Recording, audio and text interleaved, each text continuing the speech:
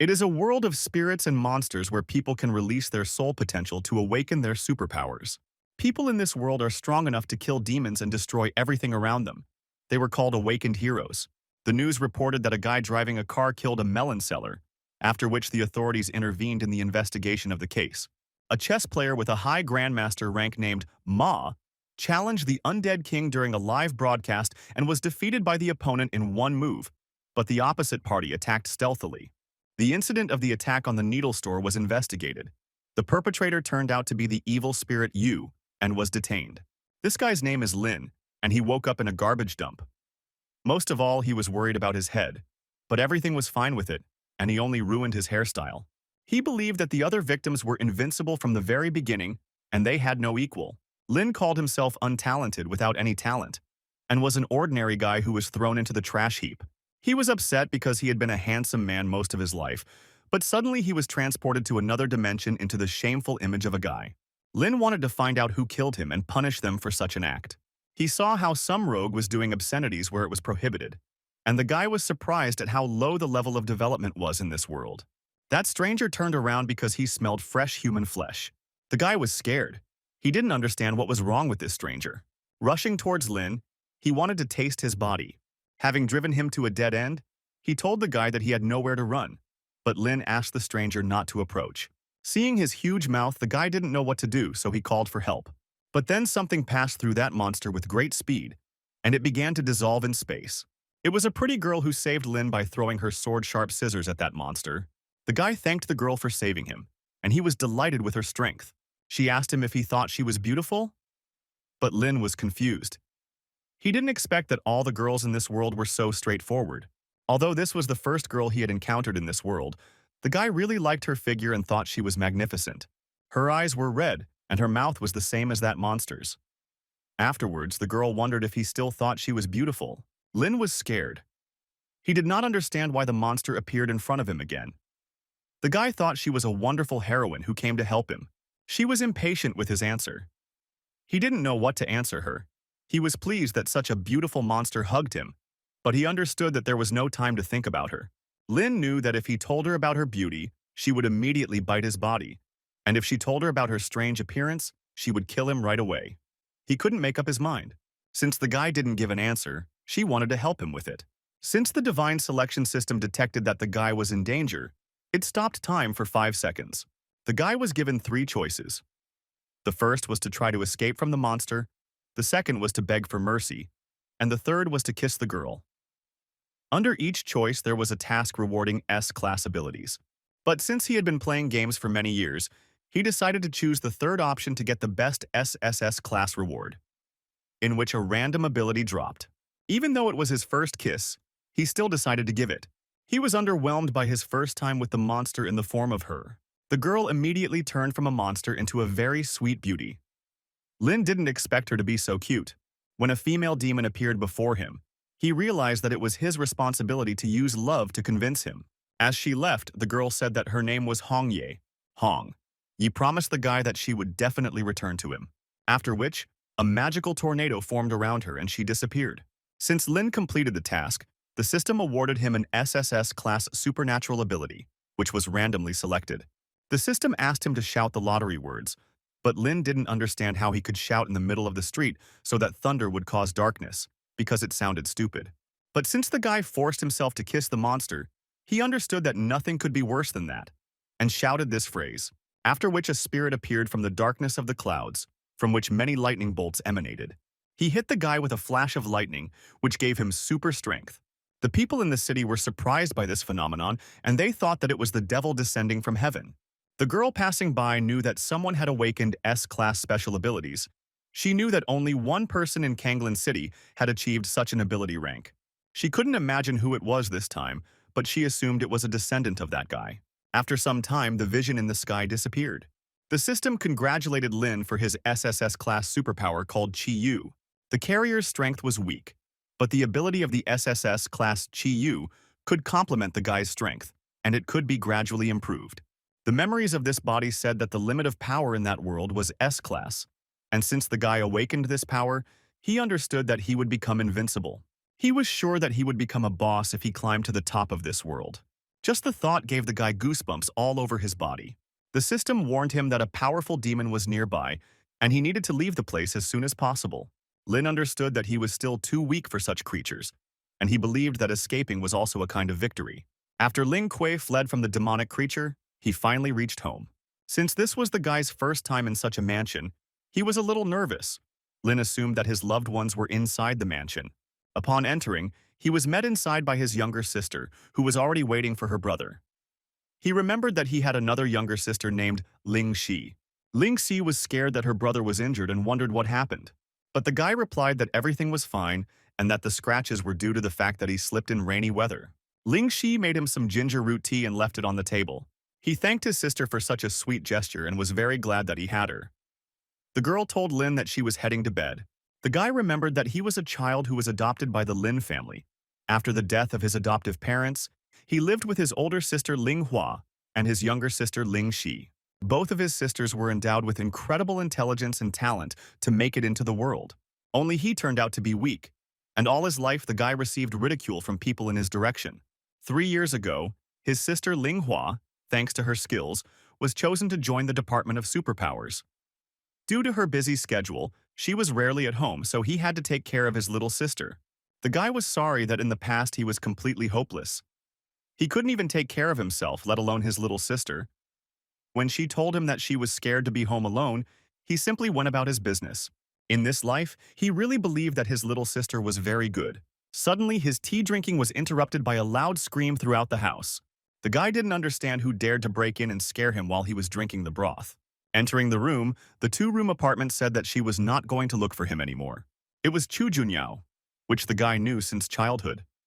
Lin asked her why she came. The girl was at a loss. She didn't understand how he had the audacity to come home after he confessed his love to her in front of the whole class in the morning, and she demanded an explanation. Lin did not understand how his death outside the school and Chu Junyao's declaration of love were connected. He decided to play along and said that it was all pampering and he would never fall in love with someone like her. The girl decided to take revenge for such words, but Lin was not taken aback and managed to dodge. She was mad at him for looking up her skirt when she jumped. But Lin said that he didn't mean to, and that it was her own fault for not covering up. Chu Junyao accused him of this and called him an impudent person. His younger sister got into this conversation. The girl told Chu Junyao not to raise her voice against his brother and asked her to stay away from him. She was not happy with what the child was ordering her to do. Chu Junyao reminded Ling Kuei that they had an aptitude test tomorrow, and only students with C-class abilities and above were eligible to enter Kanglin Academy.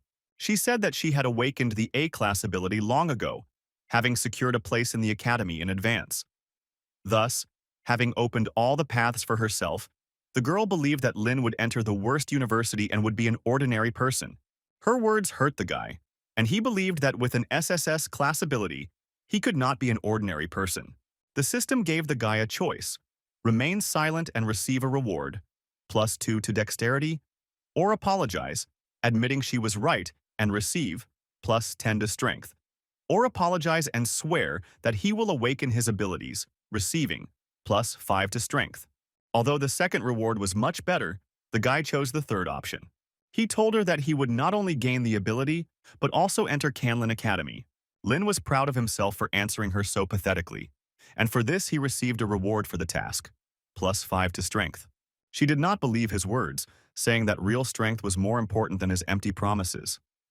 The guy told her that she would regret it. Ling Xi told her brother that she believed in his abilities and wished him success in his endeavors. While he was sleeping, the demoness Hong Ye flew into his room. She believed that since he stole her first kiss, he was obliged to take responsibility for it. He had to eat breakfast on the go since he was late, after which his sister wished him good luck, and the guy promised her that he would pass the aptitude test. The girl said, since he is the coolest, he cannot let her down. He raced with all his might so as not to be late for the exam. Lin dreamed that he slept with a she-devil, and the dream seemed very realistic to him. Chu Junyao was wondering where all the students were, because they were supposed to gather in one place. After all, the aptitude exam participants were asked to go to the test site where the exam would take place. Among the crowd was Lin, who was wondering where the aptitude exam was held. There were many students in the crowd, and one of them asked Lin not to touch him. He looked carefully at the guy. He thought that he was no longer alive, and this surprised him. He asked him what he forgot there. Yang Xiao also liked the Chu Junyao girl, And Lynn remembered that they were rivals, and he thought that it was he who sent those guys to him. But he didn't want to leave it like that, and planned to teach him a lesson. Since the aptitude test was about to begin, the teacher said that only C-class and above students would be able to enter Kanglin Academy. Wang Xiaoming was the first to be called to the exam. The guy really didn't want to disgrace himself in front of everyone. But he made the mistake of taking an F-class frying pan and was unable to pass the exam, which disappointed him greatly. Xu Qiang was next, and he also made the mistake of taking D-grade sharp sticks. Right behind him was Hu Shuai, who failed the exam by taking toilet paper as his subject. When Yang Xiao came out, all the stands were noisy, since he was the favorite of many. The guy awakened the abilities of an A-class hellhound beast. Many were not surprised by this, after all. It was Yang Xiao himself. Chu Junyao was impressed. She didn't think that this guy would be so strong and awaken an A-class ability. Ling Qi was next. She was surprised that he came to the exam. The guy considered himself a boss and thought that he would show everyone a masterclass when he went on stage. The teenagers laughed and did not believe that the guy had any ability, and they thought that he only came to entertain them. Yang Xiao believed that in this way, Lin decided to say goodbye to the last drops of his dignity. The guy thought that this reaction from the audience was because he was cool. The teacher told Lin that his fly was undone, which he definitely did not expect. He understood that the fly was not the main thing. The main thing was his ability. Lin told everyone to lose whatever opinion they had about him. He created a cosmic sphere and held it for some time. All the teachers were shocked by this, because they did not expect this from Lin. He asked them how they rate his SSS grade. The teacher said that this was just an FFF class ability, and the application was unknown to him. The guy didn't understand how the FFF class was unknown. All the stands laughed at this ability and thought that he was joking, thus showing this level. Yang Xiao told him that he did not disappoint him by showing such an unknown level. Lin tried his best and did not think that everything would turn out like this. Hong Ye appeared behind him and said she would help him. The students from the stands noticed how the potential of Ling Kuei's ability began to rise sharply. The teacher was surprised that the guy continued to grow at such a high speed.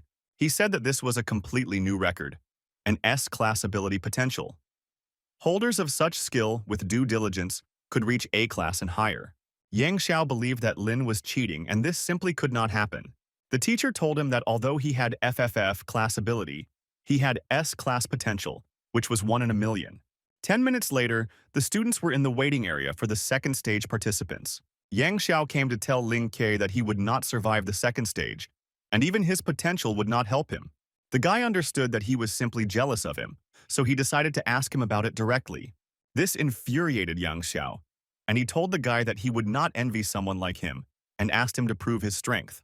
He was again faced with a choice: ignoring him, receiving +3 to agility, satisfying his desires and giving what he deserved, receiving +3 to strength, and hugging him, receiving a reward, +3 to intelligence.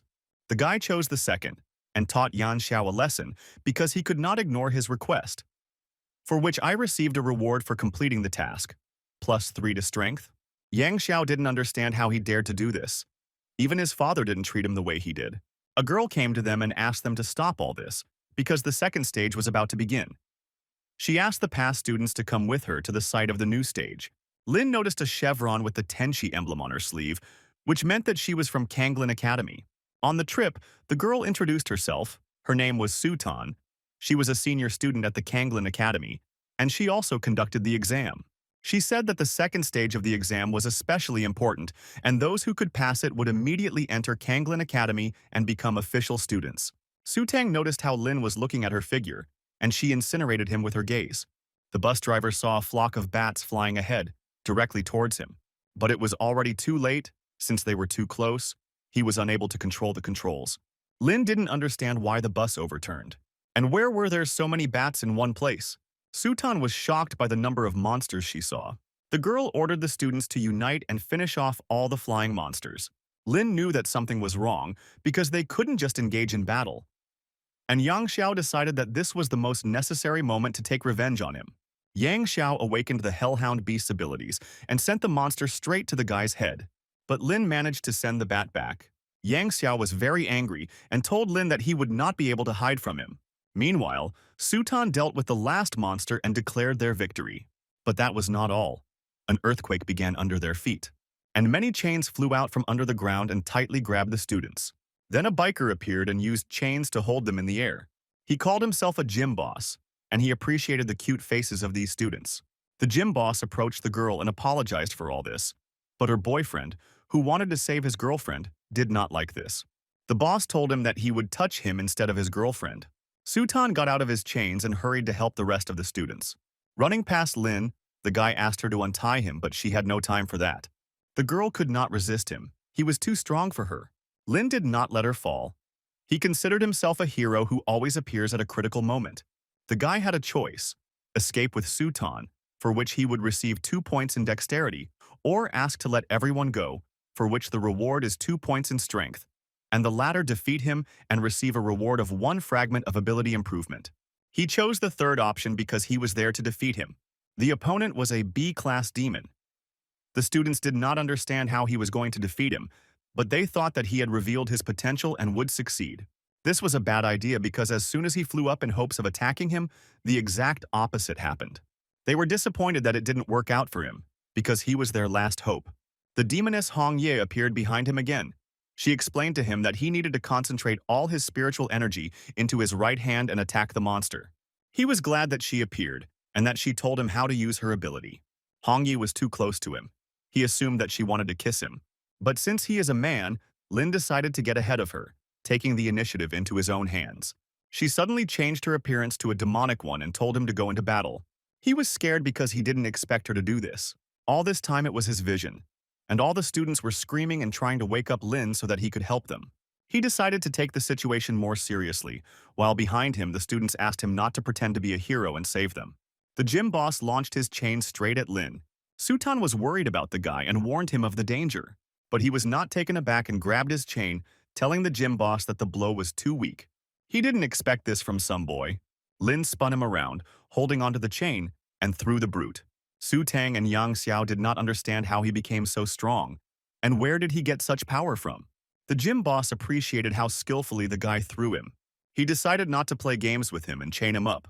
Lin didn't expect the gym boss to drift like that. Stopping, he swung his chain again. But then Sutan intervened and crushed it with one touch. The gym boss appreciated the way she attacked from behind. He thought they stood up to him admirably. But while he was distracted by Sutan, he did not notice how Lin sat down next to him. The guy told the gym boss that he had started all this in vain. Sutan caught him and threw him off the motorcycle, which was definitely not what the gym boss expected. He ran out of energy, and instead of dealing with them, he decided to take them with him. Since he wanted to blow himself up with magical power, they began to run away. The students thought they wouldn't see them after such a powerful blast, but they noticed their shadow in the cloud of smoke. They were lucky that they managed to escape. Sutan asked Lin Ke if he would pretend to be a hero. The guy had crowds of fans. Yang Xiao envied him and did not understand where he got so much strength. Lin received a shard for the task to improve his ability, which he was happy about. While he was thinking about his future, the students noticed something in the sky. This was the announcement that the second phase had been completed. Lin didn't understand whether they really put them in such danger for the sake of some stage. From the flying sphere, they heard that this stage was aimed at practical skills, and the cameras recorded who performed well. Students who performed well officially became students of the Santhal Academy. Su Tang was angry that she was not warned. After all, she had to conduct an exam. She was told that the academy did this in order to create a realistic environment.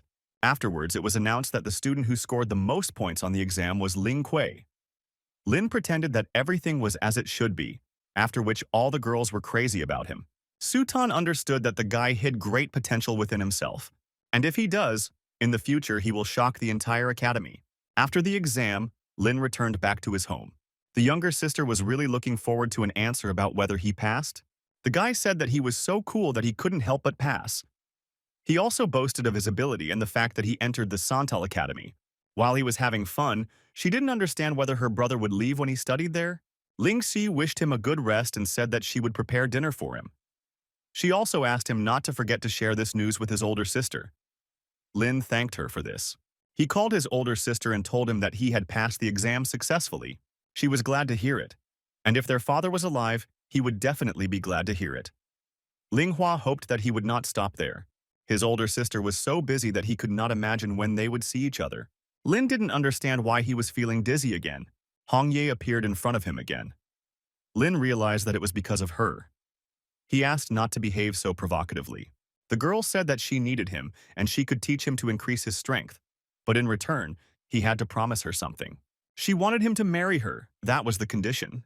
Hong Ye said that he must sign a spiritual contract with her, after which they will get married. But Lin replied that he couldn't just get married, and he needed time to get to know each other better. But she couldn't stand it for so long, so she took the initiative into her own hands and tied a blood contract with him. The blood was their witness, and thus they entered into marriage. Thousands of years ago, demons and gods descended into this world. They killed people, and the heroes suffered defeats, and so on for 1,000 years, until Hong Ye was reborn. Lin is very tired. The guy didn't understand why he was seeing Hong Ye's memories from the past world. His younger sister came to him and called him for breakfast. Waking up, the guy was wondering where Hong Ye had gone and what happened in her past world. He wanted to find out more about this from her, and since he was going to Kanglin Academy, he needed to say goodbye to his little sister Ling Shi. He went to the bus, and his younger sister accompanied him. The girl really didn't want her brother to leave her. He said that he was not leaving forever and would visit her during the holidays. Lin became more and more attached to this girl, but unfortunately, he could not take her with him. The guy asked her not to be upset and said that they would meet very soon. The bus driver couldn't wait long for him to talk there, so he hurried the guy to take his seats faster. Ling Si accompanied him even when he was already driving. The girl did not want to wait for him to return. She wanted to come to him herself. Lin appreciated Kanglin Academy and liked it very much. But the main thing for him was that there were many beautiful girls. Before he had time to visit the academy, the guy was discussed by girls who admired him. He understood that the beauties needed to be put off for later, and first he needed to report his arrival in the teacher's room. In the hall of students, the guys were arguing with the girl about whose outstanding first-year year would be. While they were arguing, Lin came there, in whom many were interested. The guy asked how he could help them. They knew he was the outstanding freshman of the year, and that's why they wanted to grab him. One of them asked him to recognize them as his teacher, for which they offered him a high-quality medicine. Others suggested making him popular throughout the school for this. Lin asked them to calm down and resolve this issue normally. The teacher told Van not to mention his super medicine because he couldn't even prepare a pill, let alone the medicine. They argued about who would train the guy. Lin was not surprised by this because Kanglin Academy had its own traditions. The girl turned to Ling Kei, introducing herself as Tang Ling's teacher.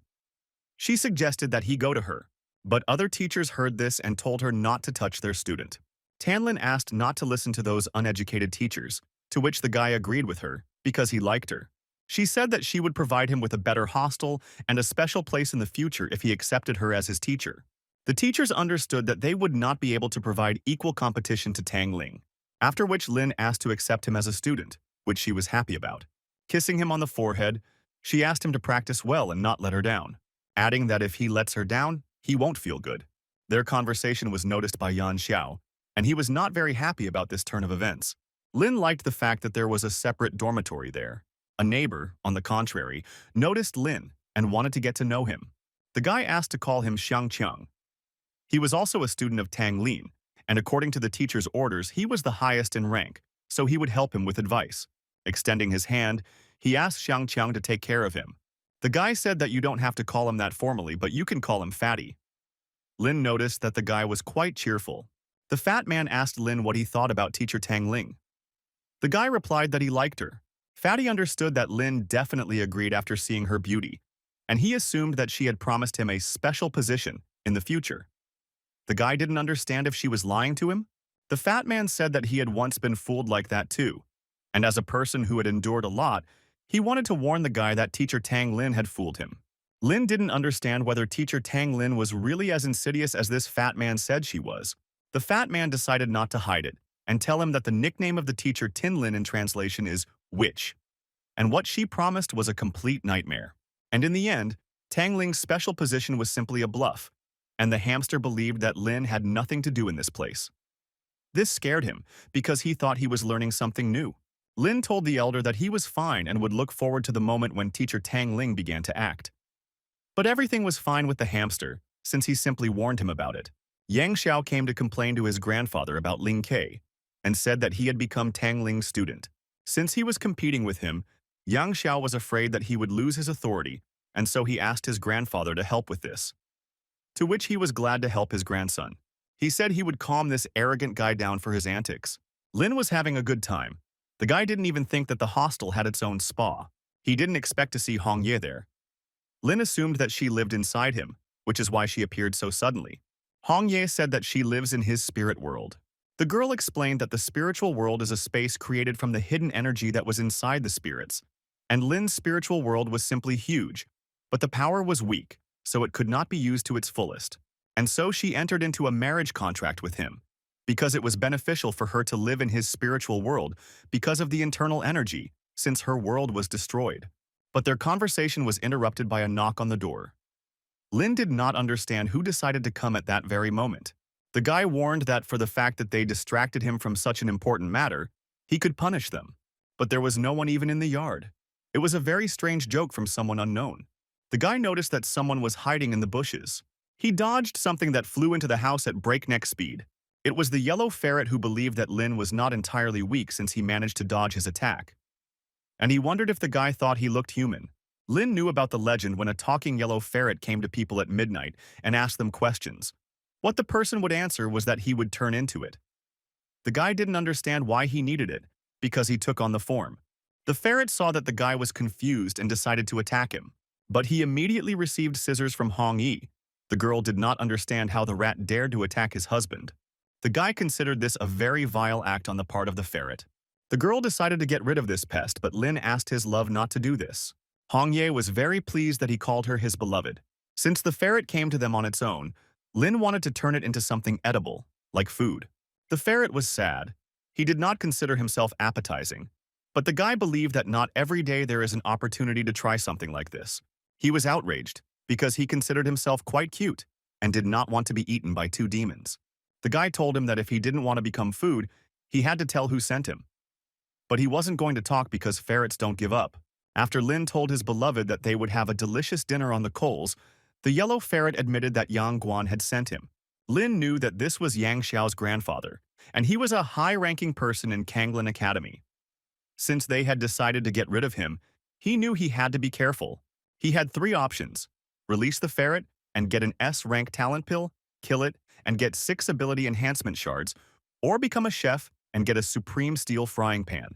He understood that the first option had a very good reward, because getting a pill that improves physical abilities is cool.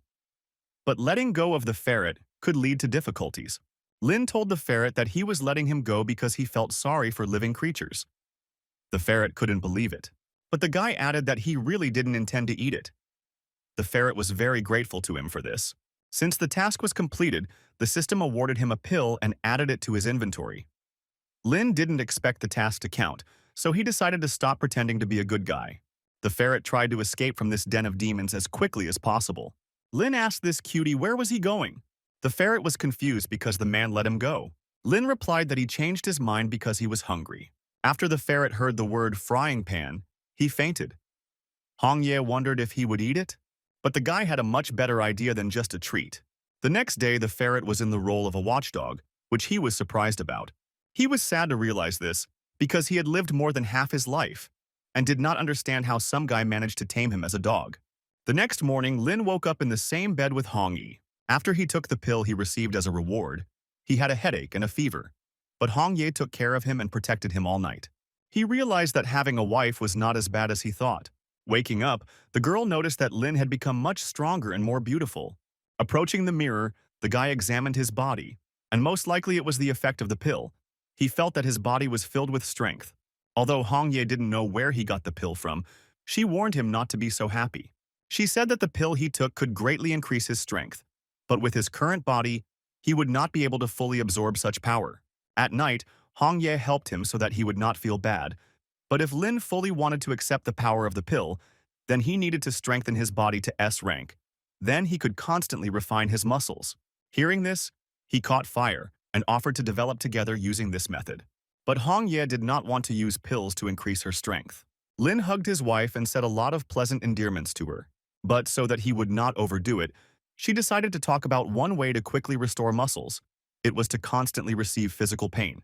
In simple terms, he needed to spar daily to keep his muscles challenged. At Kanglin Academy, a ceremony was held to honor the freshmen, and all students were asked to come onto the field. Lin doubted the method that Hong Ye advised him. There he met the hamster, who noticed that the guy was in a bad mood, and he told him that he had a ceremony soon. To which Lynn replied that his mood was due to a lot of attention. The female students looked at Lynn as he passed by and commented on his beauty.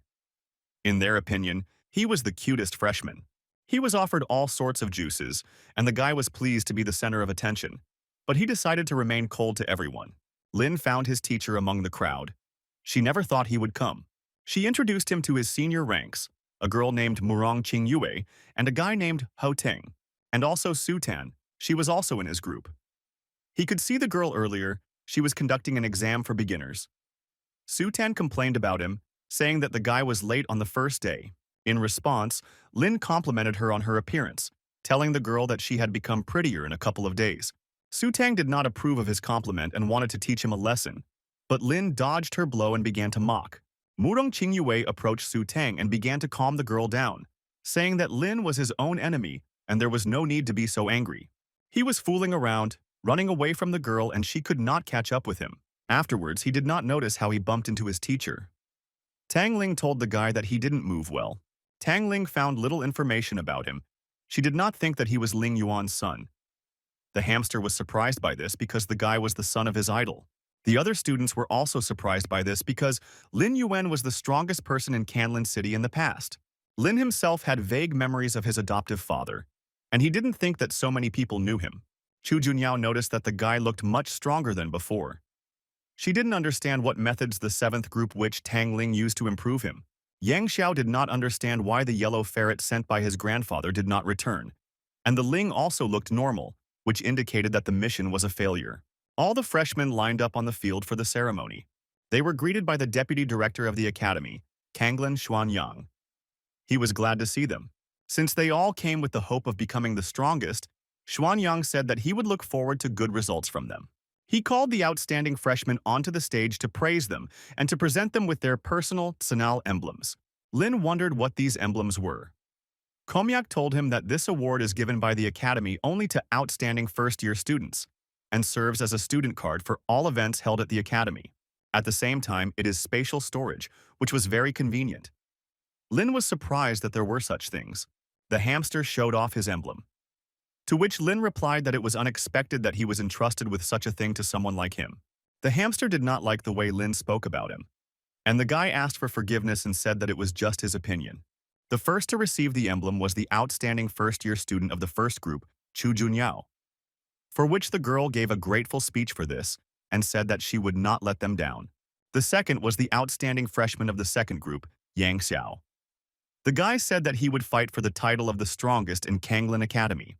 Lin believed that Yang Xiao's performance did not deserve this emblem, and he was given it because of his connections, and at that moment it was his turn to receive the award. The system again gave him a choice. Give a speech to exalt himself and receive a reward, +5 to dexterity. Give a daring speech and receive, +5 to strength. Or give a positive speech and receive, +5 to charm. Since charm glasses appeared this time, the guy realized that he could attract more attention to himself, so he wanted to become the most charming. The guy chose the third and gave a speech saying that he was unusually glad to accept the title of outstanding freshman, but he believed that he was not worthy of it. Chu Junyao didn't understand why Lin talked about himself like that. The guy said that he was just a worthless weakling with no strength, and he could not feel the greatness of the academy. He thanked everyone for their kind attitude towards him and said that he would try hard to become a pillar of the academy in the future. Chu Junyao did not think that he was so handsome, and because of his modesty, the girl thought that she had fallen in love with him.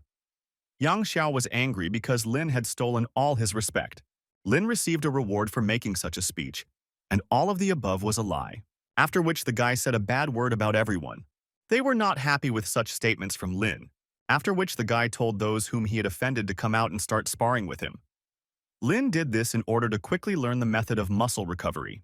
As the welcoming ceremony was coming to an end, Xuanyang asked all the students to leave the field. Lin allowed them to attack him altogether. Senior Hamster asked all the students to do him a favor this time and omit Ling Kuei, which of course the guy didn't expect.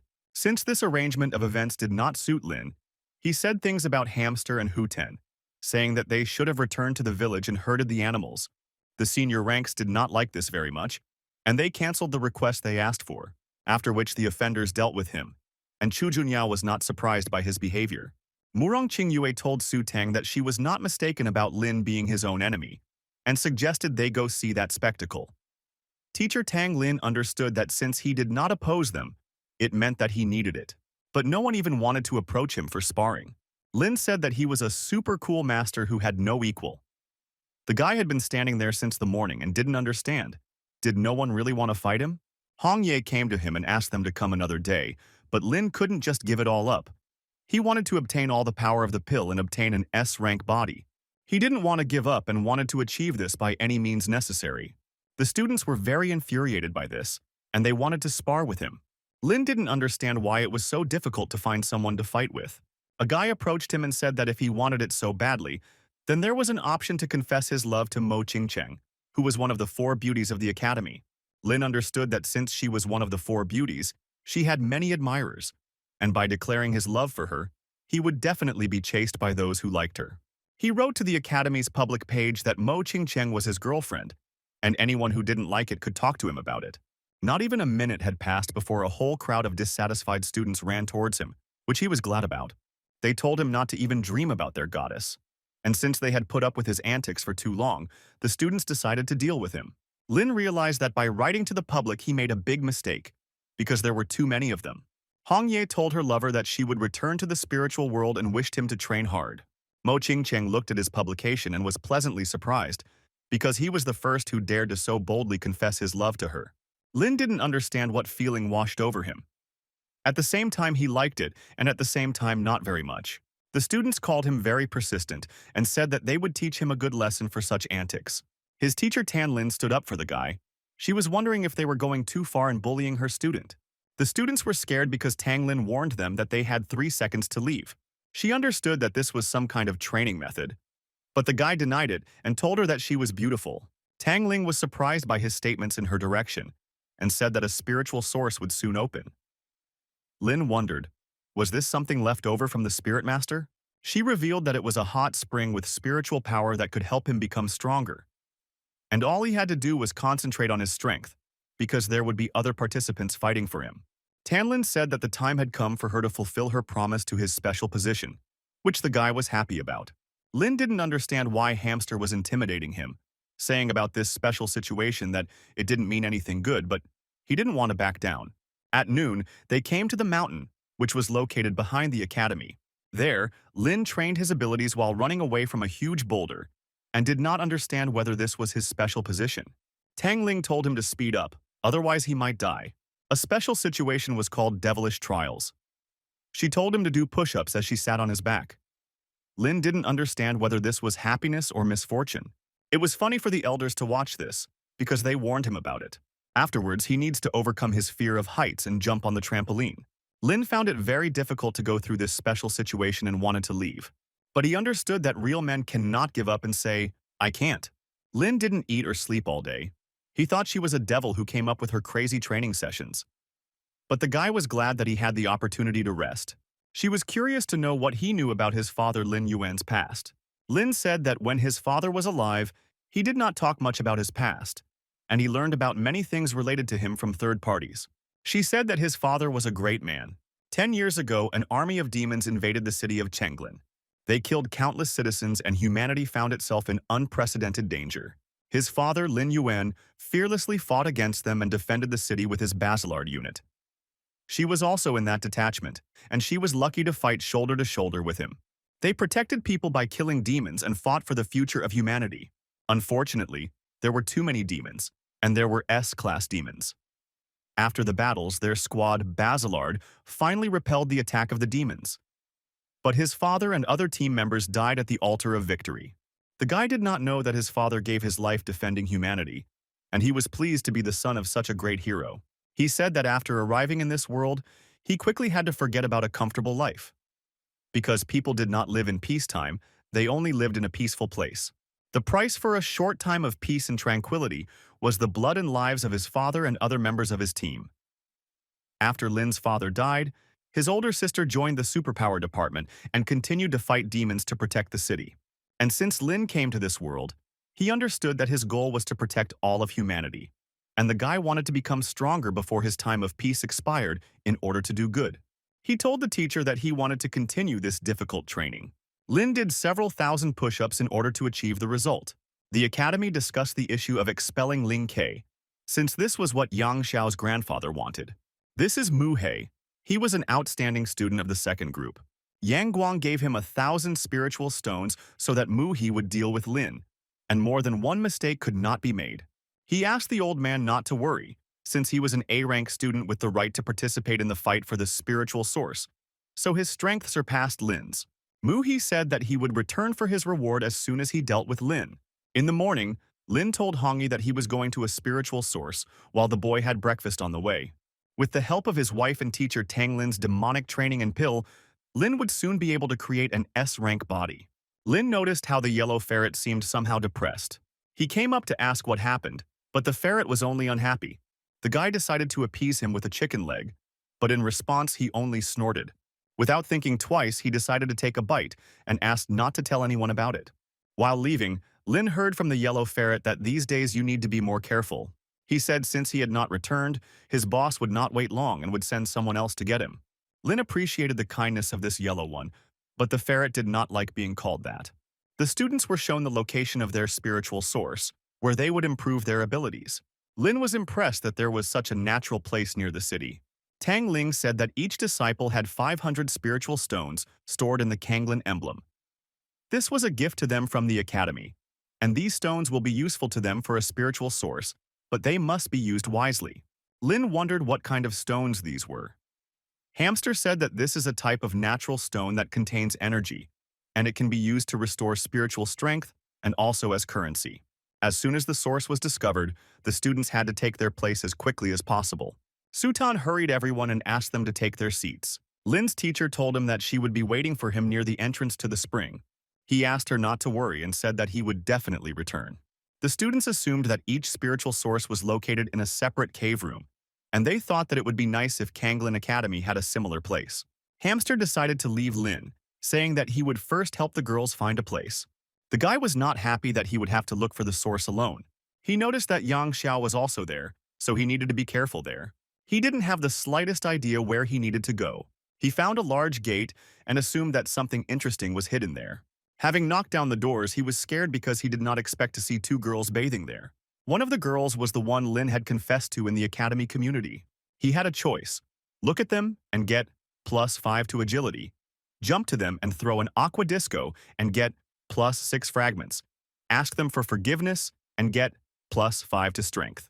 Since everything turned out this way, he understood that his apologies would not be needed there, and he decided to swim with them.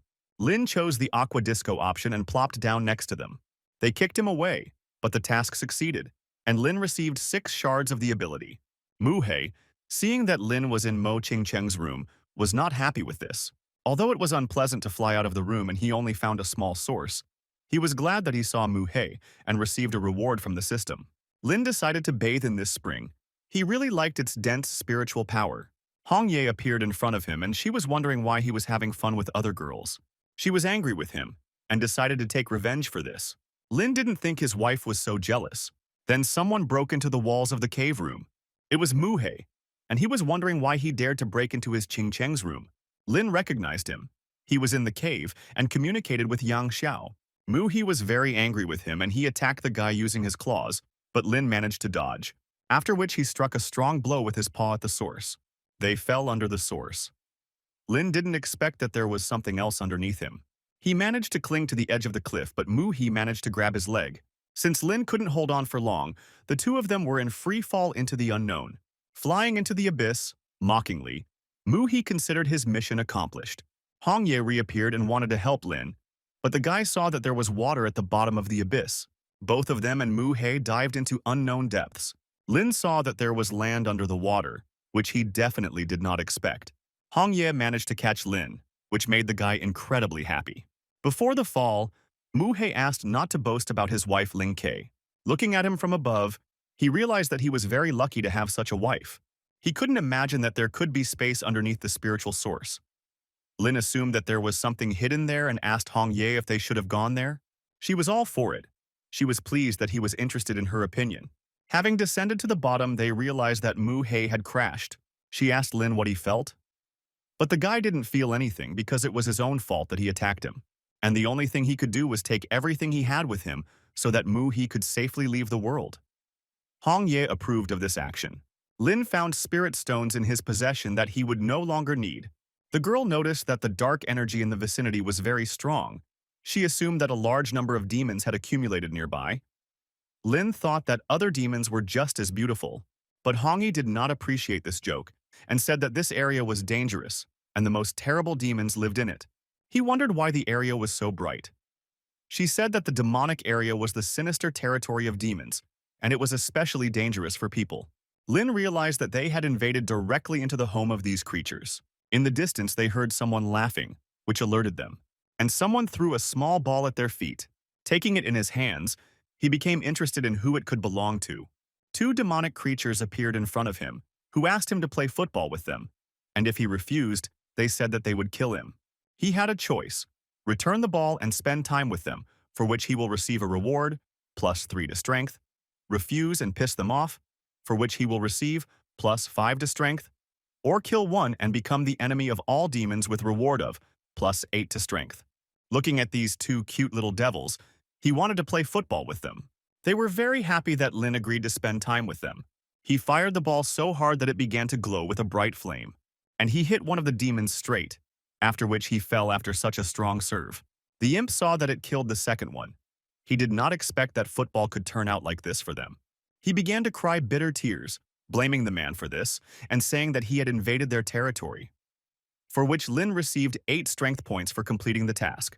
Hong, you warned the guy that the imp was calling others and he had to leave, but Lin didn't want to. Since he had almost completely mastered the pill, the guy considered this an excellent opportunity to finish it off. Many evil goblins came to the imp, and they were wondering who dared to offend their brother. He began to mock them and really wanted them to take revenge on him. They didn't understand why he was behaving so strangely, but one thing they knew for sure was that they would have delicious kebab. Lin's plan worked successfully. They surrounded him and avenged their brother. The goblins did not understand what the demoness was doing there, but since she did nothing and just watched, they decided not to touch her. Lin was very resistant to this and asked them to continue. They understood that it was not that he was crazy, but that he had superpowers. And when they realized this, they were even more happy about it, because these always tasted better. But the guy understood that this was not part of his plan. Hong Ye couldn't look at it. She understood that if this continued, they would eat him.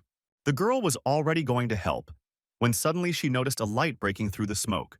The line lit up with a bright light, and all the demonic creatures were thrown away from it. The guy found the S-rank body he had wanted for so long. He told Hong Ye that they needed to team up to defeat all the remaining goblins. Ahead, they had to fight with a considerable number of demonic creatures. After Lin found the body he wanted, he began to fight much more confidently. Hong Ye congratulated him on his new S-rank body. The guy was incredibly glad that all his torment led to such a result. The body had a special sensitivity, and when Lin used the power, he could feel the heat flowing throughout his body. And like a phoenix, he was reborn from the ashes. The guy felt a strange feeling that scared him. Hong Ye said that it was the aura of a demon higher than B-class. Perhaps it was the Demon King himself. First, she needed to get Lin out of there, and then return to the spirit world. They successfully escaped from the demonic abyss. There his elders were waiting for him along with teacher Tanlin. They said that he was very lucky to get out of that world. The aura of the strongest demon burst out from the demonic abyss. Teacher Tanglin told them to get out of there and that she could handle the demonic creature. Lin didn't understand what kind of demon it was that even Teacher Tang had become so serious. The teachers still had to calm the demonic creatures, directing all their forces at them.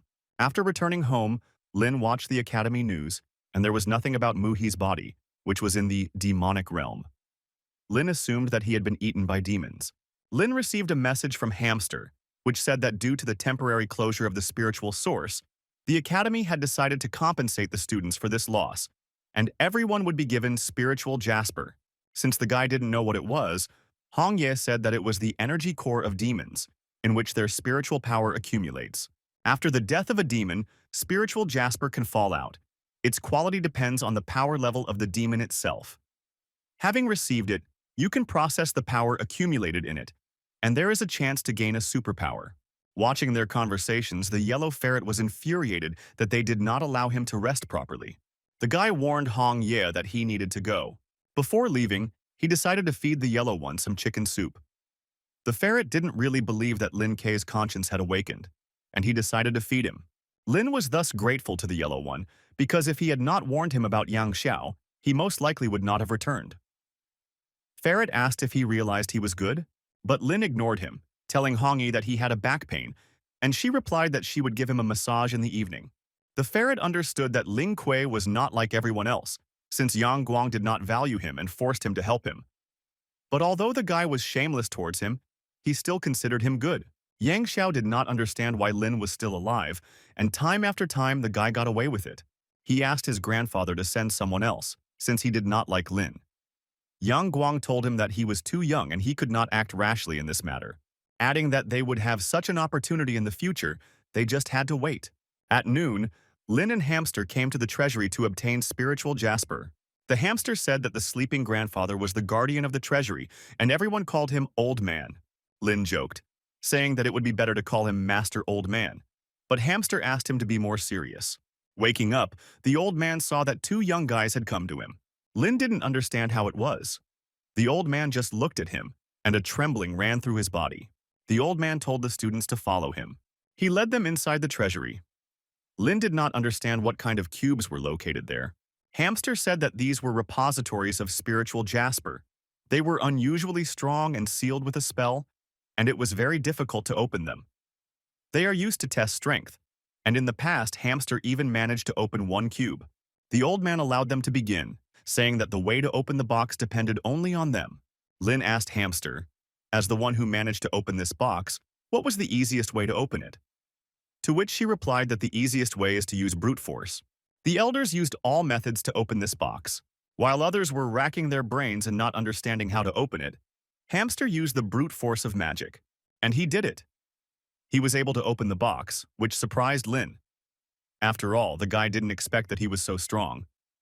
The hamster was not happy with the jasper since it was very ordinary.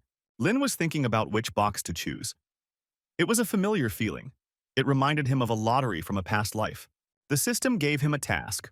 Open the box in the usual way and get +5 to strength. Break the box hard and get +8 to strength. Or pretend to be a beginner and get +4 to strength. Lin chose to break the box hard, for which he received 8 points in strength. The elders were shocked by what they saw. The hamster told the guy to change his name to Lin Crusher. The old man asked the guy to tell him how he broke the box so easily. Lin replied that he himself told them to open it, but did not say exactly how. So he broke it with his bare hands. The guy broke one box after another because he wanted to find rare jasper, but the old man asked not to break everything. The students understood that they needed to take advantage of the opportunity and take jasper from the boxes that Lin broke. The elders also decided not to miss this opportunity. Sutan didn't think this was a good idea and called the two useless. The old man asked the guy to calm down and said that he had something to show him. Lin wondered why the old man brought him there. He told the guy that he had brought him so that he could choose a worthy spiritual jasper for himself and leave those boxes to other students. There was his collection of rare spiritual jaspers, and since Lin is very strong, the old man believed that such talent should be well rewarded. As an incentive, he allowed him to choose one of his choice. He didn't know which one to choose because they were all beautiful, and then he heard Hong Ye's voice. The girl told him that red spiritual jasper was quite good. It belonged to a flaming demon, although it was F rank and had little spiritual energy, but it could allow the owner to master the power of fire. Although his body had reached S rank, his ability had not fully manifested itself, and this jasper was perfect for him. The old man understood that the guy had chosen one of the best jaspers. He was not surprised that his choice fell on her. After all, he was the son of Lin Yuan himself, who also had a good feeling. The system discovered spiritual jasper and suggested that the guy absorb spiritual energy. Lin didn't think the system was capable of this, but he agreed. He absorbed the energy of jasper, and his Qi-Yu ability developed in the fiery direction. The guy had access to a new skill, Fiery Fist. He was glad that his wife recommended this jasper to him. The old man was shocked to see that Lin was able to absorb spiritual energy directly into himself. Because of his existing ability, the fire element had awakened, and he urgently needed to unlock the skill on his left hand. The old man could not understand where the guy got such an ability. The system congratulated him on acquiring the new ability, Qi Yu, on his left hand. He thought he was cool, because now the guy had abilities on both hands. Although Lin was happy about this, he understood that the full form of Chi Yu's power was not complete, and he needed to try harder. The old man understood that with such abilities of this guy, the academy had a great future. The hamster came running with bad news. He told Ling Ke that it was necessary to urgently look for an emergency exit, since Mo Qingcheng's fans were coming for him. Lin knew this was a great opportunity to test his new ability, but the hamster warned him that this time the main bully Breeze was there, and he was very strong. But even such news could not stop him, because the desire to test a new ability was much higher than this. At the entrance there was a crowd of Mo Qingcheng fans waiting for Lin. The guy told his brother Feng that if they didn't wait for Lin, it meant he was chickening out. After not waiting long, the guy left the treasury. Lin asked them who was in charge among them and controlled all the youngsters. They did not understand why Lin allowed himself so much, and asked why he confessed his love to their goddess Mo Qingcheng. But he did not want to talk to them for a long time, and told them to attack. Feng was angered by this and used his Gigantopithecus ability. This happened so quickly that the hamster could hardly see his trace. He understood that Lin was finished, but the guy easily parried his blow. Since he didn't hit it, Lin started teasing him. Feng was angry, and to double his chances of winning, he began to call his brother for help. His brother had the ability to summon a cannon. They were shocked when they saw such an ability. Lin guessed that it was an Italian cannon. He decided not to hesitate and attack them first, showing off his new ability. But while the guy activated his fiery fist, they combined their powers to accurately hit the target. Hamster was surprised when he saw Lin's new spiritual Jasper ability. The students heard a strong explosion and did not understand what had happened. They came to the place where it happened, and there they saw the crater formed after the explosion. Feng thought that the guy had the most ordinary ability. He did not understand when everything had changed so much. He wondered how Lin managed to shift the direction of the attack, and why he decided to spare them. The guy warned Feng not to get in his way again, otherwise he wouldn't be so merciful to them. Hamster was happy for him, and he wondered if the spiritual Jasper he chose was of high level.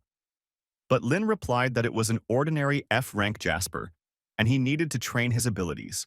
Watching what was happening, the old man realized that teacher Tang Ling had found herself a good student, and the fact that this young man will be very useful in the future. The younger sister really missed her brother, and she came to see him. She asked her elder sister to ask the academy for Lin's address and was glad to finally meet him. But since her brother was not at home, she decided to wait for him inside. Seeing that someone unknown had sneaked into their territory, the yellow ferret took off his bandages and told the girl to get out of there. Yellow was confused. He didn't understand why he started defending the territory of the house. Ling Shi really liked this cute dog and wanted to pet it. Yellow didn't like that she called him a dog, and he told her that he wouldn't look at her age and might bite her. A huge bear appeared behind the girl, protecting her, and he asked the yellow one how he dared to snap back. Realizing that the girl could be at the level of the Demon King, he allowed himself to be called a dog. When the girl stroked him, he pretended to like it. Lin returned home late in the evening. After a hard day, the guy felt very tired. When Lin returned home, he saw that the door was open, and he assumed that there were thieves there. Hong Ye warned him that she sensed a strong energy. Ling Si decided to surprise her brother with her appearance. The yellow ferret was very worried that Lin would not be able to cope with the strong demon queen. Lin didn't find anyone and didn't understand why the front door was open. He thought he just forgot to close the door. But then Ling Shi suddenly came out and hugged her brother. Lin was pleasantly surprised. He was wondering how she got to him. And Hong Ye didn't understand what kind of girl she was. Ling Shi said, since he forgot about her, she decided to come herself. Lin said that he trained a lot to protect her. Hong Ye realizing that it was his younger sister who was calm. The yellow ferret was shocked that this demon queen was his little sister. Ling Shi, realizing that her brother was really busy, decided to forgive him. Lin was grateful for the understanding and told her that he wanted to join the superpower flight to fight evil with his older sister. Ling Si wanted to share the good news with her brother. She told him that she had asked her sister to help her apply for homeschooling, and now the girl could live with him and be homeschooled. He was very happy about this, but did not understand how he and his wife would now spend time together. Yellow was not happy that this demoness would live with them, because this would end his happy days. He decided to leave home, but with his anger he attracted the girl's attention. The girl took him in her arms, and she was glad that Tench got a small dog. Looking at this, Lin found it funny that it would not be easy for the yellow one. She noticed that his house was very clean, and she became suspicious because it didn't look like her brother. She attacked him. accusing him of bringing all sorts of girls into the house. Lin said that he really trained a lot, and he didn't have time for such things. Ling Si was glad to hear this because she believed that all the girls except her were treacherous. Yellow believed that you should stay away from her because she is the most insidious. The only thing that came to Lin's mind was to secretly meet with Hong Ye. Hong Ye thought that Ling Shi was quite an interesting girl. In the morning, for breakfast, the girl prepared something for him to eat. Looking at what Ling Si had prepared, he thought that she had decided to take revenge on him in this way. The girl was wondering why Lin didn't eat anything. The guy told her that he didn't know if it was edible. As an example, she pointed to a small dog that had eaten and was sleeping. He had to eat it so as not to offend little Ling Si. To his surprise, it was indeed delicious, which he did not expect. He described it as if he was surrounded by mermaids underwater. Looking at the way the guy praised her food, the yellow ferret knew that only a demon king could eat the demon queen's cooking. Since Lin felt full, he decided to look for a part-time job. At first, he needed to support his wife and dog, but since Ling Si appeared, his wallet was empty. He was ashamed that he didn't have money and didn't want to resort to having to ask his little sister for it. On the street, he met Hamster, and he asked him where he was going with an axe behind his back. But it turned out that he was going to work part-time. Since the guy needed money, he began to beg the hamster to take him with him. He understood that Lin would not get rid of him so easily, so he agreed. They came to the mercenary hall. Lin was surprised because the hamster did not tell him that he worked in such a place. Although he was aware of the existence of this place, he had never been interested in it, and he was surprised that there were many people there. In every city there were unions of mercenaries. They were also called houses of earnings. Every day, tasks from the superpowers department were posted on the notice board in the central hall. Although the rewards were different, they were still worthy of attention. Komyak said that since they had a lot of free time, the academy was not against their joining the mercenary squads. Sometimes the academy itself acted in providing students with jobs to earn money. The hamster noticed that Lin was not listening to him at all because Lin found an advertisement with a reward of 50 million spirit stones. The guy was glad that he found such an offer, because by completing it, he could forget about financial problems for several months. The workers were angry that Lin was making too much noise. The hamster hurried the guy, as it was time to start completing the tasks. And he warned Lin that he could only recommend him, but whether he would join the ranks of the mercenaries or not would depend solely on him. He revealed that they even had their own team called Hubby. They had to fight their way through this entire team to get to the main office. They went to the boss, where the hamster recommended Lin as the outstanding student of the year. He was greeted by the head of the Chun-Li squad. Mujin belonged to him. The guy said that he had heard a lot about his squad, so he decided to try his luck. Chun-Li shook his hand firmly. He told the guy that he was always glad to see the outstanding students of Kanglin Academy. The hamster said that Lin Kuei belonged to the attack class, and that a few days ago the guy received a fire-type ability, so the hamster believed that Lin was ideal for their squad. Chun-Li wanted Lin to take the ability rank test. The guy thought this device was quite similar to the one he used at school. Putting his hand on the rank measuring device, he wondered how far he had moved. The device showed a C+ rank.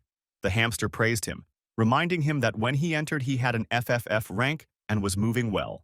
Chun-Li considered this a good indicator and understood that something could come of the guy. He told Lin that he was accepting him into the Mujin squad. The guy didn't think that the introduction would be so simple. He thanked Chun-Li and said that with him the squad would only reach unprecedented heights.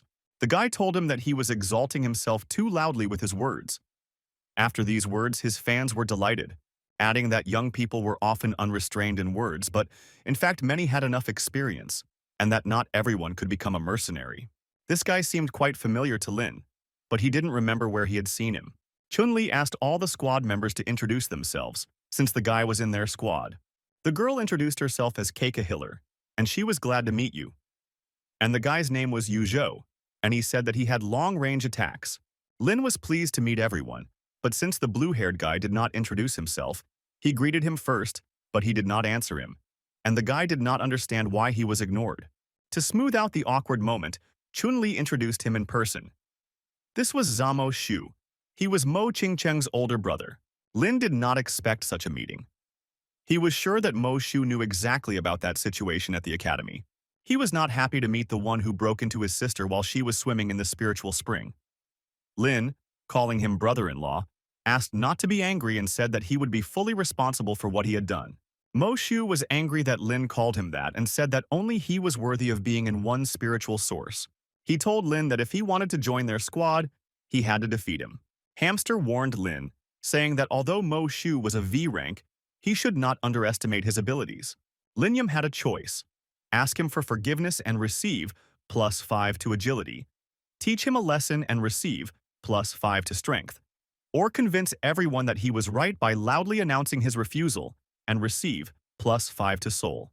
Lin assessed his abilities and understood that he did not need glasses for his soul yet, so he chose agility. Mo Shu didn't understand why Lin didn't attack him. He thought that the guy was chickening out. But Lin chose the first option because he needed agility points. His body succumbed to the system of completing the task and began to flutter like a butterfly through the air. Bowing before Mo Shu, he asked for forgiveness and said that from now on, he would not dare to approach his sister Mo Qingcheng, and only he was worthy of his sister.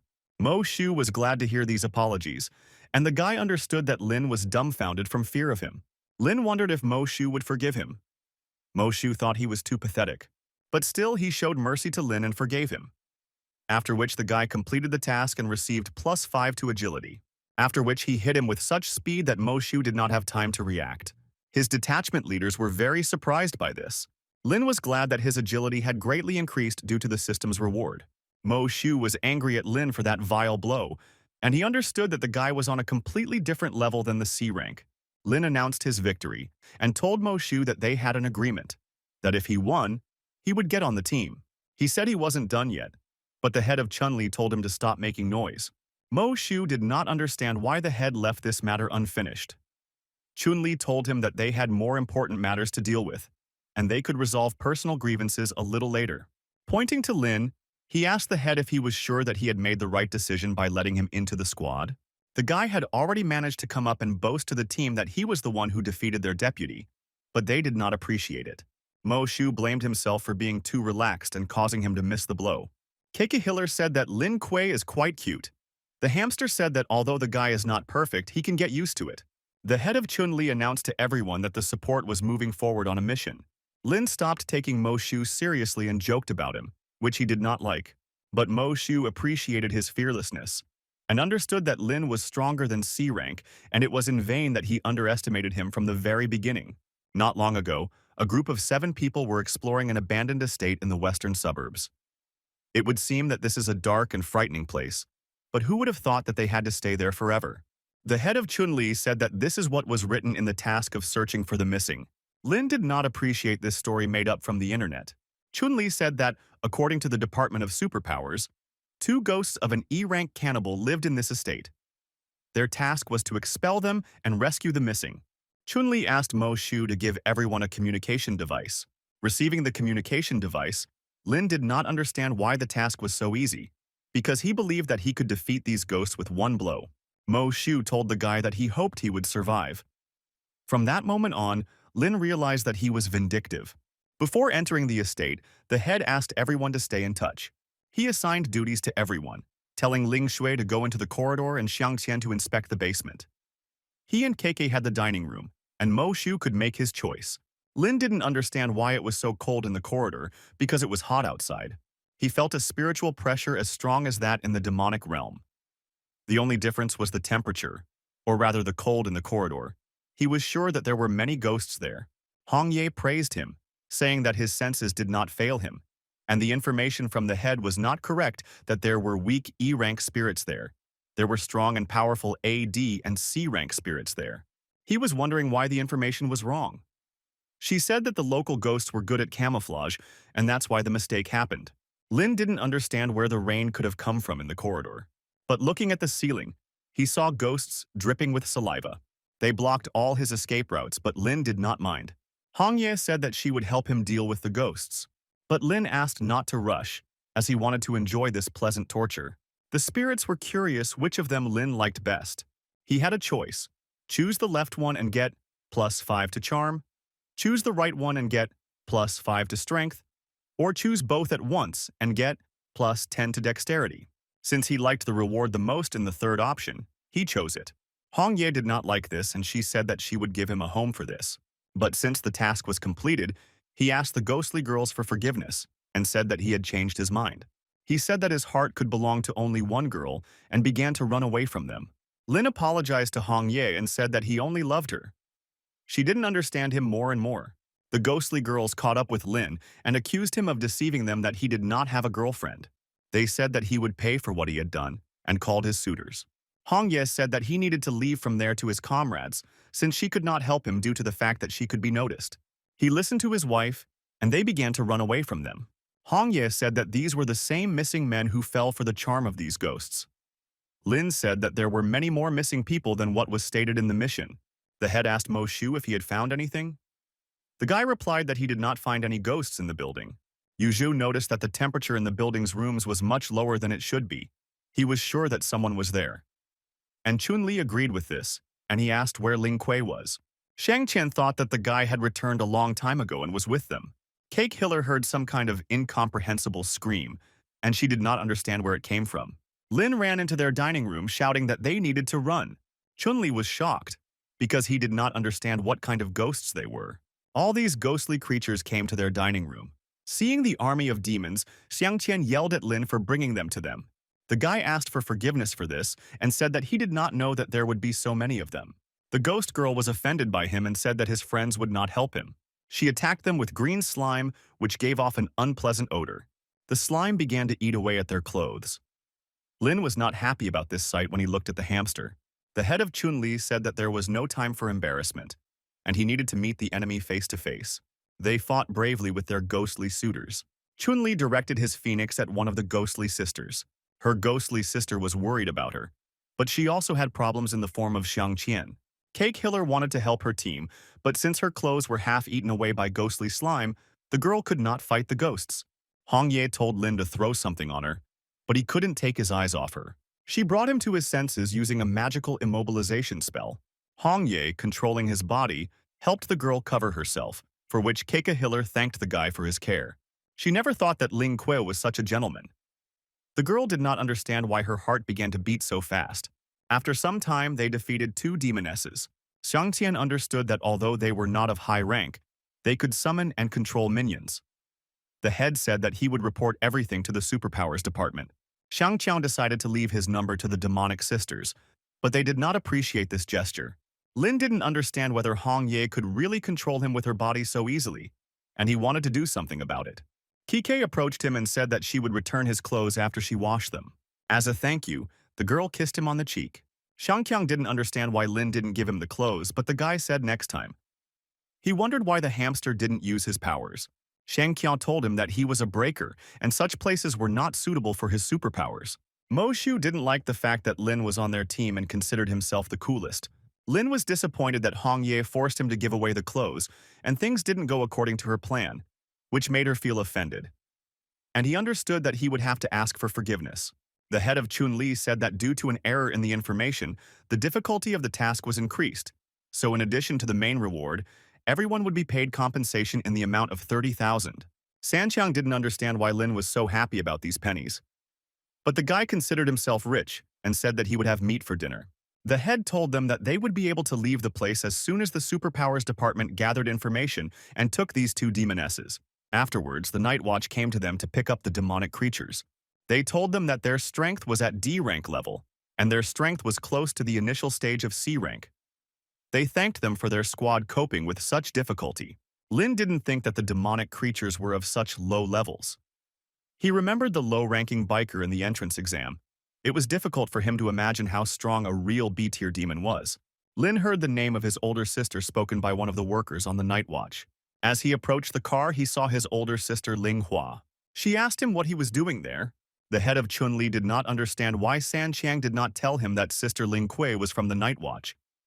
But San Chiang replied that he himself was not aware. Lin told his sister that he joined the mercenaries for Lin Shi's sake in order to earn more money. Since she had learned little about Lena and had little time, she had to go. But Lin stopped her and said that he had recently learned about his father's military merits and that he wanted to follow in his footsteps. He asked to tell him how to join the Night Watch. Ling Hua told him that he did not have enough ability and to return to Kanglin Academy and study hard. Since the Night Watch is not a place where people are recruited only because of desires, Lin knew that he had a long way to go to reach the level of his sister. She said that he would have a chance, since the Night Watch would soon conduct the autumn test together with Kanglin.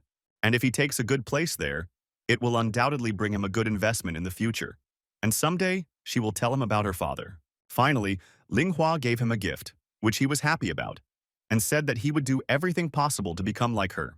She was pleasantly surprised at how her brother had changed. Since the Night Watch had taken 2 demonesses, they could go home.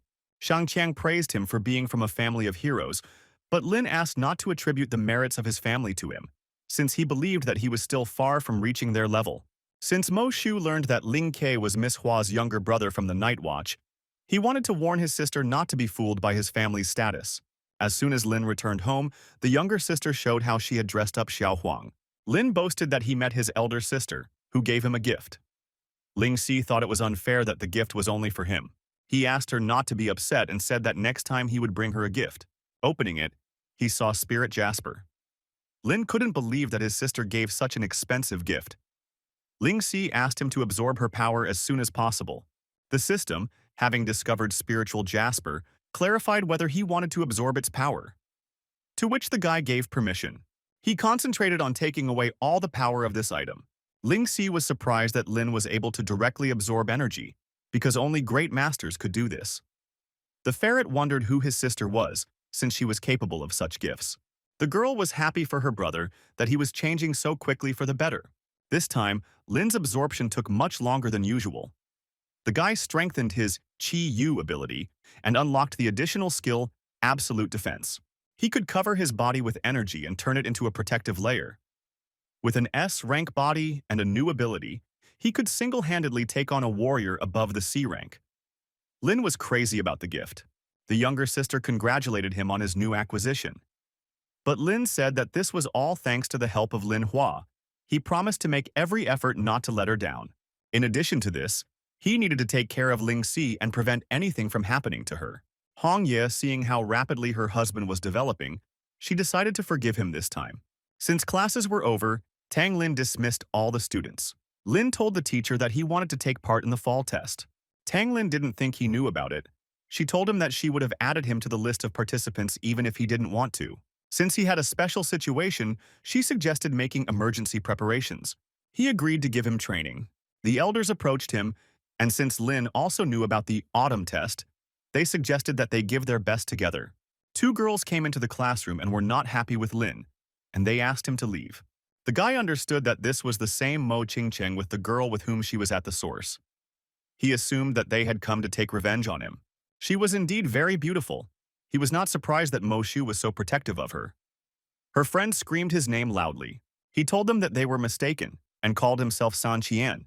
Pointing to the hamster, the guy said that he was Lin Ke. But the girl said that she remembered his face, after which a magic whip flew at Lin. Since he had a new absolute defense skill, he didn't even feel the blow. The girl was surprised because she put in 90% of her strength, but there was not a scratch on Ling Kie. Lin joked about this and told her to continue massaging him because he did not feel her attacks at all. Sutan decided to protect Lin and told Tian Yu that she had crossed the boundaries of what was permitted. Although Lin Kuei deserved it, he was still part of their group, and she didn't want anyone to dare to touch him just like that. Tian Yu said that a little thing like her wouldn't be able to do anything to her. Mo Qingcheng considered her friend very unrestrained because they came there for Lin Ke, and she did not understand why she began to quarrel with Su Tang. Xiang Xiao told Lin that the girls had been fighting since first grade and they couldn't stand each other, and Su Tang didn't like it when someone barged into her class and caused problems. Lin was on Su Tang's side and supported the girl in every possible way, coming up with all sorts of jokes in the background. A wanderer in a robe got into their fight and asked to join them, which the girls did not expect. Lin didn't know this person either. Hong Ye warned him that this wanderer had a demonic aura. He told them that he was a ghost in the darkness. All he knew was to bring misfortune. Mo Qingcheng assumed that he was from the afterlife. Xiang Xiang knew that this was the strongest demonic force. He wanted to find Tang Lin as soon as possible to tell her about the danger. Approaching the girl, the ghost of darkness told her that she was right. He wasn't surprised that she knew this since she was from the Mo family. After which he grabbed her, saying that she was his target, since the power of their family's blood was very attractive. Tian Yu saved her friend Mo Qingcheng by knocking down his magic with her whip. She took her side and said that he could only take her if he won the duel. The Phantom of Darkness was surprised that the girl managed to offend him. He invited her to follow him, saying that she would be his maid. Lynn interrupted their conversation because he had a question. He was wondering what the afterlife abyss was, and whether it was edible. The Phantom of Darkness did not like that he was interrupted, and he could not understand how someone could not know about this. Su Tang told him that the afterlife was a powerful demonic organization, and some of its members were human beings, and most of them were people who sold their souls, who helped demons in order to gain power. After which Lin made a strange joke about the Ghost of Darkness. The Phantom of Darkness did not appreciate such humor, and he congratulated Lin for managing to piss him off, and so he said that he would not let him go. The entire sky above their heads was covered with a purple dome, in which the Ghost of Darkness imprisoned them. Then he unleashed a magical snake lair on all of them. Lin did not understand why the Ghost of Darkness did this to him. Sutan told him that it was all theirs because of his strange jokes. The Ghost of Darkness warned them that they would be imprisoned with the snakes until they fell from powerlessness. Lin called the Superpowers Department and reported that they had some crazy person talking to the snakes, but he realized that there was no connection. The Phantom of Darkness said that in his formation they were locked away from the entire outside world. Lin began filming this, talking about what was happening and making fun of the Ghost of Darkness. These jokes really pissed him off. The girls didn't like Lin K's behavior. They didn't understand why the guy did this. He was faced with a choice. Leave everyone and escape alone for a reward of +5 to agility, betray the academy and go over to the Ghost of Darkness and get a life pill, or fight him and get +8 fragments of the ability. Lin didn't understand why there was only one choice available. After all, he could complete several at once, but only one reward was given. He believed that the best option would be to give Kanglin Academy and join the forces of the afterlife to obtain the life pill. The Ghost of Darkness again grabbed Mo Ching-cheng, saying that she would be his. But Sutan saved the girl by knocking down his snake fight. She told the Ghost of Darkness that she would not allow anyone to be taken away from the students of Kanglin Academy. But the Ghost of Darkness did not understand how the girl could stop him. Approaching him, Lin called him his master and praised him for the work he had done. The girls were outraged by this turn of events, and they did not understand whose side he was on. Lin asked his master for forgiveness for making fun of him. He said that he liked the afterlife much more than Kanglin Academy, and he wanted to serve him by putting all his strength into the well-being of his organization. The Phantom of Darkness liked this and accepted him into his demonic organization. Since Lin served him, the Ghost of Darkness ordered the guy to bring Mo Ching-cheng to him. He agreed to this, after which the task was completed and he received one life pill. But before bringing Mo Ching-cheng to him, he had one requirement. Lin wanted to prevent the Ghost of Darkness from interfering with them, and used a flaming fist. The girls were surprised by this. They realized that he was doing this only to strike a surprise blow. Lin said that he would never deal with villains, and that he would only join the Night Watch. But while he was making this speech, the Ghost of Darkness attacked him from behind. Hong Ye couldn't bear to watch this, so she saved him. Lin understood that only thanks to her, he remained safe and sound. The Phantom of Darkness said that if he could dodge his blow, he could consider himself a worthy opponent, after which he released a dark serpent of absorption from his hand at him. Lin used his new absolute defense skill and was completely safe. He defeated the magical boa constrictor, dividing it into parts. The Phantom of Darkness was impressed by this, and released the boa constrictor with a killing move. At this moment, Teacher Tan Lin came to their aid. The students were happy about this, and they realized that Xiang Qiang had not run away at all, but had gone to bring help. Tang Ling waited impatiently for his killing move. The Phantom of Darkness did not understand how they managed to enter his formation, because it was simply impossible. She discounted his formation by saying that it was child's play. It didn't matter to him how they got there, because he had a secret move, a deadly move that no one could resist. Then he ordered the snake to attack them with oblivion. The students understood that something needed to be done about this situation. The Phantom of Darkness found it funny that they were worried like that. He told them to submit to the afterlife because he was sure that the world would belong entirely to them. There was a huge explosion and his huge demonic snake was shattered into pieces. Lin was surprised because this was the first time he had seen what his teacher Tang Lin was capable of. She asked forgiveness from the demonic Ghost of Darkness for accidentally killing his snake. He was angry with her and accused her of cheating because she didn't have a single scratch on her from his killing blow. Because he blamed her, Tang Lin showed him her Zhu Yan summoning technique. Her cub attacked the Ghost of Darkness with its flames of the underworld. Tang Ling didn't understand why he gave up so quickly. After all, he shouted that he was invincible with his crushing blows. Lin liked her summoned animal and said it looked like a monkey. But the monkey didn't like the fact that he approached her. Lin understood that this was a very angry female. Xiang Qiang said that he was very lucky that Zhu Yan did not fry him. After all, it was a summoned mythical ancient beast that used flames and expanded Tan Ling's capabilities by granting her fiery abilities. The Phantom of Darkness told them not to do anything. He would not tell them anything. But Lin and teacher Tang Lin did not think so. They hyped him up until he revealed all the information. The Phantom of Darkness said that he would confess everything. And as soon as he began to talk, a she-devil appeared above him and did not allow him to do this. Lin didn't understand who it was, but he felt a very strong demonic aura. Tang Ling was already ready to fight this devil.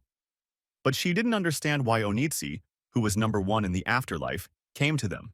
The devil Oniji asked them not to strain themselves so much, after which she suddenly appeared behind Lin K and said that she had come for him. The girls were shocked by the speed of the devil because she literally teleported behind the guy's back. Lin didn't want to be kidnapped. He asked to take Mo Qing Cheng instead. It happened so quickly that teacher Tang Lin was unable to help him. The guy didn't understand why he was the only one in all the extremes. Teacher Tang Ling ordered everyone to follow the she-devil Oniji. The she-devil Onitsi dragged the guy to the very top of the mountain. Lin tried to call someone for help, but Onitsi said that absolutely no one would hear him at such a height. Flame Fist superpower against her, but nothing happened, and he did not understand where his strength was.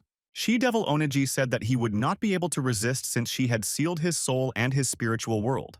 He was wondering what she was going to do with him, because initially the goal of the afterlife was Mo Qing Cheng. Oniji admitted that initially everything was exactly like that, but she secretly watched everything that was happening, and he, with his Chi Yu ability, turned out to be more valuable than that girl. Since the demoness sealed the spirit world, Hong Ye could not help Lin. Lin could not understand how the demoness could find out about his potential, because to everyone he was an ordinary guy and his Chi Yu SSS rank ability was not yet fully revealed. She said that if he was an obedient boy and accepted demonic blood, then she would not touch him, and would even reward him for it. He had a choice: refuse and get plus 15 points to strength, listen to everything she says and get plus 5 fragments of the ability, or stall for time and run away, getting plus 10 points of agility for it. He liked the first option with 15 power points. Lin told her no matter what she did to him, he would never accept demon blood, for which he received 15 power points for completing the task. Oniji said that one way or another she would still find a way to force him to drink it, so he would still have to accept the demon blood. He understood that there was nothing to do and would have to listen to her. The she-devil said that she would reward him with an additional reward for his obedience. Oniji transferred the demonic blood to him through a kiss. Lin didn't know what the demon blood was and didn't feel any changes. Teacher Tang Lin found the guy at the top of the mountain. She-devil Oniji was impressed by how quickly she was identified. After saying goodbye to Ling Kui, she slipped away into the portal. Shang Qiang was concerned about Lin's condition, and he began to check to see if he was okay. But Lin told him not to give up. The assistants asked teacher Tang if they should have continued the chase. Tang Lin replied that this was unnecessary, since she did not know what that she-devil could be capable of. Tang Ling praised Ling Ke for performing well and told him to have a good rest when they returned. The guy told them that it was not difficult for someone as tough as him to stand up to such a petty demoness. Upon returning home, as promised, he bought his younger sister Ling Shi something tasty. She was very happy that her brother bought her so many goodies. The girl offered to share candy with her brother, but he said that he was very tired and did not like sweets. When he took the demon blood, he didn't feel anything, but at home he had a sharp pain all over his body. Lin now realized that Oniji had bad intentions, and suddenly the guy remembered that he had a life pill that could remove any negative effect. Hong Ye saw that Lin was not feeling well and she was worried about it. Lin told her that he needed to take the medicine, but he felt that his spirit was weakened and he did not have the strength to get the item out of the system. She said that the demoness gave him a catalyst that reduced his physical strength, and she did this in order to cultivate demonic strength in him. But he was weak and could not overcome her. She understood that there was only one thing left, and after that she opened her shoulder. Lin didn't understand what Hong Ye was going to do. She said that to help him with this, they needed to merge their yin and yang to distribute the entire load between them. They then merged their spiritual energy into one. Lin woke up in the morning feeling much better. He felt only a spiritual experience with Hong Ye, and understood that the living and the dead have different ways for this. In the future, Lin wanted to find a way to restore her material body. Going down to the first floor, he was met there by his younger sister, who said that she had prepared a delicious breakfast of rice porridge and meat for him. He praised Ling Si, saying that each time she cooked better and better. The girl was wondering what kind of strange sounds were coming from his room at night, as if he was fighting with someone. He said that it was her imagination and that it probably wasn't him. She suspected something and grabbed his hand to interrogate him about it. But to avoid conversation, Lin said that he urgently had to go to class. Ling Shi didn't understand what it was. And the yellow ferret wondered how long Lin Kuei could hide his demonic wife. Lin understood that he was finished, and if this continued, his sister would sooner or later find out about it. At the academy, he met elders who were looking for him.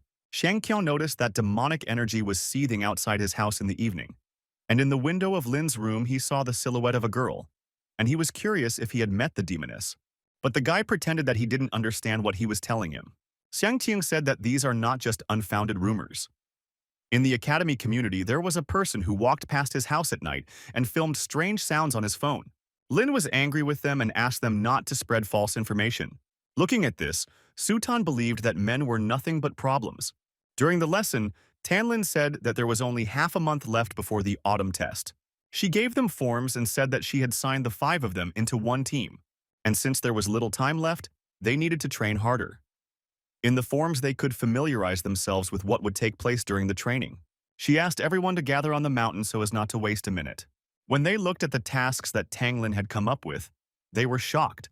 Teacher Tang Ling took teaching students very seriously. Lin told them that compared to the last training session, this one was still an easy task. While dragging a hefty boulder, the girls did not understand why they needed such hard work, because only the boys needed it. They spent hours training according to Tang Lin methods. When the students decided to rest for a while, the teacher urged them to continue until the sun went down. Half a month later, the autumn test began. When they came to the test, they were very tired because they had been studying with teacher Tang Lin for days. Looking at their appearance, other students believed that they were the walking dead. These half a month passed like half a year for them. They trained day and night, spending time on the mountain. Looking at their sad faces, Tang Lin told them to brace themselves as it was the first day of the autumn festival, and she didn't want to see them like this. They did not like the name of their squad, Basilard, which Tang Ling gave them, and also the fact that the commander of their squad was Lin Kei. She told them that it was too late to regret the name since they were registered under it. And about the fact that Lin Kei was the commander, she thought that although he was not serious, he could take control of the situation at a critical moment and was able to lead the team to victory. The event was just beginning, and Deputy Director Xuan Yang was beginning to announce the teams and their commanders. The Berserker squad was announced and their commander was Qin Feng, who said that they always come first. Next was the Flywheel detachment, in which Yang Xiao was the commander. Afterwards, the Qingqing detachment was announced, in which there were only girls, and the commander was Mo Qingqing. Then the squad Muzhen, and their commander, the head of Chun Li. Then the Divine Kui squad and their commander Lu Feng. He said that he would follow in the footsteps of his brother Lin Kuei and lead his guys to victory. And finally, the Basilard detachment, whose commander is Lin Kuei. The guy said that with him the squad would show incredible results and take first place. Hearing this, the students did not understand how they dared to take the name of the strongest squad in history. They believed that their unit did not deserve such a name. Chu Junyao didn't think that Lin would become a commander. She didn't recognize the guy she knew before. Yang Xiao did not understand for what kind of merits Lin Kei was made commander. He wanted to deal with it himself, since his grandfather did not want to help. Yang Xiao spoke out against him, saying that he was unworthy of such a team name. The students supported Yang Xiao's protest and began to rebel against this name. The guy was glad that so many people supported him, and he wanted Lin Kei to leave the test. Since Yan Xiao repeatedly put a spoke in his wheels and spoke out about the Basilard detachment, Lin believed that he had crossed all boundaries of what was permitted, and he was faced with a choice: to object and prove his determination, receiving +5 to strength, to ignore and change the subject, receiving +5 to dexterity, or admit he was right and receive +5 to soul. Even without the system, he would have chosen the former because his father, Lin Yuan, was the commander of this unit, and he fought against the demons for a peaceful sky, and therefore Lin wanted them to remember his father's merits. He didn't want to boast about it, but said that it was only thanks to people like his father that they could be there and enjoy it. Therefore, he wanted to continue the work of the Basilard detachment and go to the end for himself and his loved ones, so that the world would know that he was not one of those who basks in the rays of other people's glory. Lin himself did not think that his speech would be so inspiring. Lu Feng held Lin Kuei along with his entire team, saying that the guy said everything correctly. Lin thought that their support was only because of some self-interest. But Lu Feng continued to defend him, talking about his achievements and how if anyone was worthy of such a team name, it was him. Lin was surprised that he was protected by the main fan club of rich guys. Tian Yu understood that although Lin Kuei constantly behaved strangely, he was at least open, honest, and noble. Qing Cheng also believed that classmate Lin was a good person. After Lin's speech and a lot of support from others, the students stopped protesting and had a good opinion of him. Yang Xiao was perplexed that so many people supported the guy. Many girls shouted that they loved Ling Kie. Chu Junyao realized that she was very mistaken about him, since at that time he was completely clumsy. But now she was ready to fall through the ground for him. He was extremely pleased because he had never received so much support, and he was grateful to everyone for it. The guy from the Berserker team, Qin Feng, considered Lin Kuei to be a good person, and if the opportunity presented itself in the future, he would definitely like to fight him. Observing all this, teacher Tang Ling almost regretted that she had transferred the Basilar detachment to the management of Lin Kuei. Looking up into the sky, she told the commander that his son had become an outstanding man, and suggested that watching him from heaven made him proud. Yang Xiao was angry with him and wanted to take revenge on him. A large number of students approached him and wanted to get his autograph. The elders did not understand why everyone praised him so much because nothing unusual had happened. Everyone was welcomed into the Red Demon Theory battle arena, and the students were asked to prepare for the opening. They were amazed at how lively it was there. Lin said that from such serious organizations of the Night Watch and from the Kanglin Academy, nothing less was expected, and everything was at the highest level. Lin wondered what it was. Shang Qiang said that many students were allowed to earn money before the test began, and if they were lucky, they could find a map of the demonic territory there. Some even sold photos of beauties, Kanglin Academy. It was unclear to Lin who would even buy such a thing. But for now, Qiang turned away and went up to the seller to buy photos. Lin said that in order to save the reputation of his classmates, he had to buy all the photos. Qiang asked to share one collection in a friendly manner. But Lin wanted to resell it and earn even more. Lin saw Chun Li, who was selling a limited edition photograph of Mo Xiu and Mu Jin. They came closer to greet the former head of the Mu Jin team. Lin asked Chun Li what he was doing at his age in the student squad. Chun Li told him that although he looked much older than his age, he was a student at Kanglin Academy. Lin wondered what Chun Li was selling, other than exclusive photos. He told the guy that in his hands was a map of the Red Demon's territory. It was not so easy to obtain such a detailed map, on which all the dangerous places and warnings were marked. And since Lin was a former member of the Muzin squad, Chun Li offered him a 10% discount. Shang Qiang began to whisper something in Lin's ear, saying that he had a good idea. While running away from Chun Li, Lin said that he would return her as soon as he studied her. Chun Li was outraged. He did not understand how someone could be so shameless. KK tried to reassure the head, saying that he had known the guy for several days, and that he would definitely return the card to him. The head was not upset because the guy only stole the wrong copy, but he had the original. Lin was glad that he could run fast and said that it was a joint robbery.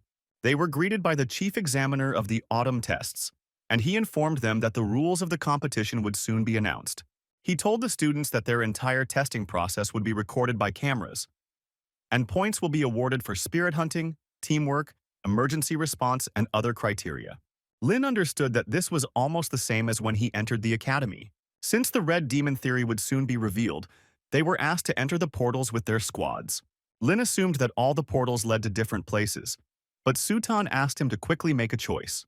Since they did not want to wait long, the guy chose a portal for them. They had hit the very spot of the Red Demon Theory. The girls were surprised that the stolen card was really useful to them. Looking at the map, Lin said that they were finished as they were near the most dangerous area of the Red Demon's territory. They were disappointed and blamed it on Lin Kuei because his luck had turned against him and he had led them into a dangerous place. But Lin asked them not to worry, as he had a plan. The Detachment Monitoring Commission evaluated one detachment and considered that they did a good job actively exploring the territory. Tang Ling even said that they exceeded her expectations.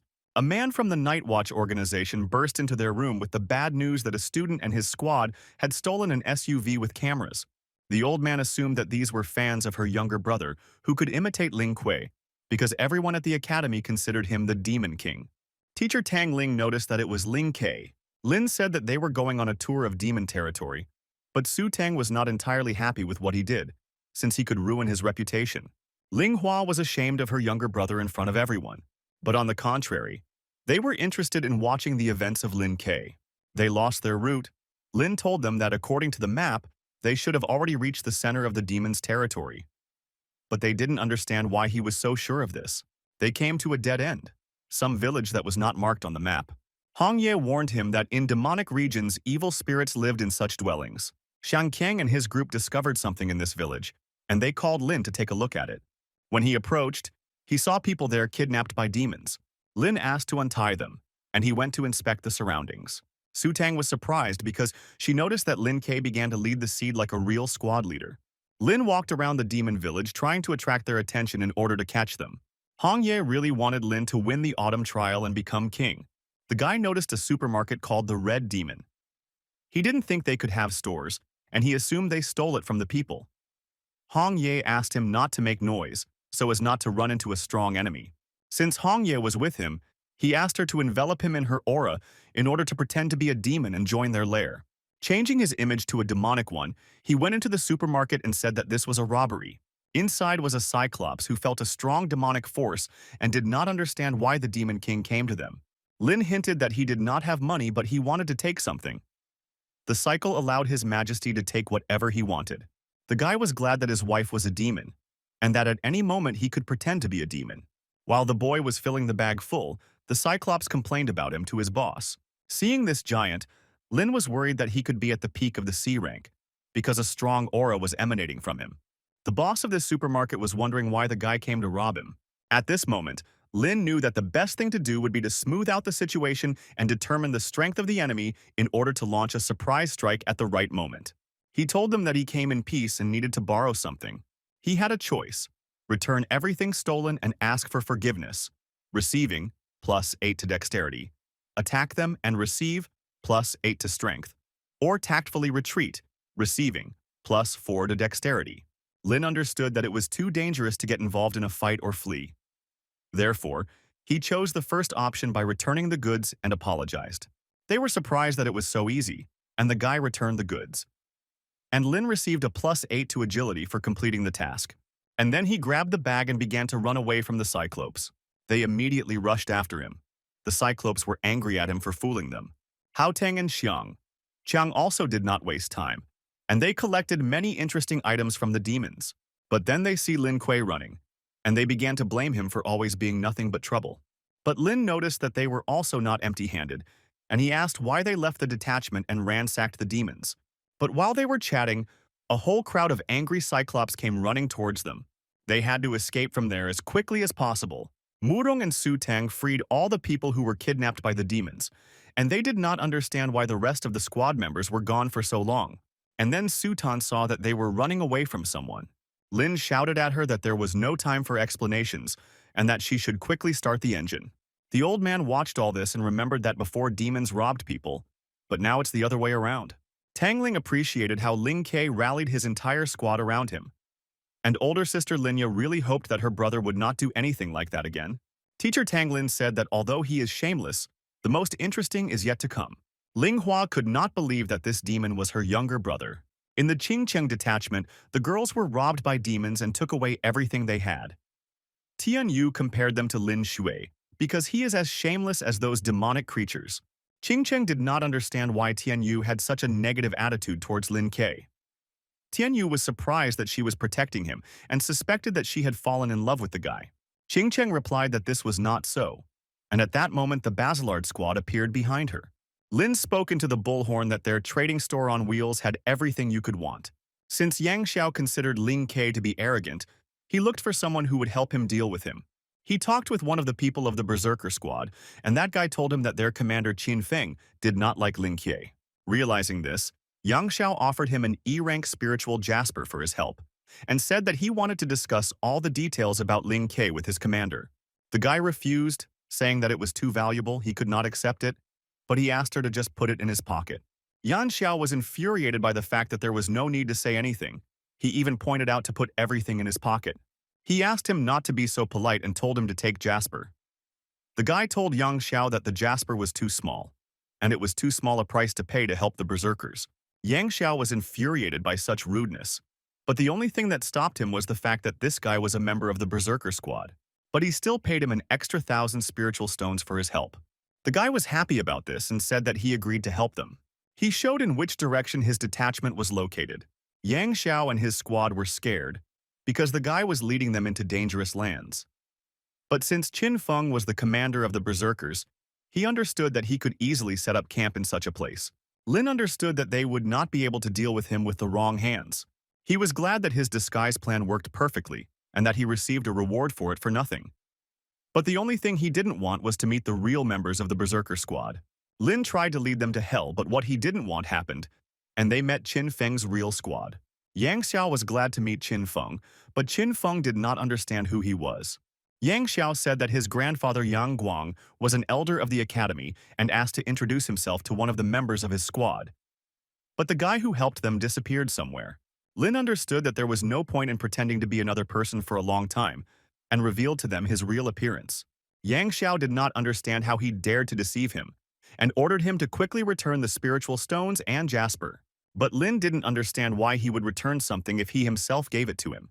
Yang Xiao didn't like this and ordered his squad to teach him a lesson. Lin was almost scared and was confident that he could easily cope with 5 weaklings. But Qin Feng prevented them from doing this, blocking their path using his superpower. He told them that they had no honor, and it was not fair for a group to attack one. Lin was faced with a choice. Together with Qin Feng, confront Yang Xiao and receive +6 to strength, apologize to Yang Xiao and receive +2 fragments of the ability, or escape after receiving +8 to agility. Qin Fei was ready to defend him because he considered the guy to be quite fair, but Yang Xiao thought the opposite. Since the system told him to run away, Lin decided not to argue with it and stick to the rules. He told Commander Qin Feng that he was leaving Yang Xiao entirely to him. Qin Feng did not think that Lin Ke trusted him so much and was glad about it. He told him not to worry about him and that he could handle it himself. Having escaped, Lin received a reward, +8 to agility. He was interested in how the hamster and the others were trading in the car. Returning back, Hong Ye warned him that there was a strong demon nearby. Then he saw a bunch of people running from the other side, shouting that there was a whole army of them there. Lin stopped one guy to ask what happened. The guy told him that someone had discovered a cave with demons and brought them all there. He understood that he urgently needed to find the hamster and the others. After finding them, he wondered what happened to the car. They told him the car had broken down and the only option was to walk. Lin understood that they did not have time and the demons were already too close. They met the Qingcheng detachment there, and the girls invited them to fight together, to which they agreed. Xiangqiang reminded everyone that points were given for demons. Seeing that even Mo Qingchen was fighting demons, Lin Kuo's team wanted to try not to appear worse in comparison. They used their abilities against demons. Lin asked the hamster why he had not used anything yet. Xiangqiang showed him his pig dragon ability. The guy went straight astride his dragon. He told his dragon that for his help he would reward him with a chicken later. Seeing how well he handled the dragon, Lin was impressed that Xiangqiang was a dragon tamer and that his ability was truly terrifying. But while he was admiring Sanqian's ability, there was danger behind him in the form of demonic creatures. Qin Feng appeared behind him and covered him at the right moment. Lin wondered why he was helping him. Qin Feng said that he heard that the demons were attacking, so he came to help. Yang Xiao also had to come there just to earn ranking points. Activating his ability, he overtook Lin Kuei and hit him. He apologized to him for accidentally hurting him and asked if he blamed him for it. Lin also thanked him in his own way as a thank you. Yang Xiao wanted to attack him after being so grateful, but he couldn't see anything and couldn't hit him. Lit responded by giving him change for his behavior. Since Lin had managed to stock up on useful things in the storage room, he decided to use one of them, giving him a bright fireworks display. The squad was frightened by this loud sound coming from the fireworks. Sutan scolded him for misusing them again. A very large evil demon came to them, which, as food, ate those demons who could not cope with the detachment of the Kanglin Academy. Lin was shocked to see this B-rank demon because he had never seen such powerful creatures before. Under the pressure of the demon, the students could not move. The pressure of the demon Yaksha automatically activated Lin's Chi Yu ability, and the guy could move freely. But he was faced with a question. Leave his comrades or still fight the demon? The party told Lin Ke that while he could move freely, he needed to escape and not act like a hero by rescuing them as usual. But Lin told them that he never considered himself a hero. and that he always does what he wants. At the moment, he wanted to protect all people from danger. Demon Yakshi noticed that the guy was the only one who could move under his pressure, and he told him that he would eat him first. Lynn had to make a choice: run away from him, having received plus 20 points to strength, beg for mercy, having received for this plus 15 to agility, or together with his comrades defeat him, having received plus 20 fragments of the ability. Lynn chose the third option and told Yaksha that he was his opponent. His sister was unhappy that such a strong demon was roaming around there. She didn't understand how this could happen, since she ordered all B-rank demons to be dealt with before the test. Her security guard said he would send help to the students, but she asked him to just send someone there to keep an eye on them, but not help them unless it was necessary, because she wanted to see what they could do. Teacher Tang Ling noticed that Ling Hua believed in the strength of her younger brother.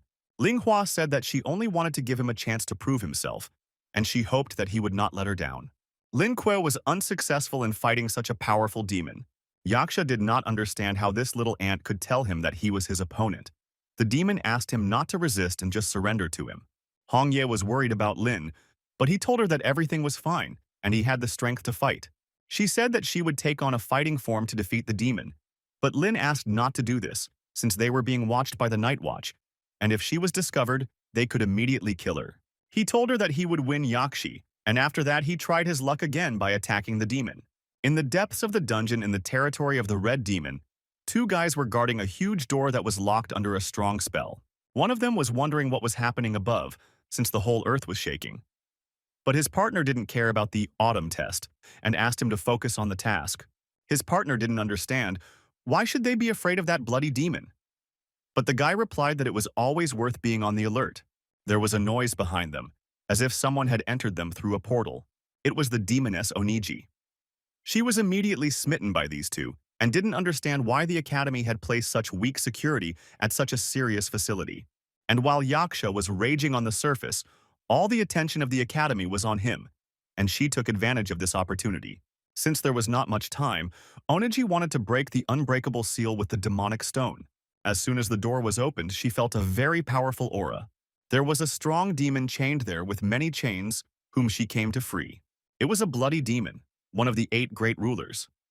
He was angry at the people who kept him there for a long time.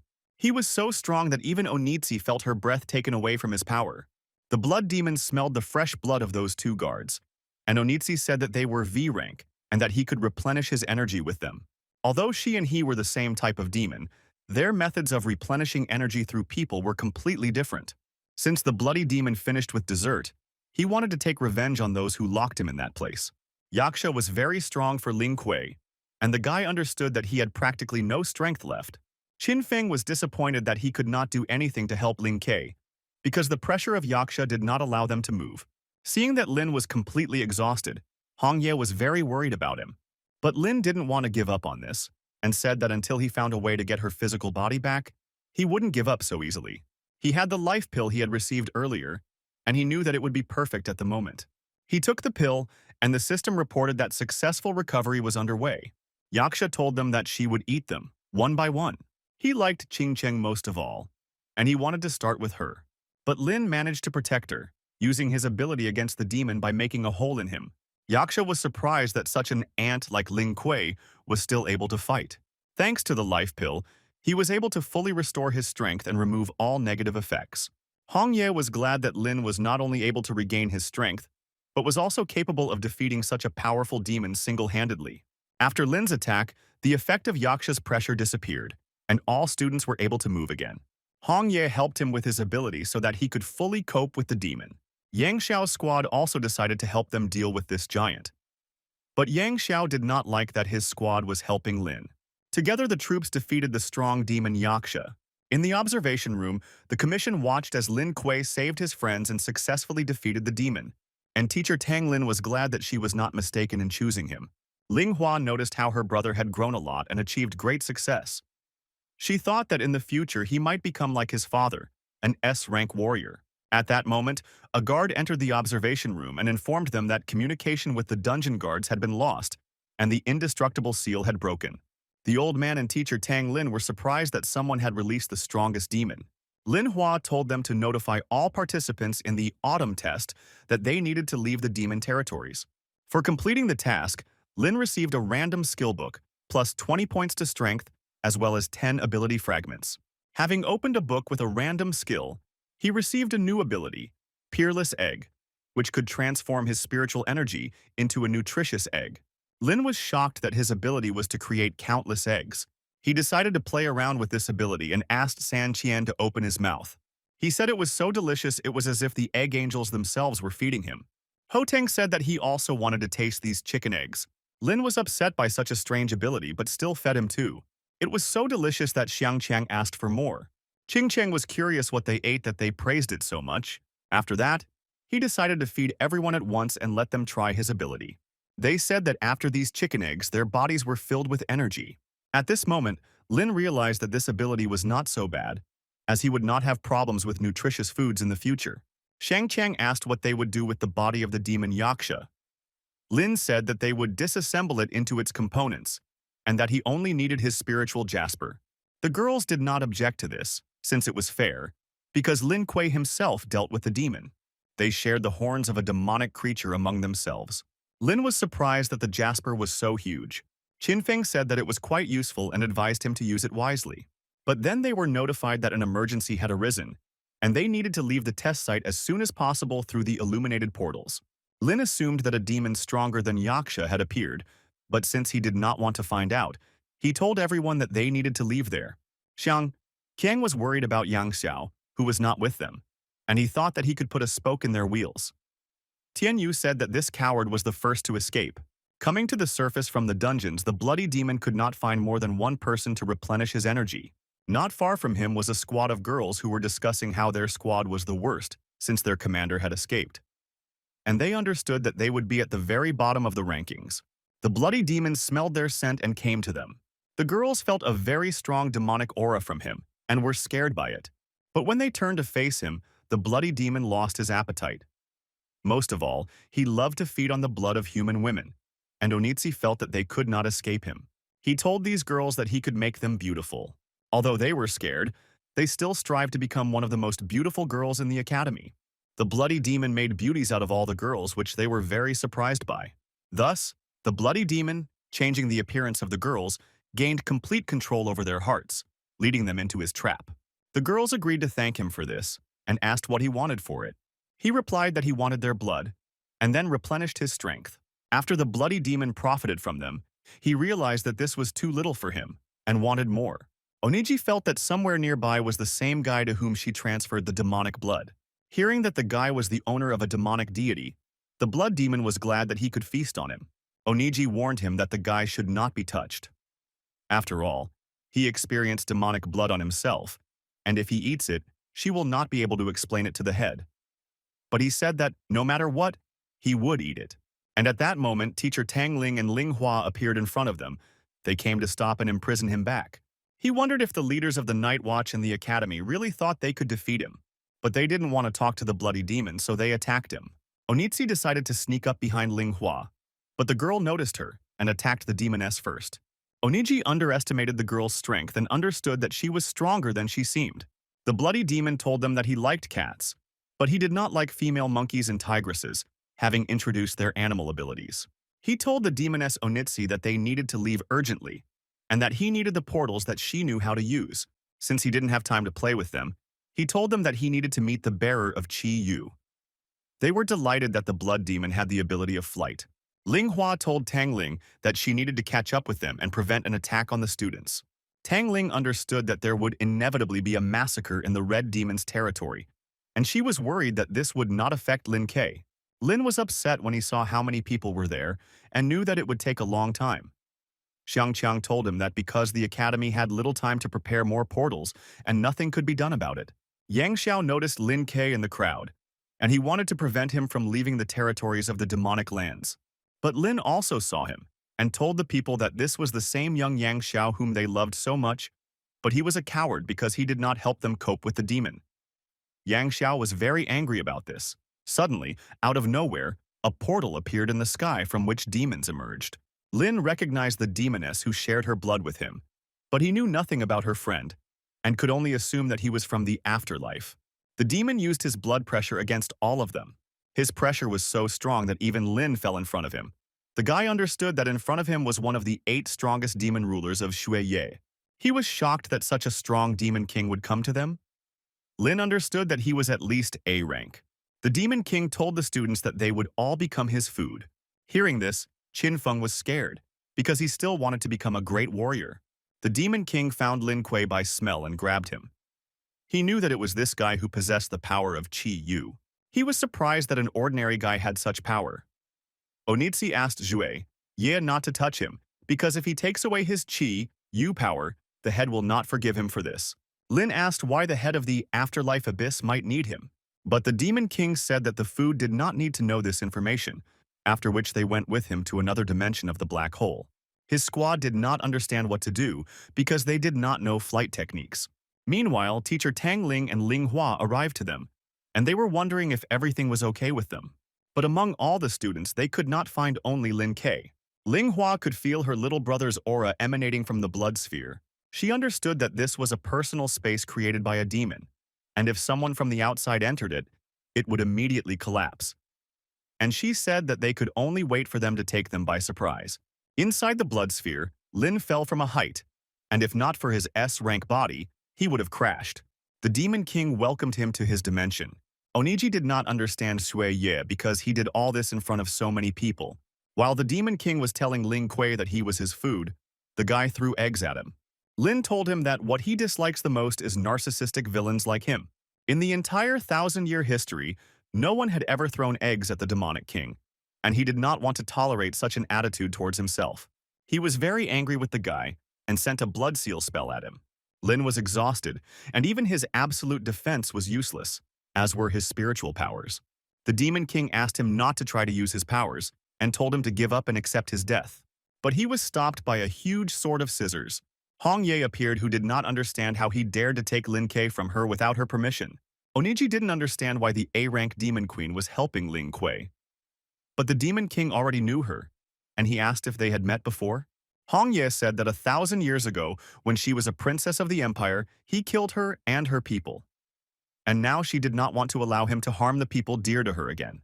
Lin was surprised that Hong Ye was a princess during her lifetime who died defending her people. After all, she had never told him about herself before. The Demon King wanted to end this story of 1,000 years and said that he would defeat her and then her beloved, after which they fought against each other. Oniji was surprised because it was her first time seeing A-rank demons fight. And since she was a B-rank demon, she decided not to interfere in their duel. The Demon King wondered how long the Demon Queen could resist against him. He injured Hong Ye by scratching her body with his sharp claws.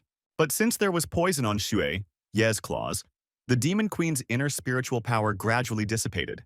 Lin was upset that, being a man, he could not do anything because his abilities were suppressed by the Demon King. He couldn't believe that he would have to watch how they fought for him.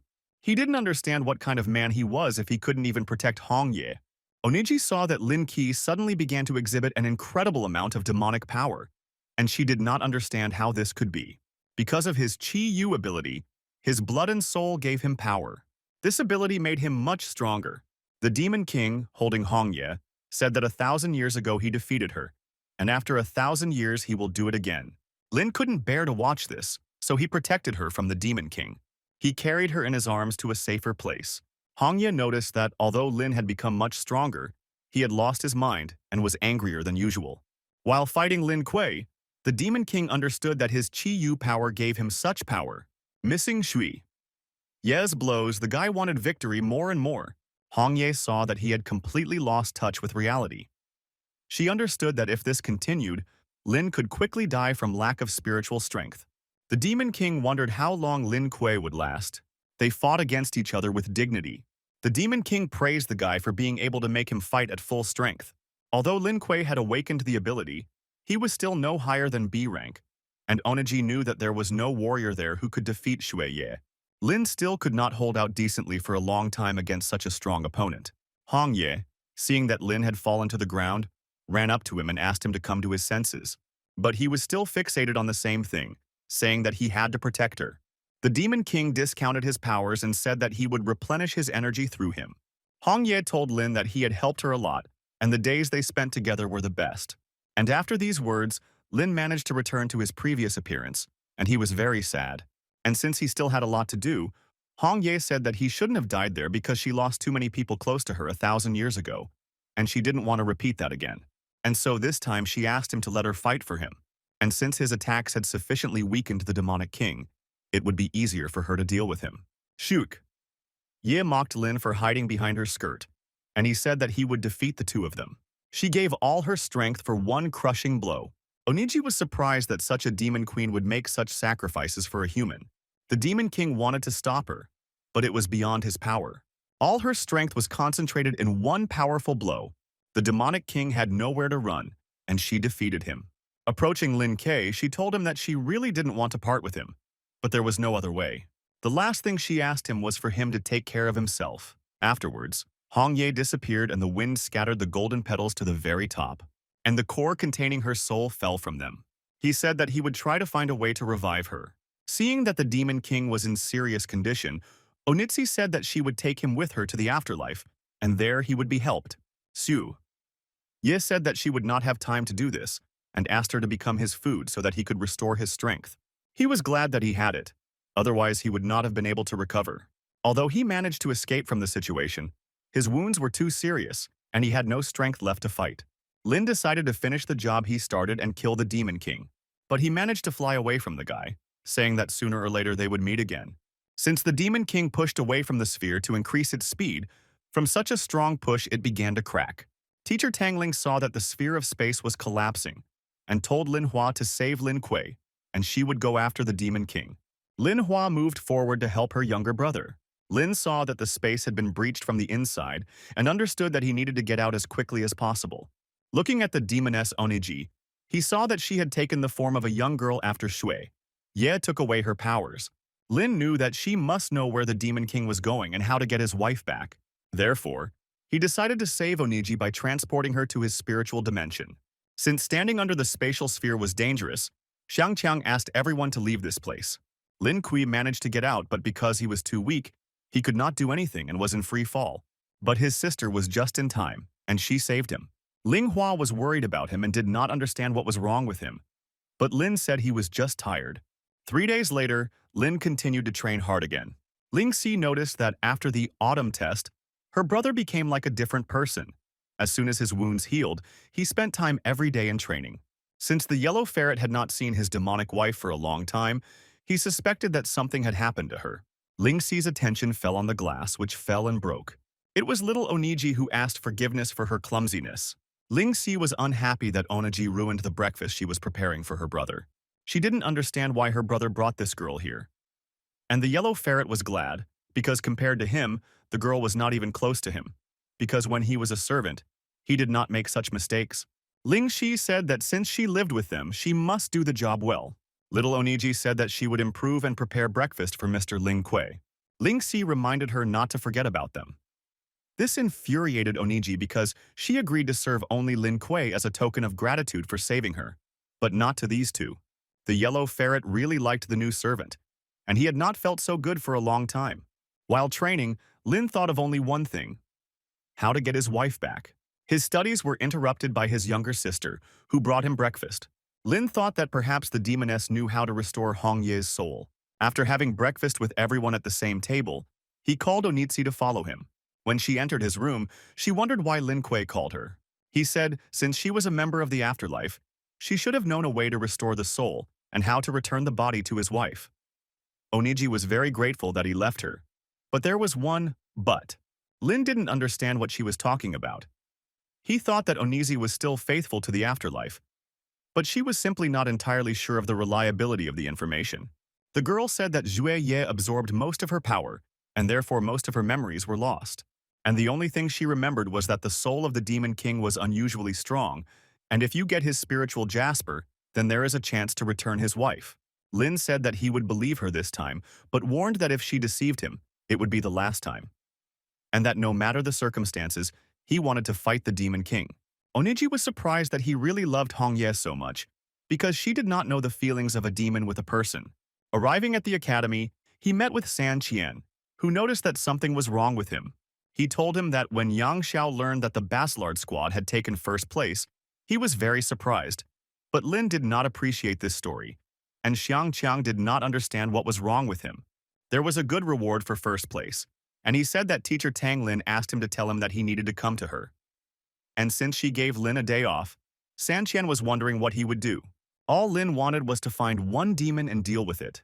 The demonic king returned to the castle of the afterlife. He told his master that he had sent his subordinates in the form of people to deal with the traitor Onitsi, and at the same time to catch the younger sister Lin Kuei. The chief praised him, but said that his target was not the guy with demon blood, but the entire Kanglin city. The demon king was surprised that his master was preparing an invasion. The head said that due to the fact that the academy's forces were growing greatly, they were a threat not only to all demons, but also to the afterlife and the plans of their state.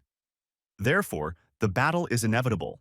10 years ago, only because of Lin Yuan's perseverance, the city of Konglin managed to avoid destruction. And since he was no longer alive, the city could not resist them. The demon king, having learned about his plan, wanted to lead the troops. The head did not understand how someone who was almost killed by an ordinary person could become the leader of the army. The demon king said that he had regained all his strength and was at the peak of his power. He announced that he would lead an army into battle and capture Kanglin, making it a new demonic territory. He reminded the head of his ability, which allowed him to control people, and if he leads the troops behind him, then without much effort they will be able to capture the city. Kui with the power of Qi Yu as a reward. Since the portal to Kanglin would soon open and the squad would begin to attack, he told him not to waste time and take everyone else under his command. The Demon King was glad that he was entrusted with such a serious task. He couldn't wait to meet Ling Kuei again and enjoy his Qi Yu power. Teacher Tang said that they took first place in the autumn test, but it didn't mean anything because the afterlife won't wait, so they need to concentrate on training, and that they would spend the next few weeks doing advanced demonic training. They were shocked that she would chase them again. Murong couldn't continue like this anymore because she was the team's medic, and the girl didn't understand why she needed to do this too.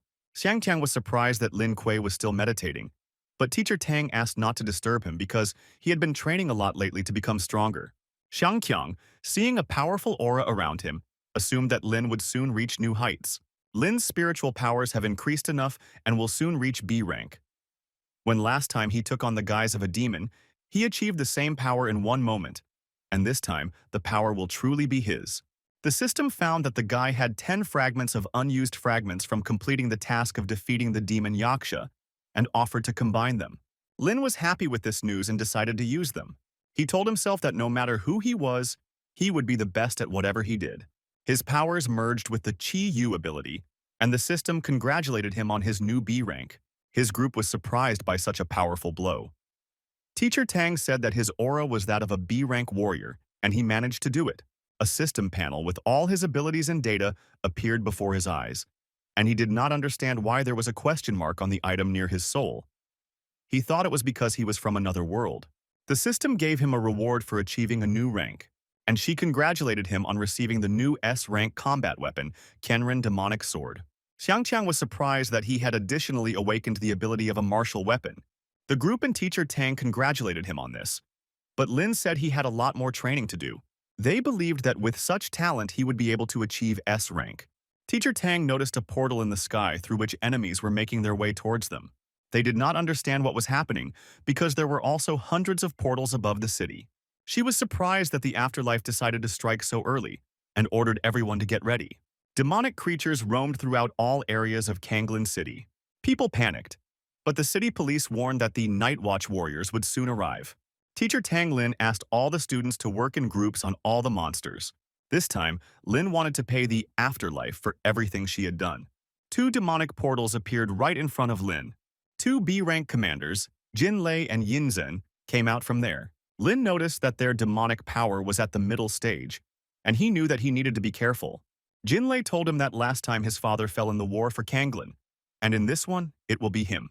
Lin said that they thought too much of themselves, and that their demonic aura was funny. He wanted them to pay him for his father and for Hong Ye. The 4 great generals of the afterlife laughed because the boss ordered them to bring some girl, because they considered this task easy. But they understood that since the head said it, they had to do it. They needed to take away Lin Kuei's younger sister and take revenge on Onitsi for betrayal. According to the information they have, the generals found Ling Kei's house. While Ling Shi and the yellow ferret were resting, Oniji was tidying up the house. Ling Shi was eating the cake that her older sister sent to Lin, But since he was in no mood or appetite, she decided to help him with it. Yellow decided to use the services of a servant and asked to give him a massage. Oniji said she would do it, but she was not very happy that the dog had Lin Kuei's protection. When she gave him a massage, he still didn't like something and was indignant. But since his screams disturbed Ling Shi, the girl asked him to shut up. 4 demonic generals burst into their house and asked which one was Ling Shi. The girl didn't understand what they forgot at their house. Onitsi immediately realized that these were demonic creatures from the afterlife. One of them did not understand where Ling Kei got the dog from, but the ferret didn't like it and said that he was the great yellow saint, after which they showed their true selves and showed themselves. The first thing the demonic generals wanted to do was teach Anji a lesson, but the other general said that first we need to take this stupid little girl. Ling Si didn't like the way he called her, and her eyes glowed red. Oniji was scared and didn't understand where her demonic aura came from. Ling Si told them that since they had already come, there was no need to leave. The demonic creatures understood that something was wrong, and the girl was not as simple as she seemed. She united her bear cub and the black whirlwind and ordered him to deal with the demons. The bear swallowed up 3 demonic generals at once. Oniji couldn't even imagine that such a thing was possible from Lin Kei's younger sister. The last demonic creature understood that while there was a chance, it had to run. But he was stopped by a yellow ferret who wanted to test his new transformation ability. The girls were surprised that Yellow could take on human forms. The great ferret saint took on a humanoid form. The commanders of the afterlife abyss repelled the attacks of Lin Kei. Lin had a choice: personally defeat these two and get plus 20 points to strength, kill them together with his comrades and get plus 12 to agility. The guy chose the first option. He was then attacked by Yinzhen, but he was able to repel her attack. Seeing that his partner could not cope on her own, Jinlei decided to help her. But Lin used his absolute defense skill to block his blow. Jinlei was shocked and did not understand how this was possible. The girl attacked him again and this time managed to wound Lin Kei. Lin didn't want to play with Yinzhen for a long time, so he threw her away. After the last training sessions on his S-rank body, the usual wounds healed right before his eyes. Yinzhen did not understand where the new generation had such speed of recovery. Jinlei thought he could attack the guy from behind, but Lin noticed this and dodged. Since he left them no choice, they used a joint ability technique. The demons cloned their bodies many times over and surrounded him on all sides. Jinlei told him that he was going to make a thunder strike, after which he would definitely not survive. Lin understood that in this way they decided to drive him into an air trap, but he only had one plan in the form of dynamite from the spatial storage. Lin managed to escape the blast wave by escaping through the air. Their demonic bodies were resistant to this, so they escaped with minor abrasions, but the generals were angry with Lin Kuei. Lin understood that he should not underestimate his enemies, and he decided to deal with them in one blow. He scattered them to smithereens and received 20 power points for completing the task. Meanwhile, Ling Shi dealt with the demon invasion and told the Yellow One and the servants that they must cover their tracks before her brother returned. Yellow thought that, having become a man, he would be able to get out of the position of a servant, but he was very mistaken. Portals appeared above them, from which evil creatures emerged. But little Ling Shi calmly continued to eat the ice cream, and told the Yellow One and Onaji that they would have to dig a hole deeper. They were angry at these demonic creatures because they gave them jobs. In the sky above Kanglin Academy was the guardian of Kanglao Academy and the deputy director of Xuanyan. Xuanyan defended the academy's airspace by using his blade against the demons, and Kanglao used his dragon ability against them. They exchanged warm words with each other about their skills, just like in the good old days when there was a similar demon attack, after which they continued to fight with demonic creatures. Meanwhile, Teacher Tang and her students also cleaned the academy grounds. Seeing that Xuanyin and Kanglao had crawled out, she understood that a war had begun between humans and demons. They could not find Lin Kuei and thought that he had fallen behind the group. Lin appeared and said that he fought 2 strong demon commanders alone. They were glad that he was okay. Teacher Tang noticed 2 V-rank spiritual jaspers in his hands, and she understood that he had dealt with serious beings, so she praised him for the work he had done. Lin was pleased to be praised, and since there were no more demons in the area, Tang Lin allowed everyone to return home. Returning home, the guy noticed something in his yard. There, his younger sister commanded that they do their work quickly. Seeing her brother, Ling Si immediately ran to talk about how she was terrified by the visiting demons. She asked him not to worry and said that she and the bear had sorted them out. He was surprised that his little sister was capable of such a thing, and he knew that she would no longer need his protection. Yellow told him not to stand but to help them clean up. He didn't understand why she was in charge and who she was. She was angry that he did not recognize her, and she taught him a lesson for this. And then she said that she was great, yellow, and holy. Lin did not believe that it was yellow because he thought it was a dog. But because he was so strong, Lin assumed that he was still a guy.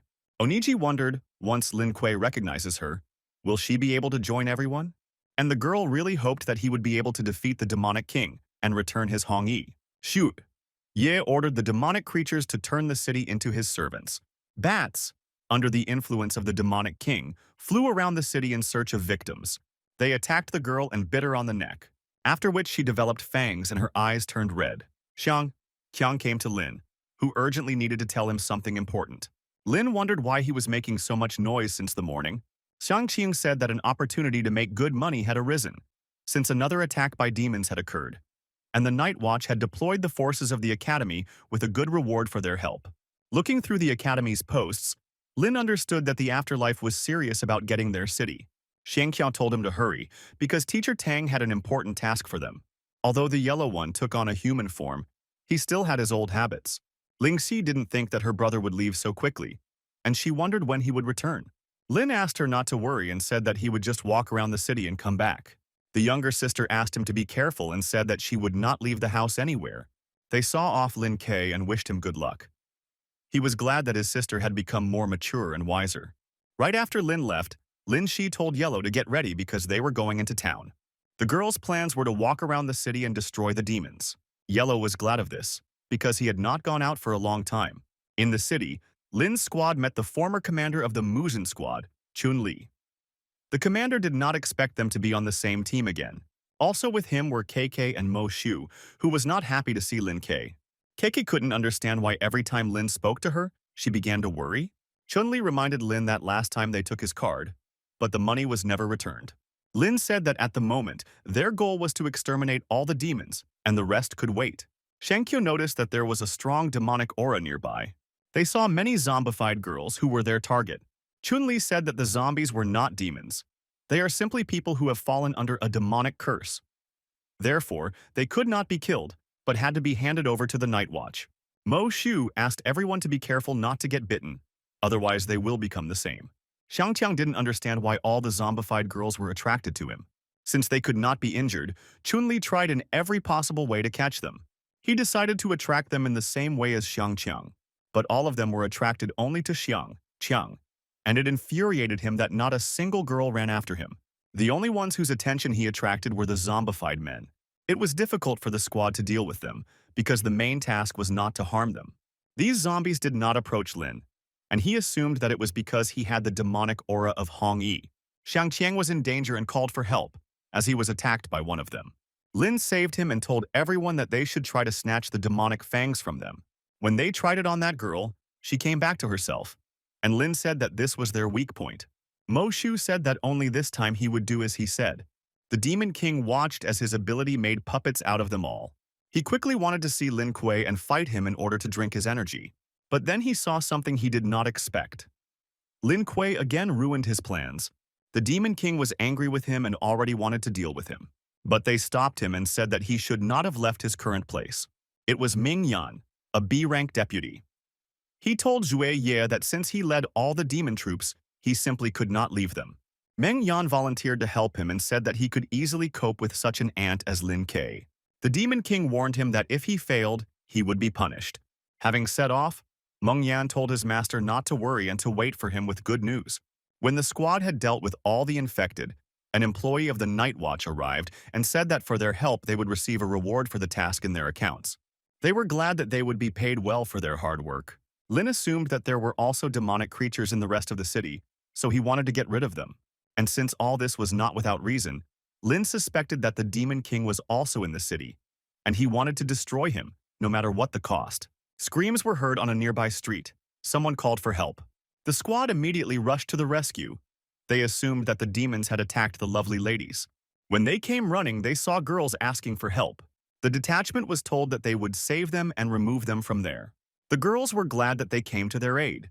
Lin noticed a demonic aura about them and told the squad not to help them.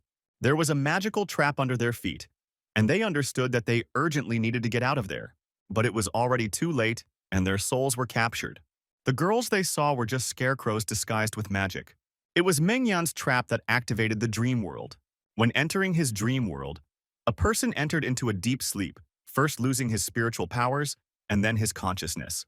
Sanchen dreamed that he was surrounded by beautiful girls who looked after him, served him a lot of food, and waited for his instructions. He was surprised that his dragon came out of the spirit world to eat, since this usually did not happen. Everything was so good that the guy thought he was in heaven.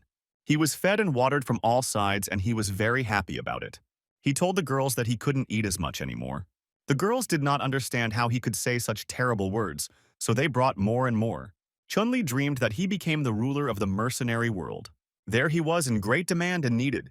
People constantly turned to him for help in accepting their assignments.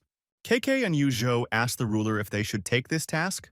Chun-Li told them to tell them that he didn't take jobs with a reward lower than 5 million because he wanted people to understand that without money, they wouldn't be able to hire the #1 mercenary leader in the world. Mo Shu dreamed that she and Mo Qingcheng had a happy wedding. The seniors dreamed that they were having a good time together on a roller coaster. Meng Yan was glad that they were all stuck in deep sleep. Only Lin Ke remained, and he wanted to pick out his biggest wound. Lin woke up in his bed at home and was surprised that it was over so quickly. Hong Ye was with him, who did not understand why he woke up so early. He couldn't believe his eyes that he was lying with Hong Ye again. Lin hugged her and told her how much he missed her. She didn't understand why he was so upset and missed her so much.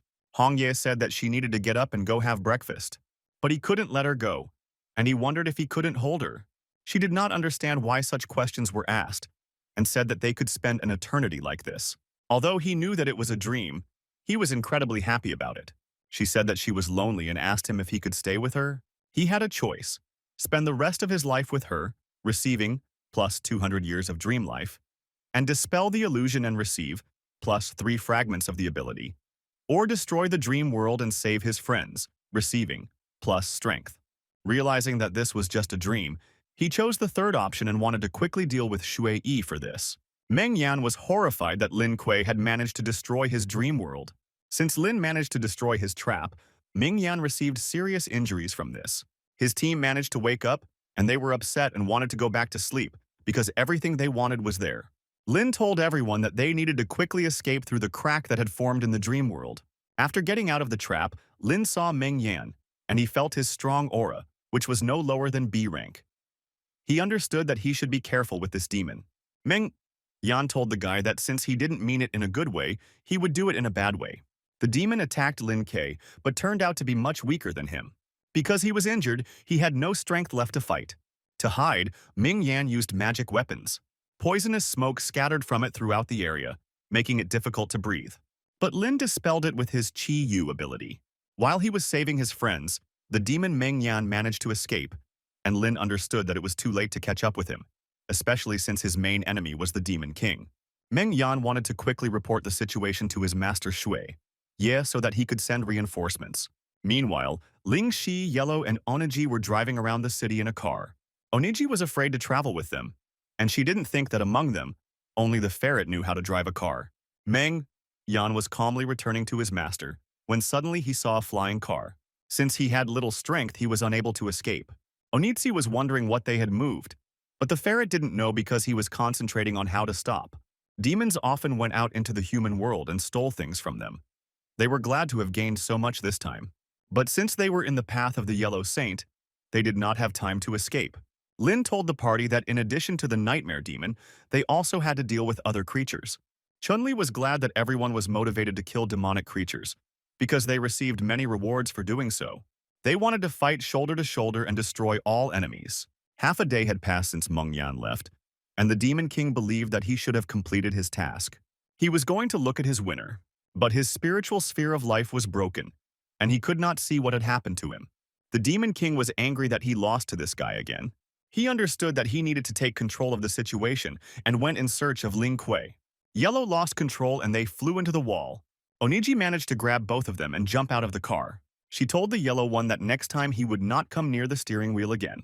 Lin wondered how they came to the city. Ling Shi hugged her brother and said that she wanted to stay at home, but the yellow one forced her to go with her, and also that she was driving the car. Yellow didn't understand, because Ling Shi herself told her to go faster. Ling Shi didn't like the fact that she passed her, and she taught Yellow a lesson. Xiang Qiang did not know earlier that Lin Ke had not only a younger sister, but also a demonic girl. Lin knew that these two would create chaos in the city, and he sympathized with the demons. Chun-Li informed everyone that he had received an emergency notification that Shui Ye had launched a full-scale offensive, and his army of demonic creatures had occupied the city center. The demonic king ordered his army to level the entire city in its path.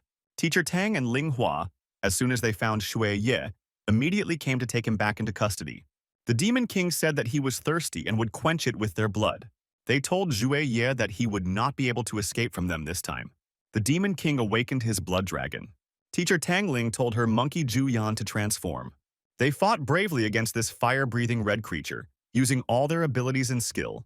The demon king understood that they were at the mid-rank stage, and he told them that they would not be able to defeat him. He used his weapons technique well against them. Tang Ling attacked him from behind using the flame fist technique. But the demon king was too powerful, he immediately blocked her sneak attack. They understood that in order to defeat Shui Ye, they could not give him a second of respite, and they attacked him from all sides, not allowing him to recover. Santian wondered where Chun-Li's grandfather and his boys were. Lin said that they had a few tasks left, so they had to leave. And he was also wondering if he was sure that the children would stay in the city. Lin said, since there were demonic creatures everywhere, it was safer for them all to be together, and asked not to underestimate their abilities, since they could be stronger than him. On their way, there were demons who blocked their path. Lin told everyone to prepare for battle, as there could be even more of them ahead. Ling Si told her brother that she was very scared.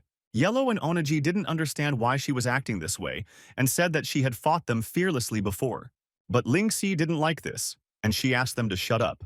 Since his sister was afraid, Lin asked the squad to take care of her while he dealt with the demons. But Ling Si told his team that she did not need their protection, and then she activated her bear and black vortex abilities. The squad understood that if the younger sister Lin Kuei was fighting, then they could not stand aside, and they also needed to go into battle. Yellow couldn't stand it anymore, and decided to help them fight the demons too. Oniji couldn't stand by while everyone around her saved the city, so she joined the yellow one. There were more and more demonic creatures. The system discovered 2 unused B-rank spiritual jaspers that could grant abilities, and she asked if Lin would like to use them. Lin wanted this, so he absorbed Jinlei's spiritual jasper and gained the Thunder Strike skill, after which he could release lightning. He then absorbed the Yinzhen spiritual jasper and gained an air-type skill called Windwalker, which increased his speed and agility. Lin was glad that he received 2 abilities of different nature at the same time. The girls, seeing that Lin Ke alone dealt with all the demons, understood that he definitely had enough strength to be their commander. In front of them, the entire street was blocked by an entire army of demonic creatures. Lin felt a very powerful aura from them, but he understood that if he could not defeat this small group of weak demons, then there was no question of defeating the Demon King. His squad said that they urgently needed to retreat, as there were too many of them. Little Ling Si was worried about him and also asked him to retreat. He had a choice: bide his time until help arrived and get +10 to strength, run with his comrades and get +10 to agility, or defeat the army of demons and get several rewards. Lin knew that escaping from the battlefield would only make their situation worse. Due to such retreats, these creatures were taking over cities, and so he chose the option of fighting to the end. He wanted to cut through all this darkness and destroy them with lightning. Lin attacked them using his new Thunder Strike ability, frying the entire army of monsters. And since he destroyed all the monsters, he wanted to kill one of the strongest demon kings. The blood dragon used the strongest attack of its poisonous breath. Zhu Yan cut this fiery blow in half. Tang Ling realized that while the demon king was distracted, this was a good chance to strike him. This knocked Wu Ye out of the air, but the blood dragon saved him from falling. Ling Hua attacked him with her Thunder Tiger power. A strong electric shock ran through the Demon King's entire body. This was the most powerful blow that Ling Hua had ever made. She had no doubt that after this the bloody night ghost would die. The Demon King was angry, and he didn't understand. How dare she hurt him? To restore his strength, Shui Ye fused the blood dragon into his essence and transformed his body. And he turned into a huge demonic giant. It was the first time Tang Ling and Ling Hua had seen such a strong aura. The Demon King told them that he always has a backup plan. He didn't understand how 2 low-level beasts dared to attack him. Since he became much stronger, it became much more difficult for them to fight him. Lin Kui came to their aid, which surprised them. And with him are his partners and little Ling Shi. Ling Hua was delighted that her little sister was not afraid of anything, Murong helped heal the pleasures of teachers Tang and Ling Hui. Lin told the Demon King that he was his opponent. He was surprised that Lin Kuei had become much stronger than before. Lin had a choice: escape with the team and get +10 to strength, defeat Sui, Yi, and avenge Hong Yi, get improved performance, or find another way out of victory and get +10 to agility. He chose the latter and reincarnated into a demonic form. His team and Master Tang were surprised that he had such an ability. The Demon King told Lin Kuei that she would not give him a single chance to win. Lin used a powerful Fire Fist attack. They all united against the Demon King and attacked him from all sides. The Demon King found it difficult to fight all of them at the same time, and they were almost able to knock him down. Little Ling Xi and Anaji also helped Lin Kuei win. Shu Ye sacrificed his blood to open the prison and immobilize everyone. This was also a problem for Lin, because he could not move. The circle caused by 2/3 of his blood was truly powerful. He said he would eat them all. Lin managed to get up and told the team that they could rely on brute force to break his pressure. The Demon King didn't understand how Lin Kuei could move. He thought that the power of Qi Yu had broken out of the circle. Lin told the Demon King that he would not give up and would finish what he started. Su Ye spent too much of his strength, and it was difficult for him to withstand such force of thunder and lightning. Lin was very angry and sought justice for his family and friends, as well as for the return of Hong Yi. He dealt the last powerful blow, and for completing the task, Lin received +20 strength points, +20 agility points, and +15 ability fragments. And he received the jade soul of the ghost of the Bloody Knight, and he understood that he could save his Hong Yi. His sisters were proud of him. They were glad to have such a brother. Since he became much stronger, the team told him that he was worthy to be called their captain. They were glad that there was not a single demonic creature in the sky above their city. Exactly 10 years ago, Lin Yuan saved Kanglin. Tang Lin was proud that the guy inherited the fame of the Basilard team and once again saved the city. 2 days after the purification, the power of the Bloody Knight Soul Jade was finally transferred to Hong Ye. He succeeded, and he was glad that he felt the breath of life in her. She appeared before him, exactly the same way she left with the wind of leaves. Hong Ye was incredibly happy to see him. She said she didn't think she would see him again. He told her how much he missed her and how bad it felt to be alone. Hong Ye was also very bored. Although she was in the spiritual world, she felt all its pain and anxiety. She believed that it was easier for him to refuse than to return her at such a price. Lin said that he was ready to do anything for her, and after that, they kissed. At the Min Yuan headquarters, the subordinates told the head that the Battle of Kanglin was a failure, and the Demon King gave his life in it. They wondered if he wanted to increase the demonic troops and continue attacking the city. He told them that although the operation had failed, battles in other cities had been won, allowing the territory to expand. Kanglin was just a small piece of land. The servants considered their king wise and had no doubt that he would rule Daxia. Ling Xi did not understand why her brother ignored them for 2 days and did not go downstairs. Oniji said she would bring him breakfast upstairs, but Ling Xi didn't like it, and she said that she would take it herself. When he entered his room, she was surprised. Lin didn't expect his little sister to come into his room and see Hong Ye. When she saw a girl in his room, the yellow one said that Lin Kuei's ghostly wife had woken up. Ling Xi didn't understand why those two didn't tell her earlier. She wanted Lin to tell her who this ghostly girl was and why she was in his room. Lin understood that he could not hide it forever, and he would have to tell everything. He said that Hong Ye was very dear to him, and that it was his choice. Whether she was a person or a ghost, he would always love her. Hong Ye was very pleased that Lin finally introduced her to his sister. Ling Xi considered Hong Yi a very beautiful girl, but she was a stranger to her. Lin Xi wanted only her and her elder sister to be able to support and love Lin. He understood this and said that she was unlike anyone else and was unique to him. Ling Xi didn't understand what the difference was because women are all the same. And Hong Ye was touched by the fact that this little girl was jealous. Hong Ye leaned down to pet her and said that he was not going to steal her brother. She understood that the young lady was worried about Lin Kuei, but she hoped that Lin Xi would trust her and her brother's choice. Ling Xi understood that it was just a spirit, and there was no real touch from her. Nevertheless, she was very pleased and felt something tender. Running to her room, she said that it was only because of her brother that she would accept her, but she wanted Hong Ye to understand that he would only remain her brother, not her. Lin didn't understand what it was, but the yellow one learned that the Demon Queen also had weaknesses. Lin told Hong Ye that in the future they would all become one family. She was very pleased to hear this. Then, Hong Ye suddenly became ill. and he was very worried about her.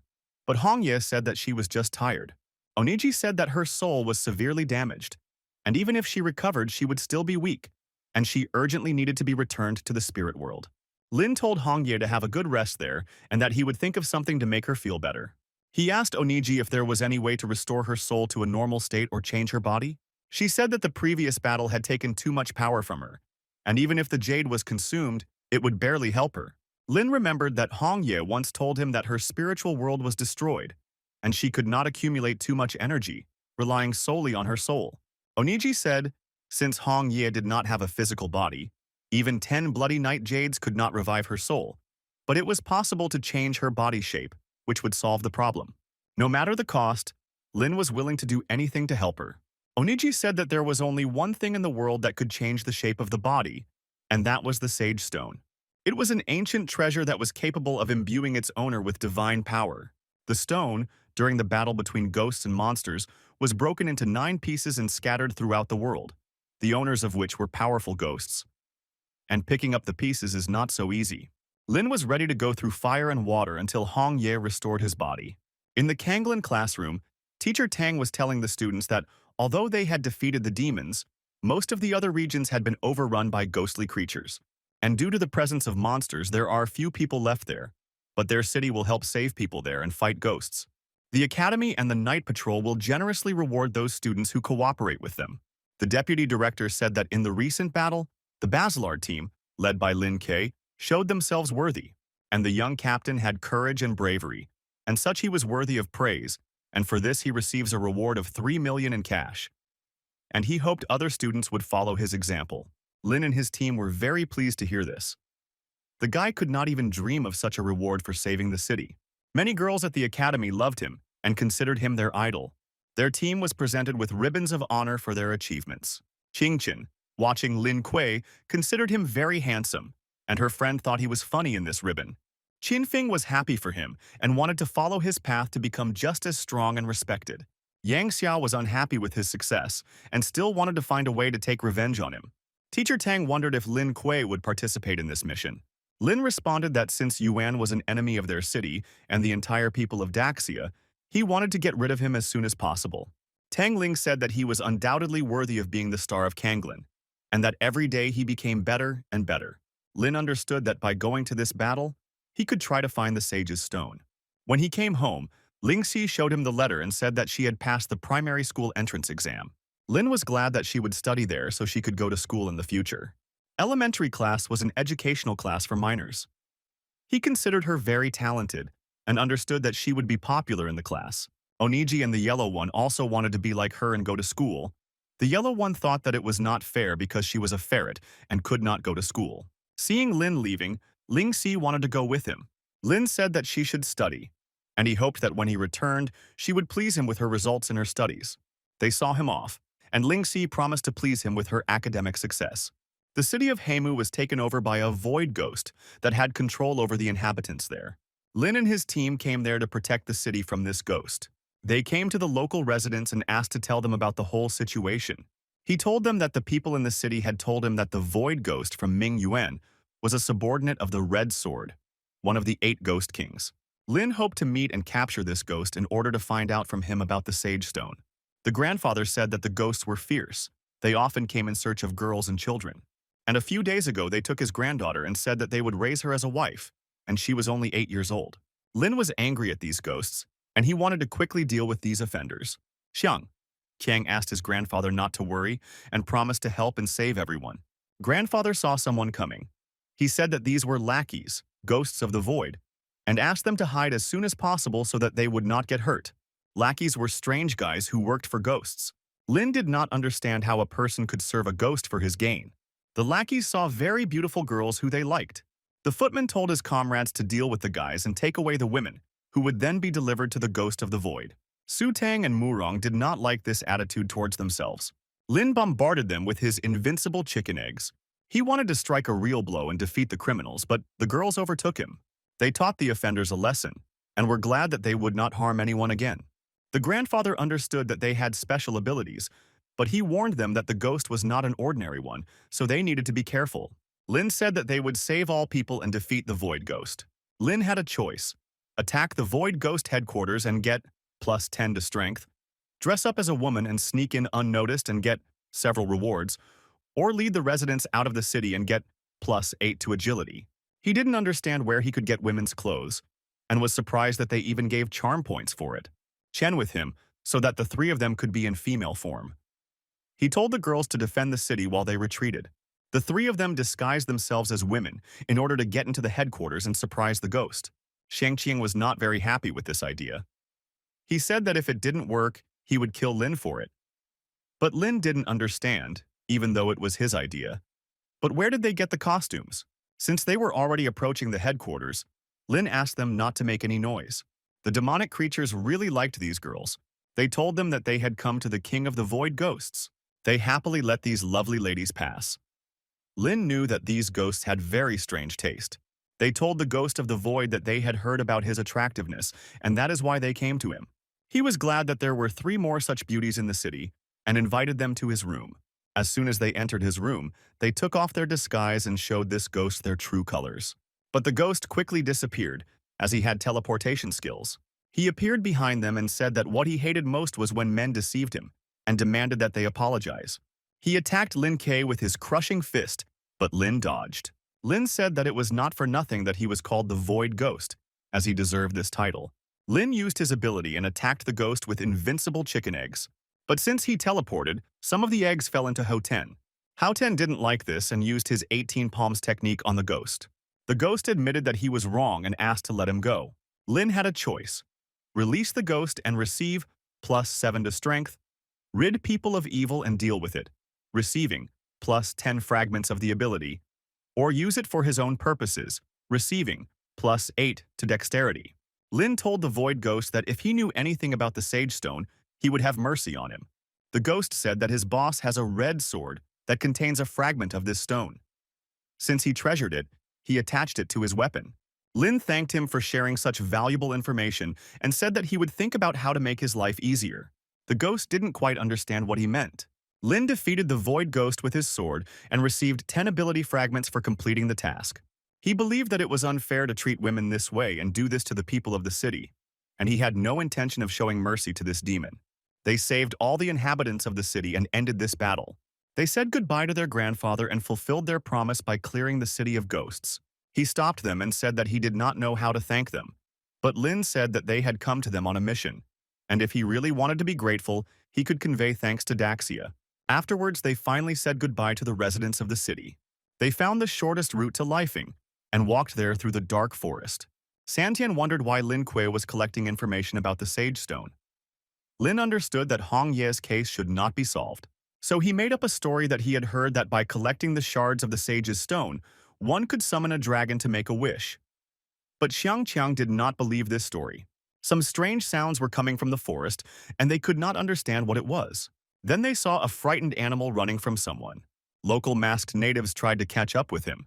Lin was faced with a choice: save the life of the fox cub and receive fragments of strength, stand and not move, receiving +6 to strength, or think about the ghosts and let them catch the fox, receiving +6 to agility.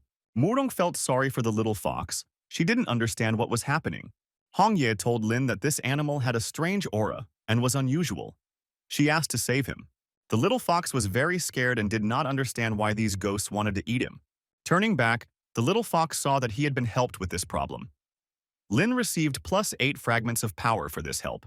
They discussed what they would do with him, but Lin said that the best option would be to take him on the team, suggesting that he could be their God-sent mascot. Since it was late, they decided to wait out the night in the forest, setting up camp near the fire. They fed their team mascot, and Lin said that he would sleep with Aunt Murong. But the little fox chose him. Murong was upset, because she thought that they had become friends. Shang Qiang suggested that the little fox was female, and maybe he would turn into a woman and thank him. Shang Qiu noticed that the ghosts that were chasing the little fox were somehow strange, and it seemed to him that in appearance they looked like hunters. Su Tan said that ghost hunters are cannibals who live in groups in the wild, and they are good because they are silent, and they should have been more careful while in their territory. Lin suggested that they take night duty and change every 2 hours. While everyone was sleeping, the first 2 hours of night duty went to San Tian, but his duty consisted more of sleep. And while he was sleeping, the enemy was hiding in the bushes. Hearing a rustling in the bushes, Xiangqiang sounded the alarm that they were being attacked by ghost hunters. Seeing that there were many of them, Lin asked them to prepare for battle. The ghost hunters had a B-rank commander who was very hungry. They did not expect such a meeting with the ghost warlord. Lin told the team that he would deal with the commander, and the rest of the ghost hunters would be on them. Xiangqiang eagerly wanted to defeat them in order to become stronger from absorbing souls. The phantom commander attacked Lin, but he was able to resist the brute. The commander noticed that the guy was very brave, so he used his main trick. Lin was surprised that this ghost had the power of killing spirit transformation. The system suggested that he learn the abilities of the ghostly jade called spiritual compulsion. These skills will transfer into the physical aura. Since he agreed, the study was completed successfully and he used the spiritual compulsion skill. The Phantom Commander was shocked that this man was able to compensate for the skills he didn't have. The monster realized that he could not avoid this collision, so he attacked with a triple blow from the spears. But Lin was maneuverable and was able to dodge his attack. Approaching the ghostly commander, he delivered the desired blow, defeating him outright. After much training, he found it much easier to fight B-tier enemies, but he knew that each ghost had different abilities and he should be more careful next time. His team was glad that he was able to defeat such a ghost. Lin was pleased to hear compliments in his direction, and he said that it seemed difficult, but in fact, defeating a mid-level ghost was easy. They told him that they had defeated all the ghosts and received a lot of soul jades, with the help of which they could gradually become stronger and reach heights. Xiangqiang was worried that ghost hunters might be nearby, and he wanted to deal with all their tribes. But Lin didn't understand how they could find them in the night forest. The little fox, hearing their conversation, tried to tell them where the ghostly hunters lived. Since he knew the route, they decided to follow him. The little fox turned out to be right, and by morning they dealt with all the ghostly hunters in this forest. They freed all the people who were in the custody of these ghosts. People told them that recently in their city of Lifing, there was an invasion of the ghosts of the Red Sword, which captured their homes. And those who failed to escape began to serve the king. Therefore, they had to leave the city to save themselves. But they could not expect to meet the ghostly hunters. Lin told them that there was a city called Kanglin nearby that was safe, and he offered to take them there. Lin saw how dangerous the Red Sword ghost was to the people, and he personally wanted to go to Lifing to see what was wrong with it. Hong Ye warned him that he was one of the great ghost kings, and his power was comparable to that of Bloody Knight, and therefore he should be careful with him. Lin told her that he had the shards of the Sage Stone, and for her sake he would get them. His team did not understand what Lin Ke was doing with the air. They assumed that it was self-deception. Of Lifing, where they were heading, was already visible from behind the hills. Xiangqiang was tired of following the navigator, and he could not find a shorter route. Lin sensed that there was a spiritual aura nearby, and he asked his team to be careful. The girl assumed that this was another group of minions and ordered her squad to arrest them. Lin didn't like the fact that they called them ghost minions and told his team that they were dealing with robbers. And so he told his team that they must catch the thieves first, and he used the windshoe attack. But since the girl was not simple and had abilities, she paused it. Lin appreciated her ability and realized that she could stop time, which was a very rare phenomenon of such power. The girl felt his very high mental strength, and she understood that she could not keep him in one place for long. Lin came out of her time dilation and snuck up behind her, which she definitely didn't expect from him. One of her comrades approached Kanya and asked what she was doing, but she asked him to leave, saying that she herself wanted to fight him one-on-one. Qin Feng recognized Lin and asked if he was also planning to go to Lifing. Lin wondered where Qin Feng was from there, and if he knew that girl who was slowing down time. Qin Feng revealed that she was a student at Lifing Academy, and he met her by chance during a battle with ghosts. Lin thought this situation was a very funny misunderstanding. They stopped for the night outside Lifing at Lintu's camp. Kanya told them about the whole situation that was happening in the city. Lin realized that although the Red Sword Ghost ruled the city, it did not destroy the city completely. But he did not understand why the demon allowed the ghost to subjugate people. Kanya said that the Red Sword Ghost did this on purpose. Thus, he became stronger by absorbing negative human energy. Lin realized that dealing with this ghost would be much more difficult than dealing with the Bloody Knight. He wondered if humanity wasn't trying to deal with this. She told him that it would be difficult to do this, even if people knew that the Red Sword was powered by energy. Only by crushing the ghost could the problem be solved. The Red Sword lives on a ghost ship that was above the city. He usually released negative energy through dark towers, and recently, the ghost had absorbed too much energy and was temporarily about to retreat. Kanya believed that this was the best chance to attack. Lynn understood that in this case it was necessary to destroy the Dark Towers and then they would not be able to feed on energy. He told them that they were similar and that they wanted to defeat ghosts and save innocent people. Kanya was glad that together with them, their entire team would increase their strength. On the second day, they went to the northern region of Lifinga. They were secretive because they needed to remain unnoticed. Kanya told Lin Quaid that they needed to destroy the enemy towers as soon as possible. But he didn't like the fact that she was pronouncing his name incorrectly, and he asked her not to do that again. From around the corner, they saw children studying in the middle of the street. The children were commanded by a sign that told them that study was their only way out in life. The children said that their favorite activity was studying, and they believed that this should be done every day. They asked the teacher to give him more homework because they loved to study, and they said that studying made them happy, and they loved it. Lin couldn't believe that the children were only obsessed with studying because he saw how miserable they were. He wondered why they were not affected by the negative energy of the Dark Tower. Kanya revealed that this was due to their high level of mental strength. Lin suggested going straight to the control room. Xiangqiang and Hoteng fell into the northern region of Lifing. The people there were unhappy, and negative emotions emanated from them. He was sad because he had fallen in love with the same girl many times, but she still didn't want to date him. This girl believed that if she did not marry a rich man with a beautiful appearance and a wonderful character, then her soul would be broken. Looking at them, Sanqian and Hoteng felt sorry for them. The rest of the team went to the southern Lifing district. They didn't understand if they had come there because they saw an office in the open air in front of them, where the boss walked over the employees and promised to increase their salaries next month. The employees believed that they could earn a lot by working for the boss. Looking at this, they were glad that they were not office workers. The demon did not understand how a man dared to invade his dark tower. He told Lin Kuei that the Red Sword Ghost would deal with him for this. But Lin said not to be afraid of him and then killed the last ghost in this tower. Kanya was shocked when she saw how much power he had. Lin was faced with a choice: destroy the Dark Tower and get Earth Energy, refuse capture and get Sweet Honey, or control the Dark Tower and get Water of Life. Kanya offered Ling Kei her help in managing the Dark Tower. The girl was well-versed in technology, and she wanted to change the frequency of negative energy so that ghosts could feel what they do to people. The creatures came to inform the Red Sword that 3 Dark Towers had been captured. The sword reported that his ghost was practicing alone, and it was impossible to allow people to disconnect him from the energy source. The Red Sword called the Dragon and Phoenix and ordered them to catch the intruders. They jumped off the ghost ship and were ready to demonstrate their abilities to people.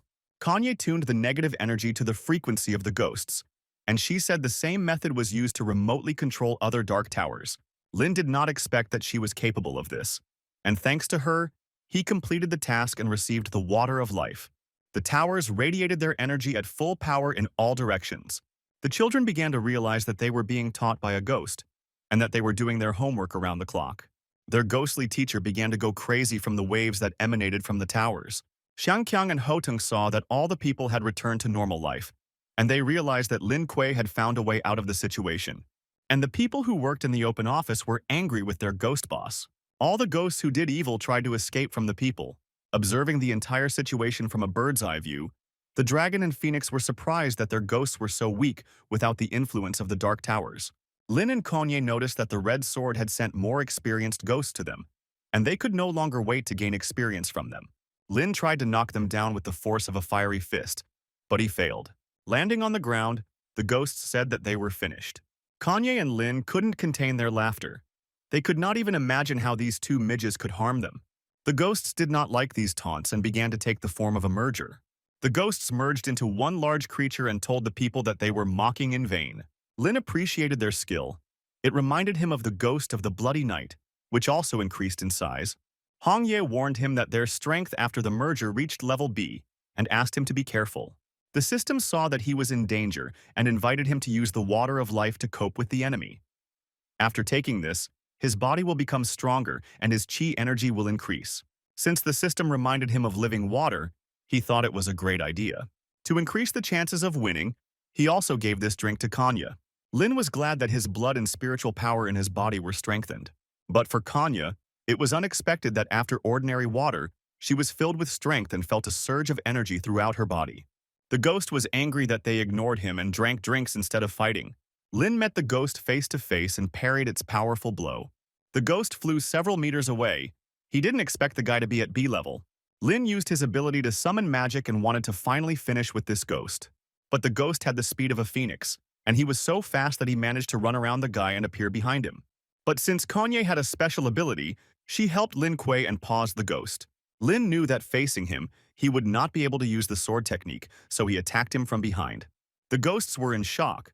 They did not understand why they could not dodge this attack. Kanya regretted that she could not fully help Lin Kuei, since the ghost was stronger than her. She could only hold him for half a second. Lin attacked the ghost, but could not break through his defense because he had dragon defense. Lin stated that he would destroy the ghost's armor, but the ghost claimed that he had no chance to resist him, after which he launched a strong predatory blow. It was not easy for Lin to deal with him, and he knew that he needed to come up with something else. Hong Ye told him that normal attacks were useless, and she decided to help him and share her ghostly aura in hopes that she could break through the ghost's defenses. Unexpectedly, the fox came to Lin's defense and used his charm ability. The ghost's body stopped obeying him, and he did not understand what was happening. Since the little fox had done his job perfectly, Lin could continue calmly, and he was able to break through the dragon's defense with Hong Ye's ghostly aura. And Kanya accelerated time and used the ability of destruction. And the ghost's injury suddenly became much more serious. Thus, she attacked his wound and, using the acceleration force, aggravated his wound. Lin took this moment to strike the ghost with a lightning strike, and he received 2 pieces of jade soul from the ghost. He gave 1 jasper to Kanya and said that their victory was only thanks to her abilities. Kanya said that he was the main character of the story, and she only helped a little. Hong Ye didn't like her reaction and became a little jealous. The little fox also wanted to receive a reward, and Lin thanked him with a drink of living water.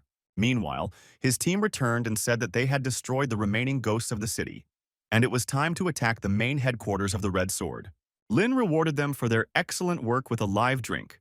They were glad that their strength was increasing and increasing, as if they were receiving energy from a strong source. The ghost informed the Red Sword that all the ghosts in the city had fallen at the hands of the people, who then celebrated their victory by drinking drinks. The Red Sword told the ghost to send an additional group and bring these people to him, but they informed him that there was no point as the people were heading straight towards them, and this pleased the Red Sword because they were heading towards his trap. Lin's team traveled together to the top of the ship on San Qian's dragon. The ghosts did not expect to see intruders on their ship, and they intended to kill them. Xiang Qiang asked his dragon to activate the bomb mode and roll across the deck of the ship, knocking down all the ghosts in its path. Qin Feng helped them and fought bravely against the ghostly creatures using his 1,000 troops attack. His team was also excellent and did their job well. They dealt with all the creatures and there were no more ghostly creatures left on this ship that could fight. But a red sword appeared in front of them, eager to take revenge on them for causing a pogrom on his ship. Lin felt a strong breath from the wisdom stone that awakened the consciousness of life. And Hong Ye told him that the sword had vitality and could give strength to everything that exists. So she asked him to be more careful. Lin asked her not to worry and said that he would get her a sage stone fragment. The red sword summoned ghosts to deal with them.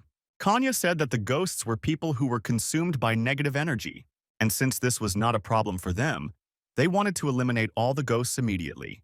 But as soon as Lin began to confront the ghosts, a red sword appeared behind him, which told him that he was his opponent. He had to leave the ghosts to his team and fight with the red sword. Since his opponent was strong, he knew he needed to keep a close eye on him. Kanya told Lin Kuei that if he breaks the wisdom stone, the red sword will break into pieces. Red sword used a shadow combo, cloning himself many times, but Lin was fast and agile, allowing him to dodge the attack. Sneaking up to him, Lin broke the steel of his sword with his strong blow. But this did not stop the sword, since it had the ability to recover, and it could only be won by breaking the stone. Lin used the absolute defense skill. He understood that he could not wait another second, because if an additional batch of ghosts appeared, the situation would become much more complicated. The system discovered the ghostly jade of the Void Hunter and invited him to absorb it, which was very helpful, and he was glad about it. He successfully absorbed the hunter's ghost jade and acquired the skill of hunter's intuition. Additionally, he absorbed the ghostly void jade and acquired the teleportation skill, which consumed too much spiritual power but was very useful. Now with each new attack from the red sword, Lin used his teleportation skill to dodge all of its attacks. Sneaking up to him, he delivered the final killing blow to the red sword and broke it in half. And he finally took the sage stone fragment, which he immediately wanted to give to Hong Yi. Since the sword that summoned the ghost was destroyed, the ghost began to die along with it. Lin asked Hong Ye to absorb the shard's power, which she was grateful for. She told him that her soul had finally returned to its previous state. Lin was happy about this and said that as long as they collected the remaining shards of the Sage Stone, she could regain her human form. Sankan became alarmed because he noticed that the ghost had returned. It was the ghost of the Red Sword who returned to take revenge on them. He was angry at them for attacking his base. In an attempt to summon his Red Sword, he failed. When the Ghost King saw that the sword was broken, he was furious. They agreed to fight against him side by side. Lin thought that without the sword, the ghost's strength should be much lower, and its abilities were somewhat similar to those of the Bloody Knight. The Ghost King opened the entrance to his kingdom of 10,000 swords. He dragged them into his world without even touching them, using only the power of magic. Lin didn't understand why these portals were always located in the sky, but he was glad that his body was S-level. Otherwise, he would have crashed long ago. Sankan really liked Kanya and wanted to help her get up, but the girl was independent, so she refused. High-level ghosts had other worlds, and Su Tang assumed that this ghost's ability was spiritual power suppression. It was a world created from negative energy, a place where pain and anger were concentrated. The Phantom King created a new weapon into which he placed thousands of grievances of fallen souls. Lin had a choice: surrender to the Red Sword Ghost after receiving 1 skill, kill the ghost after receiving, summoning ghosts to help in battle, or flee his kingdom after receiving weapons. Lin did not want to retreat, and so he chose the second option, to arm himself to the end. His team wanted to help him, and they tried with all their might to defeat the Ghost King. Kanya used a temporary pause, but the Ghost King was too powerful for such childish tricks, and he blocked her pause with his charm. In his world, he was so strong that they could not get close to him, because he blocked all their blows. Lin understood that they needed to look for another way that would help them weaken the suppression of spiritual power in his world, as a result of which it would be easier for them to defeat the King of Ghosts. He remembered that San Qian's dragon could absorb anything. Therefore, he told him to let his dragon absorb all the negative energy of this world. It worked, and the suppression was lifted. Now they could use their spiritual power as before. Since they became stronger, the Ghost King used his sword key, which could create indestructible armor around him. The system discovered Soul Jade and invited Lin to absorb his dragon power. He was glad that the system's proposals always came up on time. Lin successfully absorbed the Dragon Jade and gained the skill of Dragon Strength, which could ignore the enemy's attack by 15%. The Ghost King knew that this could destroy both him and his sword. They did not give a second of rest for the Ghostly King to recover. Lin understood that since the ghost was weakened, it was time to strike a crushing blow, and Hong Ye volunteered to help him with her demonic power. This surprised the Demon King because he understood that the power of this attack was at A level, just like his. In addition, Lin used a powerful lightning strike. The Phantom King tried to resist his strong attack, and when he saw a spiritual body next to the guy, he realized that his chances of winning had become much less. The Phantom King was unable to resist for long as his attack was absorbed by the killing blow. Lin received a Jade Soul, and for completing the task he received a Technique for Summoning Ghosts, as well as plus 20 fragments of abilities. They were happy with this victory. Lin thanked Hong Ye for such help. His team thought he did a great job, but Lin told them it was a team effort. Looking into the sky, they noticed strange cracks that were forming at breakneck speed, and they understood that they needed to escape from this world. They successfully escaped from the ghostly world on San Qian's dragon. Peace reigned in Lifing. People began to gradually restore their homes and improve the city. Since the mission was over, Lin told Kanya that they needed to return back to the city to report the results of the battle. But Kanya didn't want him to leave. Kanya was grateful to him for saving her city, and she considered him a hero. She thanked him for everything and said that the days spent together were dear to her. In addition, she promised to come to him as soon as Lifing stabilized. Hong Ye was glad that he had even more fans. San Qian was offended that his goddess was grateful not to him, but to Lin Kuei. When Hong Ye appeared in front of Lin, he asked to understand him correctly and said that he was forced. In parting, Lin said that they would be waiting for her in Kanglin, as there would be many more missions to save cities. San Qian was angry with Lin Kuei for hugging Kanya. Afterwards, they had a long road ahead to the city of Kanglin. While studying, Ling Shi could not think about anything except her brother. Yellow was wondering what happened to her, as she noticed that Ling Shi wasn't herself lately. She told the Yellow One that she missed Lin very much, since he had been away from home for almost a month, and she didn't even know if he was okay. One of her classmates noticed that she was sad, and he decided to please her with a piece of cake. But the girl did not appreciate such care. Her classmates were afraid of her and considered her a hooligan. Students burst into the classroom, wanting to talk to Ling Si and teach her some manners. Her classmates heard that some bully had a fight with the punks from the graduating class, and they came to deal with him. Monster could do to them. She didn't like the way he called her, and she taught him a lesson for it. The high school students apologized for starting the conversation in the wrong way and promised not to do it again. As soon as a boy came into the class and announced that Lin K had arrived at school, Seer was immediately happy that she would see her brother. A crowd of fans were waiting for him near the school and were happy to see him. Lin didn't understand why there were so many of them there. Ling Si was glad to have such a meeting with her brother. She told him that she studied hard every day and became friends with her classmates.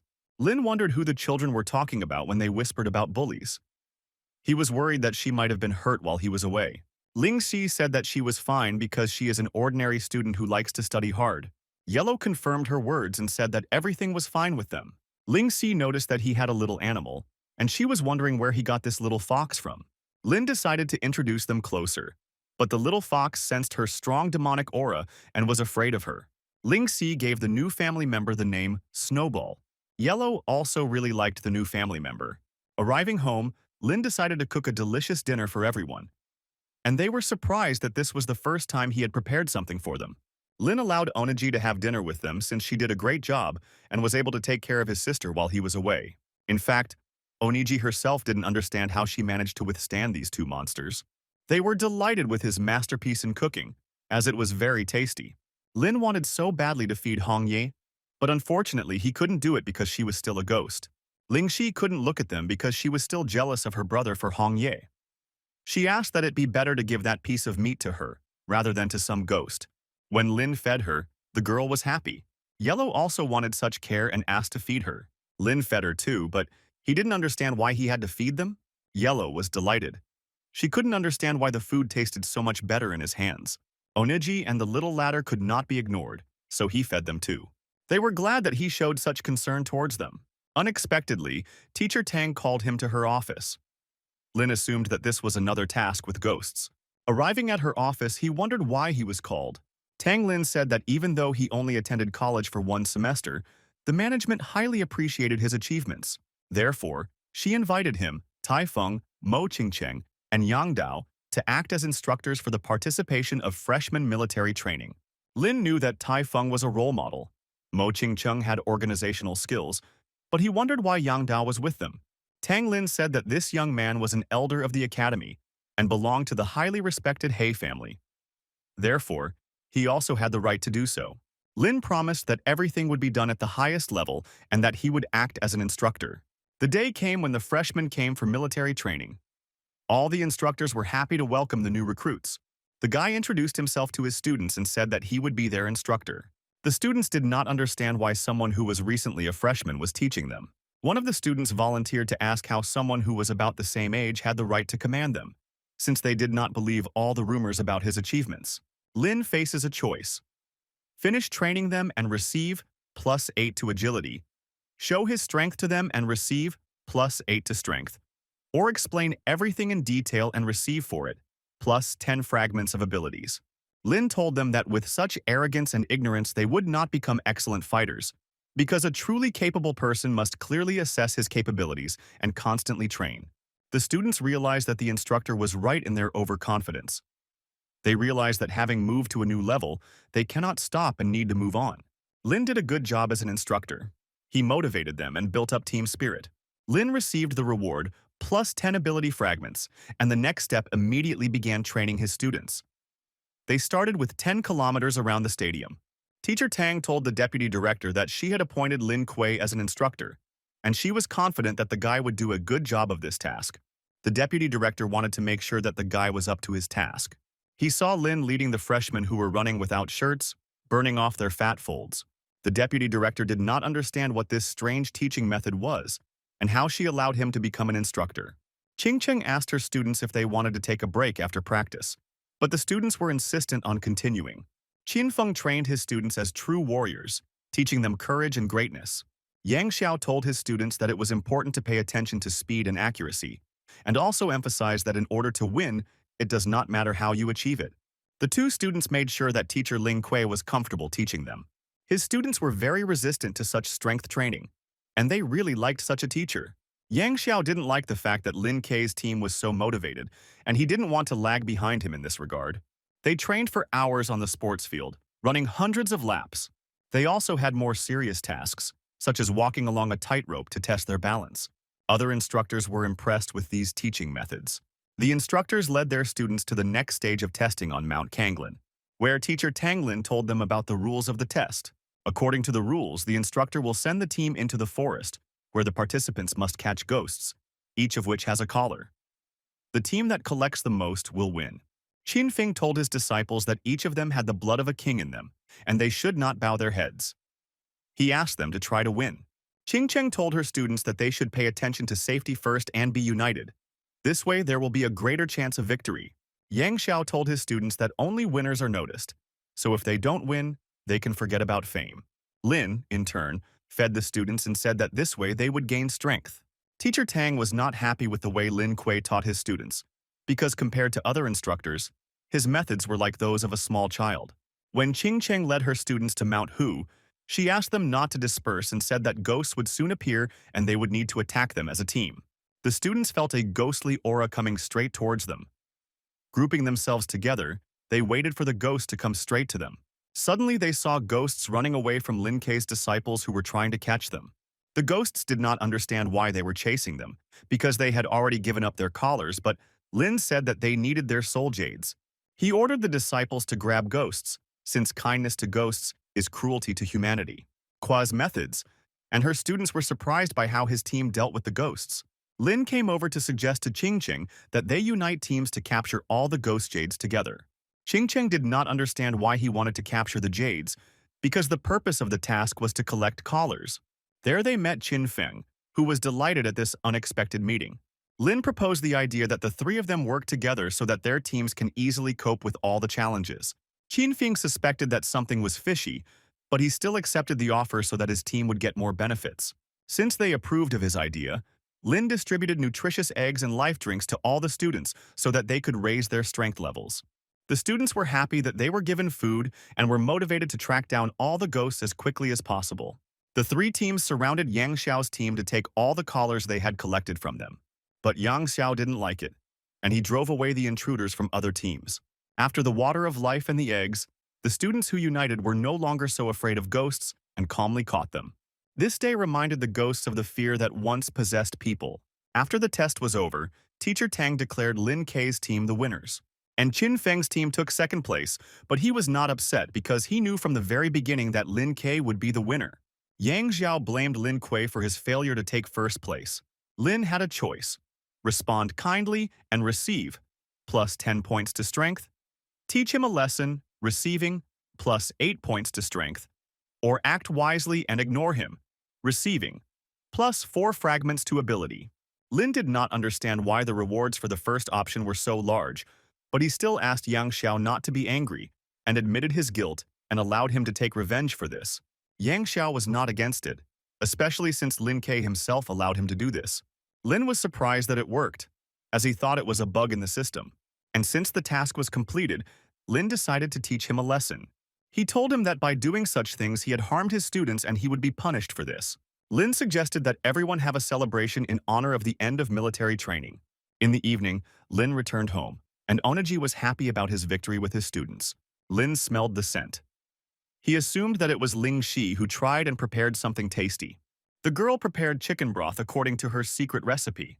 Ling Shi knew that he was tired from military training, so she prepared soup for him to recuperate.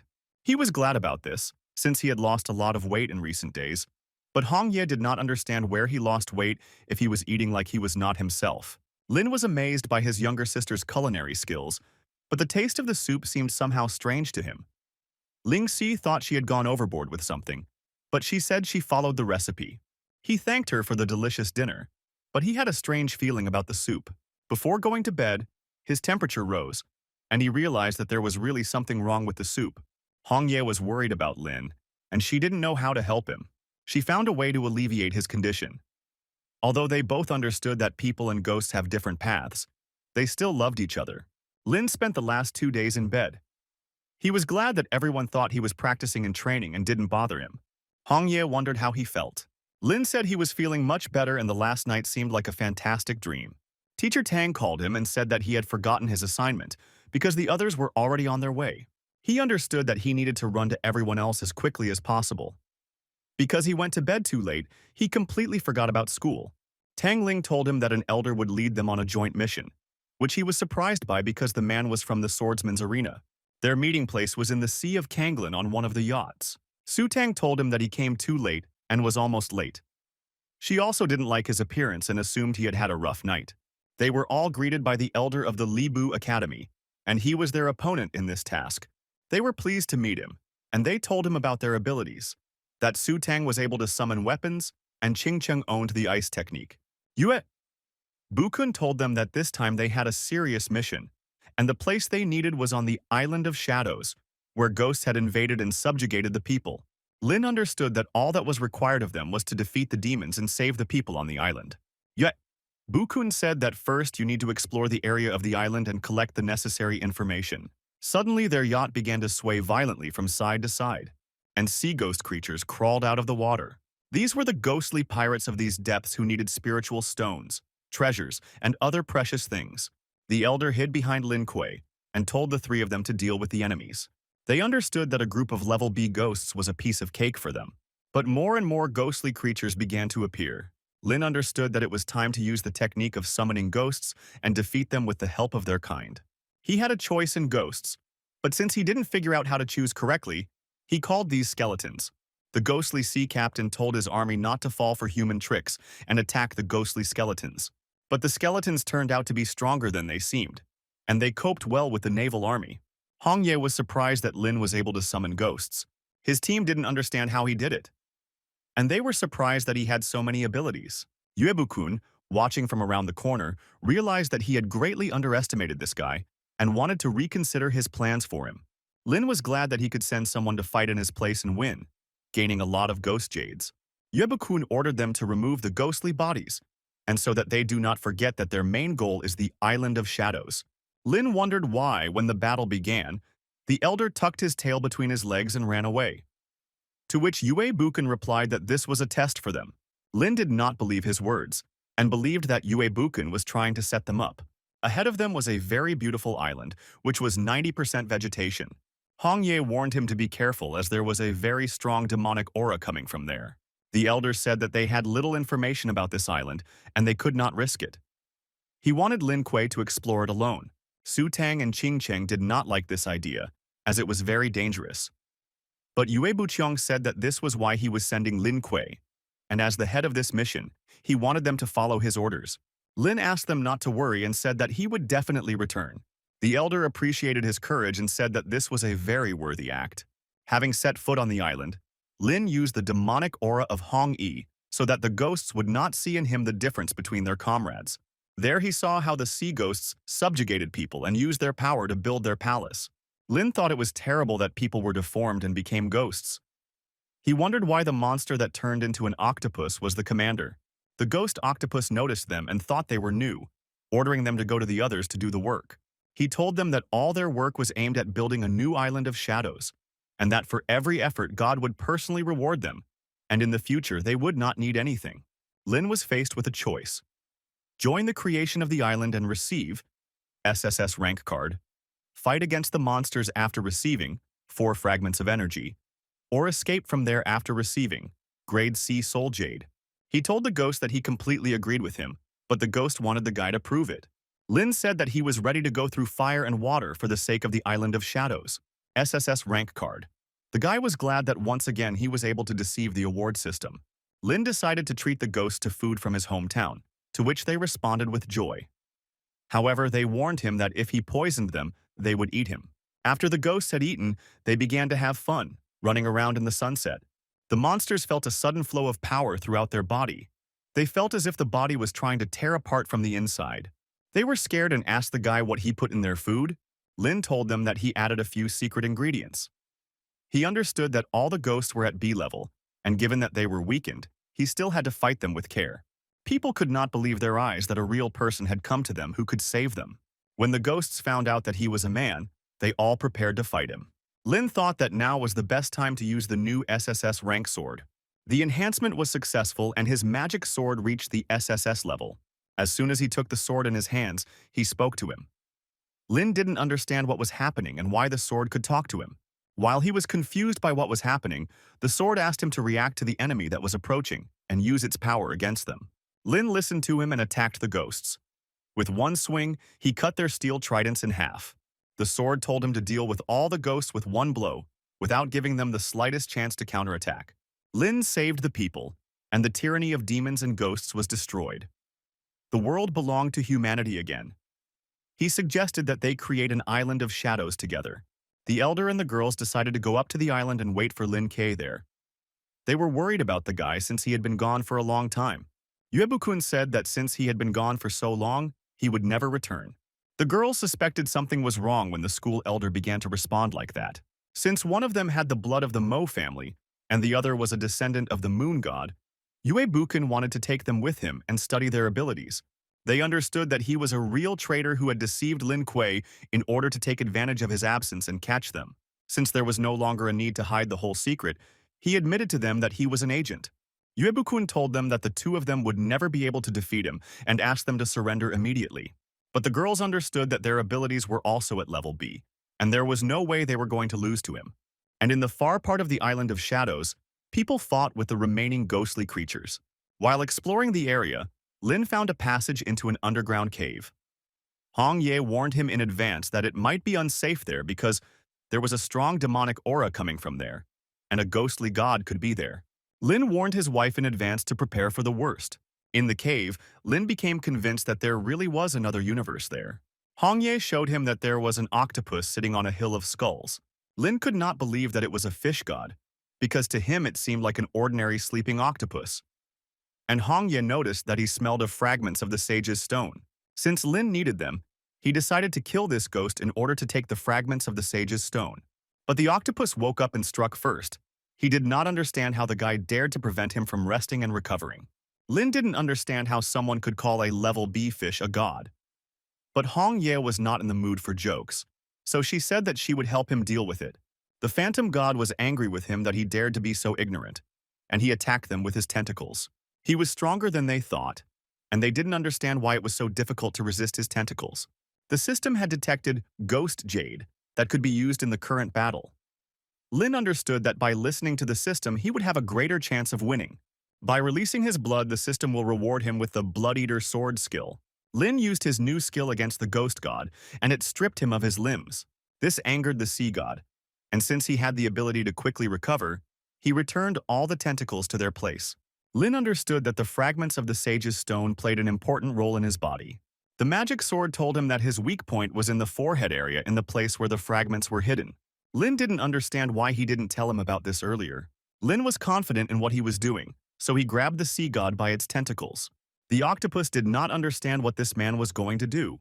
Lin said that he had heard that the octopus's tentacles contained enormous life energy, and he wanted to test it. The sea god told him not to believe any rumors and asked him to let him go. Lin had a choice, not to kill the monster and let him go.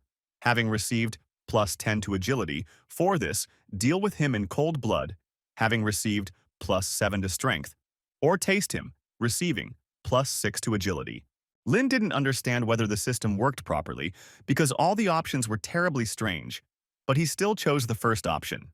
By tearing off his tentacle, he received a reward of +10 to his agility. This angered the sea god, and he had no intention of toying with this man. Since the ghost was leaning too far towards him, Lin knew that this was the perfect opportunity to attack his forehead. Since he was wounded, a demonic soul began to emerge from him, which led to a decrease in his size. Lin obtained the second sage stone fragment, because the ghost god no longer had any abilities. Lin easily killed him with one blow. He gave another shard to his wife so that she could absorb its power. After this, her soul stabilized a little and the first signs of blood awakening appeared. Uebukun believed that girls were not worthy of being his opponents. Sutan managed to send a distress signal to her mentor, as she understood that they could not stand it any longer, since he was much stronger than them. But at that moment, Lin managed to come to their aid. Uebukun did not understand how the guy managed to return, because he was sure that he was destroyed by a ghost. He was angry that Lynn ruined his plans, so he summoned his octopus. But Lynn showed him the very weapon that he was trying to summon. Uebukun was angry that his ghostly octopus was killed, so he decided to deal with them alone by transforming into a demon. He attacked him using many demonic swords, but Lin repelled his attack with his magic sword. Uebukun was wondering where the guy learned such a technique, since this was not publicly available. Hongye told Lin that she would help him get rid of the demonic creature. Uebukun fused two swords together for a stronger attack. Lin appreciated his technique and said that he would do everything possible to defeat him. Su Tang and Qing Cheng saw that it was difficult for Lin to deal with him alone, so they helped him. Yue Bukun knew that he could not resist three at the same time, so he used the demonic technique of octopus tentacles that immobilized the victim. Uebukun did not understand why his technique had no effect on Lin Kuei. Lin had a choice. Beg for mercy and receive. 2 rank C Soul Jades 1. Defeat the enemy, receiving, plus 15 to strength, or escape from there, receiving, plus 15 to agility. He liked the third option because he could get a dexterity reward, so he told Qing Cheng and Su Tang that he had urgent matters to attend to. The girls couldn't believe their eyes that Lin Kuei was just leaving them and leaving. But since Lin turned away and ran away, he received a reward of plus 15 to agility. At this moment, teacher Tang Lin came to their aid. The girls were glad that the teacher responded to their distress signal so quickly. Having attacked him, Tan Lin said that from that moment on he was on the list of prisoners of the academy. While the teacher dealt with Yue Bukun, Lin helped the girls free themselves from the tentacles. At the Yue Bukun Academy, he was the weakest of the elders who was forced to do ordinary things. However, after he joined the Ming clan, he changed a lot. Teacher Tang apprehended this intruder, and he had nowhere to go. But Yue Bukun decided to sacrifice his limb for the sake of his own salvation, after which he activated the portal and told them that in the future, he would rule the world and achieve unprecedented power. Teacher Tang tried to catch up with him, but it was too late. She was upset by this, because she knew that if he returned to the Ming clan, he would definitely come up with a new plot. Lin wondered why the elder attacked them. The girls told because one of them had the blood of the Mo family, and the second was a descendant of the moon's heritage. Lin thought that he alone could cheat, but this turned out to be far from the case. Hong Ye tried to calm him down, saying that he was her best and she would always be there. Returning to the academy, Teacher Tang told them that they had done a great job, after which she dismissed them and asked them to be careful in the Ming clan area. Lin was happy that he was able to receive so many rewards while fighting the ghostly creatures. Returning home, Lin put out all the jewelry he had gotten on the island on the table, and he told the family that they could take anything. Ling Shi, Yellow, and the little fox were delighted with such a catch. Oniji was also delighted with what she saw, but most of all she liked the silk fabric. Ling Shi suggested to her brother that the excess jewelry could be put up for auction. Lin couldn't even think of it. He was glad that she gave him such an idea. Hong Ye praised his sister, which made the girl very pleased. Lin, coming to the auction, decided to disguise himself so that no one would recognize him. But he was told that in order to participate, he needed to register in advance and provide the appropriate document. Lin said he just came to eat and look at the items on display. But he was told that with such requests, he simply could not enter the hall, and he was asked to leave this place. The director of this auction was interested in why the guy was kicked out. The employee responded to Mr. Wu that the guy had not registered before and was therefore prohibited from entering. Even if he had goods, the rules prohibited him from passing further. Mr. Wu noticed that the guy didn't look like he wanted to cause problems for him. And since he had an item that he wanted to show at the auction, he decided to make an exception this time. Since the director seemed like a sincere person to Lin, he wanted to show him something interesting. He showed him a bag of low-level soul jades and allowed him to do whatever he wanted with them. Director Wu was shocked, as it was the first time he had seen so many C-rank soul jades. He offered the guy 6 million won and said it was priced above market value. Lin was surprised when he heard such a large sum for these jades, and he knew that this was a very good deal. Directov noticed that the guy had become somewhat gloomy and thought that the price tag needed to be increased. He asked him to give him the jades for 8 million. Lin was shocked by such an offer, because he had never seen such a lot of money in his life. The guy still seemed not happy to the director, so he offered the last price of 10 million. Lin was glad that his thoughtfulness brought him 10 million. He agreed to sell them, so he said payment first, then delivery. The director was happy about this, and he said that he would write it down and bill him immediately. To brighten up the wait, I invited him to a personal auction. At the auction, they announced that they had a special guest and asked to welcome Lynn K. Lynn showed everyone the drink of a happy life as a lot. The auction participants did not like the fact that the stranger was presenting ordinary water as something valuable. The auctioneer representative thought that it was a big failure that the guy was offering ordinary water as valuable. But Lynn thought otherwise. And not to be unfounded, he provided 1 can of the drink for testing. The participants shouted at him to try this drink. He didn't understand what was special about her, but he still decided to try the water of life. When he drank it, he was taken back to his bright youth, to a place where he enjoyed a happy moment with his lover. These memories came flooding back with sadness, and he wanted his girlfriend back. All the people there wanted to try the water of life to experience it for themselves. They felt a powerful force and a burning aura within them that erupted like a volcano. People were glad that they met an unusual guy at the auction, and everyone wanted to buy the water of life from him. It was a real sensation, and journalists wanted to show it on TV. Lynn said that his drink was enough for everyone, since he had 200,000 bottles. Returning home, Lynn was glad to have such a productive day, and if the opportunity arises, he would like to attend similar events in the future. Lynn unexpectedly gave a gift to his wife. He said that when she was distracted, he bought a bracelet for her. Afterwards, he helped her put it on her hand, and she was very glad that he showed attention. Yuebukun came to the headquarters of the Ming clan to inform the head that he was unable to obtain the blood of the Mo family and the descendant of the moon, which he regretted. The head was angry with him because he wasted a lot of time and did nothing as directed. Yuebukun blamed Lin Kuei for everything and asked him to be spared this time. And since he had been working undercover for him for a long time, the head gave him one last chance, and he was wondering what he was going to do this time. Yuebukun said that he wanted to use the person from Kanglin to prepare for the next espionage. The head approved of this and looked forward to his success. Yang Xiao trained hard under the night sky to achieve the result of a beautiful body shape. He knew that he was still too weak and that he needed to train more to surpass Lin Kuei. But he did not like such thoughts, and he knew that all the power was in his hands. The guy believed that Lin Kuei was simply lucky to achieve such results. While he was training, his old acquaintance Yuebukun appeared behind him. The guy was not happy with his appearance, since he knew that the entire academy was looking for this man.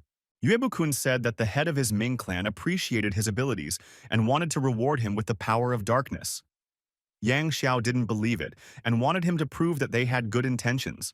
Yuebukun showed him the jade of the soul of the night devil of one of the 8 great ghost kings. With his help, Yang Xiao can become as strong as he wants. The guy was ready to do anything for this thing and join their circles. But first he had one task. He had to deal with the old man. He was ready to do anything just to become stronger than Lin Kuei. It was the deputy director of Kanglin, and Yang Xiao completed this task. Yuebukun was convinced that the guy was a man of his word, and he handed him the jade of the soul of the night devil. The guy felt like he was filled with incredible power. It was very difficult to endure, and many did not succeed the first time. Yuebukun wondered how the guy would bear it. Yang Xiao managed to combine his abilities with the power of jade. What Yuebukun was surprised by, and he realized that he had greatly underestimated the guy. Yang Xiao managed to accept this, and his body was filled with power that had reached its limit. Yuebukun understood that the guy who received such power immediately wanted to go fight. However, he warned that his condition was unstable, and instead offered to go with him to the boss. But Yang Xiao disobeyed him and ran away to prove to everyone his superiority. Upon arriving home, Lin decided to buy gifts and make all the sisters happy. Since Lin earned a lot of money, he finally handed over the salary to Onaji, which made her very happy. I also didn't forget about the little fox, and treated him to tasty and juicy meat. Hongye suddenly sensed a strong demonic aura behind the door and warned Lin about it. Then the door suddenly opened, and streams of dark smoke began to fill the room. And Yang Xiao flew into them, eager to take revenge on Lin Kuei. But Lin was not at a loss and attacked him first. His sisters appreciated this strong blow, and they could not understand where it flew. Lin was surprised that Yang Xiao turned himself into a monster for this. Yang Xiao was annoyed that Lin Kuei was talking about him like that, so he attacked him using his Hellhound Beast abilities. Hongye warned Lin not to underestimate his opponent, as she noticed from his performance that he had Night Devil Jade. Yang Xiao summoned the Wolf King to attack Lin Qi with his powerful claws. Although he grabbed with his claws, Lin repelled his attack. Lin was faced with a choice. Defeat Yang Xiao, receiving plus 15 ability points. Arrange an exciting quest, receiving plus 20 to strength. Or forgive him and receive plus 10 ability fragments. Lin chose the option with an exciting quest and turned Yang Xiao into a mummy. Ling Shi also wanted to play this game, so she launched her teddy bear.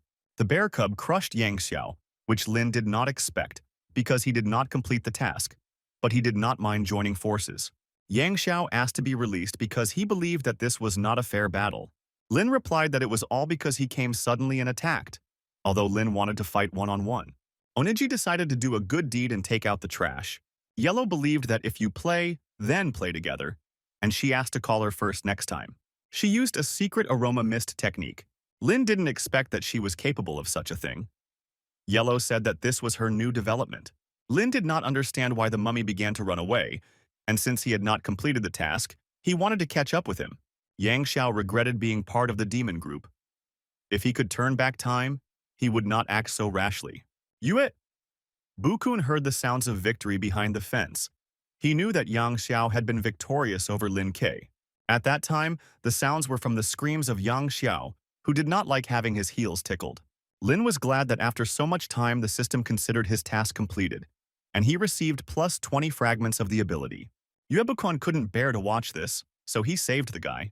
Lin told these two traitor wolves that it was useless for them to stick together, since they would not win anyway. This angered Yang Xiao, and his body increased significantly. He wanted to take revenge on Lin Ke for everything. Yuebukun understood that although he had become stronger, his physical abilities were still weak, and if he continued like this, he could die. Hong Ye wanted to help Lin deal with him together, but Yuebukun had other plans for him and decided to save him. Lin was determined to catch up with him and end this once and for all, but he didn't have time as they slipped away too quickly. Since the situation is quite serious, he wanted to inform teacher Tang Ling about it. The next morning, Lin was reading the Academy's public page, where it was said that Elder Yang Guang had been killed, and it was done by Yang Xiao, a student who had joined the Ming clan, on whose head a reward was offered.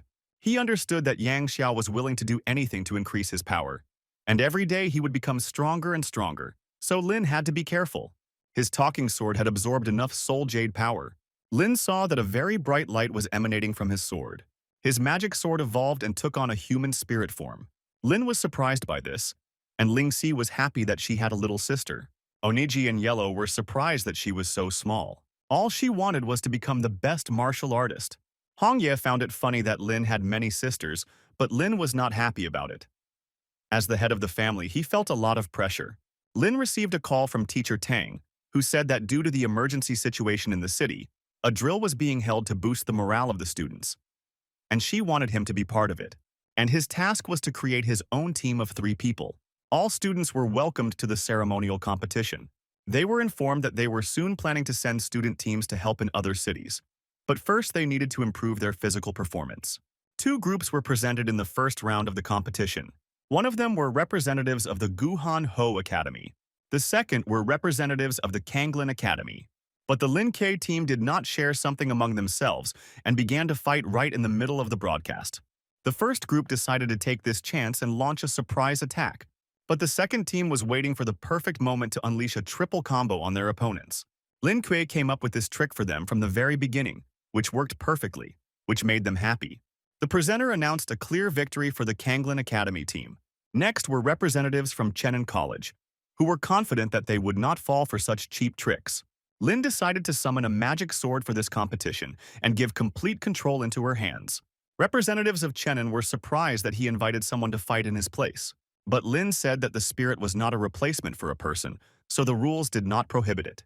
The spirit understood that with such light opponents there would be no need for weapons, so she decided to win with her bare hands. The students did not want to give in, and decided to be ruthless, showing all their power. The spirit didn't care how many there were, because she was good at martial arts. Lin was shocked. He didn't expect her to be so strong. The next participants were strong and independent representatives of the academy. Lin understood that he would have to work hard against such serious opponents. But since the opponents did not take the fight seriously, they easily defeated them. His sisters were watching the live broadcast and they were in awe of his martial arts. With their victories, Kanglin Academy motivated other students who wanted to test their strength. Su Tang was amazed at how, in just a couple of fights, Lin Ke had ignited their fighting spirit. And Qing Cheng believed that it was all because of his charm. Kanya promised him that she would visit him soon, and she came to his training so that she could finally see him. The presenter declared Kanglin Academy the absolute champion.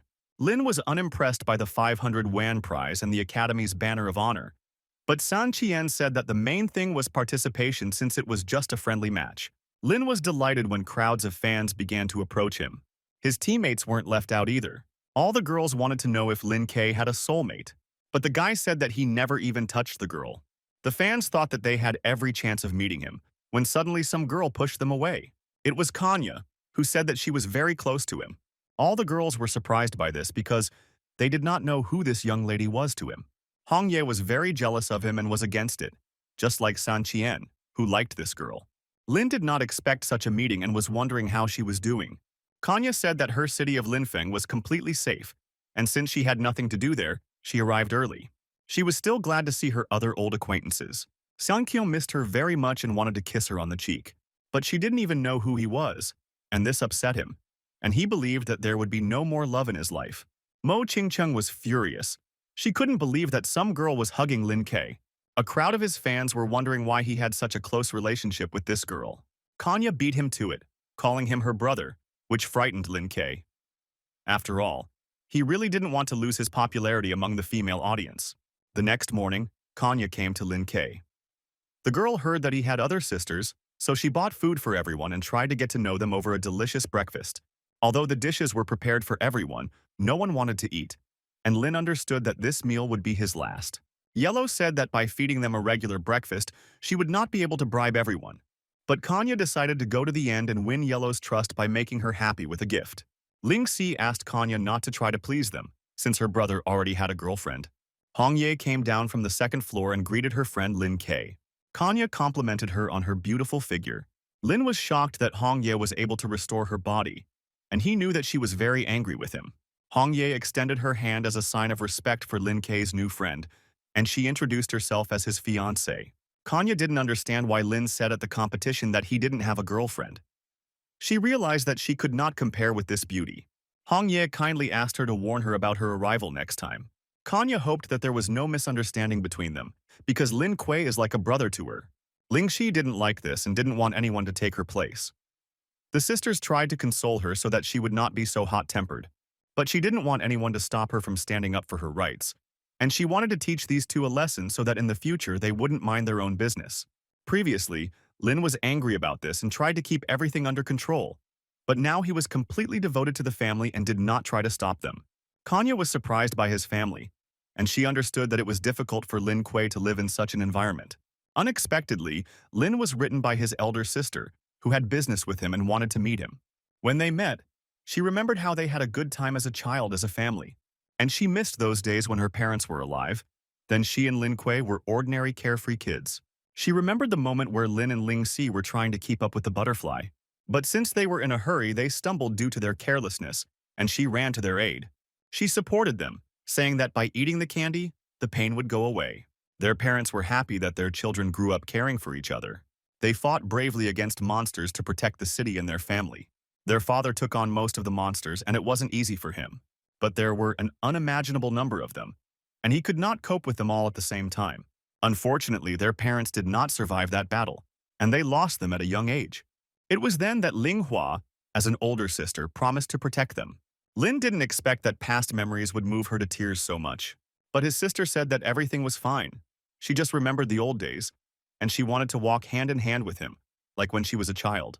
She wondered why he was so embarrassed because, as a child, it was normal.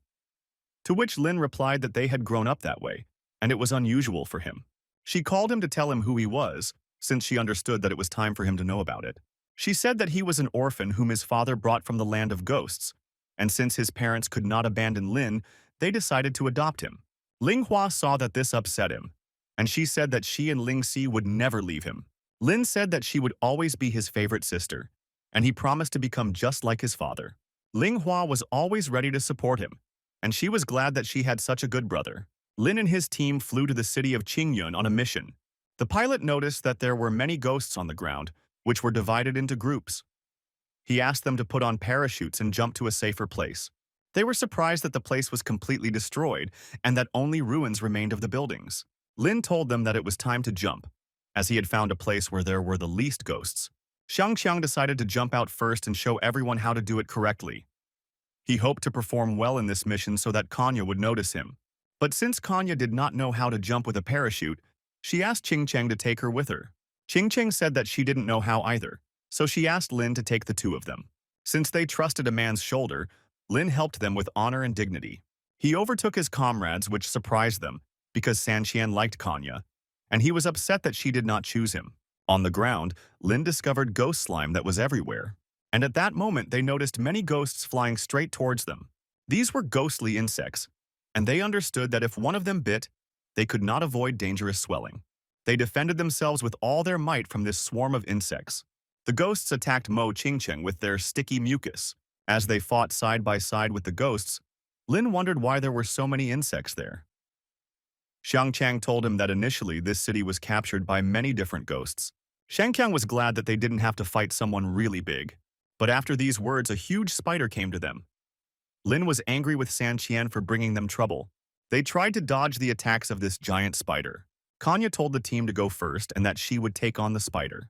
As soon as they managed to escape from his clutches, they began to attack him from all sides. With teamwork, they defeated this spider, and it wasn't as difficult as they thought. But Hongye noticed that something was wrong with the spider, and she asked Lin Kie to leave from there as soon as possible. The spider was torn into pieces, and some strange insect crawled out of its belly. They realized that a fly-like creature could parasitize living organisms and control them by controlling them from the inside. They noticed that the fly began to call upon its own kind, and they wanted to destroy it as soon as possible. But it was already too late, and there were already hundreds of them. Lin understood that if they really could parasitize, then they would be finished. Hong Ye told him that their boss was one of the 8 ghost kings called the Demon Fly Ghost. His team did not understand what to do, but Lin said that all they had to do was exterminate all the ghost insects. But suddenly a stranger came to them and was shooting these creatures. Lin did not understand where the person came from there, because they were told that there was no one there. Since it was too late and there were more and more insects, they had no other option but to go with him. In the evening, they came to his temporary shelter, which was lined with weapons all over. The stranger was glad to see them, since he had not met people for a long time. They were grateful to him for his help, and as it turned out, he was completely alone there. The stranger told them that 6 months ago, Qingyun was attacked by insects. Many people died, and the rest were mutated by the clutches of these monsters. He lost his family and was depressed for a long time, but then he discovered that he had an unusual ability. He could bless bullets with spiritual power. All he wanted was to exterminate all insects and restore his city. Lin asked him not to worry about it and said that he and his team would help him with this. The girls found large cockroaches there, crawling right on them. The stranger asked them not to worry and to just deal with these cockroaches. He said that these were armored cicadas that were pawns of the ghost cockroach. They couldn't believe that cockroaches could be ghosts. Hongye revealed that the ghost cockroach was one of the 8 ghost kings, and there were 2 ghost kings in this city. Mo Qingcheng really did not like insects, and she asked her team for help. Lin was faced with a choice. Ignore Qingcheng, having received washing liquid, help and go to the king of insects, having received +8 fragments of abilities, or eat a cockroach, having received S-level skill. Lin knew that this was too much, but for the sake of the reward, he wanted to do it. His team was shocked by what they saw. They would never have thought that he was capable of such a thing. The stranger did not know that the guy was hungry, and he asked to tell him about it next time, since he had food supplies. Since the task was completed, Lin received an S-rank skill. He was surprised when the system told him that his skill was communicating with cockroaches. In the nightstand, the cockroaches were discussing their older brother, who was eaten by this guy. And since there was a fat man with the people, they decided to run away from there. Lin was surprised that his skill actually worked and he heard cockroaches. The cockroaches were scared when they saw the man, and they asked to be released. Hong Ye said that the king of the cockroaches was on bad terms with the leader of the flies, and this could be taken advantage of. Lin offered the cockroaches 2 options: repeat the fate of his older brother, or take him to their boss. The cockroaches wanted to cooperate with him, and they chose the latter. When his team noticed that Lin was communicating with cockroaches, they were surprised. After taking the cockroaches, Lin told his team that he needed to move away. Sungkyung understood that he may not have eaten the cockroach, but he also became a monster. The cockroaches brought Lin to the territory of their kingdom. But the cockroach relatives did not understand how they could betray them and bring a person to them. They asked him not to touch him and said that he needed to be taken to the boss. But the cockroaches rebelled, and they wanted to get rid of them along with the man. Lynn understood that he had chosen completely unvaluable relatives for cooperation. Suddenly, in the mountain of garbage, he heard the voice of a girl asking him not to make noise. The girl was the leader of all the cockroaches, and because she slept too high, she fell. Lynn asked if she was the king of the underworld, but the girl was not in the mood, and she asked not to look at her like that. Lynn said that he was afraid of accidentally asking such a small king. The girl didn't understand how this man dared to talk to her like that, and she decided to show him her full form. But Lynn thought she was still small, but the girl didn't like it, and she got a little angry. Hong Ye forgot to warn him that the cockroach queen was very strong. Lynn wanted to make friends with her, and as an apology, he provided the water of life. Since the queen was very thirsty, she did not refuse such a drink. The queen was delighted with this taste.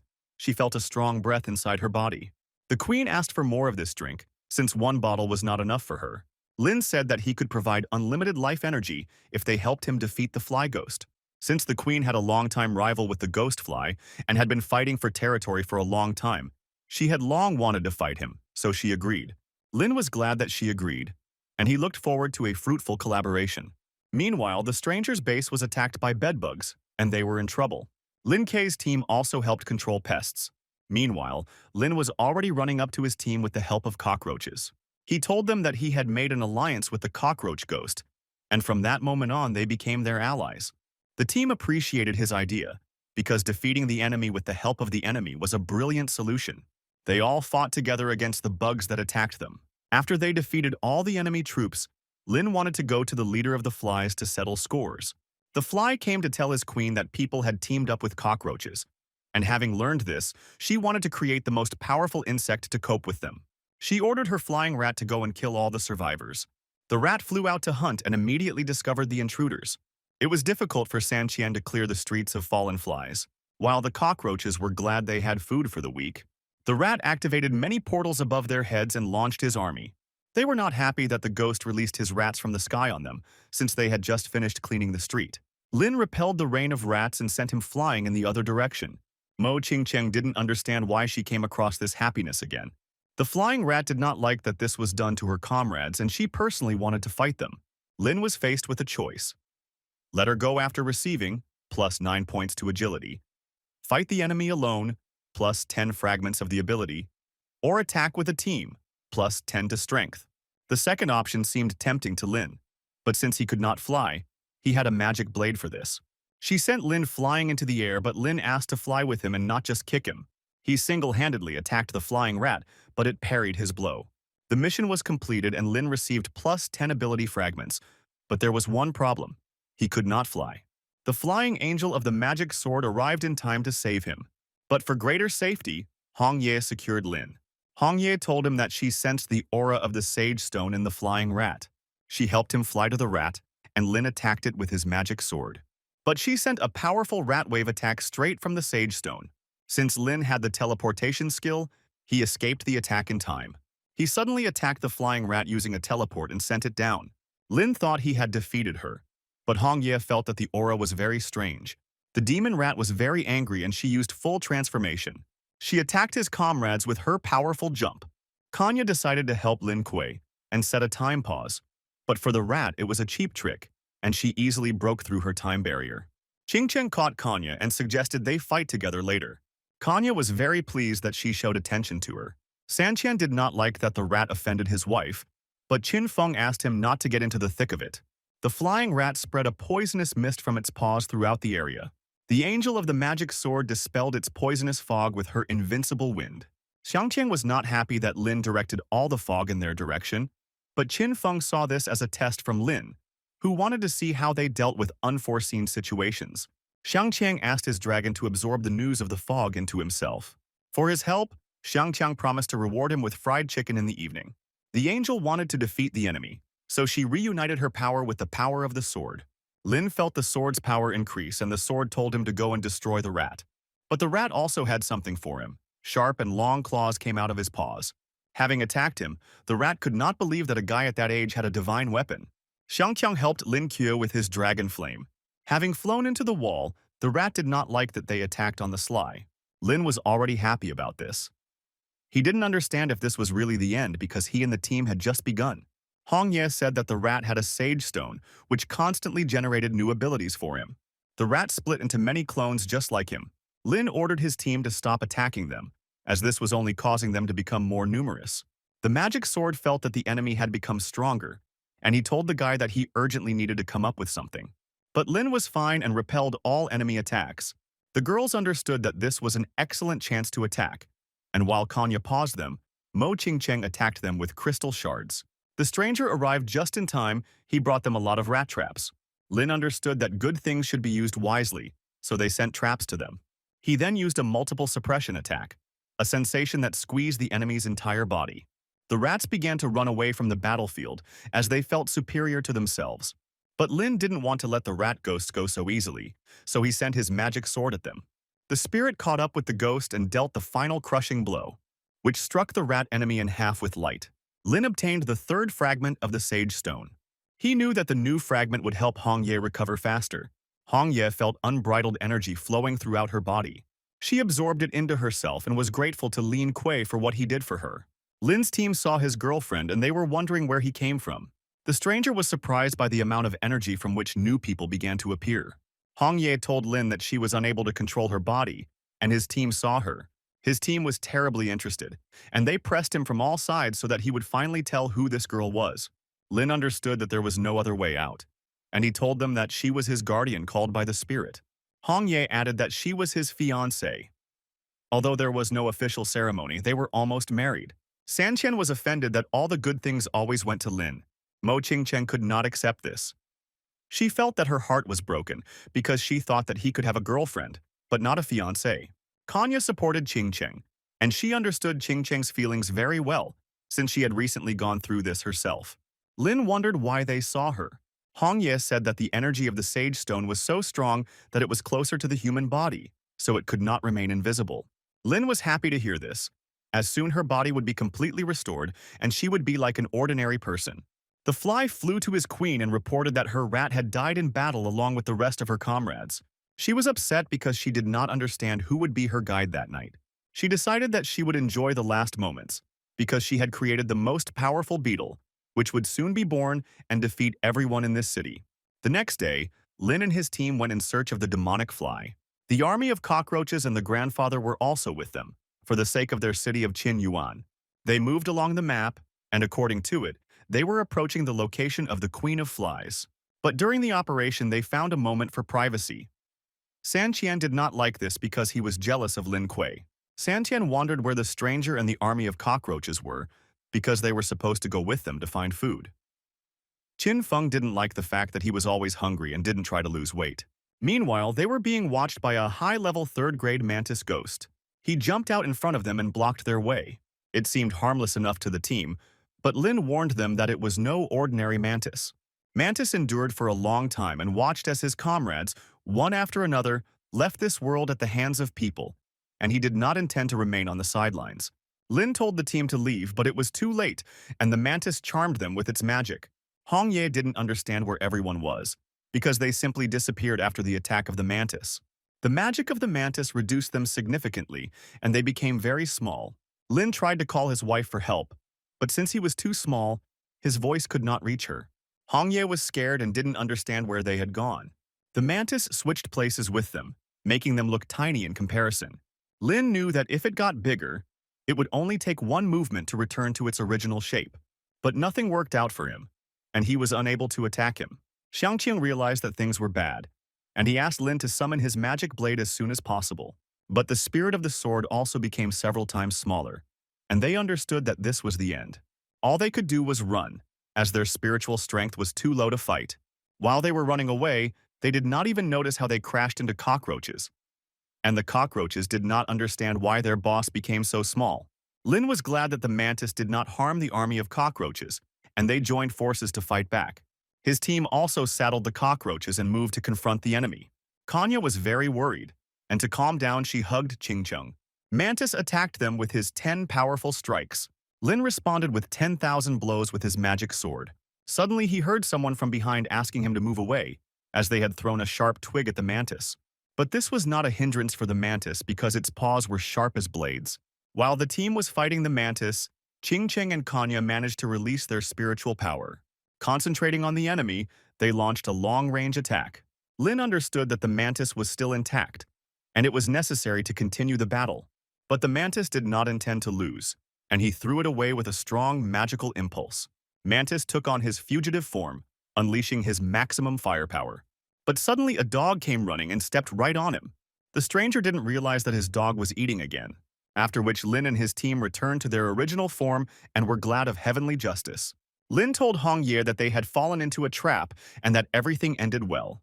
Mo Qingcheng still couldn't accept that Lin Kuei had a fiancé, but Kanye supported her as best she could. They were grateful to the dog for its timely help.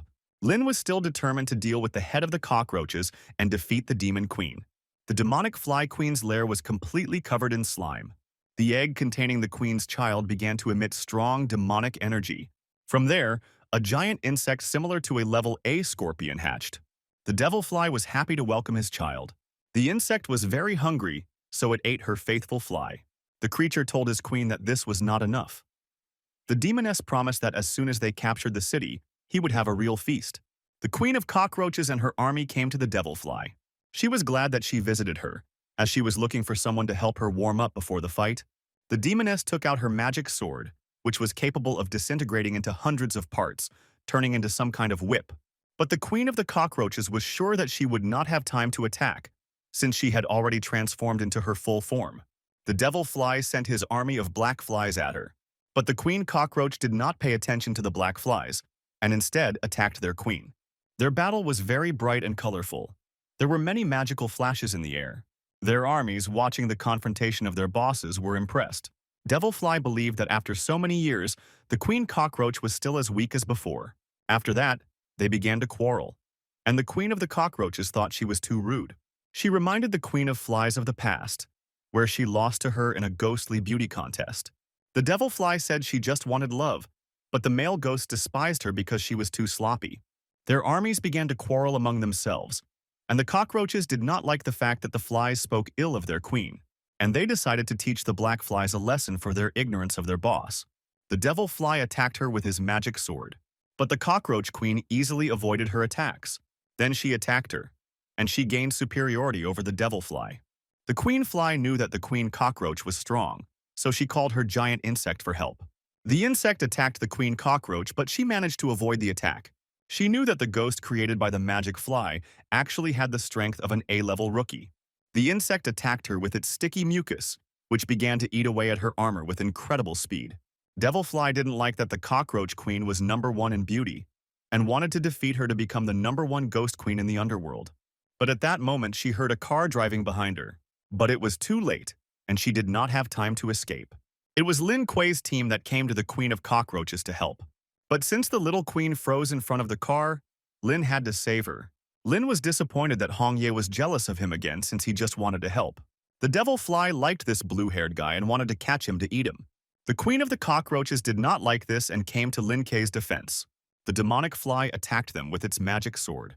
They all stayed together and resisted her attacks. She summoned her giant worm, which was tier A, against them. This time the attack was too strong and they were unable to withstand its attack. Lin knew that something had to be done, so he transformed into his demonic form and unleashed a powerful lightning strike.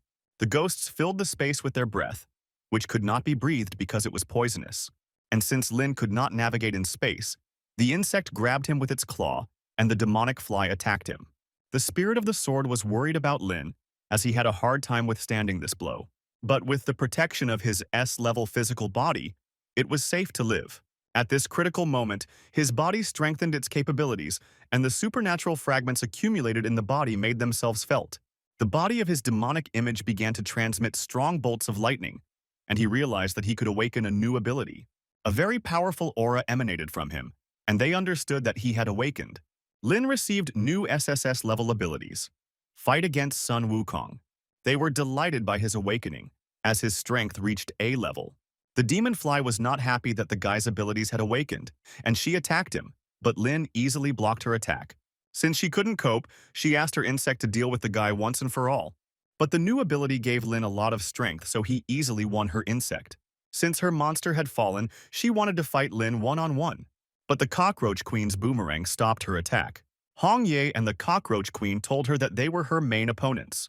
Since the black flies began to attack, Qing Qing asked the team to help. They were bloodthirsty and very hungry, and Xiangqiang could not resist them. But the spirit of the sword came to his aid and saved him from these insects. But she accidentally touched Sang Qian's clothes, and he was not very happy about it, as he thought it was on purpose. The spirit was confident that she could kill all the monsters and become the best of the best. But she could not withstand the attack of a huge ghostly insect. Lynn did not like that his spirit was attacked, and he took revenge on the insect. The monster fought him mercilessly, attacking him with its scorpion sting. But Lynn decided to end him once and for all, after which he dealt a crushing blow. The demon fly did not expect that her child would lose this battle. She sacrificed his powers and took them for herself. Having acquired his powers, she became much stronger and was at the average A level. They were surprised that the demoness had the ability to unite. But the magic sword spirit also knew how to do this, and she combined with Hong Yi's weapon. Hong Ye's weapon became much stronger, as it combined a magic sword and the spirit of a magic blade. Hong Ye, the Cockroach Queen, and Lin confronted the Demon Queen. But since she had a powerful shield, Lin understood that his strength was not enough to break through. Hong Yi managed to wound the demoness with her Demon Eater scissors. She helped him a lot. And now it was Lin's turn to use his new abilities. The demoness defended herself with a magic sword, but it could not withstand such a load and broke in half. Since she was without her main weapon, Lin was able to land a strong blow. The stranger watched this battle from above, and he did not want to lag behind them. His plan was to destroy the demon fly's base along with all the insects inside. He decided to give the audience a show and broadcast live from the scene.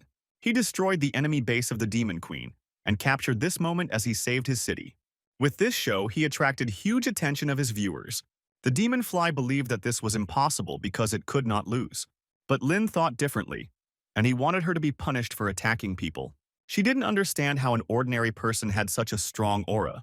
The Queen of the Cockroaches told her that times had changed and the only way out would be a peaceful existence. But the demonic fly told them that she had more than one child, and she summoned an entire army of her beetles. But no one came to her, and she did not understand why. The team showed Lin that the stranger had destroyed the enemy base and showed it live. Since all the pests were destroyed, Lin decided to end this once and for all. But before this, the system offered him a choice. Kill the ghost and receive plus 25 points to strength. Put her in prison and receive plus 30 to strength. Or forgive her and receive plus 18 to dexterity. Lin understood that the reward for imprisoning the she-devil was great, and there must be reasons for this, so he detained her. Hong Yi was. I wonder what will happen to her. Lin said to take her to the night watchman for questioning, as she was an important person in the underworld and had valuable information. But since she didn't want to say anything, Lin didn't like it, and he relieved the demoness of her ghostly aura. Xiangtiang was glad that now he could take her to the night watchman without fear, and for their excellent efforts, Lin invited them to dinner in the evening. They sat around the fire and celebrated their victory over the ghosts.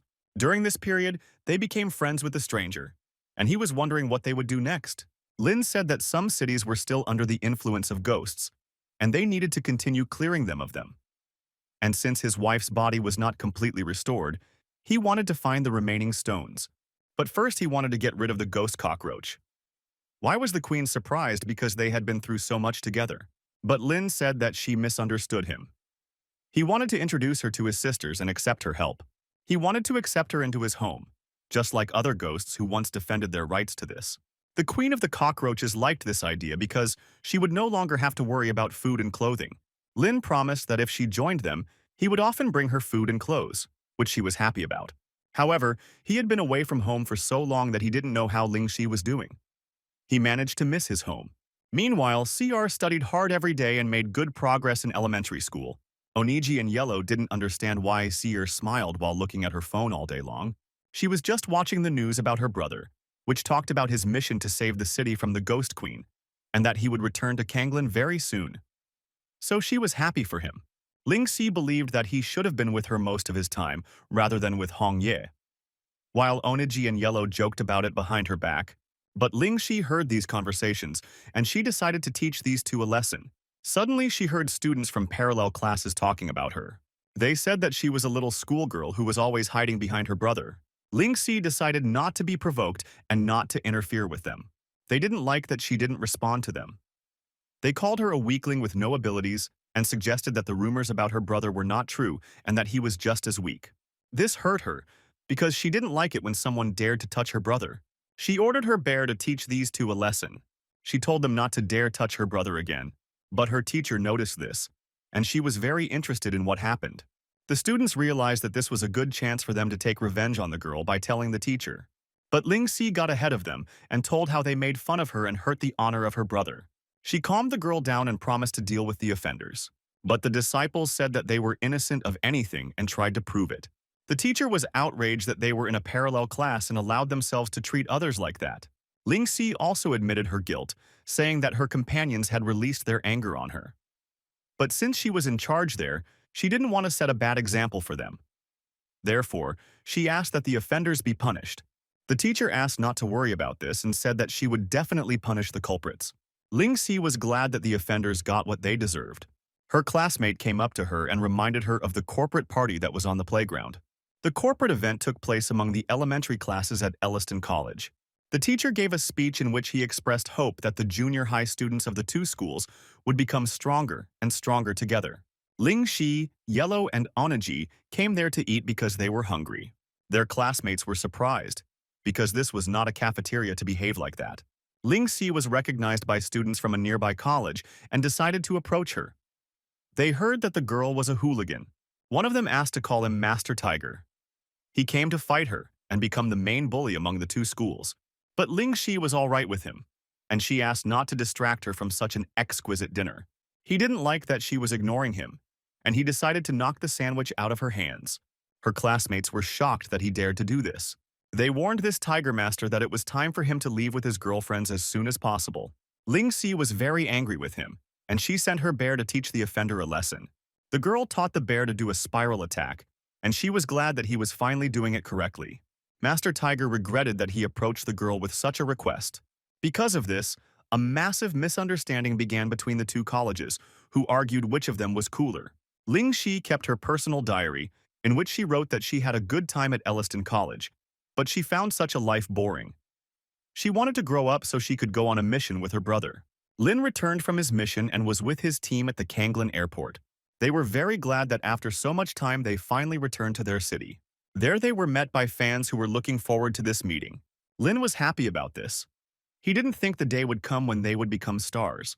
Xiangqiang was upset that even the bald man had fans, but he did not. Qingcheng had important things to do, and she didn't understand how she could get through this crowd of fans. But Kanya had a solution to this problem. Kanya gathered a team to tell them her plan to get through this crowd of people. Their plan was to throw the main fan favorite to them in order to bypass them. They succeeded, and while the fans switched to Lin K, they ran past. After 3 hours, Lin managed to escape, but hungry fans stole all of his clothes, causing him dissatisfaction. He knew that he couldn't go home with that appearance, so he wanted to ask his little sister to bring him some clothes. But his attention was interrupted by news from Kanglin, where his personal belongings were put up for auction for a high price. While he was upset about what happened to his things, Hong Ye noticed another problem. Local street vendors sold limited edition photographs of him with celebrities. He became so popular in his city that even in the bushes people followed him. Lin stopped liking it and had to run away from his fans who wouldn't give him peace. After some time, he managed to escape from them all the way home, and after that he no longer wanted to be popular. At home, he saw Ling Shi and Onaji packing things, and he thought that she was getting ready to move. Ling Shi felt awkward as she did not expect her brother to return so early. After looking at what she was carrying, Lin realized that these were his old things that he had seen at the auction sale. Ling Shi admitted that she just wanted to help him make money. Yellow said that Ling Shi was too obsessed with money, but Ling Shi was unhappy that they were shifting all the blame onto her. Although Ling Shi had good intentions, Lin did not agree with her. The girl was scared by this and said that she would return everything. But Lin meant that after everything he had done, the price of things should be higher, and he wanted her to sell everything for a more decent amount.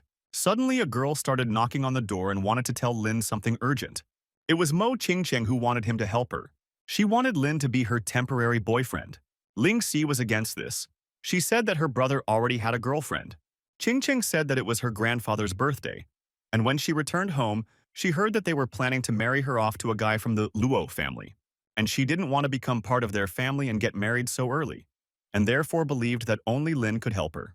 Ching Cheng hoped that they would allow them to enter into a fake marriage contract so that her family would dissolve the previous one. Hong Ye took pity on her and allowed Lin to go along with it. Lin asked her to stay in his body, but Hong Ye said that she would not be jealous, so he was glad that he would not give her any trouble. Lin picked out a beautiful wedding suit and came to the Mo family's house. Ching Cheng also put on her wedding dress, and she was delighted with how well Lin Kie had prepared. Kanya was grateful to Ching Cheng for the invitation and for the dress she gave. Lin liked how the girls dressed up beautifully. He thought that they became even more beautiful in these dresses. But Hong Ye did not appreciate this, since he promised to pretend. Ching Cheng asked Lin to go to the meeting place and get into character so that her family would believe it. They came to the banquet hall, where all the invited guests had gathered. There were many girls there who were fans of Lin Kuei, and he was not happy to meet them again. At this moment, grandfather Mo Ching Cheng arrived, and he was happy to welcome everyone into his home. The girls were happy that grandfather came on time. Otherwise, Lin would have been torn to pieces. Lin didn't expect that Mr. Mo was Ching Cheng's grandfather. He assumed that he was a great warrior in his youth. Since it was Mr. Mo's birthday, the guests gave him gifts and wished him the best. Lin didn't know that it was Mr. Mo's birthday, and he thought it strange that they combined two holidays into one day. This was Luo Tenyi, the eldest son of the Luo family, and he was from one of the 3 richest families in Kanglan. He congratulated Grandpa Mo and gave him the A-grade Binglian Ice Lotus Elixir. When Grandpa Mo opened the box, he saw the glow of the ice lotus, which meant that it was real. Mr. Mo was pleasantly surprised by such a valuable gift. Luo Tingyi asked not to worry about this, since he became part of their family and Ching Cheng was his wife, so he respected her relatives. But at that moment, brother Ching Cheng spoke out and was against this wedding. Luo Tingyi believed that he and Ching Cheng were suitable for each other, and he did not understand why Mo Shu opposed him. Since Mo Shu supported her, Ching Cheng was not afraid to admit that she did not want this marriage. She told her grandfather that she already had a boyfriend whom she loved. Mr. Mo and Luo Tingyi were surprised that she had a boyfriend, but the guests recognized him. They heard that his father was from the hunting sword team, and they were not surprised that Lin Kuei managed to become famous and win the hand of a girl like Ching Cheng. Luo Tingyi considered Lin Kuei an ordinary poor man who could not be with Ching Cheng. Lin understood that Luo Tingyi was simply jealous of him, and that he could not do anything without his rich family. The girls stood up for Lin Kuei. They believed that money does not solve anything in a relationship, and something completely different was important. The system gave Lin a choice. Leave Mo's house and get +10 to strength, congratulate grandfather Mo and get +10 to agility, or teach the villain a lesson after receiving +15 to strength and +10 to charm. Since the system itself pushed him to do this, he told Luo Tianyin that his gifts meant nothing and did not show his strength. But Luo Tianyin was wondering what he could give as a gift. Lin provided the drink of life as he considered it the best gift. But Luo Tianyin found it funny that the guy considered this a worthy gift. Grandpa Mo heard that once at one of the auctions a person sold lucky water, which increases spiritual power, and he was wondering where he got it from. Lin admitted that this water was his own, which surprised Grandpa Mo. Although Grandfather Mo considered it impossible, he decided to take the opportunity and, in honor of the banquet, fulfill his request and try the drink. He felt a surge of masculine strength and felt that he was 20 years younger from this drink. Therefore, I was happy that I agreed to this. His bodyguards were afraid that their master would become completely invincible. Grandpa Mo liked the drink so much that he decided to change his mind about his previous marriage and allowed his granddaughter to be with this guy. Lin was pleased that the people in the large family were so friendly, and he received a reward of +15 to strength and +10 to charm for completing the task. But Luo Tianyin did not believe that the guy could create such water, and he accused him of simply buying it. Lin agreed that one bottle was not enough to prove it. Therefore, he distributed this water to all the people and was able to win the hearts of many at this holiday. Brother Ching Cheng did not like Lin Kuei, so he was angry that he managed to get his sister's heart. Grandfather Mo told Luo Tianyin that his granddaughter's husband would be Lin Kuei, and he wanted to settle on this decision. Luo Tianyin was angry that Lin Kuei ruined his wedding, and he told him that he would not stop and would pursue Ching Cheng. Lin asked him not to be so arrogant and said that he would not succeed. Ching Cheng was worried that she could cause trouble for Lin Kuei, but the guy said that since they were friends, it was not difficult for him to help. In fact, Lin did not like such families because they oppressed the people by simply wasting their money, and he wanted to change that. The next morning, Lin received a call from teacher Tang, who told him that ghosts were rampant in the Kanglan Mountains area, and she wanted Lynn to lead a team to fight them. After hearing that it was for a reward, Lynn was happy to help with it. Therefore, Lynn informed Hong Ye that he had been called to an urgent mission to fight ghosts, and that he needed to move out urgently. The guy was upset that the mercenaries did not have days off, and he did not understand why they were deprived of this. Lin, Qingcheng, and Konye arrived in the area of the city of Kanglan, where there was a large crowd of people. Lin didn't understand why it was so busy there. He thought that everyone there was also on a mission.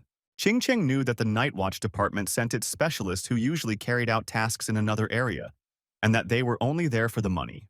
But the Night Watch people were unhappy that these teenagers also took part in this task. They said they were doing their job not to make money, but to protect people. But Kanya didn't like it that they objected to their presence, and she wanted to speak out about it. But Lin stopped her. The people from the Night Watch sensed the terrible aura of a level B ghost on the mountain. But this did not stop them, and they decided to deal with the ghosts first of Lin K.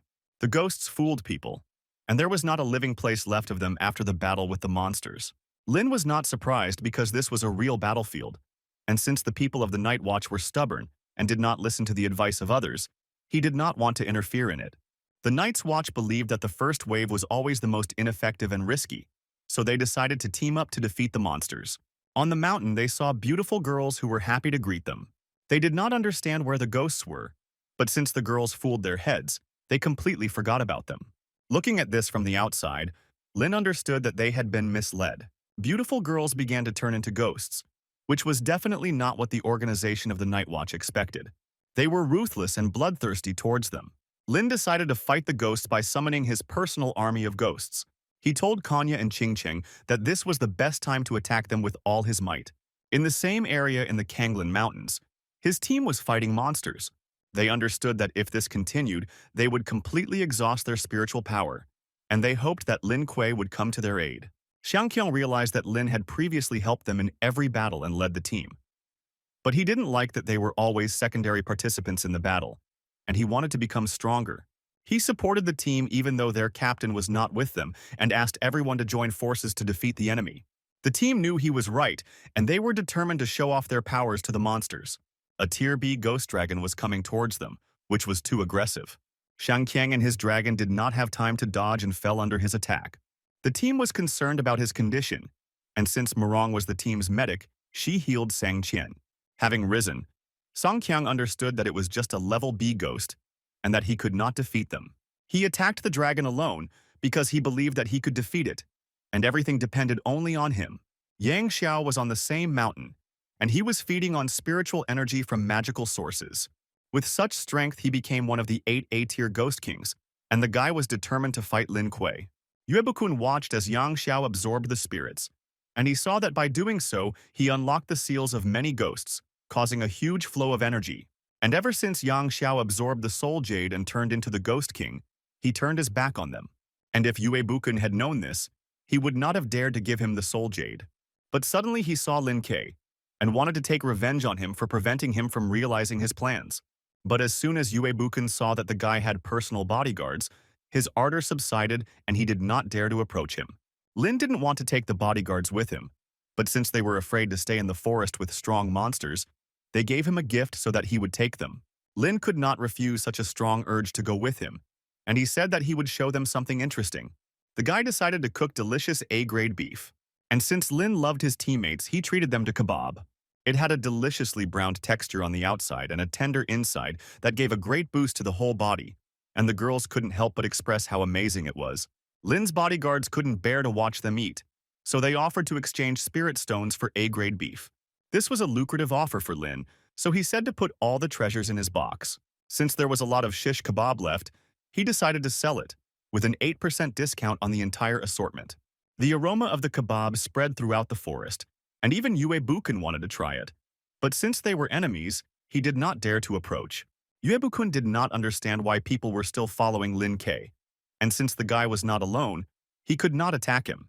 He noticed some guys watching Lin Kuei. It was Luo Tianyan, who was angry with Lin Kuei for stealing his bride, and he came to take revenge on him. Yue Bukun recognized this guy, and he was glad that they had a common enemy. He decided to take advantage of this moment, and with the help of his threads, he strengthened his hostile intentions. Yue Bukun hoped that this would help him achieve the desired result. Luo Tianyan was very angry, and he wanted to deal with Lin Kuei even more.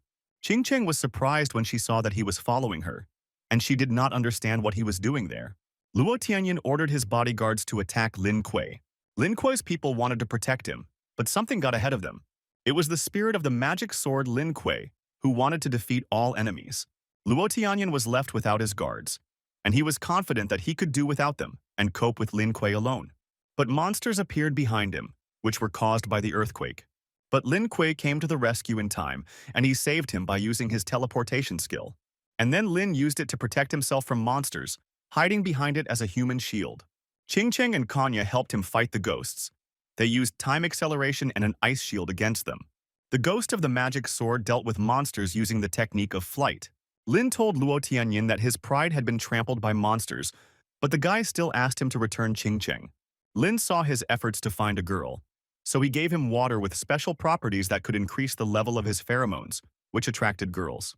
After this, Luo Tianyin was noticed by a ghostly gorilla who liked him, and since she really liked him, she decided to take him with her. Yuebukun couldn't understand why that guy couldn't handle Lin Kuei, and he thought the best solution would be to ask Yang Xiao for help. Meanwhile, Yang Xiao could no longer absorb the mountain tree's aura. The tree began to emit rays of light very brightly in all directions, and a little girl appeared from there, and Yang Xiao felt that the aura of the Kanglin Mountains had become very pure. He introduced himself to the ghostly girl as his brother and offered to go with him. This girl called herself Lulu, and she said that she would not go with him as she felt that he was a villain. She felt some kind of energy nearby and decided to fly to check. But Yang Xiao was not finished with her, so he wanted to catch up with her. Meanwhile, Lin Kuei's team was fighting the dragon, and they realized that its energy was inexhaustible and that they had to come up with something. Shang Qiang decided to use his technique, and a fiery whirlwind formed around him. He teamed up with his dragon to defeat the ghost. His team was surprised since he had never shown them this technique. Since the ghost could not reach him, Shang Qiang could easily attack with fire from the sky. The flames were so strong that they incinerated the phantom dragon. The team assessed his abilities and they believed that he was ranked second only to Lin Kuei. Murong thought that Shang Qiang followed the example of Lin Kuei, as he motivated many to become stronger, and she also wanted to follow his path. With his new ability, Lin defeated the ghosts with ease. His goal was to quickly defeat them in order to take possession of their soul jades. Kanya and Qing Cheng could not believe their eyes that he could handle all the monsters alone. Suddenly, Hong Ye warned Lin that a very strong flow of energy was approaching them. Then something flew into Lin Qi at high speed, leaving behind a large crater. This was the same Lulu. Lin was scared that a little girl fell from the sky onto him. He asked her why she decided to attack him at such a young age. But instead, Lulu called him her dad and said she had a hard time finding him. Hong Ye was furious because she didn't know that he was a dad and that he had an illegitimate daughter. But Lin said that he really didn't know who the girl was. Then the girl Lulu pounced on Hong Ye and recognized her as her mother. Qing Cheng and Kanya were shocked that they had a child at such a young age. Lin explained to them that it was just a small misunderstanding, which they themselves wanted to understand. When everything became clear and they realized that the child was not theirs, they asked Lulu where she was from. The girl said that the only thing she knew was that her name was Lulu, and that she had been sleeping in the mountains all this time. Hong Ye sensed the spiritual energy of Mount Kanglin in the girl, and she assumed that Lulu was an incarnation of a deity. Lin realized that she only knew them because he had the power of the gods. Lulu felt that danger was approaching and she warned her dad that he needed to run away quickly. Yang Xiao and his comrade Yue Bukun appeared to them from the sky through a portal. Lin suggested that he not hide behind others and talk one-on-one. Lulu told her dad that Yang Xiao tried to absorb her power. Lin was surprised that Yang Xiao was so vile that he did not even spare the spirits of children. Yang Xiao used his charms against him, blocking his ability to fly. Lulu asked her parents not to worry and said that she would help them. Because she cared about the environment, she was able to harness the power of the living plant world. The girl was so strong that she could catch two opponents with her vines at the same time. But Yang Xiao and Yue Bukun were able to get out by cutting the vines. Lin knew that the girl had helped him enough and that it was time for him to attack. Thanks to his new ability, he was able to defeat the enemy with one blow, and they fell to the ground, and Lulu made sure they landed among the thorny vines. Yang Xiao believed that he only lost this battle because he was careless, and since they fell into the thorny vine, Yue Bukun could not move normally, and he blamed Yang Xiao for this. Realizing that Lin Kuei was still stronger than him, they decided to hide in the portal and promised to return. Hongye wondered what they would do with the mountain spirit. Kanya suggested transferring him to the patrol department. Lulu was very scared, and she didn't want to go to the department. The girl wanted to stay with them. Ching Ching was wondering, why did the girl want to stay with them? Lulu replied that she liked them in appearance and had a good aura about them. Hongyi was pleased to hear this and did not mind accepting this baby. Lin also accepted this girl, but since he had too many children on his shoulders, he again felt pressure from all sides. Exclusive news came out in the city of Kanglin, which said that the young hero Lin K had achieved another success and won the battle in the mountains of Kanglin. And the fact that the head of the Luotianyan family fled the scene and was frightened by ghosts, after which he became mentally unstable and was sent to the hospital. Since the mission with the monsters was over, Lin and the team took the day off and went to the beach to relax. Qin Fing suggested that Lin go surfing, but Lin had plans to spend time with his family. Qiang wanted, just like Lin, to have a beautiful wife and relax with the girls, but he understood that first he needed to lose weight. Afterwards, Sutan approached them and suggested they go surfing together.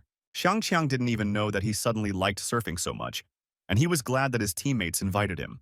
Meanwhile, Lin and Hong Ye accustomed Lulu to water and taught her to swim. Hong Ye wanted to spend as much time with Lin K as possible, but due to the fact that her body was not fully restored, she could not stay in the sun for too long. Ling Si was jealous that her brother spent most of his time with the new child and did not spend any time with them. But then Lulu approached Ling Si and she brought the most beautiful shell that she found on the seashore and wanted to give it to her. Ling Si was surprised that she became an older sister so quickly, and she was happy. Afterwards, Lin suggested we have fun and take cool live family photos. Ling Si quickly hit it off with her new little sister, and they had a good time together. After so much time, Ling Si managed to get used to Hong Yi and showed care for her by sharing kebab with her. They all spent the evening together on the beach near the fire, cooking a wild boar carcass there. Before starting to eat, Lin suggested that everyone make a wish and write it on paper, and then fly it into the wind in the form of an airplane. Thus, the wish will come true. Ling Si did not believe in these fairy tales, and she wanted to try it first to be convinced of this by her own experience. But since the children did not decide among themselves who would be the first to write their wish on a piece of paper, they began to quarrel, and Lin understood that they were far from complete idle. When everyone wrote down their wishes, Lin was interested to look at them and was delighted that everyone had such wonderful wishes. But what interested him most was the desire of the fox cub Xiaobai. He was wondering why he wanted to become a mount. The little fox said that all this time he was learning to grow and become stronger. Lin did not expect to hear this from Xiaobai, because he thought that all this time he was just playing and having fun. But suddenly he began to take shape and glow very brightly. The fox showed them his enlarged form, which is what he had been training for a long time. They were surprised because they did not expect this from Xiaobai, that he would learn to speak and progress in development. Xiaobai said that he decided to follow his master, and after that his strength increased. And if he continues to train, he can become an adult fox. Lin understood that such a large fox was very useful when traveling on horseback, but a small one was much easier to carry with him. And he wondered if he could return to his original size. Xiaobai said that he could easily change into his original form, and Lin was happy about this. The children saw Lin cuddling the little fox cutely, and they also wanted it, but Xiaobai didn't want to play with them. Observing the family idyll, Lin realized that they were more and more like a real happy family. Lin's wish was to help Hong Ye change her body as soon as possible, and he hoped that his wish would come true. Then he folded the airplane and flew it far out to sea in the wind. A ghost shark swam on the high seas and dreamed of becoming the king of the sea ghosts. His goal was to conquer many islands and set foot on the great land of Daxia. Off the coast of the city of Haifeng, a ship raised the alarm about a ghost invasion, but since the people there were armed, they did not worry about their safety. People began to fire at them, but the ghostly shark repelled all their attacks. Every time she went into battle, no one could defeat her. The cruiser suffered a strong magical discharge from the shark ghost, and all the people were forced to leave it. At that moment, the same airplane of wishes that Lin K launched was flying towards the ghost ship. The ghosts were scared when they saw this unidentified object. Because of this, there was a huge explosion on their ship, and this was the first time they had encountered such a terrifying force. The ghostly crew fell into the open sea, and since they could not swim, they asked their boss to save them. Ghost Shark thought that the plane was Daxia's secret weapon. The ghosts were planning to sail to the coast to take over all of Daxia. Meanwhile, on the shore, Lin, together with Ling Si, sang a song that he dedicated to Hong Yi. But Yellow and Onaji didn't like his singing because it was creepy. During this time, sea ghosts reached the shore, and they wanted to become the rulers of this island. Seeing Lynn on the shore, he said that if they defeated him, they could follow him. Yellow just wanted to test her new weapon called the Evil King's Tooth. She said that it was her child, which she gave birth to thanks to Carrie's. The ability of this sword was a fiery flame that hit the victim in a chaotic manner. But the ghost shark did not appreciate her strength, and she wanted to show true greatness. Lynn came to the rescue and defeated the majestic ruler of the seas with one blow. The ghost shark couldn't believe that it lost to a common man. The next attack was made by Ling Shi, who summoned her bear, which sent this ghost far away. Yellow then struck with her fiery sword flames. Lynn delivered the final finishing blow with his fiery fist and defeated the Lord of the Seas. After defeating the shark ghost, Lynn obtained his spiritual jasper. He could not help but do this, but these seafood themselves came ashore to him. Due to the attack of ghosts, there was alarm, and the organization of the Night Watch, together with sister Lin K, arrived on the beach to defeat all the enemies. But when she saw Lin, Lin Hua realized that he was ahead of her.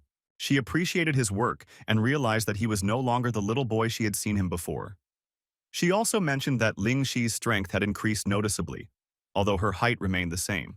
Ling Xi didn't like her older sister talking about her height, but Ling Hua said that in a few years, she would definitely become a beautiful woman. She also couldn't help but notice Hong Ye, because Ling Xi had told her about the spiritual body that was eternally with Lin. Ling Hua was surprised at how quickly they made a child with Lin. Lin knew he couldn't keep it a secret any longer, so he explained to his sister that this was their adopted child.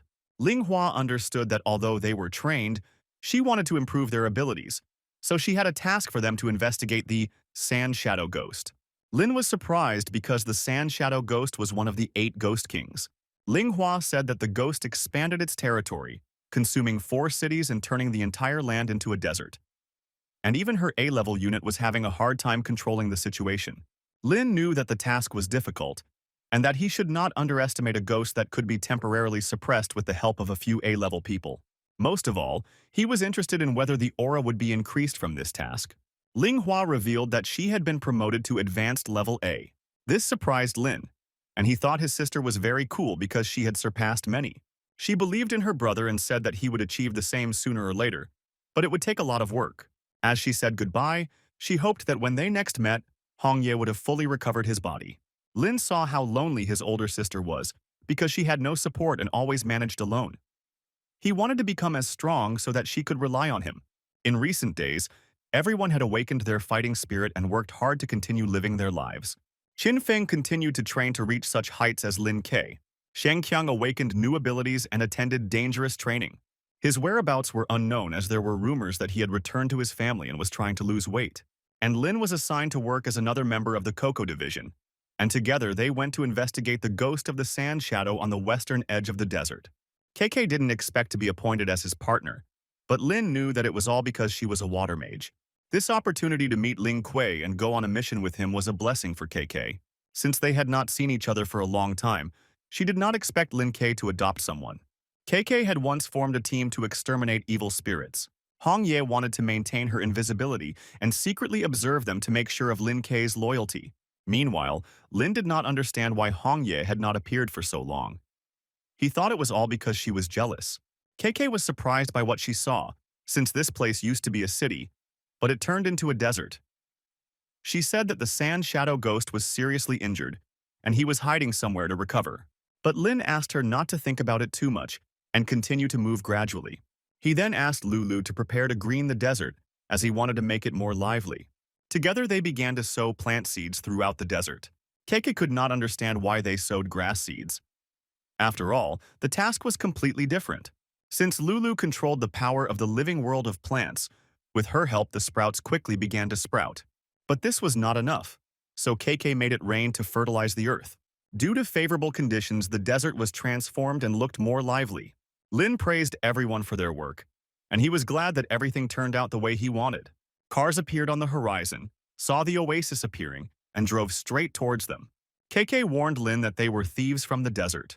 These were muscular guys with weapons who immediately demanded that we give them valuables and surrender without a fight. They were also very clumsy. As soon as they got out of the car, they immediately slipped. They then showed off their good physical condition, hoping that Lin and KK would be afraid of them. Lin had a choice: punish the thieves and receive +15 to strength, Re-educate them by allowing them to give away their property after receiving, plus 20 to strength. Or submit to them and receive, plus 10 to dexterity. Lynn understood that as a teacher he had to convince them not to engage in looting, and since they were very rich, he demanded that they give up their jewelry. Since the thieves understood everything perfectly, they ordered their men to carry the treasure. But it was a deceptive trick, and they simply brought weapons, and they again demanded that valuables be given to them. Since Xiaobai became bigger and stronger, he wanted to deal with them instead of Lin, crushing them with his weight. Since they captured the thieves, they got their valuables, and Lin was happy to make money for nothing. The thieves were upset because they were not used to being robbed. Lin showed them by example that, having robbed them, he did the same thing they did, and explained that this was not good. And since he completed the task, he received plus 20 points in strength, and was glad that his efforts had paid off. Lin said that he would let them go if they told them about the ghost of the sand shadow. But they did not understand what he was talking about, since they did not know any ghosts. Since they didn't want to talk, Lin asked Lulu to show them something interesting. They said that the ghost of the sand shadow was being restored in the capital of sins. However, the road to the city was very dangerous because there were quicksand and ghosts. But this did not stop Lin, because they were entrusted with a responsible task, and be that as it may, it will remain on their conscience, so they wanted to complete it efficiently. Keke asked if it seemed to Lin that it was all an illusion. Lin understood that she was hinting that she liked him, and he said that he was used to girls declaring their love for him. Keke appreciated his humor and she didn't understand whether he could like her. Lin told her that he had a fiancé, and he asked Hong Ye to appear and introduce himself to his old friend. Hong Ye removed her invisibility and greeted the girl, telling her that she was Lin's guardian spirit. Keke did not expect the girl to be so beautiful, and she was delighted with her beauty. Lulu was very happy to see her mother, and Hong Ye told the girl that she had been observing her behavior and was glad that she was obedient even despite her absence. Looking at this happy family, Keke understood that only Hong Yi was worthy of being Lin Kei's bride. Hong Ye said that she watched her work all the way on this trip and called her a good girl. Afterwards, I wished her good luck to continue in the same spirit. Keke was embarrassed, and she was pleased that Hong Yi turned out to be so caring. Lin didn't understand what it was and why Keke blushed. He felt superfluous at that moment. Suddenly, the weather changed and a sandstorm began to cover them. These turned out to be ghost soldiers who created the effect of a sandstorm. Due to the strong wind created by the ghostly soldiers, they began to spin in different directions, and then were completely pulled underground. The danger passed, and they found themselves deep underground in the treasury of former soldiers. The first thing Lin wanted to do was open the treasure chests, but Hong Ye sensed trouble and told him not to touch them. But it was too late, and eyes began to appear inside the chests, and hands appeared outside. The same ghost soldiers who had chased them at the top fell on them from above. Taking advantage of the opportunity, Lin decided to throw chests at the ghosts, and since he noticed another path ahead, Lin decided to escape from the ghostly creatures. Since KK was running slowly, the fox decided to help her with this and save her from danger. The monsters in the chests absorbed the soldiers and became one. Hong Ye said that she had been there before and knew the way out. She asked him to pull the string as there was a mechanism there. Afterwards, the floor began to collapse under the soldiers' feet, and they could not go any further. But this was not the end, and Hong Ye warned that there were other traps there. By clicking on the wall, rockets appeared from underground, which were aimed directly at the ghostly army. This helped, and most of the ghosts were defeated. Since Lin accidentally stepped on the trap, a wall of thorny objects was activated, which hit the ghost soldiers straight and struck them down. Afterwards, the doors began to close automatically and oppressed the ghosts who tried to squeeze through them. After a while, they dealt with all the remaining ghosts and were glad that it was over. Hong Ye said that too many traps were working at the same time, and the place was preparing to self-destruct. Since there was no way out, Lin could not believe that their story would end there. Lulo didn't want Dad to be disappointed, so she summoned a beanstalk that took them to the top of the desert. When they went upstairs, it was already deep night, and they decided to wait it out and celebrate their victory over the ghosts. KK did not expect that Lin had the ability of the spatial dimension and that he could defeat the ghosts alone. Lin was pleased to hear this, and he said that she could learn such a trick when she became stronger. They were also glad that Lu Luo appeared in their lives because the girl was very talented, and she helped them get out of the trap. The little fox was upset that everyone around him was praising him, but they forgot about him. But they could not leave Xiaobai without affection, and were grateful to him for his skills in high-speed movement. Lin noticed that Hong Ye was sitting on the sidelines, and he invited her to join them for barbecue. Hong Ye said that she had not seen the desert for a long time, and that she missed this night atmosphere there. Lynn wondered how she knew about the traps in the underground palace. Hongye said that once this underground treasury was part of her empire, and more traps were created by her. And 3,000 years ago in the western desert, there was an empire of sand that existed in the world, and gradually grew, increasing its lands. However, ghosts invaded the human world and attacked them. And like a princess, she fought with everyone, but was still defeated. Their empire was brutally destroyed, and her father, brother, and she sacrificed themselves. And her soul reincarnated for thousands of years, gradually losing itself. But this time, she woke up as a ghost in the modern world. Therefore, Hongye was very grateful to him for everything he did. Hongye considered him a gift from heaven, since thanks to this acquaintance, she was gradually able to restore her human appearance and remember everything that happened. They were glad that they met each other, and it was the best thing that happened in their lives. The next morning, KK was the first to wake up and notice that their food and other things were missing.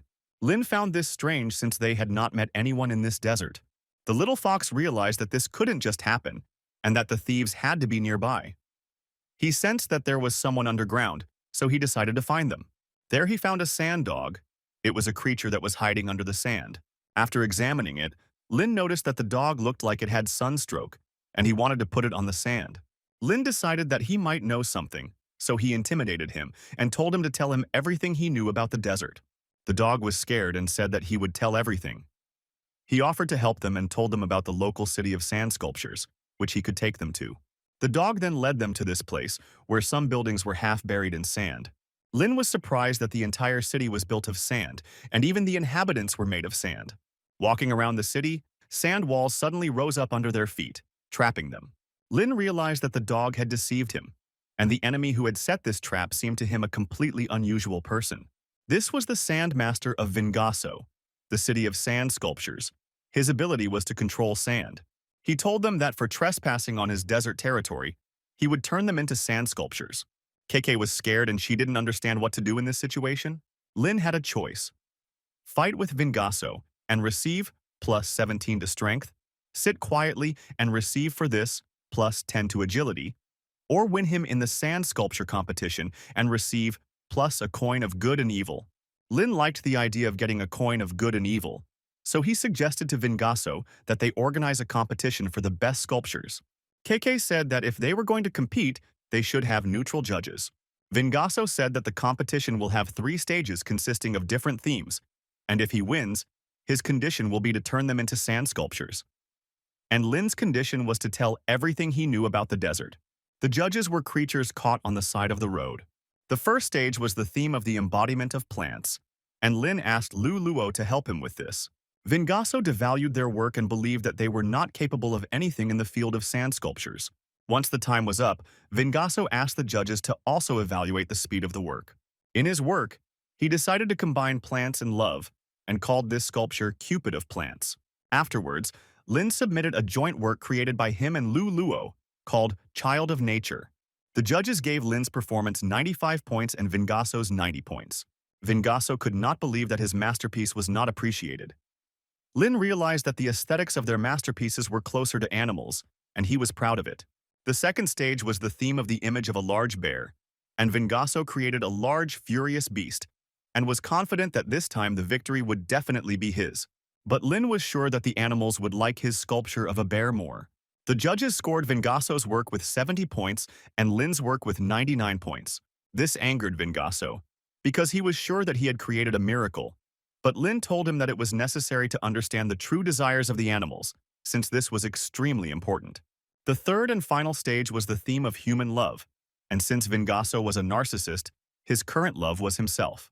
Lynn made the sculpture of Hun Yi because it was his only true love. The judges gave Lynn's work 100 points and Vingaso's work 95 points. Lynn wondered why Vingaso created a sculpture of himself. The guy assumed that he didn't love anyone if he did that. But Vingaso was heartbroken over the loss, so he didn't want to answer. Although Lynn received the coin of good and evil for completing the task, he was concerned about the old man's condition. Vingaso said that once this city was prosperous and everyone lived in harmony. But one day, they were attacked by an army of ghosts who destroyed all the inhabitants of the city. In desperation, Vingaso awakened the ability to control the sand, and he was the only one who managed to survive. He was horrified by the fact that all the ghosts were attracted to strangers, and his girlfriend also died in that battle with the monsters. That is why he disliked strangers so much, and he promised himself to protect this city from ghosts, no matter what the cost. And since Vengaso was lonely, he changed the city and the townspeople. Lynn understood the old man very well, since his relatives also died at the hands of ghosts, and so he came there to fight the Ghost King Minuel. Lynn wanted to cheer up Vengaso, so he recognized him as a true master of sand, which the old man was pleased with. KK was wondering, when he had a girlfriend, did he create a statue in her honor? Vengaso was not going to show it to anyone, but since he recognized them as good, the old man decided to show them his old love. He showed his beauty, but they almost fainted from her beauty, so they asked to return her back to preserve her integrity. They supported him, saying that the breakup was not the end of the world, and it helped him recover. Vengaso did not know where the sand ghost was, but after the entire surrounding area became desert, a city of sins appeared. Therefore, he advised them to go there.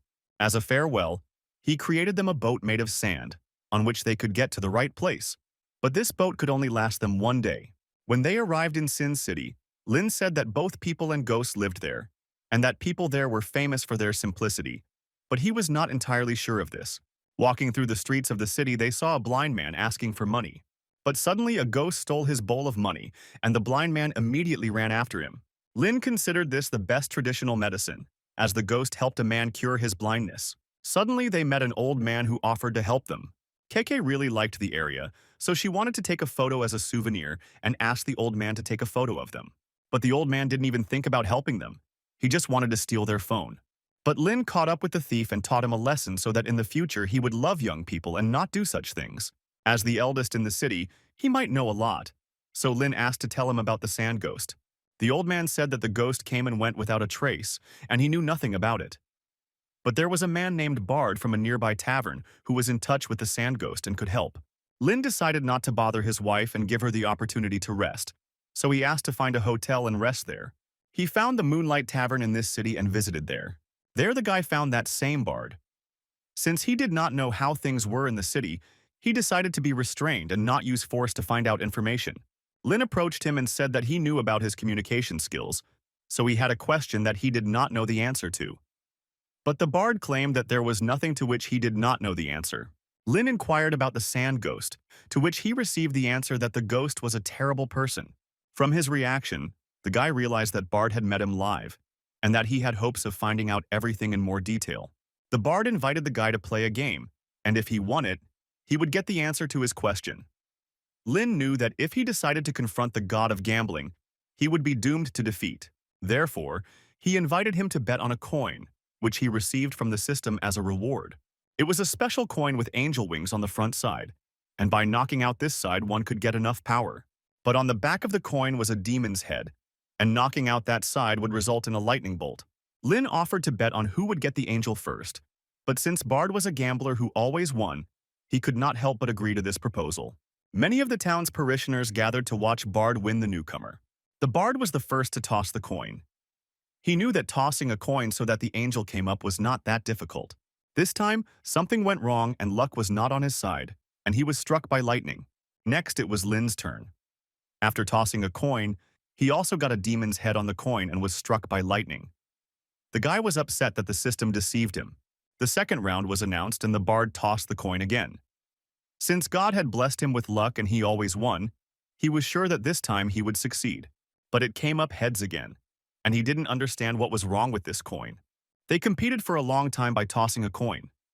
Everyone made over 100 attempts, but nothing worked. And finally, Lynn lost his wings, and the coin completely cured him from lightning strikes. The Bard did not want to count this victory to the guy and wanted to play something else. People invited them to write a poem, and whoever came up with it better would win.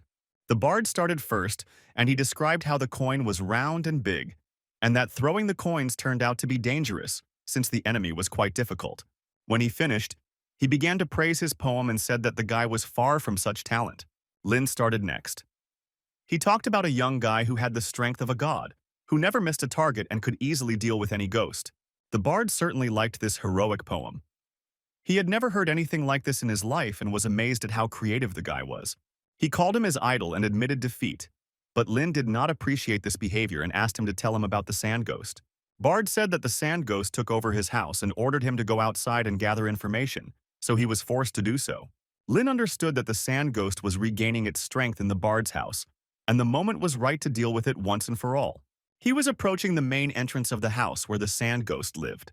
It was not the first time for him to dress up in women's clothing, since he had no other way to get into the house. Therefore, he decided to repeat the old proven method. Lynn told the guards that he was the maid summoned by the sand ghost, and that he needed to meet with him urgently, since he could not be late. The ghosts were impressed that such beautiful girls visited their boss. Lynn knew that this was a great chance for him to strike at them. As soon as he dealt with the two ghosts, the passage to the house was cleared. But since he attracted too much attention, another group of ghosts ran up to him. Lynn tried to get out of the situation and continue to play the role of a girl who did not appreciate their strange greeting to the guests, and was scared by such an attitude. But this sounded unconvincing, and the ghosts were determined to kill the enemy. Lynn saw no point in hiding his identity, and they left him no choice but to show who was really in charge. He summoned the elf's magic blade, but the girl was offended that he only remembered her during the battle. Lynn understood that he urgently needed to come up with something for her to help him, and he said that he didn't call her only because he didn't want to disturb her over trifles and wanted her to rest. She believed him this time, and went to fight the ghosts with her flamestorm skill, which split the ghosts in half. Lynn appreciated the spirit's fighting skills in battle and wanted to show her something too. He activated his second Monkey King ability, summoning golden armor.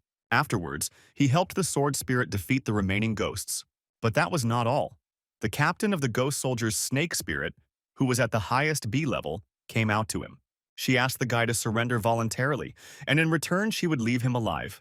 But Lynn did not intend to do this voluntarily, and he wanted to do it his own way. The captain of soldiers considered this to be ignorance on his part, since she did not like it when someone dictated their terms. And with every second she wanted to eat him more and more.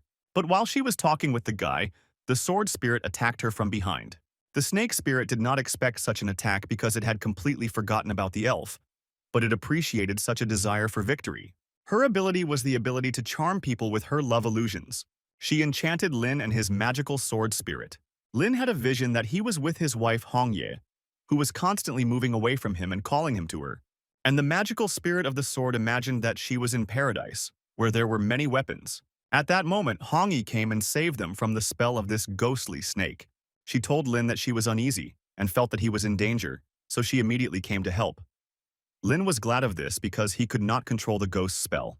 Hongye asked him to find the sand ghost and said that she and Luluo would take on the snake ghost. Afterwards, Hongye awakened her demonic blood and wanted to take revenge on the ghostly snake for charming his man. The snake ghost had the ability of a snake tail, with which it tightly wrapped itself around Hongye, squeezing her body more and more. But Hongye freed herself from the snake's strangling grip by cutting its tail with her spiritual weapon. Afterwards, she was taken by surprise. But the snake ghost did not want to fight at full strength anymore, and was ready to give up, as she was surprised that the girl was able to defeat her in battle. Hongye sealed the ghost into her original snake form and demanded that she give her information, and then she would spare her. In fact, the ghost snake liked it and was willing to tell her everything, and wanted to spend more time with her and travel the world in the future. Meanwhile, Lin dealt with all the ghosts in the house, and they seemed quite simple to him. The guy felt a strong aura behind the door, and he suspected that there was a sand ghost there. A sand ghost was waiting for him, who told the guy that he had deliberately spread rumors that he was wounded so that he would come to him. Afterwards, he imprisoned the guy in a sand trap, and Lin was surprised that this ghost had a very strong ghostly aura.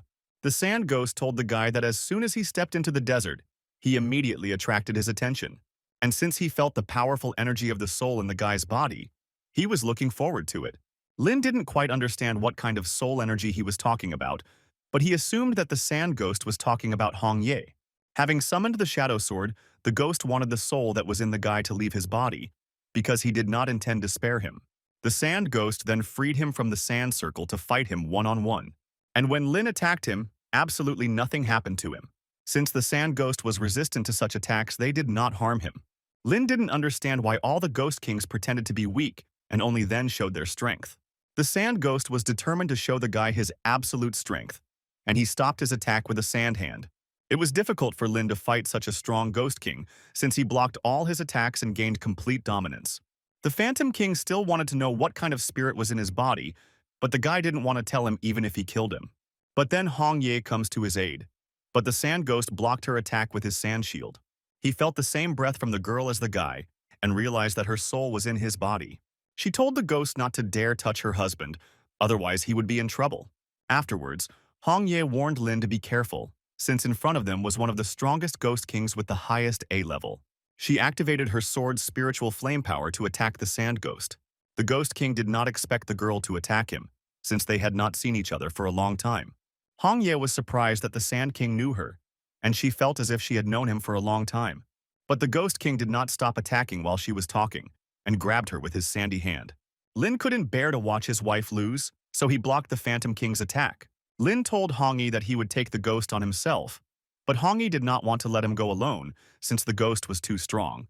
She wondered who this ghost was and why they knew each other. The Phantom King was surprised that she had forgotten him after 3,000 years.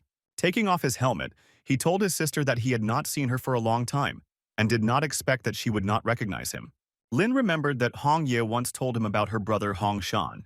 Hong Ye thought that her brother was not alive, and she was outraged that he had not looked for her all this time and joined Ming Yuan. After all, in the past, a demon destroyed their clan. The Demon King told her that when he died, his soul disappeared and he had nowhere to go, so he was forced to join them. And for many years he restrained himself in his desire to take revenge on Ming Yuan. Hong Ye was glad that her brother had not changed since then, and she asked him to join them and go fight the ghosts together. Hung Shang said that since he was half human and half ghost, he could not return to the human world. He wanted to stay in his place and absorb the human cities of Minyuan, conquer the entire world, and restore the former Sand Empire. And since he created many ghost warriors who obeyed his orders, he wanted his sister to join him to control the warriors together and conquer the whole world. Hong Ye was disappointed that her plans with her brother were radically different, and she did not want the earth to be mired in chaos, since it was not the same time as 3,000 years ago. Lin invited Hong Shang to cooperate with Daxia and take revenge on Minyuan together in the future. But Hung Shan did not want to cooperate with them, because he considered them hopeless people with other ideas about the world that did not fit with his plans. Since he did not want to harm his sister, he decided to hide from them. They wanted to stop him by force, but since he was much stronger than them, they were unable to do this. While flying away, Hun Shan said that he would allow them to see with their own eyes how he would create a new world. Since this was very serious, Lin wanted to talk to Hong Ye about her brother, who had changed a lot. Hong Ye promised him that she would stop her brother so that it would not cost her. The next day, they set out into the depths of the western desert. Using a board, they moved across the sand with ease. Hong Ye believed that it would be difficult for them to find anything to find her brother, since he could be hiding in the deep desert. But Lin promised to find him under any circumstances. Little Lulu noticed a large shark and warned her mother that it was dangerous there. But Hong Ye told her that there could not be sharks in the desert. KK explained to the girl that sharks were creatures that lived only at the bottom of the sea, and that she just imagined seeing her there. Lin told them that if this were true, he would certainly save them. But while he was talking at this moment, the little fox noticed the danger and tried to warn him about it. At that moment, a shark jumped out of the sand and opened its mouth to swallow them. Since the little fox was the only one who noticed her, he managed to save his master. But Hong, Ye, KK, and Lu Luo were swallowed up by the shark. Lin was angry that the shark dared to swallow his loved ones, so he summoned the magic sword spirit and ordered the shark to be killed. Lin also attacked her fins, but it was useless, since they grew back very quickly. Lin also didn't expect that the shark could accelerate, and this was a problem for him. Hong, Yi, KK, and Lulu fell into the shark's stomach, and so as not to be digested in its juice, they stayed on the surface of the bones. Hong Ye didn't want to give up, and she knew that there was still a chance to find a way out. Since the spiritual power was sealed in the stomach of this beast, she said that it was necessary to find something sharp and cut its stomach, after which the three of them split apart to look for sharp objects. Meanwhile, outside, Lin used the fox's speed to catch up with the shark. The spirit of the sword climbed onto the shark and plunged its magic sword into it. But this only angered the shark, and it began to chase them to take revenge. The magical spirit invited Lin to join their efforts together. They fused the two weapons at the same time, resulting in a first-class sword with the aura of a god and a demon at the same time, which amazed Lin since it was his first blade with such power. Since the shark was injured, its agility decreased. Now the advantage was on Lin Kuei's side. Seeing that the guy was wielding a weapon with the aura of a god, the shark began to run away from him. Meanwhile, in the shark's stomach, the girls found a fragment of the sage's stone. Hong Ye was happy because she knew that if the stone was removed, the shark would lose its life force and they would be saved. On the surface, Lin saw that there was something wrong with the shark, and the guy assumed that it was Hong Ye who was helping him from the inside. And he realized that this was a great chance to defeat the creature. Lin dealt with the phantom shark by splitting it in half with his top-notch sword. His wife and the others were rescued and remained safe and sound. Hong Ye showed Lin that they had found the sage's stone in the shark's stomach, after which Lin asked to absorb the power of the stone as soon as possible.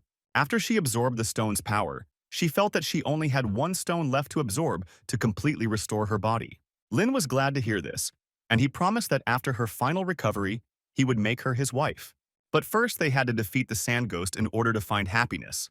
The next day they wandered into a small village. At the beginning of the village they saw a magic rod that was stuck into a stone slab. This was the rod that Hong Ye lost when she was a princess. She could not even think that he could be in this village.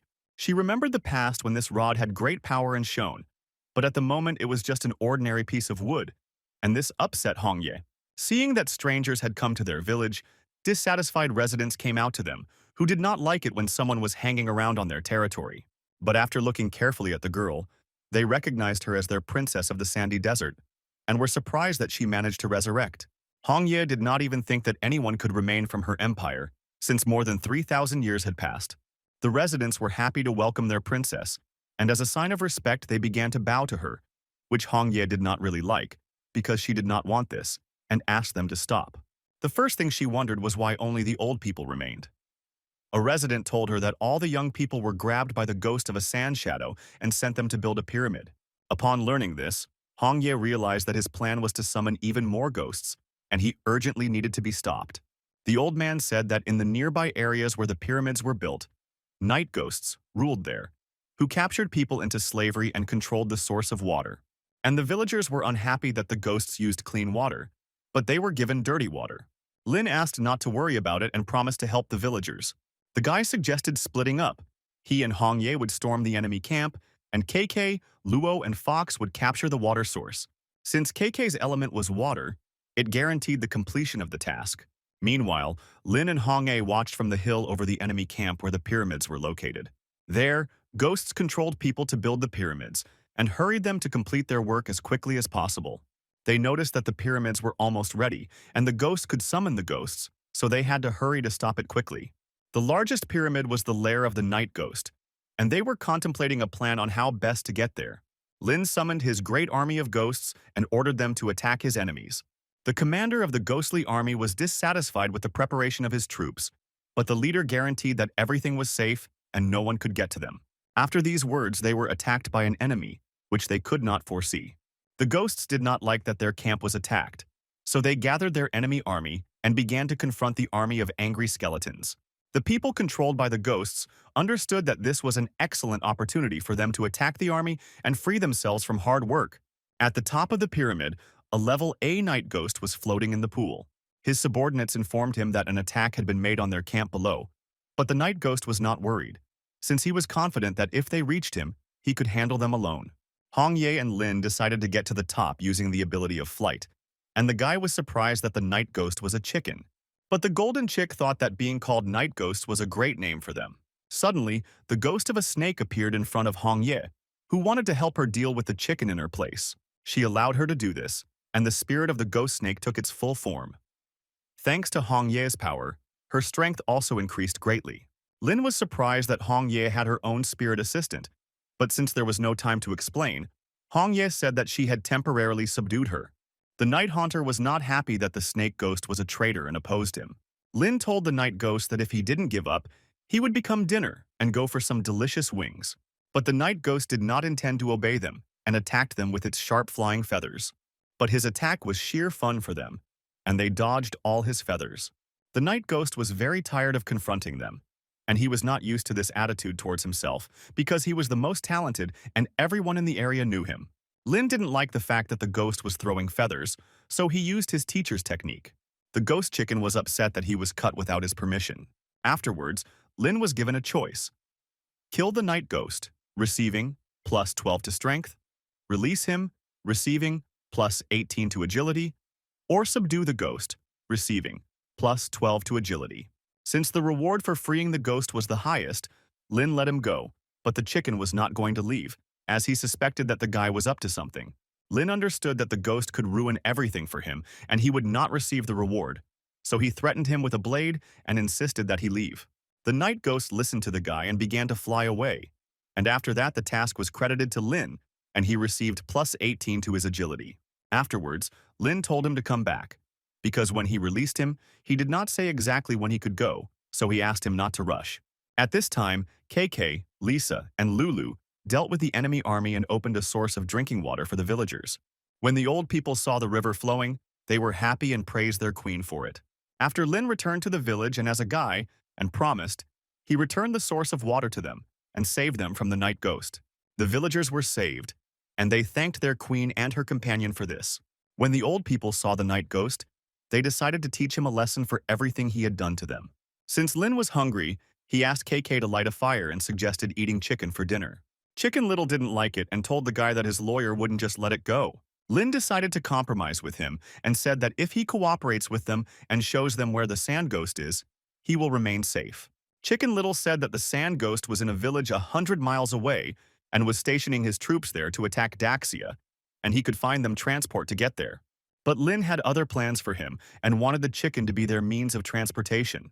The chicken was categorically against it, as he considered it a disgrace, and he refused the guy this. After learning from Lynn K, he was happy to help him and enjoyed being a vehicle. After a short flight, they arrived in the Iron City, the habitat of the sand ghost. They decided not to go straight to the city, but to sit in an ambush to reconnoiter the situation, and Lynn could not find anything unusual. KK realized that the city might be well guarded, so she insisted on finding a way to get in and check. Hongye wanted to use her invisibility and go on reconnaissance, but Lynn told them not to worry about it and entrusted this matter to the chicken. Night Haunter agreed, as he understood that he could take the chance and switch sides to his boss. Before the task, Lynn warned him that he had secretly placed a contact curse on him, which, if betrayed, could detonate his body. Chicken Little knew that his plan to cross to the other side would not work, so he promised to wait for good news. Hongye was surprised that there was such a method in magic, but Lini said that he lied to the ghost so that he would not fool him. From the sky, the chicken saw that the army was large, but the ghosts also noticed it, and they did not understand how the night ghost that guarded the pyramids could end up on their territory. Chicken Little watched as they greeted him friendly, and since he was popular in these parts, he thought they wanted his autograph. But the army had no time for this at all, and they wanted to defeat him in order to have a hearty meal. Meanwhile, Lynn and his friends decided to set up camp and have a good time playing board games. When the chicken returned, he didn't like that they were playing games while he was on a dangerous mission. Because the chicken proved that the city had a strong army, Lynn rewarded him with the drink of life. The little fox gave birth to a brilliant idea, to dig a tunnel under the city and get out without being noticed, which Lynn liked. Thanks to their supernatural powers, they quickly broke through the tunnel. The chicken felt the strong humidity and showed in which direction to go. Coming out of the tunnel, they found an underground reservoir of water, which was guarded by ghostly soldiers. The army wanted to attack them and defend their territory, but the chicken defeated them with one flap of its wing. KK had to control the water source to prevent a flood, so she called upon the water spirit. The body of water began to surround her and interact with her magical staff. When she began to summon underground water, Lynn was worried that the Iron City would be flooded. On the surface of the Iron City, the army did not expect that the desert would be flooded, and they planned to evacuate from there. But since the ghosts did not know how to swim, they called their captain for help. Having reached the surface, Lynn saw no one except land ghosts. After KK controlled the water source, she spent too much energy and felt tired. Lynn didn't like her condition, so he gave her living water to replenish her strength. The girl felt very weak, but she still wanted to continue helping Lin Kuei. Hongye told little Lulu that she had to return home rather than risk her life. Lin asked the chicken to take KK and Lulu back to safety and rewarded him with 3 jars of living water for this. After drinking this water, the night ghost regained his strength, and he was very happy with such a reward, so he promised to complete his task perfectly. Lin then decided to deal with the remaining army that was floating on the surface of the water. Next came the second captain, the lizard ghost, who was not happy that the guy was trying to take over his Iron City, and he said that he would protect it instead of the snake spirit. Lin did not fully understand why the lizard ghost mentioned the snake spirit because he served them. The snake spirit, although she was the first captain of the ghosts, did not want to help Iron City since she liked serving her new owner more. But since Lynn wanted to deal with all the ghosts so that they would not bother people, this one was no exception. So he fused his purple and gold sword with the magic blade to deal with the lizard ghost. Although the first captain surrendered to them as a servant, the lizard ghost did not intend to follow in his footsteps, so he was determined to win. As a sign of respect for his enemy, Lynn gave him a chance and threw coins of good and evil at him. And since the skull fell out on the coin, the ghost lizard was struck by lightning. Lynn didn't expect to see such a punishment effect from the coins, so he wanted to use it as a secondary weapon in battle in the future. Because the ghost's defense was destroyed by lightning, this was an excellent opportunity for Lin to deal with it, so he separated it with his golden sword. Hong Ye was surprised that Lin could easily kill a Tier B ghost. Lin received the Ghost Soul Jade, which could increase his strength by 20 points. The guy was happy about this, since it was comparable to the rewards for the tasks, and he decided not to delay the moment and immediately absorb the power of Jade. And when the guy absorbed it, he felt how this power flowed throughout his entire body. Hong Ye told him that it was time to check out Santo's mansion and fight the rest of the ghosts in this city. But the spirit of the snake and the fox decided to help them and took on the remaining ghosts so that their owners could fight a more serious ghost. Having said goodbye to their pets, they went in search of the sand ghost. Waiting for them at the top of the mansion was the Ghost King, who was impressed by the flood trick. Hong Ye told her brother that his plot would not lead him to the victory he desired. The Sand Ghost wanted to hear from his sister that she agreed to cooperate with him and conquer lands together. But Hong Ye did not want to unite and asked him to abandon all these plans, since it was not too late to change everything. But that didn't suit him, so he summoned his sword to fight them. Lin and Hong Ye attacked him with lightning and spiritual energy, but the Sand Ghost dodged the attacks. He flew high into the sky and called all the sand in the area to his sword. In the strong winds of the sandstorm, Lin and Hong Ye were increasingly covered in sand, making it difficult for them to breathe. After which the ghostly king brought down on them all the sand that he had collected in the sky. They could not hold such strong magic, and the pressure pressed them more and more into the ground. It was useless to resist, as the ghostly king poured more and more of his power into it. Lin could not let go of Hong Ye, but the demonic power was beyond his capabilities. And although they tried to stay together, they were thrown in different directions. Afterwards, there was a strong explosion, and the Sand King was glad that it all ended with his victory. Watching this from the side, their pets did not know what to think, since they were not sure that their owners were safe. Lin found himself in his subconscious, where he could reflect on his life. And the guy wasn't sure that he was still alive. He was afraid that this time he wouldn't be able to bring gifts to his little sister and didn't want her to blame him since he knew he wasn't the best brother. He was sad that he had failed his elder sister Hua, because he had promised to walk hand in hand with her. He also felt ashamed for letting down the academy and his team, who needed his leadership skills. But what worried him the most was Hong Ye, as he was unable to protect her properly. And all this motivated him to continue further. He was able to wake up because of the promise he made to Hong Ye to help restore her body, and he understood that he couldn't give up so easily. The ghostly king felt the breath of the gods, and a powerful stream of magical power burst from the ground. This made Lin much stronger, and he transformed his body into his original martial form. Lin told the Ghost King that this was not the end, and he wanted to finish what he started. But Hong Ye warned Lin that the Sand Ghost was full of energy and that he should not be underestimated. Afterwards, Lin attacked the Sandstorm Ghost, and he was glad that he could feel all his power in a real battle. Lin protected Hong Ye from all the attacks of the Ghostly King, but she told him that she still had the strength to fight. And after that, she combined her powers with his sword spirit, and her sword became a demon eater. Their pets came to their aid and wanted to fight together against the Sand Ghost. The Snake Spirit asked the Ghost King to accept that only when they start getting along with people will they have a future. But this only angered the Ghost King, and he activated his Sand Shadow Field technique. This was the Ghost King's unique technique, which sucked all living things into a completely different dimension through a fiery vortex. Lin and his team found themselves in a field of another dimension where there was not a soul. It was a remote world, isolated from all living things, where there was only a desert of limited space. In his world, the Ghost King was much stronger than he was on Earth. He called his subjects, the Sand Soldiers, and sent them to fight them. But the fox asked to leave these sand ghosts on them so that Lin could fight the Ghost King without interference. As the ghost soldiers were dealt with by his assistants, Lin used his new flight ability to attack the Ghost King. But the Sand Ghost very quickly dodged his attack using its movement ability. Then he attacked the guy, but could not break through his absolute defense. Since the Ghost King loved to cheat, Lin decided to surprise him too and send a fiery ball at him. While the ghostly king was fascinated by Lin's attention, Hong Ye sneaked up on him, and together they were able to split his helmet from his head. But unfortunately, this was not enough to defeat him, and the Ghost King attacked them with his sandstorm. When the Ghost Snake and the Fox dealt with all the Ghost Soldiers, they came to the rescue and surrounded the Ghost King from all sides. Lin and Hong Ye had a great opportunity to strike hard. Crossing their swords, they combined their powers and aimed them at the Ghostly King. But even this did not stop the Sand Ghost, because he was much stronger than they could imagine. This angered the Ghost King, and he summoned the forces of a sandstorm, which began to destroy his portal to another world. They were unable to escape from its sand shadow field dimension, and it self-destructed along with them. Appearing in the ordinary world, the Ghostly King was glad of his victory over his sister. But while he was rejoicing in his victory, Lin plunged his sword into his body. Since Lin had an S-level body, this explosion could not harm him, thanks to which he remained unharmed. But the Ghost King was resistant to such severe wounds, and he retaliated by thrusting his sword into Lin Kuei and said that his sword had the power to pierce any defense. But Lin was in no mood to lose. He attacked the Ghost King with demonic power. He then pulled out his sword, and since his body was S-tier, it was capable of healing wounds quickly.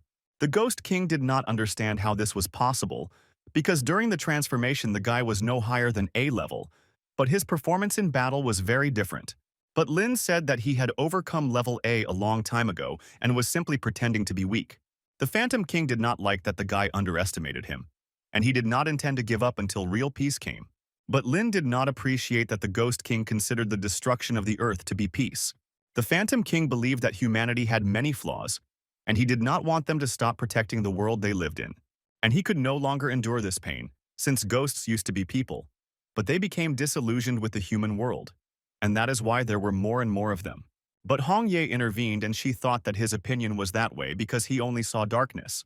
The Phantom King wondered what kind of light she saw with people.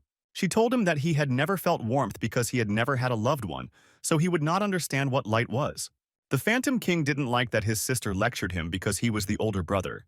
Hong Ye believed that he was not worthy to be her big brother because strong people protected the weak by sacrificing themselves on the battlefield. And because of the ghosts, many lands were destroyed. And since he was to blame for this, she asked to look around and see that under his rule people were in terrible conditions. His sister's words touched him, because he had not noticed this before, and only did as he wanted, without taking into account the wishes of people. And Hong Ye believed that there was no difference between the result her brother achieved and the demon who once destroyed their empire. Since he did not understand human happiness, he wondered whether his sister was really happy living with people. She said that when she woke up as a ghost in this world, she lived in darkness, but with the appearance of Lin Kuei in her life, light opened before her. And since he didn't care what happened to her before, and he sincerely helped her, she felt his love, and with the appearance of Lin in her life, darkness no longer consumed her. That's why she liked Lin Kuei, and he was the one with whom she wanted to live her life forever.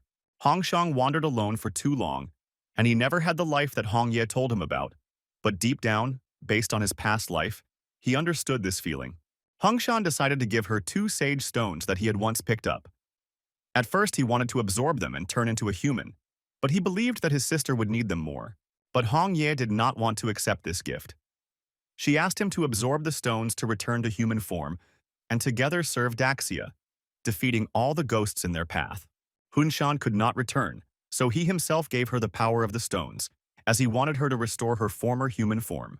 After Hong Ye absorbed the power of the stones, she felt unwell and fainted. Hong Shang understood that they wanted to live in a world without ghosts, so he decided to give it to them. The artifact in his hand was used to control the ghosts, and he destroyed it to rid the desert of them. Lin didn't expect the Demon King to destroy his ghost army for his sister. Afterwards, Hung Shan said goodbye to them and said that he was going on a journey around the world, as he wanted to explore it completely. But if the future turned out to be a disappointment, he promised to take over the world again. Lin was very worried about Hong Ye's condition. She told him that the Sage's Stone helped her restore her human form, but since its energy was too strong for her body, she found it difficult to cope with it. Since she was very weak, Lin supported her and helped her walk home. 4 days later, Lin bought an apartment in Sin City. The guy spent all these days near his beloved's bed, keeping an eye on her condition. Hong Ye did not expect that all these 4 days he was near her, and she was very pleased. But Lin was not bothered by sleepless nights, because he was glad that she woke up. The others were also very happy to see her healthy and joyful. When Lynn held her gentle hand for the first time, it was a feeling incomparable to what he had felt before when she was a spirit. Hong Ye was surprised that he became so shy after her transformation, and the guy couldn't understand why he was embarrassed by her, because they had known each other for a long time. Suddenly, Lulu shouted out that she wanted to see their first kiss, but Lin didn't like it, since he was already embarrassed by Hong Ye. KK also insisted on this because it was very romantic of her. But since Lin did not dare to take the first step, Hong Ye kissed him first, since she herself really wanted it. In the evening, they decided to have a party and eat delicious kebabs.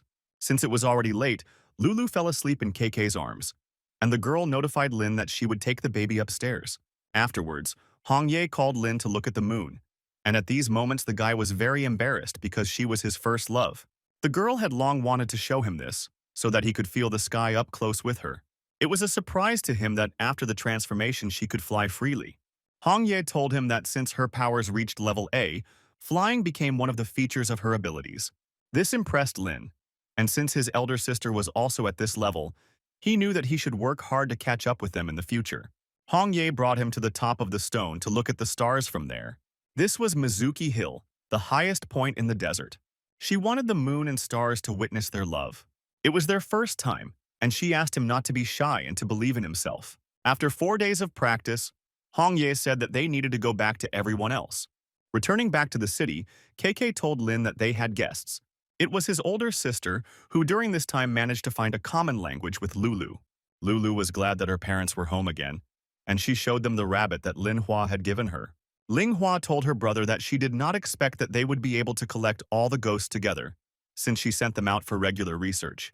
She revealed that the sand ghost had become a member of Daxia, and that the inspector had agreed to accept Lin into the Night Patrol division.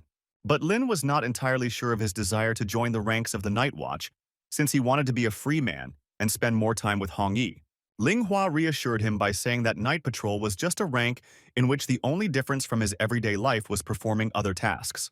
Hong Ye knew that this was his long-time dream, and she insisted that he agree to this proposal.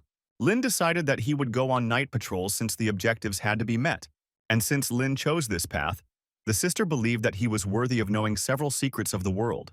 She said that the news showed only a small part of what was really happening, since the world was more dangerous than before. The island of In was engulfed by troops and natural disasters, and the area was completely overrun by ghosts.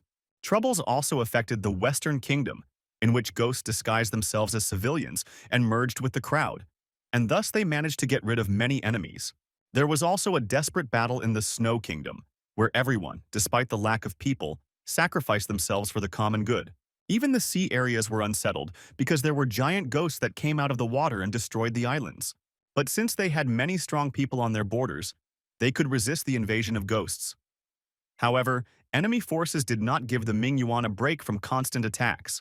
Therefore, they needed talents like Lin, but she warned her brother in advance that the path was not easy and that he had to be mentally prepared. Lin wanted Hong Ye to return with him to Kanglin and join the ranks of the Night Watch. But Hong Ye told him that she wanted to stay in the desert because she believed that they could not live like that. And since she respected his goals, the girl decided to stay there and give him the opportunity to succeed. Lin understood that they were happy to be together, but each had their own priorities in life. Ling Hua encouraged a person to have their own goals, and she told Hong Ye that she could join the Night Watch as a special agent and remain living in the desert. But first, it was necessary to rename the City of Sins to the City of Sand, so that people would feel safe, and so that this would serve as an example for Hong Yi for her future mission. Lin didn't expect Hong Ye to take their separation so seriously. On the one hand, he was happy for her, but at the same time he was sad to think about the upcoming separation. Hong Ye wondered how Lin would feel about this decision. But since this was what she wanted, he fully supported her in this. The elder sister was glad that her brother had found a worthy wife, and she saw them as a real family. The next morning, a helicopter arrived to pick them up and take them back to Kanglin. As he left, Lin handed the phone to Hong Ye so that she could call him at any time. But she asked him not to worry about it, since they were spiritually connected and could exchange souls. KK also wanted to stay in the desert, since her abilities associated with the water element could be useful there. Also, little Lulu stayed to help her mother with work, and she asked her father not to be bored. And as a farewell, the inhabitants of the desert wanted to give him gifts from the bottom of their hearts. The guy did not expect that so many people would see him off, and he happily accepted their gifts. Hong Yi told him to take care of himself and asked him not to worry about her. But Lin was no longer the little boy he used to be, so the guy promised that everything would be okay. In parting, she said that he was the only one she loved so much and that she would wait for him with all her heart. They then went back to Kanglin to defeat all the remaining creatures. Hong Ye was sure that their feelings were eternal and that nothing could separate them. And she thought that Lin would be a completely different person the next time they met. In Minuan, the head of Daxia headquarters was angry at the sand ghost for pretending to be missing. But Yang Xiao served him obediently, and he asked the head not to worry, since he had a plan. The guy said that his people were hiding in all cities, and they began a large-scale undercover operation. The Nightmare King was happy to hear this, and Yang Xiao showed great promise. Yang Xiao wanted to become stronger and thought that he would soon surpass the King of Nightmares and take his throne. The King of Nightmares said that his clones were abroad, and their task was to capture all territories, and the ultimate goal was world domination. Yang Xiao didn't expect that the Nightmare King had clones, and it was hard for him to imagine how powerful he was. While wandering, Hong Ye's brother accidentally ended up in the city where his sister lived, and, to his surprise, the infrastructure and technology there were much better developed than in the desert. Since there were many people there, he could easily hide his ghostly aura and disguise himself as an ordinary person. Walking around the city, he heard all the people passing by discussing him because his image attracted too much attention, and since he didn't like their ignorance, he decided to fly away from them. Hongshang was surprised that there were many moving iron boxes, because in the desert he had rarely seen them. He was also shocked by the height of the buildings, but still in the desert they sympathized with him most of all. The local police didn't like the guy standing at the traffic lights and asked him to get down immediately. When Hong Shan began to fly away, people were surprised and began to film this moment on their phones, because they did not often see people with superpowers. A girl was running between the alleys pursued by ghostly creatures, and she was calling for help in every possible way. Hong Shan passing by and asked him for help. The ghosts told the guy to mind his own business if he didn't want to be eaten. He did not like this attitude towards himself, and he finished them off with a sand blow. The girl was surprised that the guy dealt with these monsters with one blow, and she was grateful for such help. Hong Shang let her go because he didn't like human hugs. Since he helped her, Hong Shang told the girl that he had to go on errands, but the girl asked him not to leave because she wanted to invite him to dinner. But suddenly she stopped and cried from the pain in her ankle. When she was running from the ghosts, she twisted her ankle, and now the girl did not know how to get home. And since there was no other option, Hun Shan decided to help her again and take her home. At that moment, the girl felt her heart begin to beat faster, and she did not understand why this was happening. She thanked him for this help, since she did not know what the consequences could have been if he had not saved her. But Hung Shan did not answer her anything in return. She asked him if he was from the Night Watch, as she was admired by his strength. But Hung Shang asked her to stop asking questions because he didn't like it. Although he was not talkative, she did not miss the opportunity to find out something from him. But again, she heard nothing. His unusual style and long hair reminded her of a character from an anime. But Hung Shan said that he was an ordinary wanderer from Sin City. Since she completely forgot to introduce herself, the girl said that her name was Xia Shui, and she was a student at Beicheng High School. The guy also introduced himself in response, but he didn't really like that she asked so many questions. He would be pleased to answer something more reasonable than stupid questions. When he brought her home, Xia Shui asked him to put her on the sofa, and this was the first time that a guy was in her house, which she was happy about. Hong Shan then decided to examine her bruise on her leg, and he saw that it was quite serious. Xia Shui did not see any particular problem in this, and believed that one tablet would be enough to make the leg go away. But Hung Shang said that she did not need medicine, since he could heal her leg with his magic. The girl was surprised that the pain in her leg suddenly disappeared, and she did not think that this seemingly stern guy would be so caring. Now, Xia Shui felt completely fine, and in order to thank the guy for his help, she invited him to dinner, but Hong Shang refused. The girl insisted that he stay, as she was sure that he was hungry. And Hung Shan decided to agree only so as not to upset the girl. Xiazhu prepared 2 dishes for him at once, and although it did not look delicious, she said that it would be very tasty. She watched closely as the guy ate, and she was interested in how he assessed her culinary abilities. Hong Shang said that for him, food was a source of energy, and the taste was not important to him. Xiazhu knew that he liked the food. He just didn't say it because of his modesty. She said that her classmates, having tried the bento, said that it was the worst dish they had ever tried, and since he continued to eat it, the girl was happy. Hongshan thanked her for the delicious dinner and said that he had to go, but the girl asked to be allowed to accompany him home. Hongshan said, since he didn't have a home, she couldn't take him anywhere. And when the girl found out that he lived in a tree in the park, she was very surprised. The girl considered Hongshan a good person and could not allow him to wander on the street, so she allowed him to spend the night at her place. And since she was uncomfortable and could not sleep, Xiaoshui decided to inquire about his parents, or rather, where they lived. But Hongshan said that he had not had them for a long time. And since the girl did not know about this, she felt embarrassed, and she asked not to be angry with her.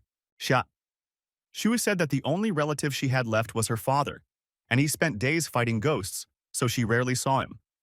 And since she didn't have superpowers, she couldn't stand up for herself. Xiaojue was jealous of Hongshan because she also wanted to be strong and confident. But Hongshan did not see the point of envy because he believed that being an ordinary person was also quite good. But the girl didn't like it, and she wanted to become stronger. And since she herself showed a strong desire for this, Hongshan said that he could teach her something. At school, the students heard that Ling Si had taken over as the chairman of the disciplinary committee and that the girl would be patrolling the school, so they were scared. Ling Shi and Yellow were surrounded by a group of high school students who stood in their defense. The students bowed down to her since she was a low-ranking demon queen, and they were surprised that the junior high school students were so strong. Ling Si was glad that under her strict guidance all the students would become good and polite. But high school students opposed her, who were not happy that she began to control them. Ling Shi did not like this behavior, and Yellow said that she would deal with them for her. The high school students were confident that the abilities of the baseball player, the king of slime and the stool warrior would definitely be able to stop them. Yellow attacked them with her gas weapon, which they could not resist as there was a pungent smell. The disciples didn't expect Ling Xi's subordinates to be so strong, and from now on they didn't want to break the rules. Ling Xi was wondering how things were going with the sales of her brother's things. Yellow said that the monthly sales income was 10,000. Ling Xi was happy with the result, and she thought that her brother would appreciate such financial help. The girl also missed him very much, since she had not called him for a long time, because she could not get a connection in the desert. At that moment, a car drove into their school grounds. Lynn came out from there, and the girl immediately ran into her brother's arms, and she was glad that he was back. In the evening, Lynn came home and asked Anji to take a break from work and go look at the gifts he had brought for everyone. Oniji was happy when she saw the new maid uniform, and Ling Si received new clothes. And Xiao Huilin gave a large bone of a land shark, but he did not expect that it would turn into a dog. Ling Si was wondering why Hong Ye and Lulu did not return, since she was worried about them. Lin told her that Hong Ye had already recovered and found a job, so she remained in the desert with Lulu. Ling Si was surprised that she recovered her body so quickly, and she was glad that everything was fine with them. Lin said that he was taken into the night watch, and that he would fight alongside his older sister. Ling Si didn't think her brother was so courageous, but she was glad that his goals were fulfilled. The next day, Lin came to the night watch department in the office building of Kanglin City. The guy was surprised that the inspector had such a cool place, since he had never been to such places before. Lin Hua said that her superiors ordered that she and Hong Ye join the second task force, but Lin was upset about this because he wanted to join his sister's group. She led him to the head office of the second group leader. Yun Shi, who was the leader, was waiting for him there. The girl was surprised that the one who dealt with most of the strongest ghosts looked like an ordinary guy. Ling Hua told Lin that Yun Shi would be his boss and that he would need to fulfill all her demands. Yun Shi heard that the guy was her younger brother, and she believed that that was the only reason he was taken into their night watch organization. Ling Hua did not like the fact that she was slandering her younger brother, since he was famous throughout the world. Lin couldn't watch them quarrel, so he separated them and said that he didn't care about the opinions of others in his direction. Yun Shi told Ling Hua that she would take care of her younger brother, as she wanted her group to be better than the first group, which included his sister, with this guy's strength. Ling Hua was worried about her younger brother, and she warned Yun Shi to be careful with him. As soon as his sister left, Yun Shi told the guy that he had to control himself in the office and forget about what happened with his sister. Although she had heard about his achievements, she believed that the monsters he fought were of low level, and since he came to her, she demanded quality work.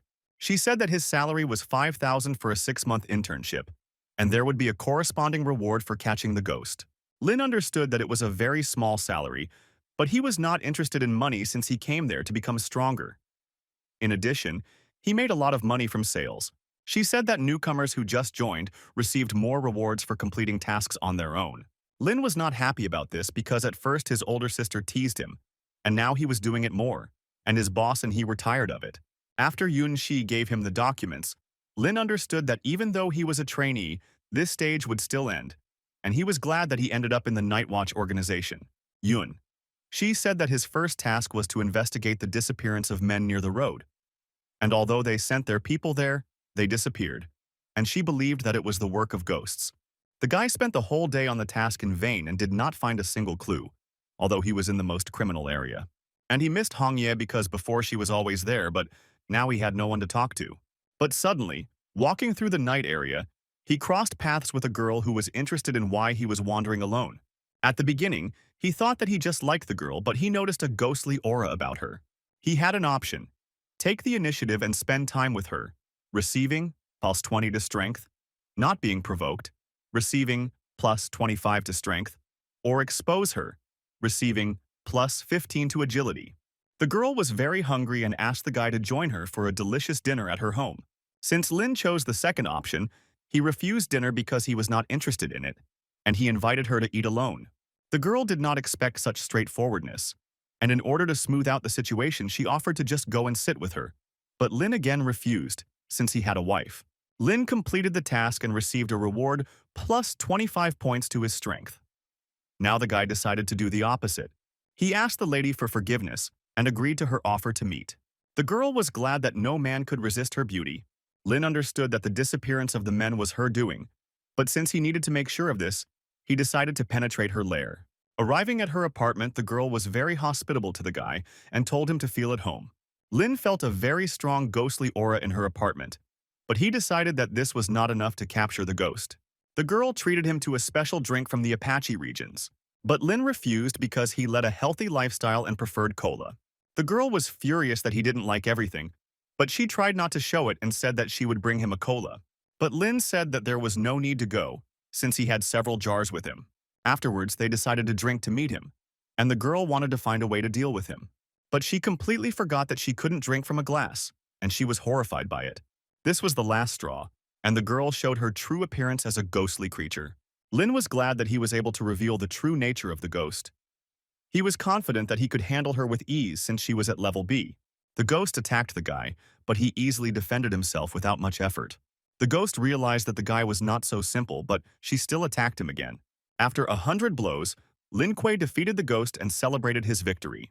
Afterwards, he interrogated the girl about why people were disappearing in the city of Canlin.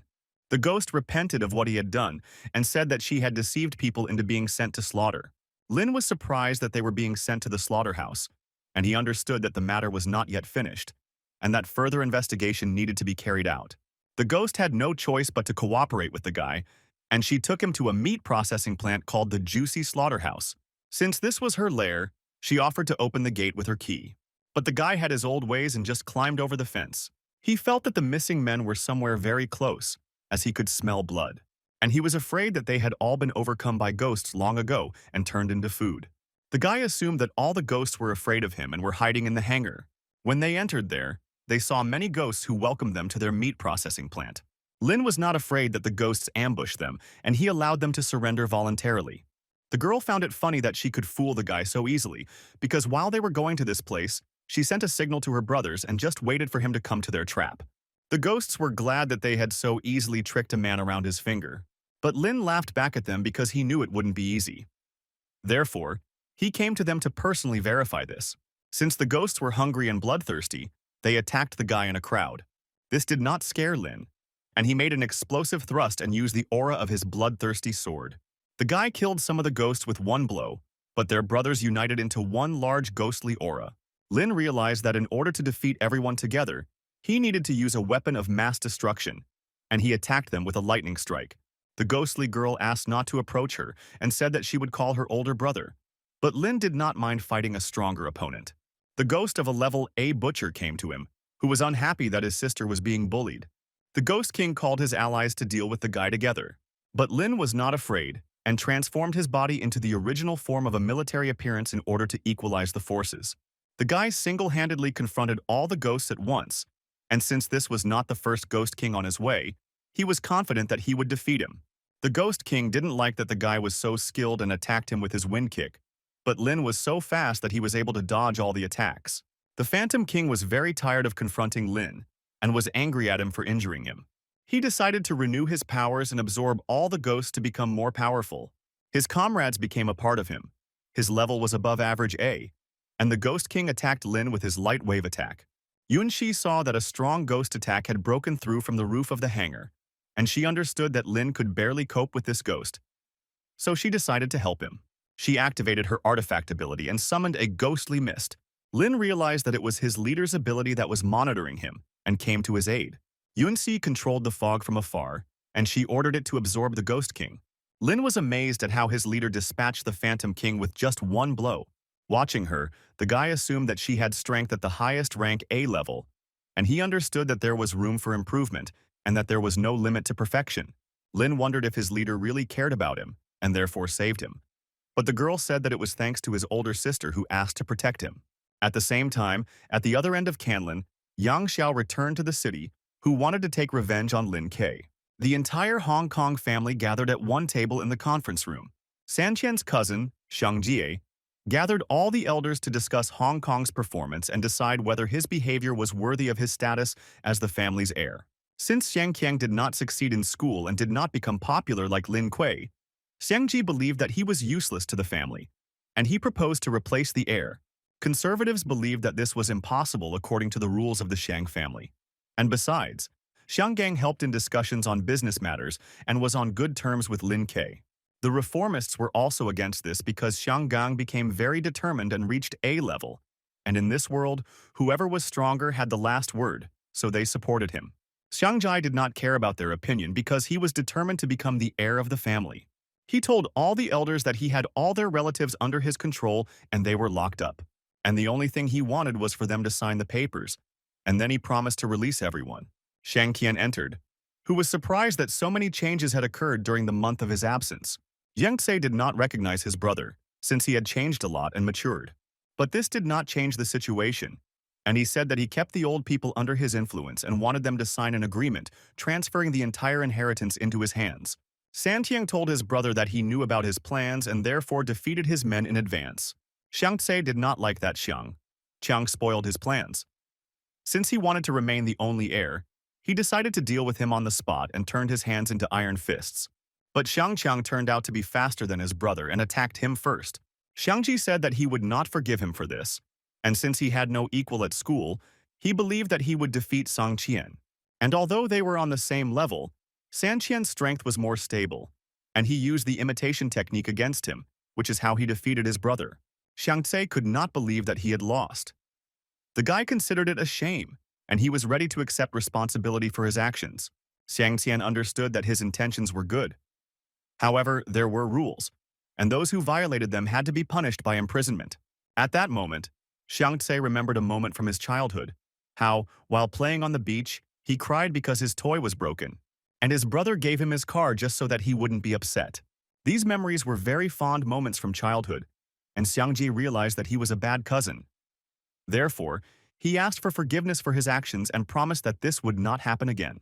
Xiang Qiang wished him luck in this and hoped to see another version of his brother in the future. At this moment, Lin Ke was patrolling the city at night and trying to catch up with a ghost dog that was terrorizing the areas of Kanglin. But the ghost of a hungry dog did not intend to give up so easily, and as they moved further and further away from the ghost, they had to speed up. At this moment, Xiang Qiang was walking through the night streets of the city and enjoying the wonderful moments of silence and solitude. He stopped the ghost of the dog from running away from the night watch, and he knocked him down. This was the first time that Xiang Qiang, after a long diet, allowed himself to buy ice cream. And since he didn't even have time to try it, the guy considered it unforgivable. Although the man seemed familiar to Lin and similar to San Qian, he asked not to disturb him and get out of the way. San Qian didn't like that even after dieting for a long time, he was still called fat. And since the guy was tired of enduring this, he attacked the ghost dog with his fiery flame. Lin was surprised that the guy dealt with the ghost in a matter of seconds, and he wondered how San Qian managed to change so much while he was out of town. Xiang Qiang decided to tell the truth but suggested doing it in a more cozy atmosphere, over a plate of noodles. He said that he went to the mountains and trained hard every day, physically exhausting himself. Even after he lost weight, he did not stop because he needed to keep himself in good shape. Lynn also decided to say that in the past 2 days, he had reached A level, but he understood that at this rate, Xiangqiang was only a few steps away from his level and could catch up with him. But Xiangqiang considered Lin to be strong too, since he managed to get into the night watch. Returning from the mountains, Xiangqiang learned that relations between Hoteng and Murong had improved, and they began to meet. And also, at the suggestion of teacher Tang, they decided to go teach at the academy, and Su Tang was still alone in the mountains, and Xiangqiang could not contact her. Therefore, he was troubled by a feeling of concern for her. Qin Feng got a job as a teacher at the academy as an instructor for first-year students. Kanya and Mo Qingcheng became entrepreneurs and opened a business making jewelry for ghosts. And Xiang also wanted to follow in Lin's footsteps and join the Night Watch to fight ghosts. Lin asked not to worry about it and said that he would recommend him for this position, but he would have to work hard for this. After this news, Xiangqiang was very happy that Lin valued their friendship. Arriving home, Lin spent the entire night chatting with the leader of the Night Watch group. Hong Ye appeared in front of him and the girl was very interested in who he was flirting with. Lin was offended that she thought he was interested in other girls, and he said it was for work. Hong Ye believed him, and since she had business in the desert, she needed to return, but she promised that they would meet soon. Lin was looking forward to her return and missed her every day, since such an unexpected separation was a difficult test for him. Afterwards, a picture appeared on his phone where Yang Xiao was talking about his new underground club of the Devil's Gang. Lin was surprised that Yang Xiao managed to get into his phone. Yang Xiao greeted everyone and told about his dream of becoming the ruler of Kanglin and living in the best mansion in the city. He also wanted to rid the world of crime and create a college entrance exam to give everyone a chance at education. And although he was hiding in the darkness, they planned to come out. There were many ghosts with him who were waiting for this very day to share this joy with him. All the residents of Kanglin City saw this broadcast on their phones, and they were not happy about it. Lin realized that this was a carefully planned hacking job, and he decided to seize this opportunity and challenge Yang Xiao. Yang Xiao saw that Lin Ke challenged him and lured all the people's attention to himself, and was surprised that the guy got into his plans again. Lin knew that this speech was a complete failure, and he was waiting for the day when he could shut down and destroy his ghost gang. Ling Shi burst into his room, and since she had the day off, she wanted to spend time together. She also wanted to eat and look for new outfits. Since Lin was in a great mood, he didn't mind spending time together and delighting them with gifts. Afterwards, they all went together to one of the largest shopping centers in Kanglin. They collected so much that Lin had to give away all his hard-earned savings. Afterwards, the guy took them to a children's restaurant, and he was not surprised that his sister was so short at 14 years old. After all, she only ate baby food and therefore did not develop. But Ling Shi didn't understand why he was so indignant, because adults dined there too. There Lin saw Hong Ye's brother, and the guy did not understand that Hong Shang had forgotten there, and he suspected that he decided to deceive the girl. Shui asked Hong Shan for forgiveness for bringing him to the children's institution. The girl just liked the food of this place. But this was not important to Hong Shan, since the main thing for him was to fill his stomach. When he noticed Lin, they exchanged fiery glances. Shui did not understand why Hong Shang suddenly became so absent-minded, because just a couple of minutes ago he was normal. The guy replied that he just didn't like the way the people at the opposite table behaved. Lin was faced with a choice: to save the teenager and take her away from Hong Shan, having received +10 to charisma, expose his identity, having received +13 to agility, or ignore him, having received the Book of Summoning Ghosts. Since it was beneficial for him to receive the book, Lin decided not to bother Hong Shang and wished him bon appetit. He received a reward, a ghost summoning book, and the system warned him that he needed to carefully consider the form of the ghost before using the skills. When he accidentally thought of inflatable dolls, the system gave them to him and performed the transformation. Lin didn't expect that he would be followed by such a sad action. The ghostly gang of Yang Xiao burst into the cafe, who came after Lin Ke. Lin was glad to finally meet his criminal gang.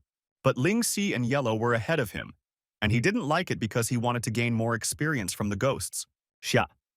Shui was scared and she asked Hong Shan what they should do in such a situation, but the guy planned to eat and watch the performance. The ghosts were confident of their victory, since their boss Yang Xiao gave them a piece of his power. Ling Shi and Yellow were very unhappy that the ghosts prevented them from spending time with their brother, and they taught these criminals a lesson. From the underground room, Yang Xiao watched everything his ghostly hunters did. He considered Lin Qi a coward because the guy left this job to his sister and the animal instead of fighting the ghosts himself. When he noticed the ghostly king in the cafe, he was worried that he might interfere with his plans.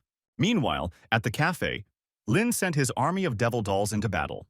Hongshang appreciated how Lin skillfully placed his work in the hands of the ghostly dolls. Since Lin noticed that Hongshan liked this performance, he sent a ghost into it. But Hunshan repelled his attack with his sandy hand. Afterwards, people in the shopping center noticed the leader of the night watch. Hongshan immediately began hiding with the girl, as he did not want to be caught. Although Yunxi was late for the event, she decided to visit Lin Kei to praise him for a job well done. She did not expect that such a young guy would turn out to be a hard worker, and moreover, a caring person for his family. The girl told Ling Shi that if she follows in her brother's footsteps, then in the future she will be able to join the Night Watch and fight the crime of this world. She came to tell Lin that there was a death list on the internet, and that his name was on the first place. The guy did not like this news, and he quickly waited to meet Yang Xiao in order to save the city from his antics. While Yang Xiao was angry that his plans were always interrupted because of Lin Kei, Yang Xiao had assistants who asked him to entrust this matter to them. The Joker led his squad of spirits, and he was their ghostly captain. Liu Meng, a worshipper of ancestors, was also interested in their plan to attack the city. Anime leader Jiang Cheng was too busy reading manga, so he couldn't listen to their evil plan. The great inventor Wang Xi believed that his invention would be useful in this mission. Since Mr. Yang Xiao discharged them from the psychiatric hospital, they felt it necessary to repay their debt to him and go through thick and thin. The leader from the anime world, Jiang Cheng, believed that the world they lived in was an illusion, and the real world was in another dimension. People agreed with him, and they supported the idea that the sinful world was long overdue for destruction. And because they were messengers of justice, they wanted to change the world. Jiang Cheng was their leader, and his first task was for them to destroy Lin Kuei. And since people believed in their leader, and he granted them eternal life for this, they were ready to cleanse the dimension and destroy Lin Kuei. Yunxi sent Lin to find this group of people, but after a long search there was no trace of them. Walking along Linyu Street, we were offered to watch an entertainment show at an anime festival. Lin didn't appreciate his image, but he understood that the guy might know where this mysterious group of people was, and that he could benefit from it. Lin decided to beat the guy and said that he was not interested in this anime festival. But the guy didn't like Lin just leaving like that, and he said that he had something for him. He gave him a completely free VIP ticket to an anime festival where a beautiful sister dances at home since it was a popular manga. Lin did not refuse the free ticket because he needed to investigate. Afterwards, he borrowed a scooter from him, as he thought it would be useful for him to walk. The guy was unhappy that he was left without a scooter, but he was sure that their leader would sooner or later get to Lin and teach him a lesson for such actions. A little later, Lin Kei used his stealth technology and reincarnated to disguise himself. The sword spirit appreciated his disguise and makeup skills, and she thought he looked great in those clothes. Suddenly, he met Qing Cheng and Kanya, and since his image was incomprehensible to them, the guy was worried that they might think about it in the wrong way. The girls were surprised to see Lin like this, but he explained to them that he was on a mission and that he needed to remain hidden. Since they had not seen each other for a long time, they were glad to have such a meeting. The ceremony was just beginning, and Master Jiang Cheng stepped onto the stage to announce the start of the exhibition. When Lin saw this guy, he realized that this was the leader of the sect and a wanted criminal who had escaped from a mental hospital. Jiang Cheng talked about how they destroyed the third dimension and it was time to save the world. To do this, he needed the power of universal love, and he was going to call upon the strongest creature who would obey them. Jiang Cheng asked everyone to close their eyes and gather their courage to summon the most powerful sorceress. Kanya noticed that the people were going crazy because their minds were under Jiang Cheng's control. But Lin asked not to worry as he had a plan. The most powerful sorceress has already begun to wilt in front of them. But Lin decided to stop the summoning of the ghostly girl by attacking their leader. This did not help, since the magic circle automatically summoned the sorceress. A girl came out and introduced herself to Xiao Yuan. Jiang Cheng told his subjects that her appearance was due to Lin Kuei ruining their ceremony, so he ordered his men to punish him. Lin saw that they were zombified, so he saw no point in feeling sorry for them. The magic sword really wanted to help him, and she took on all the zombies with her deadly tornado. At that moment, the most powerful sorceress attacked Lin, but Kanya came to the rescue, speeding up time for Lin Kei and attacking the sorceress with her icy wind. Jiang Cheng couldn't bear to watch them interfere with his plans, so he transformed into a second-dimensional anime character who possessed the body of a Minyuan County knight. Lynn understood that it was necessary to also transform into the original form of the Holy Buddha in order to equalize the forces. This suited the special anime character completely, and he activated an area that had an absolute advantage. Entered this ghost skill area, Lynn didn't understand why there was nothing there. But in fact, it was the absolute field, created by the leader, in which all his power was concentrated, and the enemy could easily hide there. Suddenly, an anime character appeared in front of Lynn and wanted to attack him. But the guy reacted faster and struck first. But the anime character didn't like this and retaliated by attacking Lynn. Lynn then used a new attack called Heavenly Crescent Nightmare Formula, which interacted very strongly with the enemy with its supersonic field, which the anime character could not resist. Lynn was then given a choice: save Jiang Cheng and help him recover, receiving 38 in strength, allow him to plunge into the world of the second dimension, receiving 20 in strength, or deal with him, receiving 20 in agility. Looking at the rewards, Lynn realized that the system wanted him to cure the anime character, so he teleported to him to help him.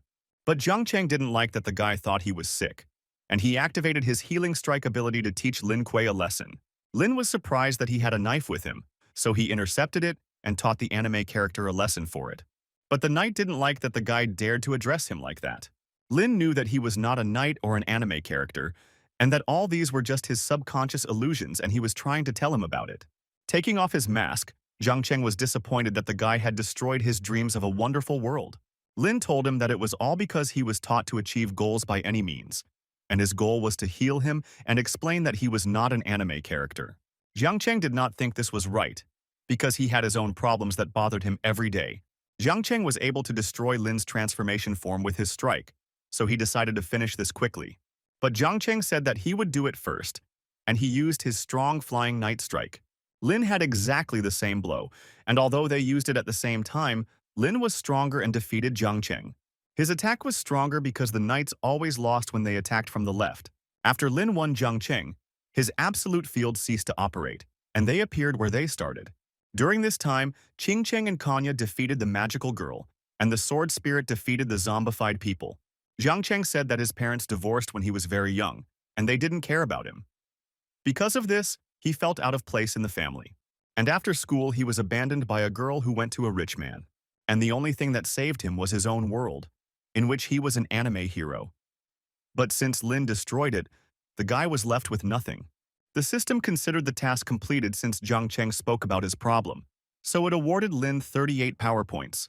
Lin tried to hold the guy and said that his life was not filled with happiness either, since he was very susceptible to money. And it doesn't matter what kind of world you are in, the main thing is to remain happy under any circumstances. And he explained that his main mistake was trying to destroy world peace.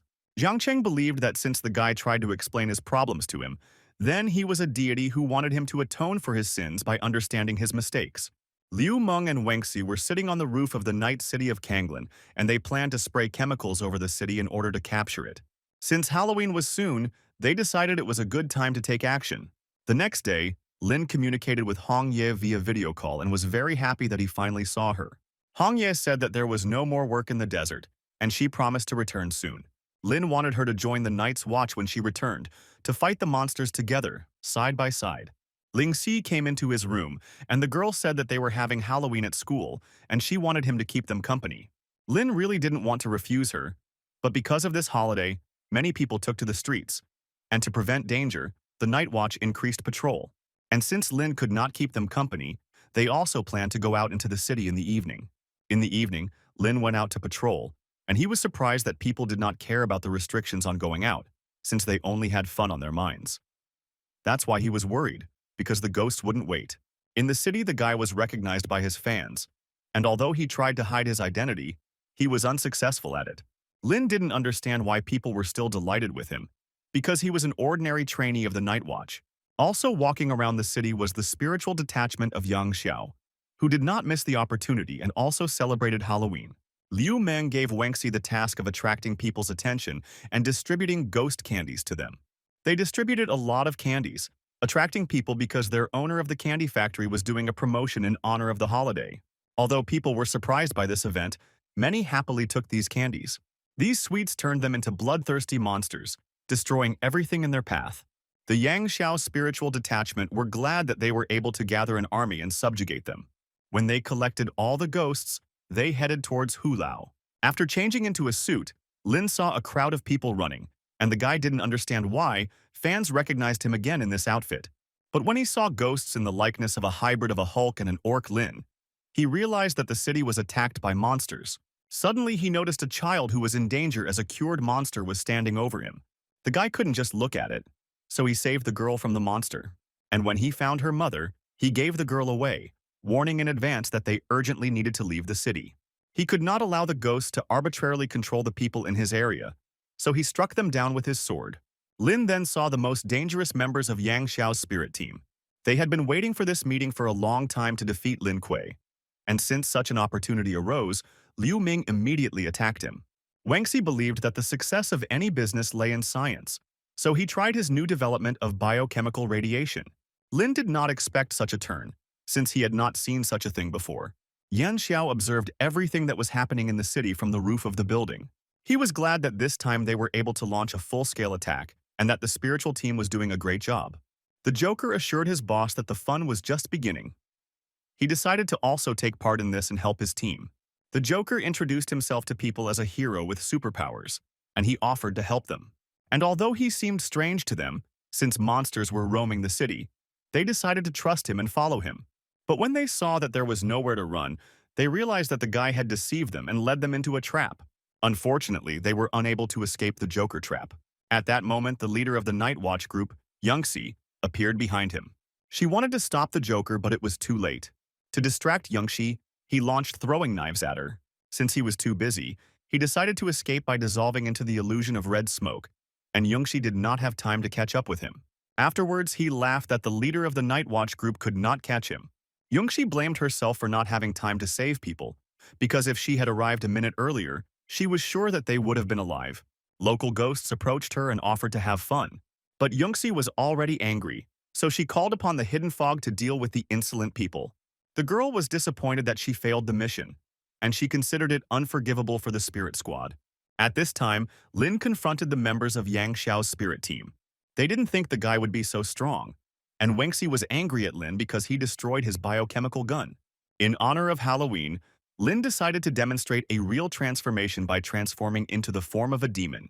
Wangxi told his partner Liu Meng to run and deal with the others in another area. But Lin was not going to let the criminal Liu Ming go. Wangxi helped his comrade and used the ability of the great inventor to transform into a robot. The blow was so powerful that Lin's transformation subsided. He had a choice. Go to the end, receiving 30 points to strength.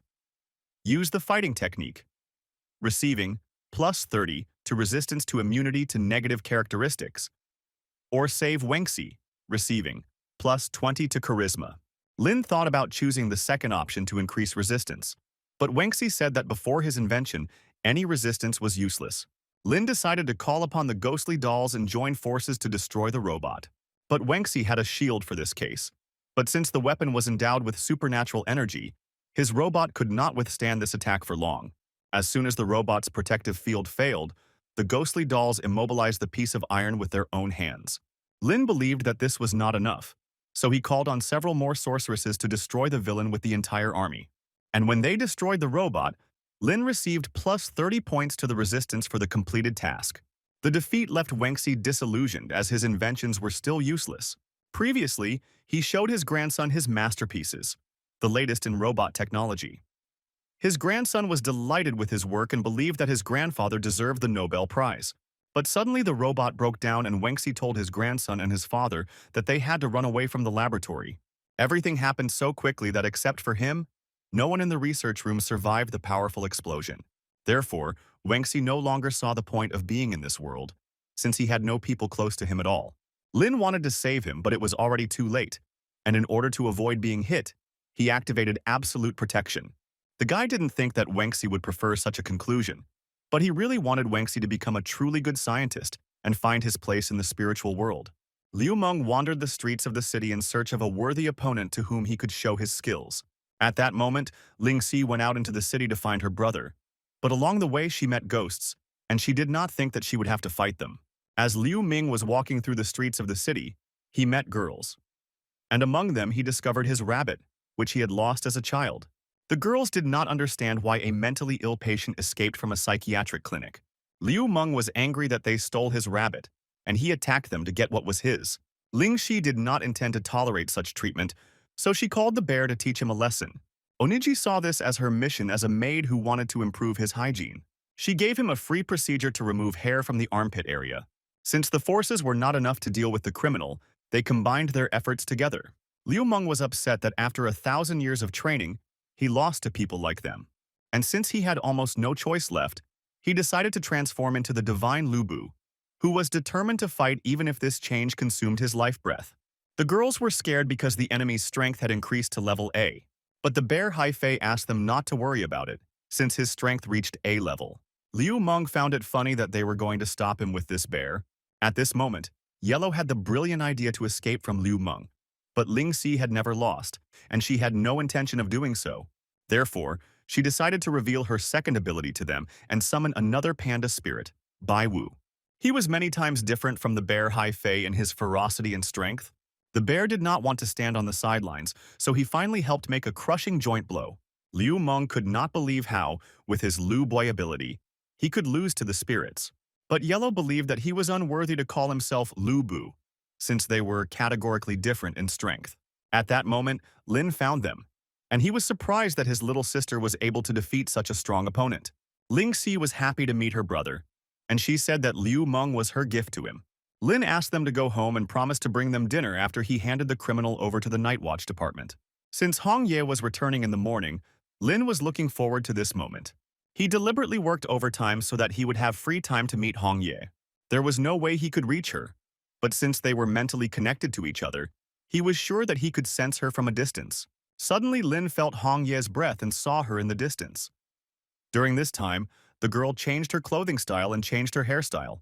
When she saw him, she immediately ran up and said how much she missed him. Lin wondered how things were going to be for her in the desert. She said that the city building program was almost completed, and thanks to KK, she finished faster. Lin was amazed at how skillfully she planned things after restoring her body, and for him, it served as an example of how to do things right. When Lulu saw how her parents behaved with each other, she worried that she was the odd one out in the family. They saw that little Lulu was depressed and told her that she was the best girl and asked her never to think that way again. Lin bought her a gift, a squawking chicken, and he hoped that she would appreciate such thoughtfulness. Afterwards, they returned home, and Lulu looked forward to meeting her sisters. But in the crowd, they met the Joker, who grabbed Lulu. They were perplexed that the clown dared to touch their daughter and rushed to save their girl. But the Joker was not himself, and he was protected by a team of armed creatures. Lin was very angry and wanted to kill anyone who stood in his way. Hong Ye said that they were all A-rank primal creatures and she wanted to finish with them quickly. Once they dealt with all the ghostly creatures, they went to catch up with the Joker. But they didn't have time to take Lulu because the Joker was already in the air, and he said that if they wanted to save their daughter, they had to come to the 8th factory in the slums. Lin considered this a very low act on the part of the Joker, and since the clown was Yang Xiao's disciple, he suspected that Yang Xiao was involved in this. Hong Ye assumed that this was all to deceive them, so she asked Lin to calm down first and then go with a fresh mind to save Lulu. She could always support him in difficult times, which is why he chose her. But Lin understood that this was not the time to talk about love, and they had to save the baby. So he asked the leader of the Night Watch group to take them to the factory. Yungxi was not happy to go with this loving couple, but she only did it because she needed to catch the clown. Hong Ye decided to ask Captain Yunxi how Lin had proven himself throughout the entire time. Yunxi replied that if you don't take into account having fun with girls, he turned out to be pretty good. Hong Ye was not very happy to hear this, but the guy said that it was a lie and that he only loved her. Since Yunxi could not get closer to the plant, she dropped them off not far from it.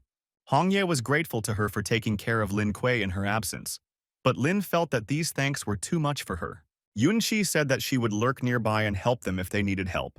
At this moment, little Lulu was very hungry, and she asked the ghosts to feed her. The ghosts didn't like that the girl was so talkative, and to keep her quiet, they gave her a loaf of bread. But the girl refused to eat it, since they usually gave her donuts and cakes. The ghosts decided to leave this stubborn girl and go have lunch, while Lulu managed to summon branches of vines, which gradually freed her from the rope. When they turned around to make sure everything was okay, the girl reprimanded them for treating her like that. Then she found boxes of ammunition, and since she saw her dad playing with the same ones, she decided to use them. Hearing the strange sounds, the ghost decided to check the room, and were surprised that the girl managed to get out. Afterwards, she dealt with the criminals with their own weapons once and for all. Her attention fell on the TNT boxes, and since she suspected that it was something valuable to the ghosts, she decided to get rid of it. When they got to the factory, Lynn and Hongye were surprised by what was happening there, and they were very worried about Lulu. Lulu realized that TNT were big fireworks, and she really enjoyed spending time like that while in the ghost factory. At that moment, a joker appeared, who communicated via video with Mr. Yang Xiao, and he said that he had successfully completed the task of kidnapping Lin Kei's daughter, and for the boss to make sure, he showed him the video. But when he pointed the camera, he saw that the entire building was destroyed, and that the girl was outraged that this green-headed man did not feed her. Yang Xiao was annoyed that things weren't going according to plan, and he gave the clown a minute to solve the problem. The Joker was unhappy that the ghost couldn't look after the little girl and that he had to do all the work for them. For this, he had to deal with them, as he believed that they did not deserve to serve him. Afterwards, he planned to punish Ling Shi for disrupting his plans. But at that moment, Lin Kei and Hong Yi came to her aid. They attacked the Joker, but he anticipated the situation and dodged. Then he sent them to his circus world to enjoy an incredible crime together. While waiting in the car, Yunxi thought that Lin Kei had become too good over the past 6 months. She suddenly felt their strong aura and couldn't understand what happened to them. Meanwhile, Lin was wondering how the Joker could control the entire field. Hong Ye said that some creatures, in addition to ghosts with strong souls, had the right to receive dimensions. When they appeared in the clown's dimension, he welcomed them to his circus world and promised that this place would be a paradise for them. He wanted to show them the power of his incredible circus, so he unleashed his clown puppet on them. But Lin didn't see any problem in this, so he broke the puppet's wooden leg. Joker told them that it was useless because it was an incredibly advanced puppet with the ability to reincarnate. Hong Ye wanted to test how fast the reincarnation speed was, since she was sure that her scissors would be faster. The Joker did not expect that they would overthrow his invention so quickly, because he had high hopes for it. Lin decided to joke that he noticed Batman in the distance. The clown was very scared, and Hong Ye was surprised that he actually fell for this trick. Lin knew that high-quality prey always fell for the simplest baits. After they dealt with the puppet, they moved on to the Joker. And since he loved the show, they gave him a real extravaganza performance where he performed in the main roles. At the end of the performance, they launched a magnificent fireworks display with his participation. Lin had a choice: put the clown down and gain 35 to agility, continue his performance number by gaining 40 strength points, or defeat the clown using strength to gain 30 to resistance.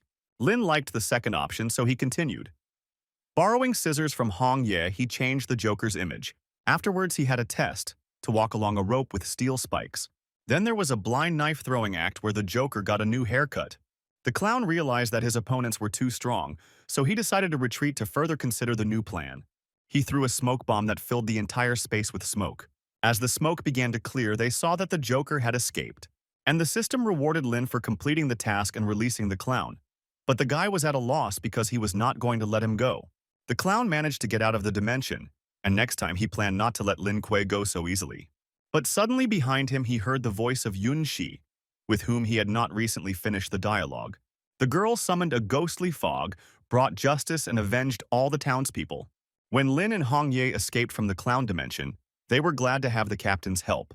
Yun Si admitted that they had done a better job than her this time, and she knew that they were the perfect team and also perfect for the role of the night patrol squad. During this time, Lulu watched her parents interact on the sidelines, and she was disappointed that they forgot about her. After the defeat, the ghosts came to inform their leader Yang Xiao that the clown had lost to the night patrol squad. Yang Xiao was dissatisfied that the spiritual team did not live up to his expectations, and this time he planned to handle this matter on his own. The next day, Lin and her entire family congratulated Hong Ye on the restoration of her physical body. Hong Ye and Lulu had gifts for their younger sister Lin Kuei, but Ling Shi was looking for a catch in this, because she thought that Hong Yi had come to steal her little brother. But as soon as she opened the gift, she saw a beautiful dress and was very grateful to her for it. The surprises didn't end there, because Hong Ye had prepared gifts for other family members too. Oniji had a new combat version of the maid outfit, and she was extremely happy about the upgrade. And Yellow was disappointed that she was considered a dog and was always given bones. She gave Lin Hongye the latest model of silicone scrub board because it is especially comfortable to sit on your lap. Lin was not very happy about this gift, but fortunately, he also had a corresponding gift for her. Since the guy thought about her every minute of every day, he gave her a photo of himself in her image. Hongye was not happy about cosplaying herself, but Lin promised that there would be no more such jokes and that he would pay in full that night. Since the issues in the desert were resolved, they could finally spend time together. In the morning, Lin was happy that he was waking up in bed with his beloved, and he also realized that joining the night patrol squad was a great decision. Hongye didn't understand why he didn't wake her up, but since she was tired on the road and worked hard at night, he couldn't wake her up so early. Lin said that Captain Yun Shi called him along with his older sister and said he was going to work, so it was time for them to go. Since they did an excellent job with the task, the authorities decided to accept them earlier in order to inform them that they had officially been accepted into the team. Ling Hua was proud of her brother and believed that Yun Shi should have found someone like him. But Yun Shi did not see a problem in this, since the guy was her subordinate. Lin knew he needed to quickly change the subject so they wouldn't fight, and he wondered if they had asked to take Hongye to join the squad. Lin Hua said that because Hongye had done a good job in the desert, they wanted to make her a full member of the squad. Lin was delighted that his wife was so good that they didn't even test her strength to join. Since they did these favors publicly, Ling Hua and Yun Shi were a little jealous of such a warm relationship, since they had not had anyone for a long time. Yun Shi also added that she and Hong Yi were allowed to create a group of new arrivals, and they had to come up with a name for it. The guy understood that since the top of the Night Watch valued him so highly, then this opportunity should not be missed. He wanted to call the group Hunter's Blade. He had originally created this name to inherit his father's will, but now for him this word was a faith of growth in everyone else. His sister appreciated his choice, and she was sure that his father would be proud of him. But the guy was mostly grateful to her, because thanks to her help, he achieved this success. Yun Shi said that due to the fact that the night patrol squad and the college had many applications to join, he would be responsible for protecting the students as an observer from the patrol squad. Ling Hua added that recently, quite a lot of ghosts from Ying Island have invaded the eastern part of Daxia, so this time he was given more people to get rid of these creatures. Lin was glad that this was his first mission with Hongye, and he guaranteed that the task would be completed perfectly. There were a lot of people participating in the fall tryouts this time, and all the new students were gathered at the entrance of the exam venue. Lin only wanted to participate in something like this to kill the night ghost, since he knew that a bloody night creature had been spotted there, which could drop a lot of spiritual power. There he met his old mentor Tang Lin, who acted as the head of the team. Tan Lin was also glad to meet his legendary girlfriend. She wondered how eager Lin was to catch the ghosts, but the guy had absolutely nothing to do with them.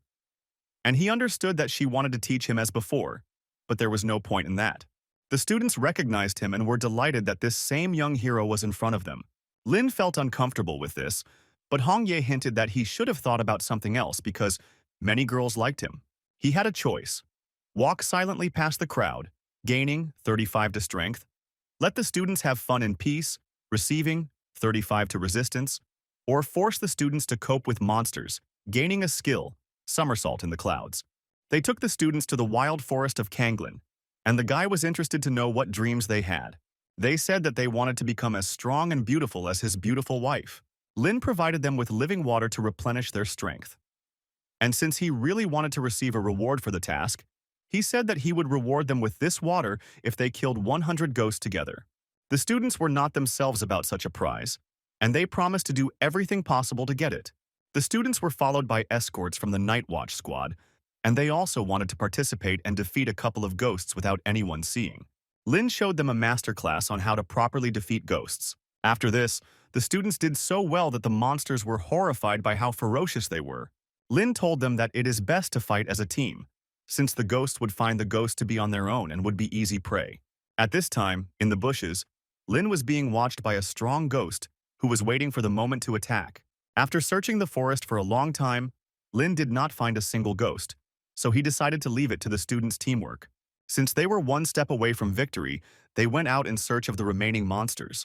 Hongye wanted to secretly monitor the students, and she told Lin that if he found something, he would definitely contact her through spiritual consciousness. At this time, Lin continued to be watched by the ghost of Yingdao, Lady Yu, who was sent by Mr. Yang Xiao to deal with the guy. Lin found it strange that it was sunny all around, but it was raining in a certain area. He knew that this only happened when there was a demon nearby. There he met a girl who asked for help, but Lynn understood that it was all the acting of a ghost who was hiding behind the shell of a beautiful girl.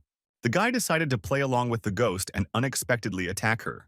The girl was grateful for the help and felt much better. She introduced herself as the goddess of a lake that was not far from them, and she assumed that he was looking for something. Therefore, she offered her help. Lynn knew that the ghost wanted to use an old trick on him, and he wondered how she would behave when he refused to let her go to the lake. The girl showed him 2 axes, and she suggested that one of them could belong to him. But Lynn said that he had nothing to do with this weapon, since he only threw a titanium axe. The girl was angry that he joked about her like that, and she wanted to reveal her ghostly nature to him. But Lynn attacked her at that moment, explaining that a mosquito was sitting on her. He was surprised that she was so weak to physical attacks, as he thought that she was a deity who could withstand such stress. The girl claimed that he did it on purpose, but Lynn insisted that he helped her get rid of the mosquito, like a real man. Because the rain had gotten heavier, she suggested that he stand under one umbrella to enchant it so that it would be easier to control in the future. And since the guy didn't want to get wet in the rain, he agreed to it. But he didn't expect that it would turn out badly for him, because her umbrella had a spell that was difficult to get out of. He couldn't believe his eyes that he had met the ghost of Yingdao called Lady Yu. The guy assumed that its leader was Yang Xiao. Lady Yu wanted him to surrender without a fight, since he still would not have been able to get out from under her spell.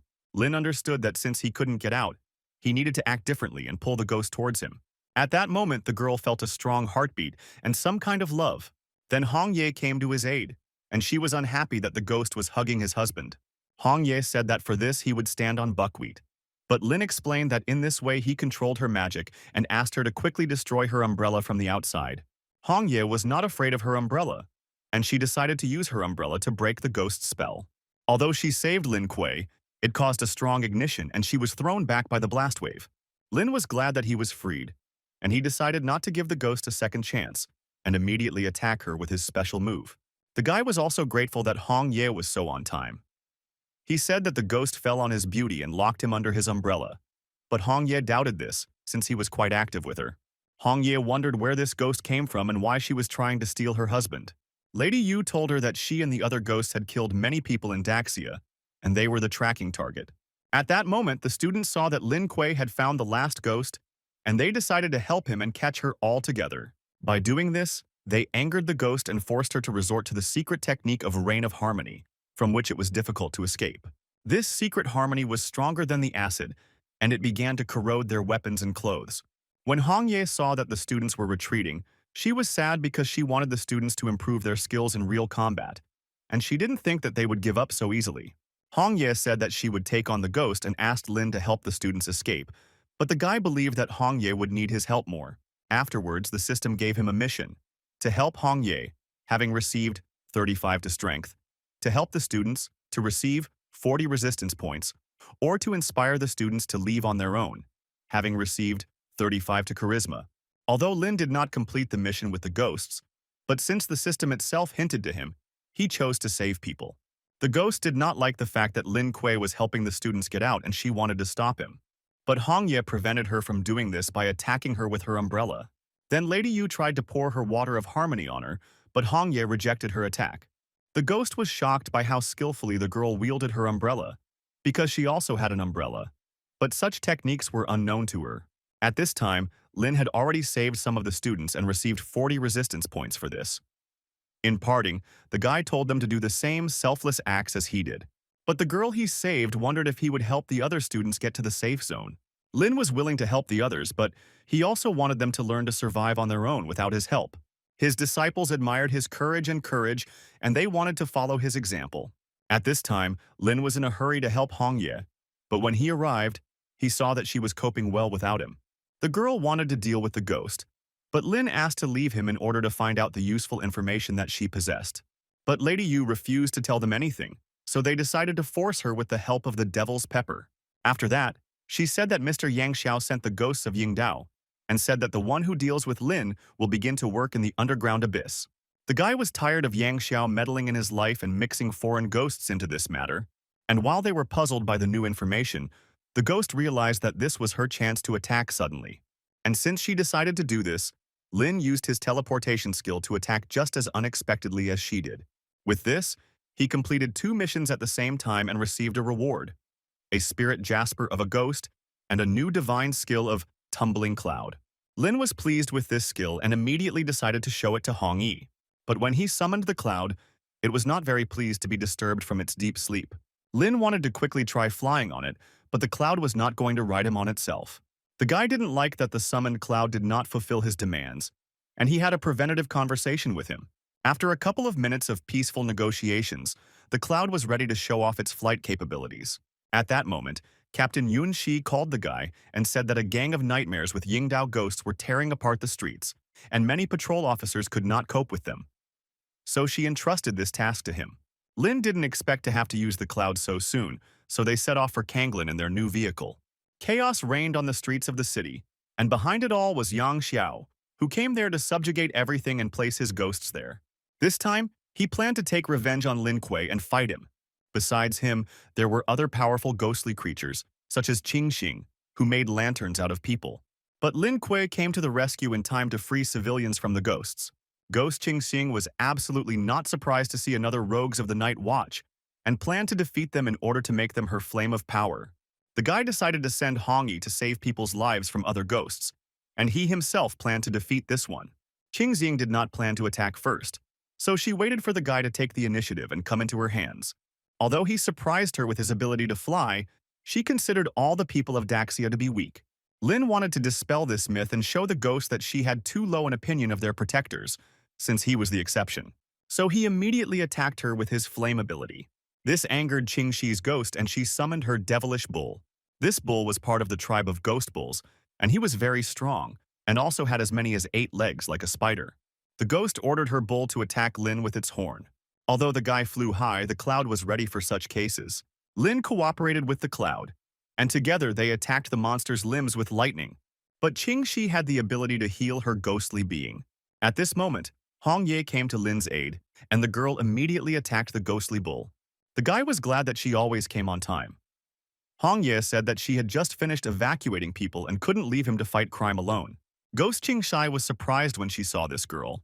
Hong Yi told Lin that she was familiar with this ghost, because as soon as she appeared in this world, she met her on the island, and the ghost challenged her several times, but it was unsuccessful. The ancient ghost of Yingdao City did not want to admit defeat, and she believed that a girl like Hong Ye was not a danger to her. And to win and prove she was right, she directed her spell at them. But Lin was not going to wait for her to attack first, so he and the cloud struck back. Since the guy was a serious enemy, Yingdao mutated into one living creature along with her bull and began to spray cobwebs. The creature did not want to give in to its owner, so it sprayed the web with its 8 paws. But Lin was fine with their attack, as he activated absolute defense. When the ghosts saw that their defense was over, they were glad that they would win an easy victory. But they rejoiced early because Hong Ye used her umbrella instead of Lin's absolute protection. Just as the Yingdao ghost finished attacking, Lin unleashed a thunderstrike on them. Since the web attack didn't work, the ghost decided to use her hallucinogenic illusions to confuse them and take over their minds. And since Lin did not have time to close his eyes, he went crazy and began to ramble. And while the ghost of Yingdao was consoled by her victory, Lin teleported to her and pierced her with his sword, because the guy was just playing along with her in order to suddenly attack. After the bull was left without his owner, he decided to retreat. But Lin and Hong Ye did not plan to let this dangerous ghost go.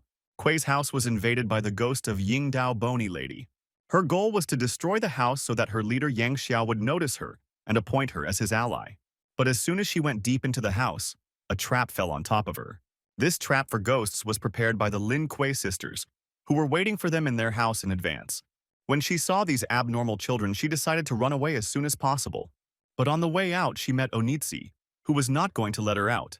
And then everyone else came up, who could not even think that ghosts could break into them. But since the ghost came to them on her own, they wanted to play with her.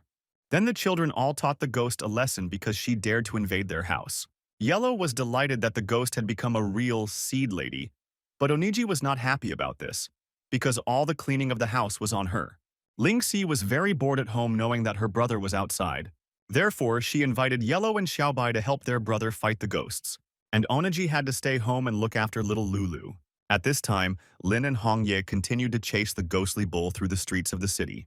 But Yan Xiao came across the bull's path, and the creature was very happy about this, because now it could not be afraid of the Night Watch squad.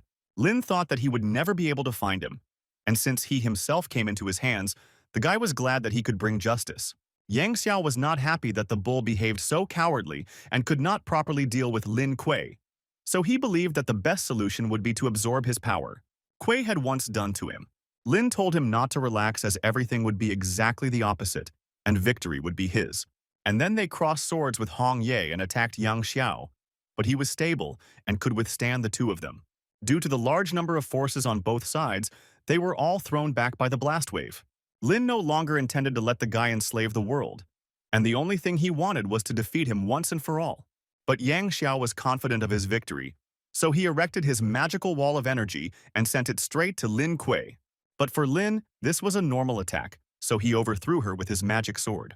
The guy retaliated by attacking him, but Yang Xiao used his golden body skill, which protected him from such attacks. But Lin didn't care about his super skills, since he destroyed hundreds of criminals like him. So he and Hong Yi joined forces and struck a powerful blow with a magical tornado. The attack was so powerful that it left a huge crater in the middle of the road. Yang Xiao was disappointed that his long and hard work did not pay off, and that he was still weak to fight Lin Kuei. Since childhood, the guy was a proud son of heaven, who wanted to succeed together with Chu Junyao in order to reach the heights of this world. For all his failures, because he deprived him of everything he could be proud of. Therefore, Yang Xiao was not ready to face this. They noticed that due to Yang Xiao's anger, he began to awaken the Ghost King's true body, so they wanted to prevent it. But it was too late. A bright flash of light ignited in front of them, making its way high up and filling the space. Yang Xiao was willing to sacrifice all his energy to transform into a nightmare Ghost King, with A-class supreme power, just to defeat Lin Kuei. Although Lin was impressed by the heights Yang Xiao had achieved, he was ready to defeat him and return him to his former form. But the Nightmare King had no difficulty in repelling his attack with ease. For the first time ever, he felt a great advantage on Lin Kuei, and was glad to test his true strength on him. At this time, an army of sea ghosts invaded the east coast of Kanglin Island. And since people had a hard time, a night watch detachment was sent there. There was also one of the largest sea ghost kings, who had the ability to take the shape of an island in the water and suddenly attack the victim. On this mission, the Ghost King was confronted by Commander Yun Shi.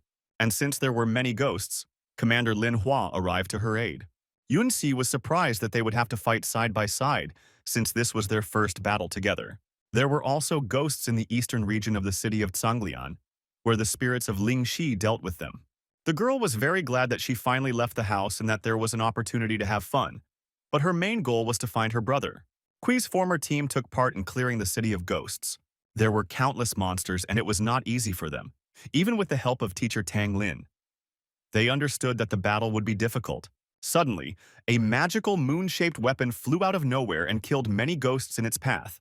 This was the skill of Su Tang, who returned to them after a long time of training in the mountains. They were glad that Su Tan returned to them again to fight the ghosts together. When they were done with the monsters, they wondered what Su Tan was doing there. The girl said that she went out to get some fresh air and came across an invasion of Yingdao ghosts.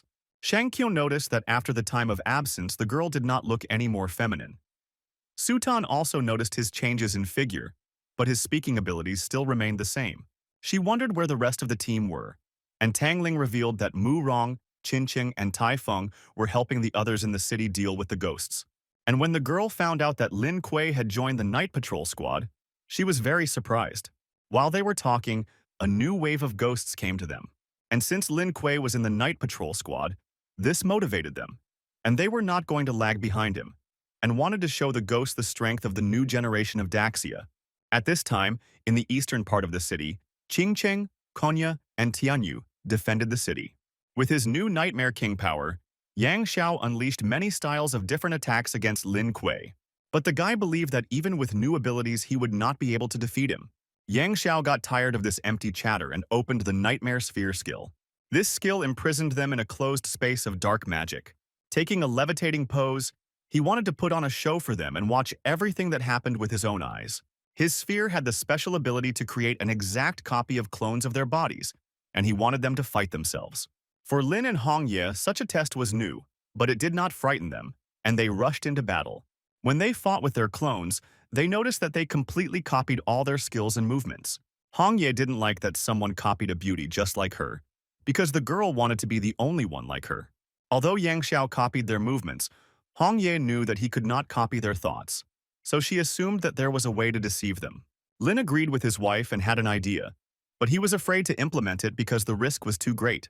But when the enemy began to advance, the guy still decided to try. Since it was possible to combine weapons, he assumed it would work with physical abilities as well. He was able to combine the abilities of Qi Yu and Sun Wukong, after which his strength increased significantly. With one swing of his sword, he managed to destroy his physical clones. Now that Lin's strength was approaching A-class, Hong Ye considered him a worthy man. Since there were no more problems with the clones, Lin decided to bring justice to Yang Xiao. Since Yang Xiao was injured, and his body was capable of giving him the ability to endlessly change, he wanted to reincarnate into a new form to get rid of the endlessly injured body. Kuei's new strength, and the guy attacked him so quickly that he had no chance to change his body again. Hong Ye didn't want to give him the chance to leave after what he did, so she attacked him with lightning speed with her scissors, leaving many wounds all over his body. The Nightmare King, being the boss of the underground abyss ghosts and the Nightmare Gang, did not understand how he could lose to them with such power. Lin knew that this would happen because he had previously warned the guy not to do such things, so he decided to defeat him once and for all. But suddenly a double of the devil god appeared in front of them, who decided to save Yang Xiao's fate. Lin Qiu didn't like that he dared to steal his loot, so he attacked him. The devil god was impressed that the guy managed to injure his double. Afterwards, he dragged Yang Xiao into the depths of the devilish abyss, and because he dared to attack him, he remembered this act, and in the future he wanted to fight with him. Lin was angry that he managed to escape with his feet again this time. Hong Ye believed that it didn't matter, because they did an excellent job, and this could be considered a victory, but Lin still stood his ground and wanted to catch the criminal. Hong Ye asked not to worry about this, as they would still have the opportunity to catch him together. This support helped the guy a lot, and he was happy with such care. On the East Coast, all the ghosts were defeated by the captains of the Night Watch. The girls were very tired, and after such a mission they planned to return and fully recover. In the city, the Night Watch patrol also cleared the streets of all Yingdao ghosts. Because Ling Shi and Yellow showed courage and bravery at such a young age in helping to defeat the ghosts, the city residents rewarded them with a large supply of food. And despite the fact that Ling Xi did not find her brother, she was glad to receive such gratitude from people. Teacher Tang and her students also had good news of Daxia's victory, and they planned to celebrate with an overnight picnic. And the girls, their friendly trio, did a great job, and for the first time took part in such a large-scale ghost invasion. One day later, the Lin Kuei family celebrated their joint achievements in completing the Daxia ghosts.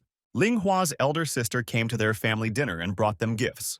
Lin was wondering since she had free time. He claimed that she was done with work, but that was not the case at all. She came to tell the important news that the double of the devil god had taken Yang Xiao with him, as well as 2 mystical kings to Ying Island. And their goal was to make the island the main base of the underwater world. So Daxia decided to send people to them in order to finally destroy the forces of the underwater world. And Lin assumed that he would do this. He understood correctly, and thus Daxia was sending him and Hong Ye on this mission. So they needed to pack up as quickly as possible and take 2 assistants with them. When Ling Shi heard that time would separate her and her brother again, she was disappointed. Lin Hua suggested that he would probably choose the strongest such as San Qian and Qin Feng. But she did not guess, and Lin preferred Qin Qing and Kanya. Hong Ye didn't like this idea of girls and she started to get jealous of him again. But he had an explanation for this, because Xiang Qiang and Qin Feng were physically strong. They were not suitable for this mission, and therefore the abilities of Kanya and Qin Cheng were more suitable. Since it was logical, the girls admitted that he was right. Lin also did not miss the opportunity to ask Lin Hua for Xiang, Qiang, Qin Feng, and Su Tong to join the night patrol squad. And since the squad was recruiting newcomers, she was not against recommending them. Since the team was determined, Ling Hua allowed them to take family members with them, and when the girls heard this, they realized that this was their chance. Lin made his choice in favor of his younger sister Lin Shi, and the girl was crazy with happiness because she did not want to be separated from her brother. He also took Lulu, Xiaobai, and Yellow, and the girls were glad that they were not deprived of attention. Only one Oniji was not chosen, and the girl was upset that the maids were always left out. Lin Hua did not understand why he broke the rules because you can only take one, to which Lin replied that the yellow-skinned goblin, the 3-tailed fox, and the spirit of the green vines were not human beings. Lin wondered if she agreed to this. Ling Hua realized that the older the child, the more he needs, and since she could not refuse her younger brother, she agreed. Afterwards, Lin Kuei gathered his former team at a local cafe to tell them that he had recommended them to the night patrol squad.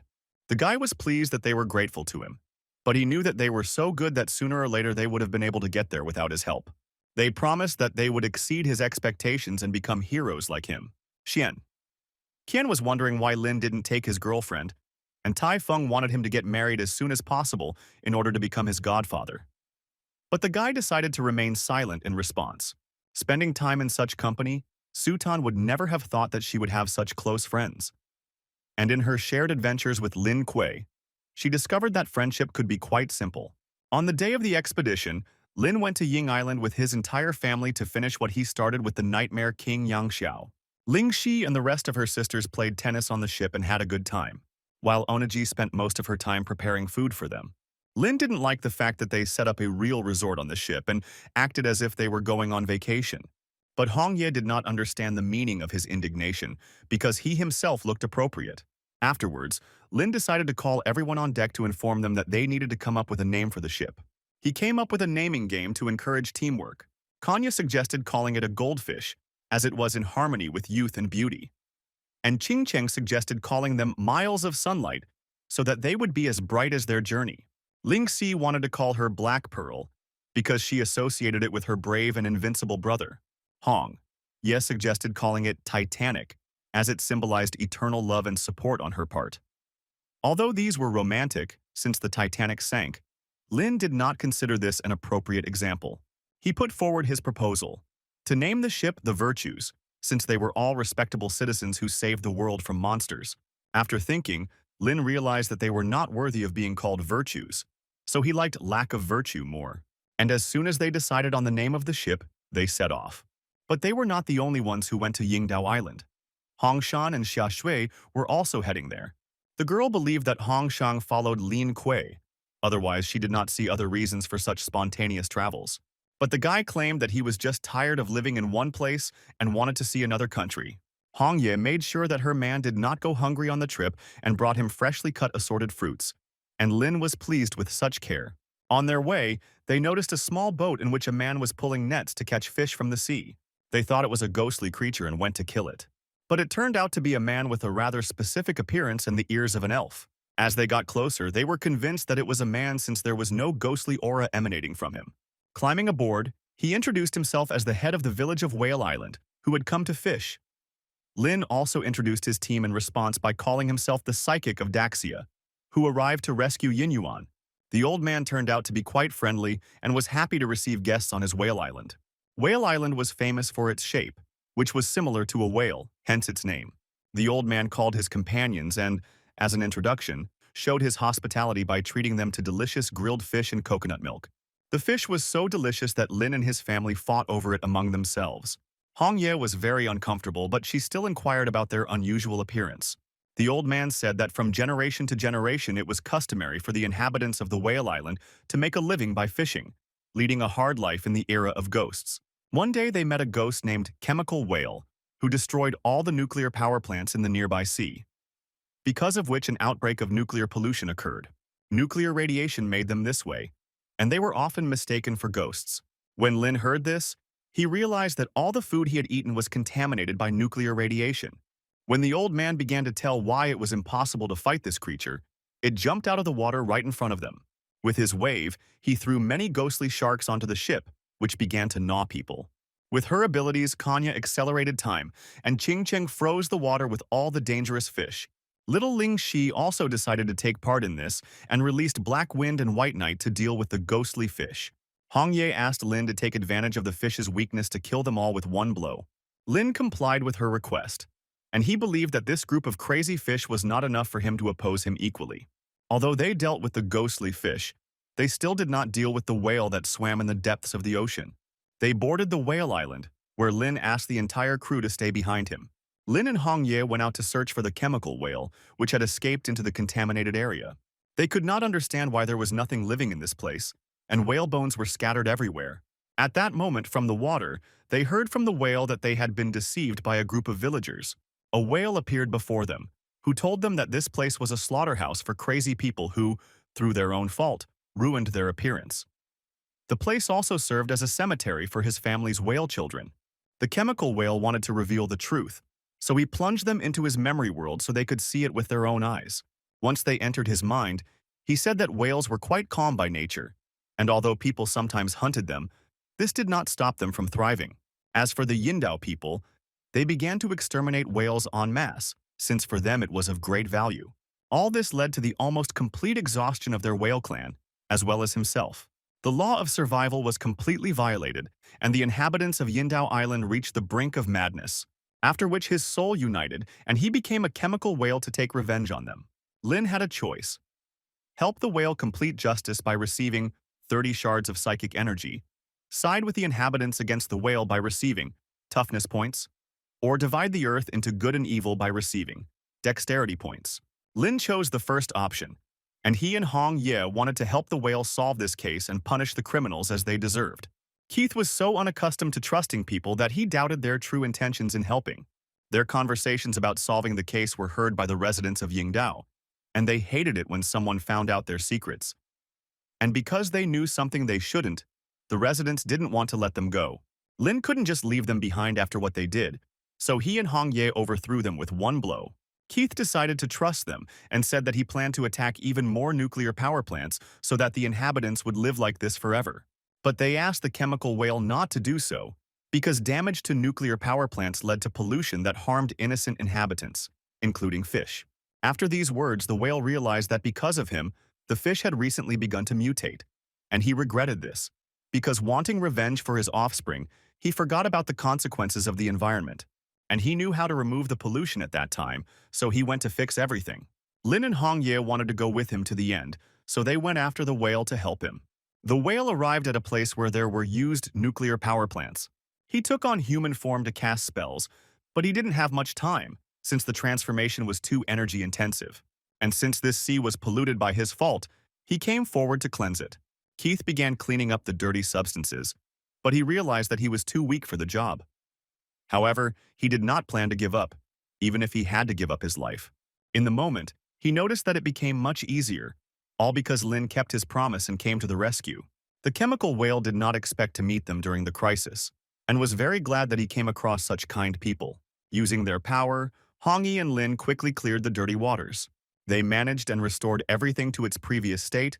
The water became clear, and a cloud with chemicals dissipated in the sky. The problem of infection was resolved, and Lin promised to continue to take care of the villagers. But the chemical whale did not stop there and wanted to cleanse the local waters even more. And although they asked him to stop since he was running out of vitality, he continued cleaning. He told them that they had only stopped the pollution problem in the nearby sea, so all he had to do was burn his body to the last drop of energy. Keith hoped that they could keep their promise and save the world in their own way. After his disappearance, he left the bone to warn humanity of danger. At that moment, Ling Xi noticed villagers from the top tower of the ship, who, after hearing the noise, were approaching them. Having boarded them, they began to bow to Lin Kuei for saving the environment, and asked for help for all the other inhabitants, since they needed salvation. The guy didn't understand how they could call themselves innocent after everything they had done and ask him for help. He showed them the chemical whalebone that served as the fruit of his hatred. And he said that if they do not repent, the whale will come to them forever. But when the residents saw the remains of the chemical whale, they wanted to take them away in order to sell them for as much as possible. This angered Lin because he hoped that they would realize their guilt. But he realized that this group of people lost their humanity due to greed a long time ago. Since they were hopeless, Lin's sister suggested throwing them overboard and feeding them to the fish. But Lin was against this, and he insisted on dealing with them alone, as he wanted to take revenge on them for the death of the whale. He completed the mission and received 30 shards of psychic energy. And after redeeming the inhabitants of the island, he continued on his way again. A day later, Lin Kuei arrived on the mainland of Yindao Island to deal with the ghosts. To their surprise, the beginning of the island consisted of a small, neat city. Since it was a city of dolls, this place became heaven on earth for his younger sisters.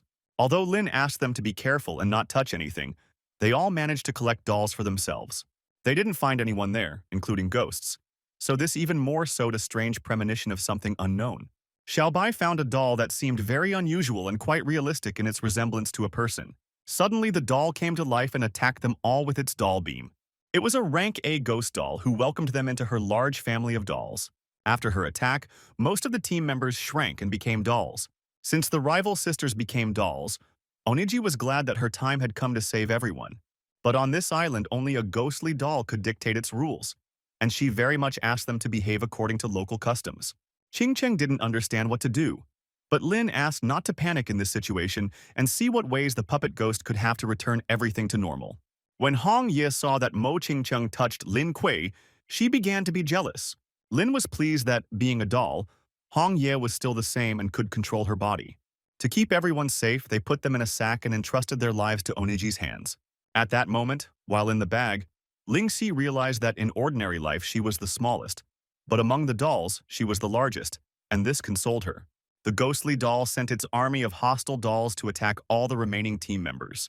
To defeat the dolls, Lin decided to call upon his army of dolls and ordered them to show the ghost of Yingdao their power. But the ghostly dolls of the island turned out to be much stronger than his army, and they defeated every single one. Lin mourned them, and he really did not want to part with them, but Ching Cheng asked him to calm down, as she thought that he could summon new ones.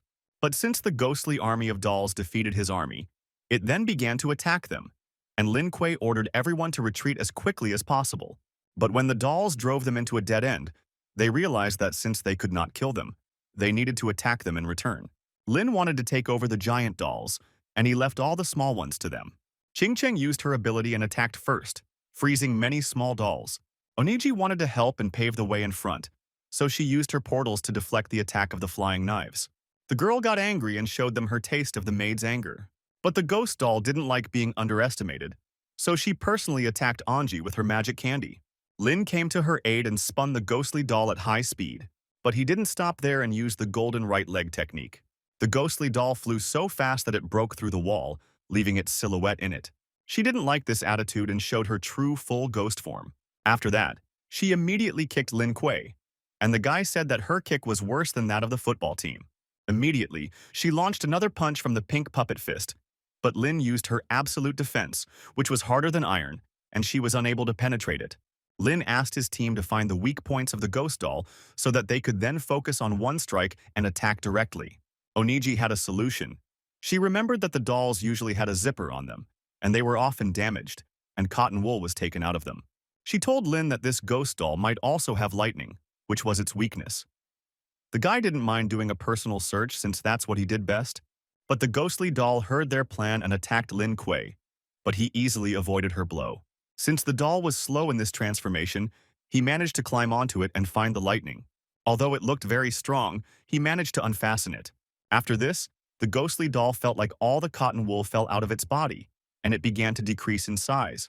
The battle was over and Lin managed to pull the ghost doll out of the body, and since the task was not easy, he felt devastated. Everything returned to normal, and his loved ones became themselves again. Ling Si and the others never wanted to touch other dolls again. Other dolls also turned into people, and these were the inhabitants of this small town, who for many years were under the control of a ghostly doll, acting as toys. The people of the town were curious. After such a victory, would they move forward? Lin said that his plan was to save Yindao from all the ghosts, and since his plans were to rid them of ghosts, the old man showed a city called Zuo, in which people needed help as it was full of ghosts. The guy realized that with such abilities, more and more responsibility lay on his shoulders, so he was ready to save all the civilians from the ghostly creatures. The next day, Lin Kuei and his team arrived in the city district of Zuo. The first thing they saw at the entrance to the city were the bodies of people who had died at the hands of ghosts. As soon as they crossed the line into the city, they were attacked by ghosts that were shaped like hearts. Yingdao fighters, who were responsible for clearing out the ghosts and monsters, came to their aid. Lin, Hong, Ye, and Lulu worked together against the ghosts, covering each other. Kanya and Ching Cheng were also paired up, and they attacked the ghosts using the ability to accelerate time and freeze all living things. And Ling Shi moved in a team with Oniji, Xiaobai, and 2 bear spirits. Lin and his team dealt with the ghosts so quickly that the local fighters did not know how to help them. When they dealt with the ghosts, the fighters asked them to go to cover. And this was a profitable offer for them, since after arriving at the shelter they could collect information about Yingdao. When they arrived at the subway shelter, they saw many people wounded by ghosts. The head of the fighting squad told Lynn that these people had previously been captured by the ghost's subordinates, who greatly injured them physically. Lynn asked him not to worry as he had brought his team to free Yindao this time. And when the guy found out that he was the same Lin Kuei, he was very surprised by such a meeting. And he was glad to meet him, since Lin was an idol for him, and he tried to imitate him. Based on this, Lin Kuei invited him to cooperate for the liberation of the city. The guy told him that he had previously been studying spirits, and while going to help a student, ghosts stopped him on the way. Fortunately, he met Lin Kuei, and luckily he helped him. When Lin heard about the beautiful girl, his eyes lit up with this mission. But Hong Ye didn't really like his reaction to this task. The guy begged him to unite and save this girl, but Lin was not at all against helping the future generation. He told Kanya and Yellow that they would go with him and his wife, and ordered the others to stay and defend the refuge. Because Lin did not want to take his younger sister with him, she began to rebel. But Lin wanted Ling Shi to stay, as he believed that her strength was very much needed by the people in the shelter. The girl did not expect that he trusted her so much, and was ready to stay. After Lin told them he was going to rescue the student, but Hong Ye had a strange feeling about this operation. After all, she didn't like that Lin Kuei showed such a desire to save beautiful girls. Since there was no safe way to move on the surface, they had to go through the sewers. They were under the high school, on the surface of which there were soldiers who worked for the ghosts. The head of the fighting squad did not know that the place would be so guarded, so he said that they had to find another way out. But Kanya did not want to go back through the sewer again. Therefore, she decided to settle this issue on the spot and deal with the soldiers alone. And while she slowed down time, Lin Kuei and the others decided to run quickly so as not to be noticed. According to intelligence, these students were in the research building and could be used for human experiments, so they had to act quickly. Lin didn't understand why the soldiers were helping the ghosts. The guy said that they served Yindao, and in order to gain power, made a deal with monsters and voluntarily turned into semi-ghostly creatures. Lin did not intend to wait while the students were in danger, so he went to fight the ghost soldiers. He used his new skill of celestial psychic power against them, which had a great speed advantage. Since there were too many soldiers, he decided to deal with them all with a fiery flash. When Lin dealt with the ghostly soldiers, the head of the fighters fell to his knees in front of him with delight. And Lin didn't understand why his fans always behaved so strangely. Since the entrance was clear, Kanya hurried them to go rescue the students as soon as possible. In the research building, after half a day of searching, they could not find either people or ghosts. Lin found it strange that he could not detect the ghostly aura. Since they couldn't find any traces, Lin asked Yellow to help them find the students, but she didn't like that they thought she was a police sniffer dog. Lin was upset because he had cooked a juicy chicken leg, but since she didn't want to help him, he had to eat it. But Yellow said she was only joking and she was the best police agent. It amused the girls that the guy was again exploiting Yellow's weak points. For more motivation, Lin tied a chicken leg on a stick. Yellow wanted her so much that she even smelled the scent of ghosts. Looking up at the ceiling, they discovered spider-like ghostly creatures. The spiders didn't like that strangers were on their territory, so they attacked them with their web. And although Lin and Hong Ye managed to dodge, the other team members had to get stuck in the sticky spider threads. The guy told Lin that ghosts with human eyes had the ability to observe and could report an invasion, so the only option was to destroy them. Afterwards, they mercilessly defeated this entire group of spider-like ghostly creatures. The guy felt guilty about this for putting Lord Lin in danger. But Lin was fine, and the only thing he didn't like was being called a lord. At that moment, Yellow realized that this was not the end yet, as she sensed a large number of ghosts that were heading straight towards them. The guy felt a strong ghostly aura and assumed that the spider had reported to the other ghosts about the invasion, so he told them that they needed to run away immediately. A large number of monsters came out of the ventilation and were ready to defend their territory. But Lin was not ready to retreat and wanted to go to the very end to save the students. Hong Ye didn't like the fact that he showed such courage in saving girls rather than boys. The guy felt like part of a family, because Lin Kuei's team treated Yindao's affairs with special trepidation and determination. Kanya wanted to quickly deal with the new ghosts, so she rewinded time for them. Since the number of ghosts was too large, Lin knew that they could not waste their precious time fighting everyone. Therefore, he wanted to defeat them in one blow. The head of the fighting squad had already encountered these creatures before, and this time was no exception. He was an accurate marksman and could easily deal with a small number of monsters. When they dealt with all the ghosts, they went in search of the students. At that moment, they heard a cry for help made by the girls, and they were surprised because they did not expect to be found so quickly. Lin ran the fastest to save the beautiful girls from the monsters, and Hong Yi didn't really like this. Hong Ye didn't understand why Lin froze in place, and she thought that looking at them was a very exciting moment for him. But in fact, the guy was shocked by the monster he saw, which was devouring the students. It was a Class A ghostly humanoid monster that lured victims by hypnotizing girls. When Lin saw many pretty girls, he wanted to go to them, but Hong Ye stopped him. Lin said that the ghosts almost hypnotized him, but Hong Ye did not believe him and thought that he did it on his own. The head of the fighting squad wanted to cope with this thermonuclear monster alone, and Yellow by the chicken leg was ready to become the leader. The ghost opened his treasure trove of sharp stationery and wanted to attack them with it. Although they didn't understand how it was possible to use stationary items on the battlefield, Kanya still slowed them down, stopping his attack. Hong Ye had an idea on how to take the monster by surprise. She asked Kanya to slow down time at her command so that the monster would be helpless when they launched an attack. The ghost did not want to wait for them to attack him, so he got ahead of them by attacking with his tentacles. It grabbed all of his comrades, and under the influence of the tentacles, Lin could not activate his psychological power against the monster because it absorbed his power. Catching people, the monster digested them, and they became part of his body. Hong Ye couldn't stand to see the monster devouring the people she loved. Lin always helped her out, and this time she wanted to do the same for him. When she attacked the ghost, he repelled all of her attacks, and even her blood spirit scissors could not harm him. Being in the stomach of a thermonuclear monster, they were completely exhausted and could not do anything. No matter how many times Hong Ye attacked him, she was defeated time after time and could not resist his tentacles. She assumed that the fusion monster absorbed Lin Kuei's power, which is why it became so strong.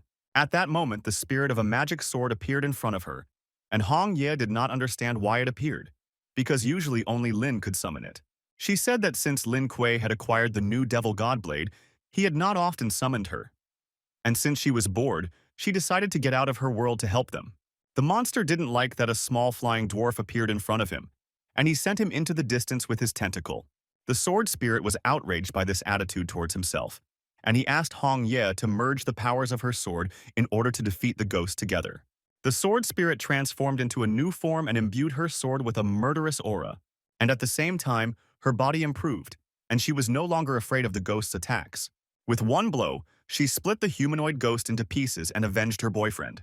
After this, Lin Kuei and the others fell out of the monster's belly and were saved. Lin was in awe of his wife's power, and he could not believe that she had single-handedly saved them all. She told him that because he had saved her many times, she simply couldn't leave him there.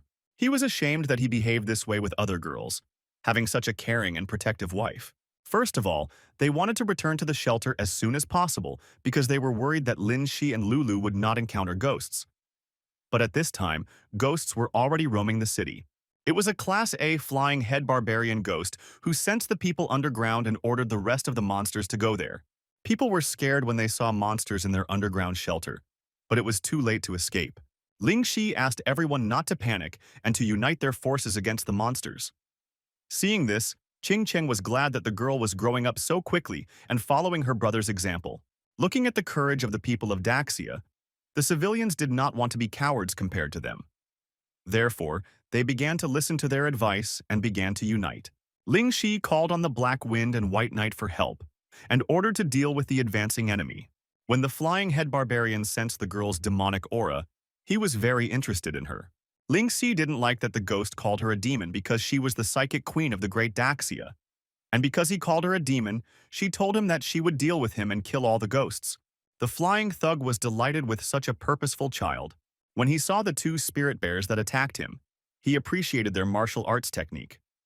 However, they were too weak to compete with him. Qing Cheng attacked the flying head ghost with her ice shield, but her attack was so pitiful to him that it didn't even reach him. Sister Lulu was scared and didn't know how to act in this situation, so she suggested calling Lin for help. But since her brother entrusted her with such a serious matter for the first time, the girl did not want to let him down, and she decided to release the potential of her body and show the ghosts that it was not worth attacking. When they saw such demonic power from their sister, they were surprised, and Xiaobai asked everyone to be careful and not get hurt by mistake. Ling Shi realized that the power of the demonic form was too great, and if she used it for a long time, it might affect her body. Therefore, she planned to cope as quickly as possible. The flying thug was surprised that the girl had such powers, But it did not bother him, since he liked it when his food had such powers. He attacked her with his fog of darkness which filled the entire space. Ling Shi understood that this stuff could affect her psychic power, so she tried not to inhale it. The flying thug considered her too weak for a full-fledged battle. He grabbed her, and she couldn't control the strength of her body. Suddenly, the girl lost control and was able to activate her power and get out of the ghost's fight. Her loved ones noticed that she had completely lost her mind due to her demonic powers and were concerned about her condition. The flying head ghost wondered how the girl planned to defeat him if she had no control over herself and fought only on instinct. He attacked her with a huge hammer, and she flew to the very bottom. And because of its own fog, the ghost could not detect it. While the flying head ghost was trying to find her, she attacked him from behind. And while he was in a state of shock, Ling Si decided to raise him to a height. She used various available means to launch a massive attack on the monster. But the flying thug also took up a weapon, and they clashed in an aerial duel. At that moment, Lin Kuei, Hong Ye, and the head of the fighting squad were flying over the city, and they noticed that something had happened at the metro station. Lin was worried about Ling Si, and in order to get to them as quickly as possible, he filled the cloud with holy water. This gave him a lot of strength and energy, and the cloud flew at the speed of a rocket. At this time, the flying thug took Ling Shi to his dimension, where he had more advantages. He summoned many ghostly flying snakes and ordered them to deal with the girl. The flying thug knew that they had an old saying in Daxia that said that there was strength in numbers. Therefore, he wanted to make Ling Shi understand its full meaning. But Ling Si did not intend to give up, and she defeated all of his ghosts with one blow. The ghost flying thug was the strongest in the entire Middle East, and he couldn't believe that he was being defeated by a little girl from Daxia. When Lin Kuei arrived, he did not understand what kind of vortex they had formed and why Ling Shi's aura was there. Yellow told him that this vortex served as an entrance to the dimension of the flying thug. Hong Ye said that his little sister was captured by a flying thug, and since the vortex was in a sealed state, Lin wanted to find a way to break the seal and go to her aid. At this time, Ling Shi held the victory over the flying thug. The flying thug was tired of all this, and he wanted to win so much that he was ready to sacrifice his own life for this. Therefore, he activated the destructive self-destruct skill.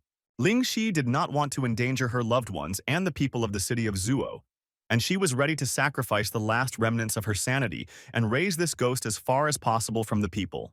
Lin saw how his little sister was able to break the seal and pull the flying thug out of his dimension. When Ling Shi saw her older brother, she told him that she was old enough to protect the world like him. Although she loved him very much, she wanted to show that she could stand up for herself and be the same support for him. At that moment, she remembered how in childhood, when she and her brother were playing in the sandbox, a local bully took the bear away from her, and Lin was determined to return it to her. Lin didn't like it when people acted like that towards his little sister, so he always protected her. By any means, he achieved what he wanted for his sister, because his dad taught him that real heroes must protect others. Therefore, this time she considered it necessary to protect her brother. And since he entrusted her with such an important mission to protect people, she wanted to see it through to the end. Lin asked her not to do anything stupid and to jump onto the cloud with him in order to fly as far as possible. But it was already too late, so she asked him to run away as soon as possible. But Lin stayed until the last and was thrown back by the blast wave. The flying thug was defeated, but Miss Ling Si left with him. At that moment, city residents noticed that after the explosion something was falling from the sky. It was a large egg that had the breath of Ling Shi, and Lin Kuei caught it safely. And everyone was very worried whether the girl would be able to return to the other world. Lin knew that she had the blood of demons in her, and with proper care, she would definitely be able to come out of nirvana. At this moment, in the winter temple of Kion Ashima, an experiment was conducted on Yang Xiao, which brought progress, and his body began to strengthen. They wanted to completely restore it so that it would serve only them. But suddenly the demon received a message that changes had occurred in the Zuoshi region, and the ghost of Fataman was killed by the Lin Kuei group. The devil god didn't think it was a big problem, but since Lin Kuei and his comrades had arrived, he asked that orders be passed on to the last two of the ghost kings to deal with this guy. They were confident that the last two S-tier kings would be able to defeat him once and for all. 3 days later, with the support of Lin Kuei and others, the city began to rebuild. And a new city manager was elected and appointed by Daxia and Yindao, and he did all this for the benefit of the peace agreement. Lin really missed the little demon queen, and he wanted to find a way to bring her back as soon as possible. Oniji and Yellow tried to summon her using her favorite treats, such as strawberry cake and saltine crackers. Little Lulu had been taking care of her teddy bear all this time, but lately he had really missed her and couldn't find a place for himself. It was painful for Lynn to see how sad she was for her sister, and he promised to return her soon at any cost. Lin heard that a mother's love could most engender humanity, so he asked Hong Ye to feed Ling Si milk. Hong Ye was outraged because she had never given birth and could not have milk. At one point, Lin Kuei felt the egg begin to move as he tried to feed it so that Lin Shi could absorb some of the power of the jade stones. The egg began to absorb the power of these magic stones at an incredible speed. Lin didn't expect his sister to consume all of his soul jades from his private collection, and he assumed that this was her way of showing her jealousy and deliberately doing it. At this moment, Lin was disturbed by the head of the fighting squad, who came to report that he had heard from the inhabitants of a neighboring city that the ghostly king of the underworld was looking for him. Lin expected such a reaction from the Ghost Kings, so he did not want to stay there for long and moved to the next city to free the ghosts in it. The head of the fighting squad had difficulty coping with the news of Lin Kuei's departure, and he wanted to honor him as his teacher. And Lin didn't mind if he considered him as a spiritual guide. He told Lin that after he left, he would promote Daxia's culture and make Zuo a part of it. Lin liked his energy and told the guy that he was already a member of the organization. Afterwards, Lin had to say goodbye to him and go on a trip to other cities. At this time, Hong Shan and Xia Shui were advancing along the road to the city of Qingdao. The girl asked if they would look for Hong Ye and Lin Kuei, but Hong Shan did not plan to look for anyone since he came to the island. Ying to enjoy the journey, but Xia Shui was not sure about this because she believed that he was worried about the safety of Hong Ye and Lin Kuei. But Hong Shan argued that this was not so. Suddenly, Xia Shui asked the guy to bow his head towards her, and then she kissed him on the cheek. Hong Shan did not expect such a turn and decided to reciprocate. But the girl became very shy and decided to leave this moment, and Hong Shan really couldn't figure out what was the matter because the girls behaved quite strangely. Lin and the others arrived at the bear market, an area where the ghosts had suffered the most. He assumed that was where the Ghost King was hiding. There he was met by girls who were delighted to see a man in their city. One of the girls wanted him to come to her house as a guest, and Lin thought this proposal was rather strange. But the girl explained that the men were missing from the bear market because they were taken by Sinvura as slaves. She was a ghostly spider who ate men. Lin was surprised that the ghost only preferred men, and assumed that she had a grudge against men. And Hong Yi heard that the ghost was at an early S rank, and the more it absorbed men, the stronger it became. At this time, the Ghost Bee Patrol arrived in the city. The inhabitants of the city were very afraid of these creatures, and every time they were forced to hide when they saw them. Lin had a choice: deal with the patrolling ghosts, receiving strength points, penetrate behind enemy lines, receiving resistance points, or hide in cover, receiving agility points.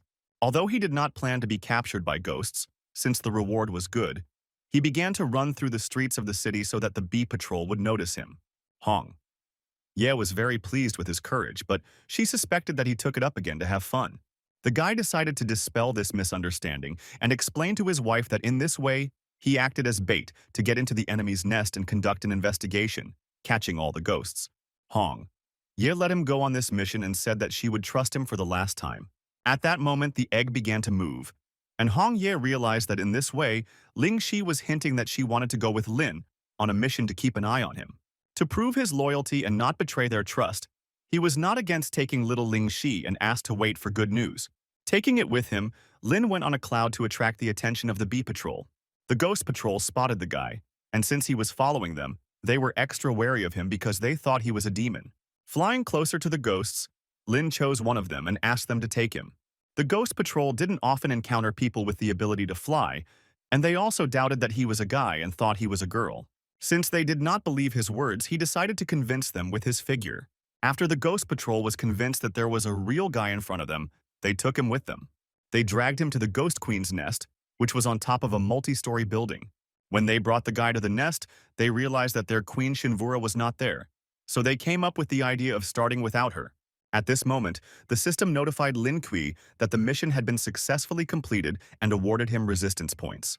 When there was no longer any point in being in the queen's lair, Lin decided to flee as quickly as possible. When the other ghosts heard about the appearance of a handsome guy in their nest, they quickly wanted to meet him. The ghosts had long been waiting for the moment when they could have their fill of the meal alone without their queen. so they asked the guys not to waste their time until their mistress arrived. But Ling Shi did not like such active behavior of the ghost towards his brother. Therefore, she, being in the egg, attacked the spider. And the guy was glad that even in this state, her combat power remained the same. But after that, the rest of the ghostly creatures reached him, and Lin assumed that their total strength was not nearly inferior to the queen's. Lin realized one thing, that whether it was the ghosts of women or women, they were not at all different in the structure of their thinking, because they left him without clothes in the same way. And when he reached the entrance to the nest, he was faced with the problem of height. And since he had no choice but to make the jump, he had to do it. Because behind him there was a crowd of ghostly creatures. Ku's body allowed him to safely descend from the top of the nest, as it was very resistant to such loads. He managed to get to his team, and they were very interested in how everything went. Lin said that he was very lucky that Ling Shi came to his aid, otherwise he would have been eaten by ghosts. But they still had a problem, as the asphalt began to crack at the seams and a ghost awoke from there. It was the ghost of Chrysanthemum, who was trained by Queen Shinvura herself. Yindao ghosts were the same as chrysanthemums, only much more dangerous. Lin was curious why the ghost immediately ate the dirt when it appeared, but Hong Ye assumed that this was her special method of attack. Afterwards, the ghost chrysanthemum splashed her poisonous green liquid on them. They couldn't understand why the ghost's attack targeted their shadows. This ghost's attack was to hit the opponent's shadow with sand, causing the owner of the shadow to suffer severe accidental poisoning. Hong Ye was very hot, and she asked Lin to help her with this, and the guy understood that she was poisoned by the spring poison. And judging by Qing Cheng's expression, Lin realized that she was paralyzed and turned into a vegetable. Hong Ye's attention, and the girl asked that if she really decided to act, then let it be when she could move. But Lin asked them to wait for his participation in this crazy adventure. The guy didn't like what the ghost chrysanthemum did to them, so he attacked her, and she couldn't understand how he was able to overcome the poisoning so quickly. Although the ghost's resistance was stronger than their expectations, the system task had accumulated a large supply of resistance, and Lin had enough strength to cope with the poisoning. This angered the ghost, and she planned to attack him even harder to see how he would cope this time. She began to saw through blocks of stone with her powerful breath in an attempt to hit Lin Kuei. Having filled herself with earth rock, she sent balls of earth at him. Lin was not against it, since his favorite game was football, and previously he even wanted to become the leader of the great national football team. Therefore, he competently processed its attack and sent it back to the sender. This angered the ghost, and she steamed even more poisonous swords at him, but Lin was very agile and easily dodged them. Then Lin climbed onto the ghost, and since her tail was very soft, the guy concluded that she had little physical mobility. Therefore, he suggested doing a softening massage. Although the guy wasn't much of a massage therapist, he had no equal in martial arts. The guy didn't have the same poisoning abilities as the ghost, but he did have a large anti-pest potion. After this, the ghost gave up and activated a recovery field from harmful toxins to all his loved ones. After the terrifying effect of the ghostly poison, Hong Ye didn't understand how Qing Cheng ended up in her hands. But she replied that she was poisoned by love and pretended that it was not from her awakenings. Hong Ye said that apparently she was mistaken because she only loved Lin Kuei. Hong Ye vaguely remembered that Lin was also under the influence of the ghost effect, and she didn't know how he felt at all. But as soon as she saw how Lin detained the ghost, she realized that even if everyone in the world fell, Lin would remain the only survivor in the world. After everything she had done, the ghost realized her guilt and asked to be released so that she could continue to fertilize the earth. Hong Ye took pity on the ghost and invited Lin to take him under his responsibility, and the guy was not against accepting him as a pet. The ghost was happy with any verdict that would guarantee her salvation, and Hong Ye said that she would be in her spiritual world. When the ghost appeared in her spiritual world, she thought it was quite cozy and beautiful. But she was not alone there, as there was a snake spirit there, who was glad that after a while Hong Ye pleased her with a new companion. The snake turned out to be very hospitable towards Chrysanthemum, and they offered to live in harmony and become good neighbors. Chrysanthemum was not happy to be in the spirit world because she thought that she could be free as a pet, but not with the spirit of the snake. Lin was glad that everything ended so well, and he wanted to go in search of Queen Shinvura. But suddenly a demonic portal appeared in front of them, from which the Queen of Ghosts came out, and she was not happy that they behaved like that with the rest of the monsters on her territory. Lin was frightened by the sudden appearance of the ghostly queen, and Hong, you noticed that this queen seemed much stronger than the ones they had fought before. Lin had a choice. Kill the ghostly queen, ridding people of the threat by receiving A-level soul jade, retreat by receiving agility points, or turn into her toy and be without the charisma reward. Shimura attacked them with her web, and she wondered if the little devils from Daxia would be able to resist her.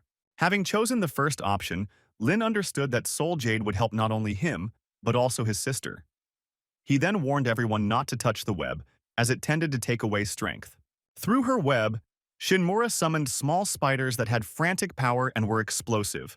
With his body, Lin heroically covered Hong Ye from the attack of the spiders, since this pain did not cause much damage to his body because it was at the S level.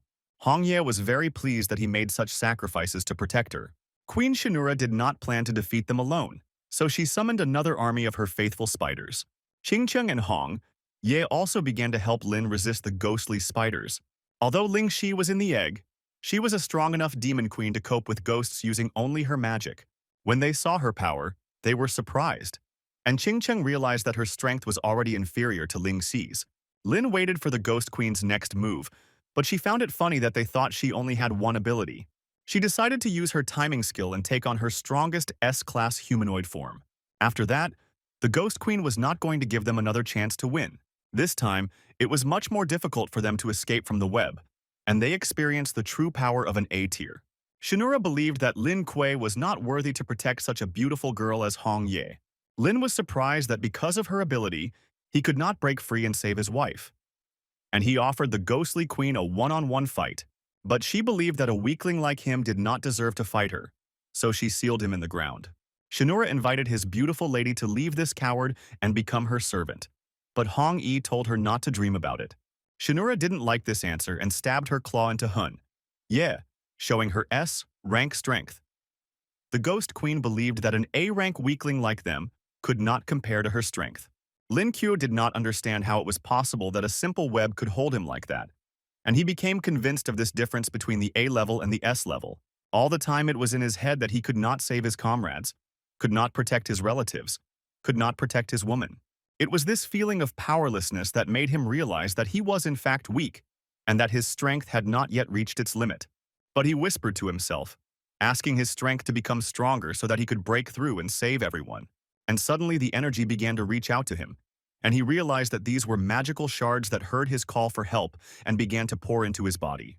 The power of supernatural abilities continued to accumulate, and he awakened a new god within himself.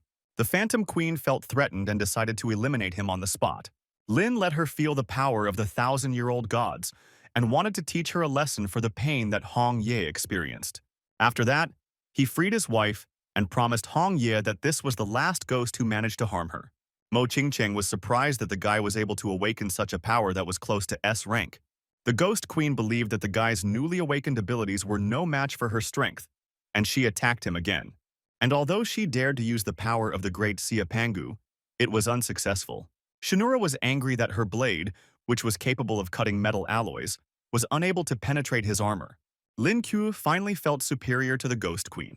The queen did not like his boasting, and she wanted to defeat this loving couple so that they would forever be underground in the lands of Yindao.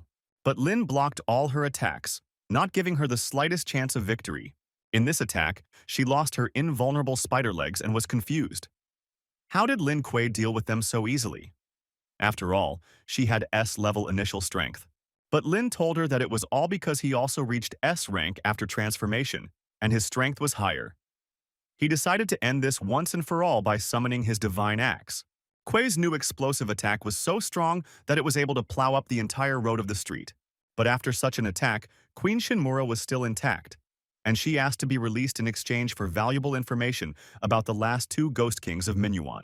Lin knew of one of them named Hanba, and she revealed that he had S-tier strength and was a master in fire abilities. He also captured the 3 cities of Yingdao and united them into a single territory called the City of the Dead. One of his abilities was to summon an army of zombies. This was all the information that the Ghost Queen possessed. And since she told it, she wanted to leave. But because she insulted Daxia and offended his wife, he killed her in one blow and received an A-rank soul jade for completing the mission. He decided to give this jade to his sister to quickly restore her human form. After absorbing the jade, Ling Shi rose into the sky and was about to evolve.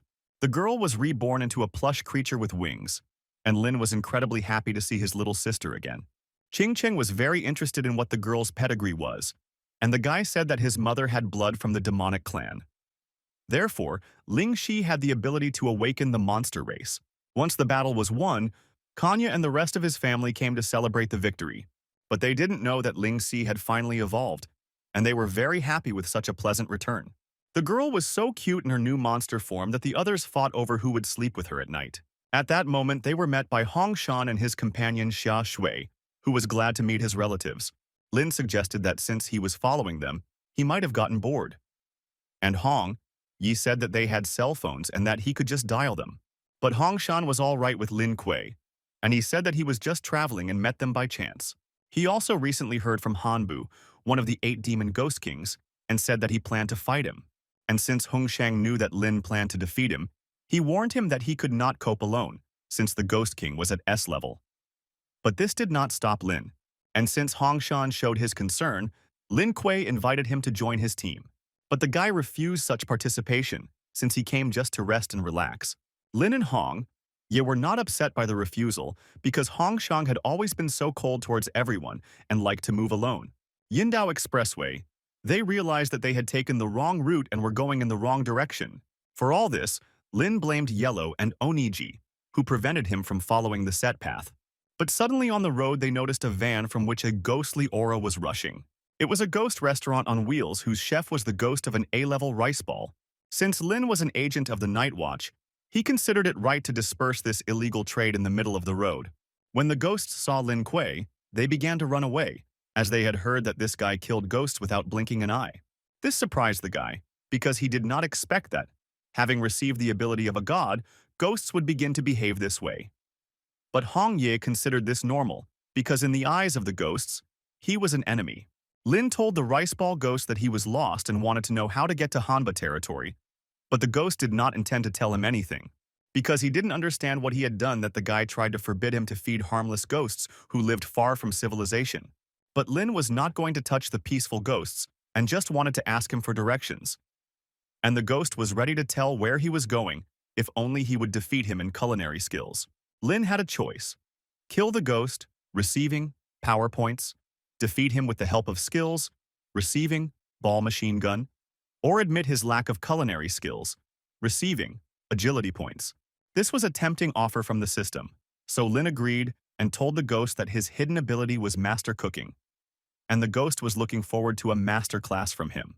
The first challenge of the race was fast food burgers, and after completion the teams will have to try all the entries and rate each other. Lin boasted that he was the only person who knew the recipe for the Crab King, and the ghost was interested to see how he would cook it. When they started cooking, Lin showed off his juggling skills very impressively and invited everyone to his delicious burger cooking classes. Lin's family didn't understand how he could combine such strange ingredients, and Anji made a note for later that she needed to teach the guy how to cook normal burgers. At this time, the rice ball ghost was finishing cooking, and he chose only the freshest ingredients for his upscale burgers. The first test came to an end, and the members of the ghost team began to taste Lin Kuei's food. They didn't really want to try these sandwiches, as the filling left much to be desired. But when they tasted them, the taste seemed incredible to them. They were ruddy pieces of sad bread with melting cheese inside and notes of sauerkraut. It was Lin Chiu's team's turn to try the food prepared by the ghost, and the guy thought the burgers were pretty good. But the seafood in Yingdao tasted like nuclear radiation. Kuei's family mostly liked free food, and taste wasn't that important to them because they liked to eat free food. The rice ball ghost liked the sandwiches so much that he begged the guy to teach him how to make them. At this moment, Oniji was in a great mood and decided to share the delicacies she had prepared with the ghosts. The ghosts were surprised that humans could eat it, and, being monsters, they decided not to show their fear of human food. And when they tried the colon, they were delighted with the taste sensations of this dish, and the only drawback was the strange smell. To the rice ball ghost, the taste reminded him of something similar to their golden grain dish from In Island.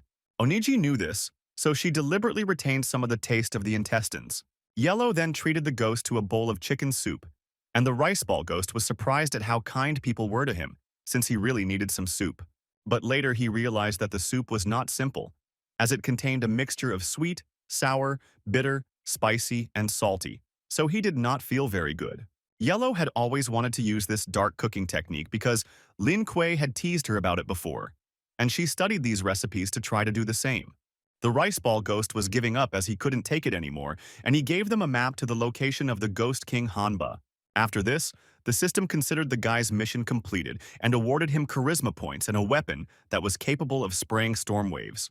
While examining the map that Lynn received from the ghost of Fantuan, he noticed that it was much more detailed than the electronic navigator, and he wanted to report the map's information to the Night Watch as soon as possible.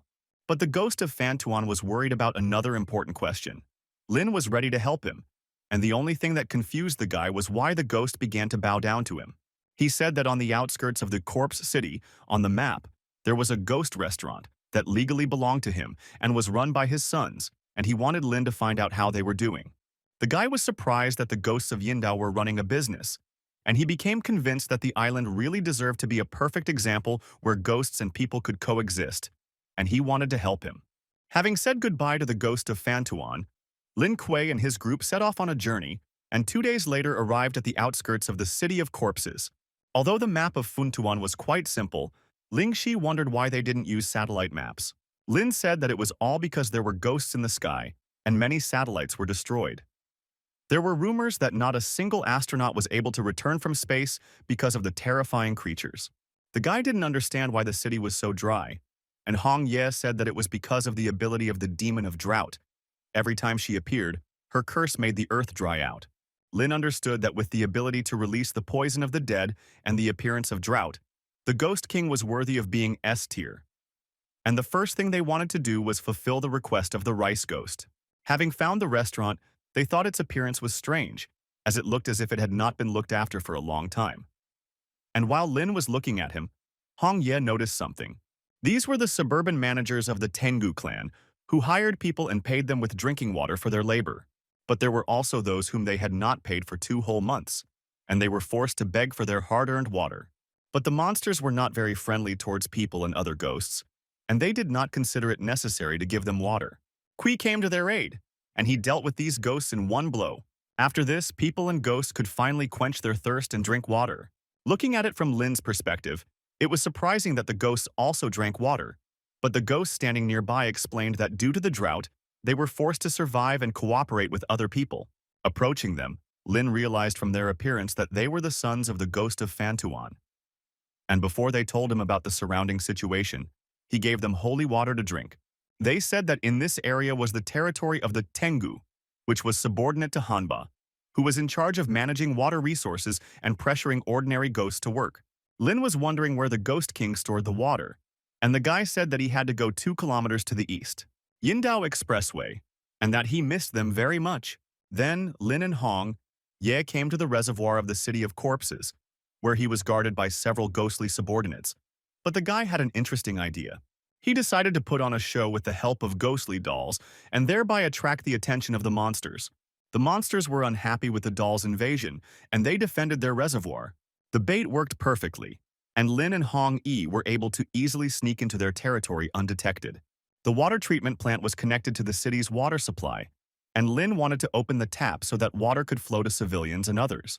But by doing this, they attracted too much attention, and the invincible ghostly Kappa squad arrived to them.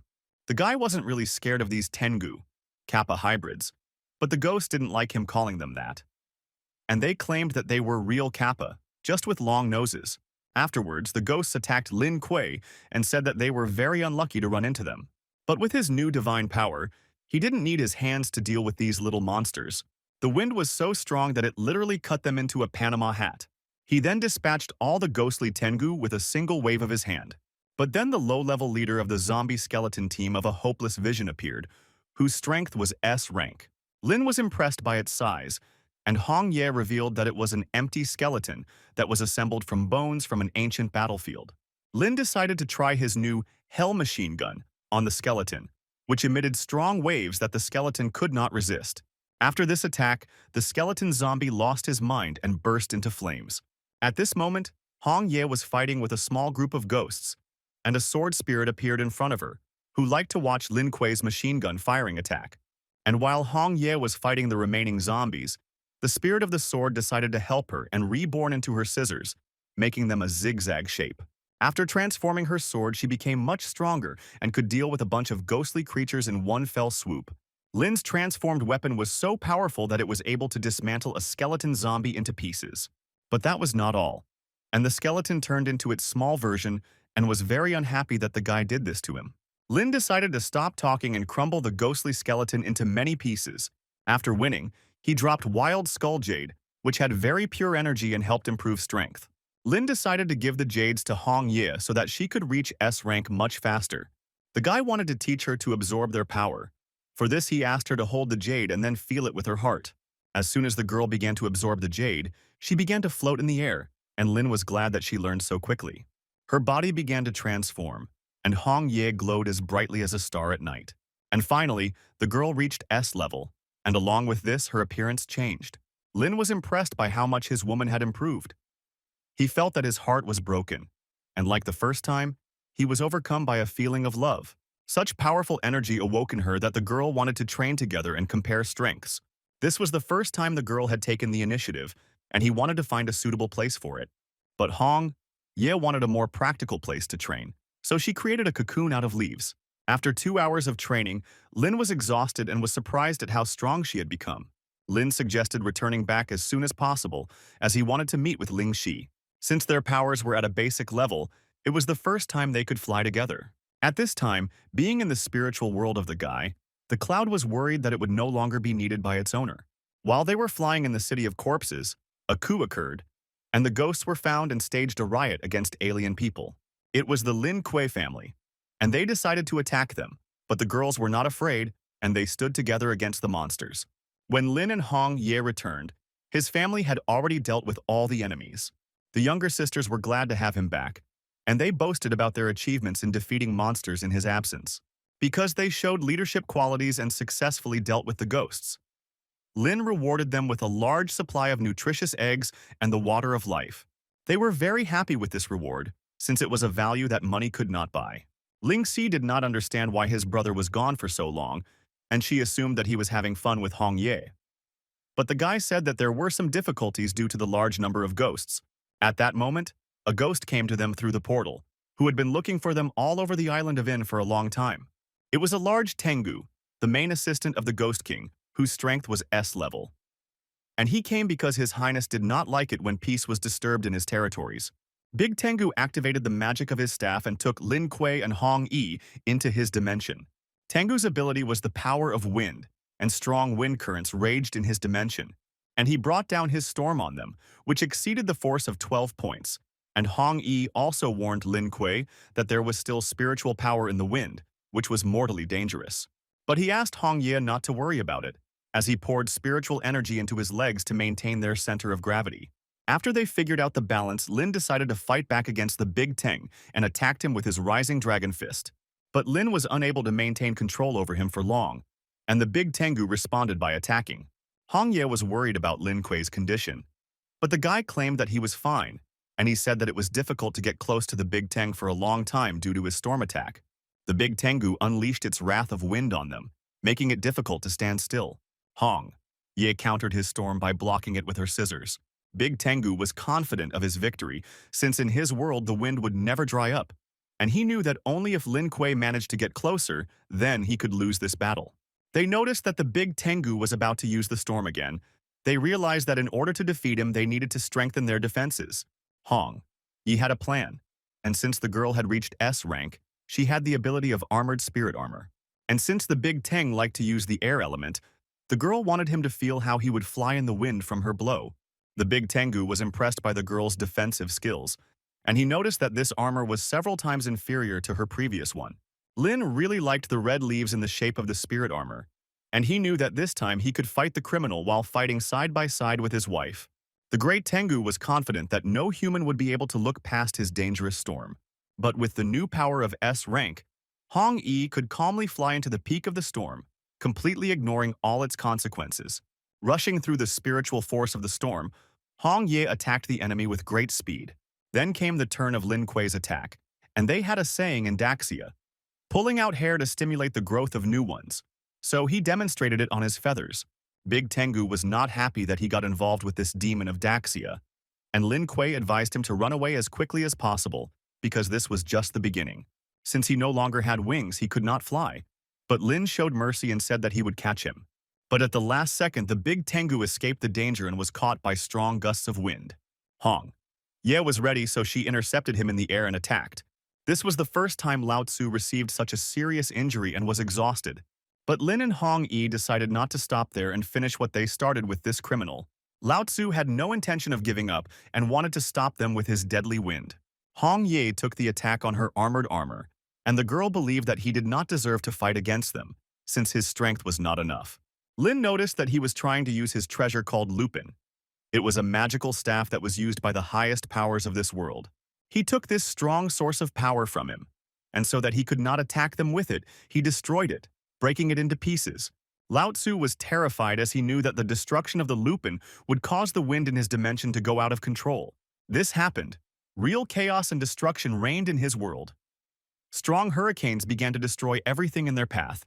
To get out of this dimension, Hong Ye used her blood spirit scissors, with which she created a spatial crack. Lao Tzu realized that without his looping, he would not be able to control the Huangquan storm, so he had to rely on Lin Kuei's help. But Lin was in favor of keeping the criminal in his own world. Therefore, he closed the spatial gap and said that he would destroy their ghostly world on Earth. Ever since the big Tengu stayed in Huangquan and led a life with the wind, he could be called a man like the wind. Fortunately, Lin Kuei and Hong Ye returned to their world safe and sound with another victory over the enemy of Ying Island. There, their team and younger sisters were waiting for them, who were impressed by Hong Ye's new outfit. Ling Si was very happy to see her brother again, and the girl was wondering how everything went. Lin Kuei told her that the big Tengu was doomed and would be tormented by a storm for the rest of his life. After such a battle with ghosts, Lin suggested that Hong Ye repeat the same training again, but the team didn't really appreciate it being discussed in front of them. Afterwards, they went on to explore the city of corpses and exterminate ghosts. They were close to the central part of the city and were getting close to finding Hanbu. And Yellow found it strange that she felt ghostly energy, but did not find any ghosts. But suddenly Hong Ye noticed something strange and called everyone to look at it. They saw a group of zombies come out of a local cafe with their hands full of food. They noticed that they had no desire to attack them because they were simply living normal lives like humans, not realizing that they were zombies. Suddenly the music started playing, and the zombies reacted very violently to it and began to run towards the source of the sound. Lin suggested that the team follow them and see what they were up to. At this moment, Ching Ching, Konya, and Oniji were upset that they were not taken along. Many zombies gathered in one place and staged a rock concert. Lin and the others followed the zombies and were surprised that they also listened to music like ordinary people. At that moment, a girl appeared on stage, descending from heaven, who was glad that so many newcomers had gathered at her concert. It was an entry-level S-level zombie singer who wanted to perform a song especially for the new arrivals. She sang that only Zombie Diva would live forever, and she truly believed it. The zombie crowd absolutely loved her sweet voice and felt like humans while having a good time at this concert. Lin found this strange, but since Hong Ye had previously been a ghost, she understood them perfectly and knew that they also had a need for entertainment. Despite their appearance, Lin still did not trust them and suspected that there was something more hidden behind these ghosts. The guy realized that this song was not so simple, because it was capable of zombifying and confusing people, because even Ling Shi and the others were involved in it. And even his wife Hong Ye began to hum songs along with everyone, and only Lin Kuei remained sane. The zombie didn't really want help from strangers, since she already had her own army.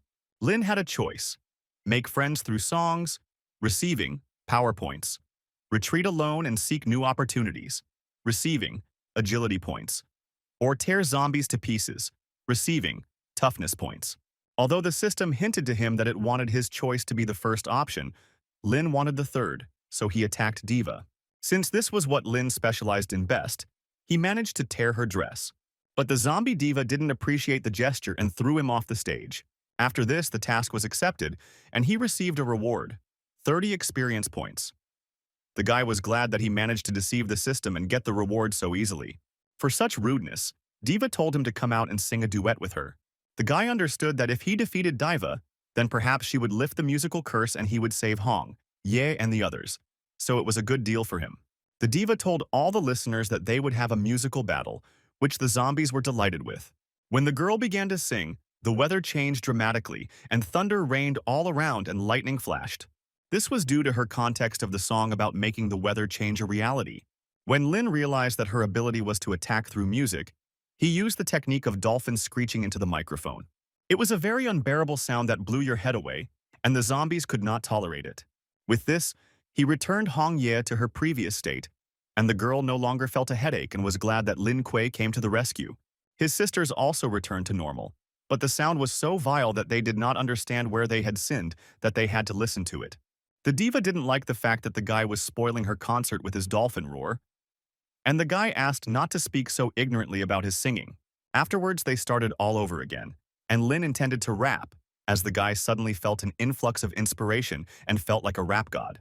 The diva liked how the guy got into the rhythm, and she wanted to show everyone what real rock and roll is. As soon as the diva started playing, the guy felt a strong negative energy, and he became convinced that metal rock really had a metal character. He realized that only music could defeat music, so he started rapping. The diva saw him as a strong competitor, and the girl tried to defeat him with her many years of talent. Kuei's text was incredibly strange, but it had very strong attacking power, and the girl could not stand it. Although Hong Ye understood that with this singing he could kill 1,000 enemies, she asked him to stop. The diva couldn't listen to it anymore, so she took off her weapon and admitted defeat. The girl did not expect that the guy from Daxia would be so strong in this matter. She said that controlling zombies with music helped them retain their humanity and prevented them from turning into evil ghosts. And she was a zombie, hungry for peace. She admitted defeat and was ready to accept any verdict in her favor. But the only thing she asked was that they not harm the zombies. Lin and Hong Ye had no intention of harming the girl, and they invited her to cooperate with them to kill Hanbu. Diva couldn't believe her eyes that they were so friendly to her and the other zombies.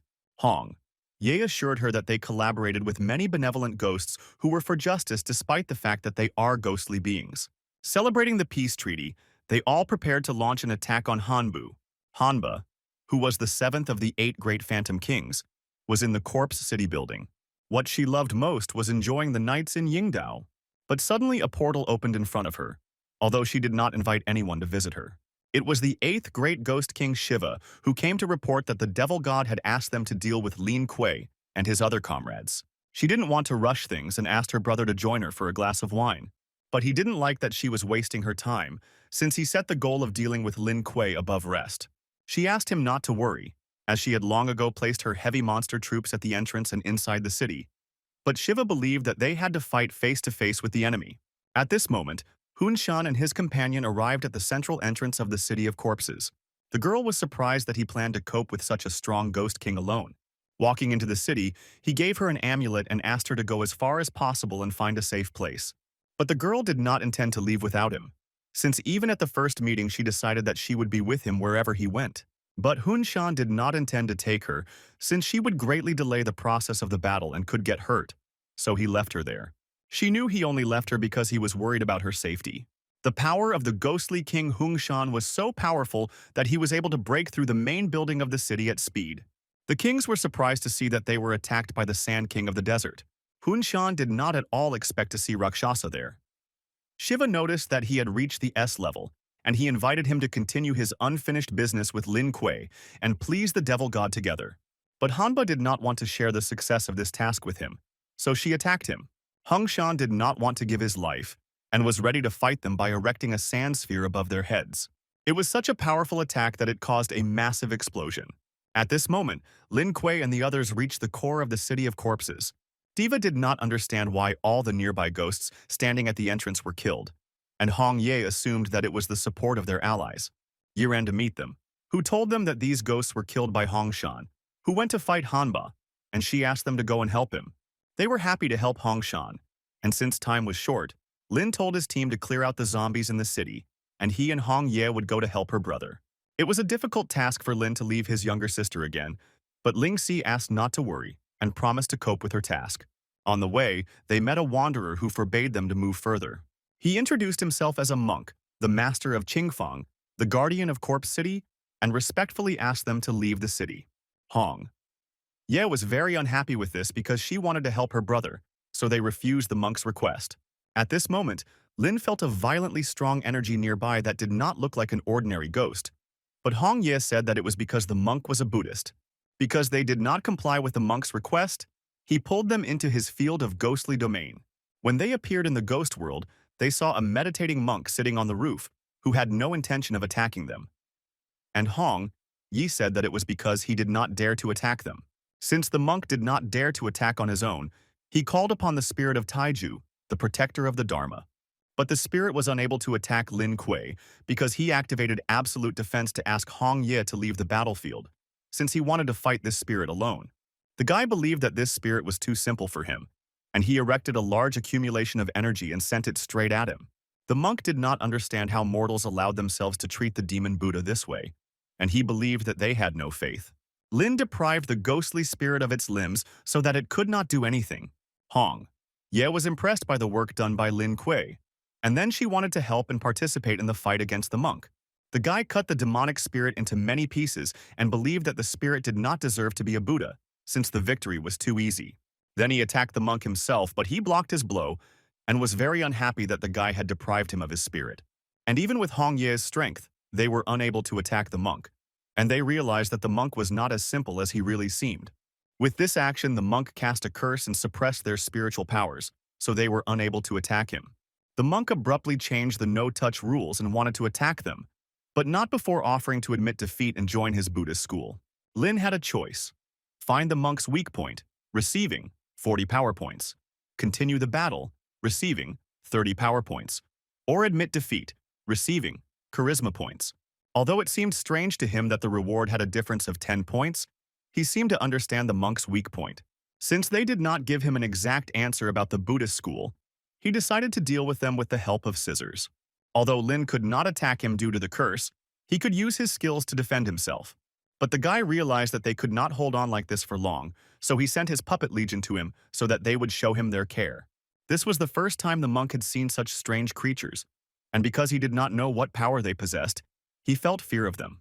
He decided not to pay attention to them and to be as callous as possible towards them. But with their love and affection, they melted the ice in his heart, and he could no longer be so cold. Hong Ye said that after tempting the monk, Qing Fangzhu's curse did not work, and their spiritual power was restored. After this, Lin enjoyed being able to use his physical abilities again.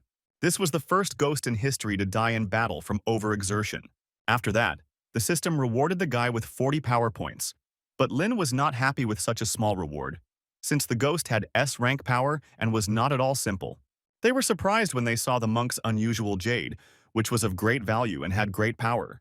The system announced that it was a rare Qing Fangzhu soul jade that could summon creatures, and this time Lin Kuei was completely satisfied.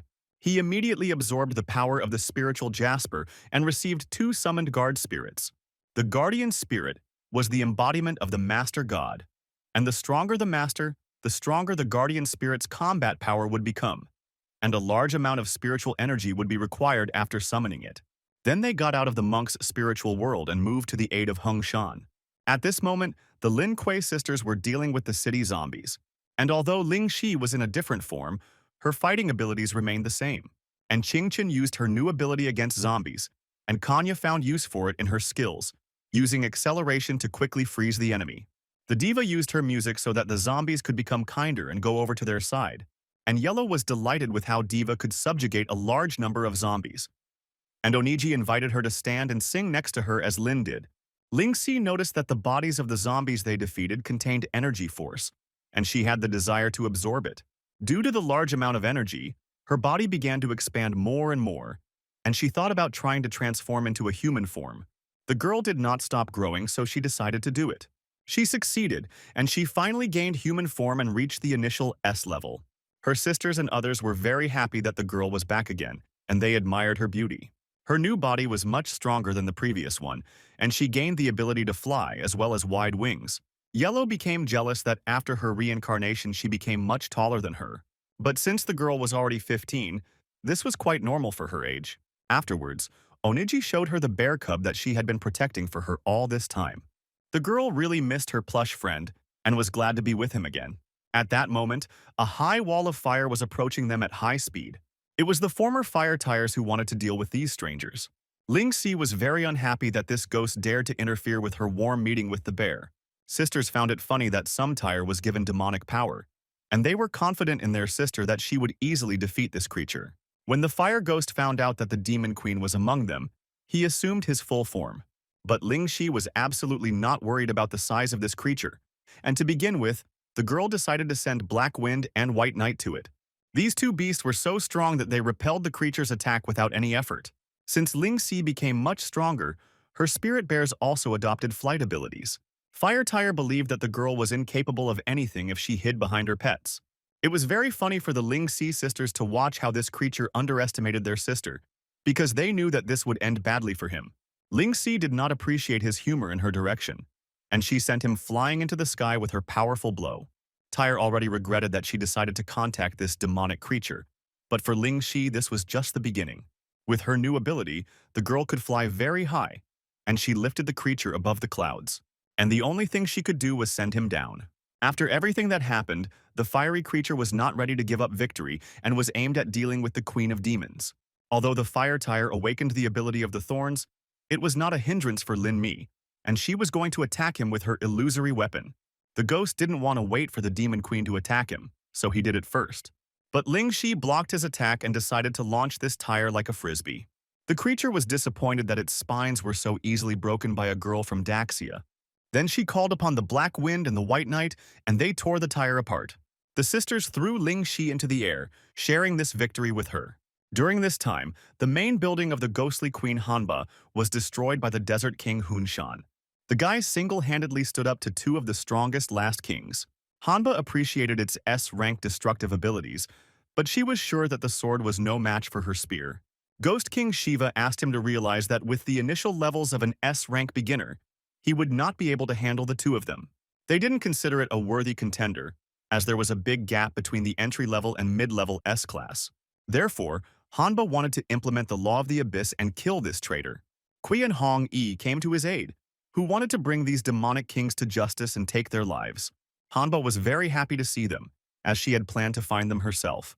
Shiva wanted to bring this boy to the demonic god as soon as possible in order to receive a reward for him. But then he was interrupted by the demonic king Hunshan, who wanted to fight him with swords. Shiva did not understand Hunshan's intentions, because he was wounded and weak to resist. But his true power was not revealed, and he was reincarnated as a real Sand King. Shiva could not understand how this was possible, because after the transformation he reached the average S level. Hunshan revealed that he didn't want to use the ghost's power to see what they were capable of. This suited Shiva quite well, and he offered to have a fair sword fight. The queen didn't really like that this couple wanted to pit two against her. But Lynn thought it was a reasonable decision, and since they were not showing their mercy, she had no intention of being polite, so she dispersed her pheromones into the air. Lin warned Hong Ye that he urgently needed to hold his breath, as there was poison in the air. The Phantom Queen transported them to her dimension of the drought field so that she could deal with them without prying eyes. Lin was waiting for this moment because the guy knew that she would move them to her world, and he was ready for this. Hanba didn't expect that an ordinary guy from Daxia could summon incredible creatures. Lin asked the ghostly queen in advance to beg for mercy, since victory would be his.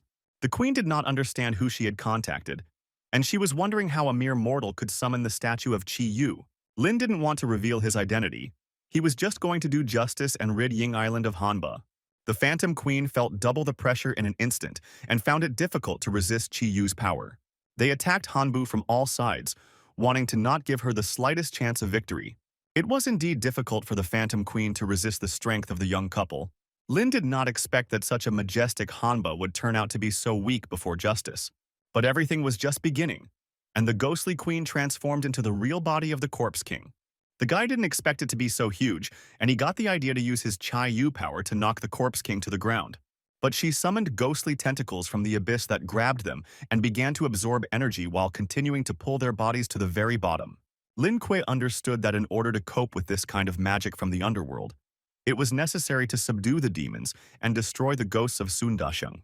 Therefore, being trapped, he called upon his guardian spirit of the Buddha, Zhan Sheng, who immediately attacked the ghostly queen. Compared to Qi Yu's strength, Buddha's strength in fighting turned out to be much more difficult for Hanba. After this, the ghostly tentacles from the underworld released them, and the spell no longer worked. Lin united all his forces against the ghostly queen, but she advised them to calm down. But the guy was not going to calm down, since she was a criminal who killed hundreds of human souls. The Phantom Queen was powerless against such powerful guardian spirits. Hanba asked them to forgive her for what she did, and she hoped that they would let her go so that she could continue to rule her island of In. But only by beheading them could Daxia liberate Yidao Island. Therefore, Lynn did not give her a chance to further rule and ended the era of the 8 Ghost Kings by winning the battle. She dropped a special jade soul of a bright green hue, and while Lin Kuei was looking at her, the queen's dimension began to collapse, so Hong Ye hurried him. At this moment, the ghostly king Shiva was losing to the Sand King of the Desert. The Sand King told Shiva that times had changed, and only by joining human society could they achieve better results by learning from each other. But Shiva believed that it was impossible to coexist with humans, so he attacked the Sand King Hungshan on the sly. Hungshan was sorry that his speech did not inspire Shiva, so he saw the only option to deal with him. At this moment, Hong Ye and Lin Kuei safely escaped from the dimension of the ghostly queen, which was destroyed. Seeing Hunshan, they shared with him the news that they had defeated Hanba. And when they learned that he had also destroyed Shiva, this news could not help but rejoice. Since all the Ghost Kings had been defeated, the next thing Lin wanted to do was go to the remnants of the underworld to deal with Yang Xiao. When his little sisters saw that they were back, they immediately talked about their victory over the zombies in the city. Lin was glad that Ling Si had regained her human form, and he noticed the progress in her growth and strength. And he also realized that the little girl had already grown up. Congratulating everyone on their victory, Lin said that this was far from the end, since the power of the underground world was not completely exterminated, and the remaining ghosts were in Winter Beijing. Lin invited everyone to meet the others and celebrate the victory together in the evening. Looking from the outside, Hong Ye admired Lin Kuei, as he became a real leader and began to develop plans for everyone. While watching the sunset with his whole family, the guy imagined how he would finally deal with Yang Xiao and the demonic god of the underground abyss, and then with the entire underworld of monsters. The captains of the Night Watch gathered their troops and set off on spaceships to Dongjing on Ying Island. And Ling Hua called her brother to notify him about this. This time, not only the Night Guards were sent, but also the Daxian military. And she was grateful to her brother that his team helped them create a great advantage over the ghosts. But Lin also did not sit still and went with the whole team to Dongjing. During the trip, Lin told Hong Ye about his sister's plans, and the girl was pleased with this combination of forces for the sake of destroying the ghosts of the underworld. But most of all, Hong Ye gave the credit for this result to Lin. By this, she embarrassed the guy, and he believed that everyone in this mission showed themselves with dignity. On the way, they discussed that when everything was over, they planned to take a honeymoon. During this time, while in the winter Aishima Shrine, Yang Xiao completely restored his body and reached the S level of strength. But the demon god clone didn't like his premature smile on his face, as the plan to destroy human society still required his intervention. Yang Xiao was grateful to the demon god for his help in training, and he was glad that he could rely on him at any second. The demon god wanted to send him to the western country and entrust his colony of goblin subordinates to him under his control. But before he went to the western kingdom, Yang Xiao wanted to grab Lin Kuei and deal with him with his own hands. The demon god did not see any need for this because he sent the last 2 demon kings to do this, and was sure of Lin Kuei's death. At that moment, a demon flew towards them, who had important news for them. He reported that 2 demon kings died in battle at the hands of Lin Kuei. The demon god did not like this news, but he was content with the fact that Daxia did not send her experts to his city, so he was confident that everything would be fine. But the demon had completely forgotten that Great Daxia had sent its experts to them, which consisted of the best S-tier elites and A-tier troops. The demon god was unhappy that the demon always gave him only bad news, so he attacked him in a fit of rage. Yang Xiao was curious, since everything was out of control. What could they do? The demon god said that they had recently plundered the resources of Yan Island and were able to take over their territory. But Yang Xiao believed that they were unable to start a war with Daxia. But the demon god did not see any other way, since he wanted to fight against Lin Kuei. Yang Xiao saw nothing wrong with retreating temporarily and sending his resources to Yang Island in the West Country. The Daxia Grand Army at this moment had already reached its destination and unleashed its combat power on the ghosts of Dongjing. The civilians of the city were glad that they had come to help free them from ghosts. They decided not to wait until they were rescued, but to join forces with them to oppose the ghosts. The Night Watch commanders were glad that general morale had triumphed. In the future, the people of Yindao who participated in the war and did not commit crimes will be able to join the ranks of Daxia. By this time, Lin Kuei and his team had already arrived in Dongjing to team up with his older sister against the ghosts. Ling Shi used the fighting power of her spirit bears to transport cargo of weapons, and Oniji, Xiaobai, and Yellow patrolled around the city in vehicles and in places organized racing competitions among themselves. Qing Cheng noticed how Lin Kuei used a machine with spiritual energy to fight ghosts, and she was offended that he did not take her with him for this entertainment. Kanya found a scooter and a motorcycle, and so that she would not be upset, she offered to ride together. But this idea didn't seem very good to Qing Cheng, since she suspected that she didn't know how to drive a motorcycle at all. At this moment, ghostly creatures were transporting resources to the western country. Yan Xiao was in charge of all this, and he asked them to be as careful as possible because the boxes were filled with spiritual stones and crystals. The ghosts informed him that Daxia's troops had entered the city of Dongjing, and he was unhappy with this news, as he was waiting for the demon god, but he was still not there. The ghost informed him that the demon god had opened a portal in advance and left without him, and he asked him to successfully transport the resources. When Yang Xiao found out that he was left alone in the city with the strongest army of Daxia, he instructed the ghost to complete the remaining work. At that moment, Lin Kuei saw a strong volcanic eruption on the other side of the city. He found it strange and assumed that the ghost did it to attract attention. Therefore, he decided to fly and reconnoiter the situation. Yan Xia flew out of the volcano, who deliberately planned this eruption so that lava and smoke would swallow everything around. He was met by Lin Kuei, and the guy could not believe that Yang Xiao had done such a mean thing, so he decided to end him forever.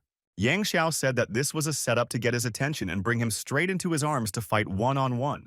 Lin had a choice: defeat him and subjugate him, receiving strength points, let go and forgive all offenses, receiving dexterity points, or arrange an intrigue and seriously injure him, receiving strength points.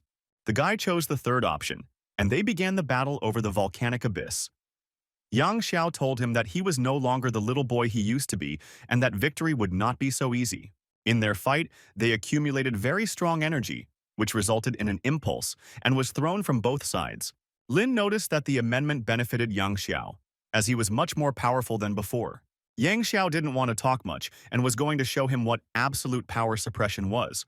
He summoned the huge Yamada, no Orochi snakes, which had S-class demonic power. Lin was impressed by the power of the underworld, as these were some of the most famous Yindao monsters. Yang Xiao ordered them to attack Lin Kuei, and the monsters hit him with their strong firepower ability. The guy also decided to call upon the Holy Buddha to fight his demonic snakes. Buddha was so strong that he was able to tie the snakes together by tying them in one knot. Since the Yang Xiao creature could not cope with Lin Kuei, he intended to do it himself. Lin ordered the Holy Buddha to detain Yang Xiao and demonstrate his strength to him. While the monkey master distracted his attention, Lin and Qi Yu dealt with the demonic snakes. Lin asked Yang Xiao to admit defeat, because no matter how many times they fought, he always defeated him. The guy was glad that because of his attack, Yang Xiao maneuvered and fell onto a stone, and not into the crater of the volcano. Yang Xiao considered his victories unfair and considered him a child of the gods who always got the best.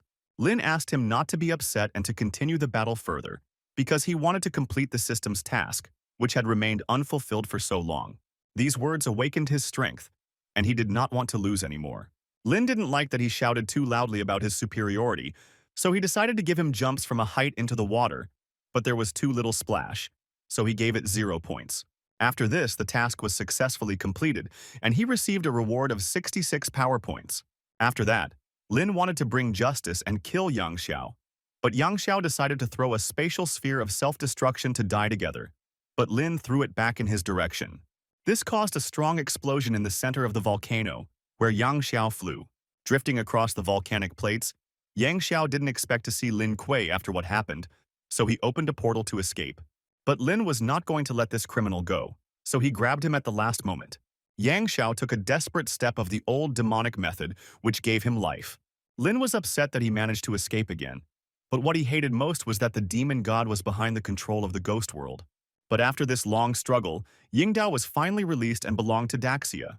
When the monsters were exterminated, Daxia's troops completely occupied the entire island of Yingdao. On the coastline, the guy met his older sister, who was delighted with his work. She said that because the demon god and the others fled to the western country and could return at any time, she remained there with Captain Yun Shi for defense. Lin believed that she also showed herself worthy, especially since Lin Hua inherited her father's fighting spirit and led the Yingdao group. And he saw how dedicated she was to her work. Watching their warm conversations from the outside, Hong Yi felt like there was more to their interactions, and she felt that their relationship had changed. Also, Ling Hua could not forget about his wife. She was still delighted with their wonderful relationship and asked her to take care of her brother when she said goodbye. Afterwards, they said goodbye to Ling Hua and went back to Kanglan to their hometown. Hong Ye liked Lin Kuei's strong energy because he worked hard at night and was able to get up early in the morning. On the way to Daxia, they sailed through the waters of the Whale Island and met the very whale with which they saved the world from pollution. Keith told them that with their help, Daxia's environmental situation had significantly improved and its energy source had been restored. And the trace of his remaining soul, fueled by energy, gave him the opportunity to be reborn. Lynn realized that it was time to give back his bone, which he had left for him to keep. Keith didn't expect the guy to keep it and was delighted with his care. To make everything work, Hong Ye and Lin Kuei poured their energy into his remaining bone. By accepting spiritual power, he acquired a physical body and could not believe that it happened and was very happy. He was grateful for their help, but Lin believed that it was his responsibility to help all living beings on the planet. Afterwards, he returned back to the waters, and since they wanted to get to Daxia, to thank them for their kindness, he wanted to help them swim faster. Reconstructing his original whale form, he towed them towards the coast of Daxia. They arrived at the shore of the city of Kanase, and the guy was grateful for such help. Since the whale was lonely, he asked them to visit him as often as possible. They weren't home much lately because most of the time they were on ghost fighting missions. In the city, they encountered a problem in the form of a huge crowd of fans who really missed Lin Kuei. The guy already didn't like popularity, and when they reminded him of their existence, he was not happy about returning home. Kuei family also had fans. Ling Shi figured out how to capitalize on this and help her brother get rich, so she sold her signatures for money. There were also many journalists there who wanted to know when Lin Kuei would marry Hong Ye, and Kanya and Qing Cheng talked about their friendship, and Kanya watched very closely so that no one touched her friend, and she asked her to stay away from her. Even the youngest members of the family had fans, but Onitsi did not have them, and the girl was upset that she was deprived of attention. But suddenly, true maid fans who loved Onjiji came out from the crowd. When Onaji saw who her fans were, she wanted to get into better shape again and become a goddess for 10,000 people. Kuei was also approached by many advertisers and producers who offered to promote his media presence and career. Although the guy felt like a superstar, he believed that advertising strange products would not suit his status as a god of war, so he refused these offers. Among the crowd, Lin Kuei met his former ghost fighting team. During this time, they all officially joined the Night Watch and became squad captains. And since they had not seen each other for a long time, they invited Lin Kuei to have dinner together. Without thinking, they all immediately went to a local restaurant in the center of Kanglan, and were very glad that they were eating delicious food in their hometown again. Lin was very glad to return to all of them, but still there was regret in his heart because of the battle on Yingdao, in which he could not defeat Yang Xiao. And Xian Qian had a video about this. He showed him a video of Yang Xiao speaking in Shihuo and planning to run for president. In the Western Kingdom, he received protection over his head under the leadership of the demon lords of the underworld and planned to rise up stronger than ever. Shihuo. He wanted the inhabitants and ghosts of the underworld to unite for joint results in capturing Daxia. Lin was angry that Yang Xiao was entrusted to become the representative of Minyuan, S-class explosive ghosts that had recently appeared in Kanglan City, which were similar to the ordinary dolls sent by Yang Xiao to Minyuan. Yi Lin was interested in learning more. Qin Feng said that this ghost was causing explosions everywhere, calling it an artistic performance, which resulted in casualties and injuries, and recently the Night Watch sent people to arrest. Hong Ye knew that there was not a single clue, so she was sure that this was all planned in advance by Ming Yuan and Yang Xiao, who began to place spies in order to capture Daxia. Lin agreed with Hong Ye's opinion, and since he was a member of the patrol and a special commissioner of Daxia, he believed it was necessary to destroy the S-class explosive ghosts. Late in the evening, Lin Kuei and Hong Ye returned from the party very cheerful, and since Lin didn't feel well, the girl decided to put him to bed. But Lin could not sleep and decided to remember how they met at Sanglin College and went through a difficult path together on the brink of life and death in the ghost world. Hong Ye understood that if she had not met Lin, she would have remained a lonely ghost, and that this journey became possible only thanks to him. And although he teased her with other girls, he never crossed the line of what was permitted and, most of all, cared about her. That's why the girl loved him very much. The guy also loved her very much and considered her an irreplaceable person. And thanks to her, he was motivated to do more and more every day. Waking up early in the morning, he immediately received a notification from mentor Tang Ling. She said that there was an alumni performance at the college, and she would like the guy to come as a guest. He liked this idea, so he woke up Hong Ye and said that he would like to attend the graduation speech. At the college, students were discussing how the legendary genius Lin Kuei had been invited to the graduation speech, and they really wanted the guy to come, but they doubted that people of that level were interested in the college. Teacher Tang Ling heard that all the students were discussing her former student, and she asked for silence as Lin Kuei was speaking. Lin decided to do it spectacularly and fly out of the sky together with Hong Ye on an umbrella above all the students. Watching the guy, Tan Lin noticed how every year the young man became more and more like his father. When the students saw Lin and his bride, they were in seventh heaven.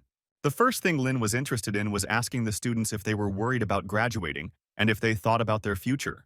The students were moved to tears that he was interested in something that was really important to them, because many were worried about their future. The guy told them that in the beginning he was absolutely the same. He was scolded in the same way, looked down on and disliked just because his abilities were at the FFF level. He had no talent. All he did was train hard every day and strive to improve his strength under the guidance of Teacher Tang. And over time, he began to participate in various missions, and some thought his awakening abilities was fate. But he didn't accept fate, he just did a lot. And at the same time, he started getting feats and making a lot of friends during quests. And what was also important was that he met his first love, who supported him throughout his journey. And he said that if they worked as hard as he did, they could reach the top of their lives. The students were very motivated by the speech, and they also wanted to try to join the Night Watch and travel around the world, dealing with ghostly creatures. Teacher Tang Ling noticed the girl, Chu Junyao, whom Lin Kuei had known since childhood, and she wondered if she would approach him. Chu Junyao did not want to approach because she was ashamed in front of the guy, since the girl had not spoken very well about him before, and she believed that he was unattainable for her. But suddenly a man appeared among the people, shouting that this guy was a threat to the world, and that he needed to be caught immediately. But in reality, he was the threat, and it was an explosive ghost who was unkind to Lin Kuei. At this moment, there was a threat to the entire Kanglin College, and Teacher Tang urged everyone to leave the event. Hong Ye and Lin Kuei managed to hide from the explosion using absolute protection. At this time, the city was in chaos, and many explosive ghosts were walking around. And on the roof of the house, their leader sat and watched everything that was happening, who was pleased with how well his subordinates were doing. It was a ghost named Blaster, who had the highest S-class. He destroyed cities that the demon god could not capture. Lawlessness and devastation continued to occur on the streets of the city. But a detachment of Night Watch came into the city, who wanted to stop the ghosts and other criminals. At this time, while the others were destroying the city, the ghosts rested on the roofs of houses and watched their subordinates. But while they were resting, Lin and Hong Yi quietly attacked them and defeated them with their attack. While walking around in search of crime, they saw how two guys attacked a cute girl. Lin had a choice: impress the criminals by receiving Advanced Demonic Sword card, suppress the criminals with his strength by receiving Strength points, or leave and pass by receiving Agility points. The guy liked that the system allowed him to complete two tasks at the same time, so he wanted to show him and Hong Yi his true feelings. When the criminals saw Lin Kuei, they began to run as fast as they could, as they knew that he was a high-ranking member of Daxia and the Night Watch division. But Lin did not allow them to leave ahead of time, so he delayed them with a wall of transformation of the powers of a supernatural being. They repented and promised that next time they would not rob and would be honest citizens. But Lin had no intention of harming innocent people without clarifying the situation.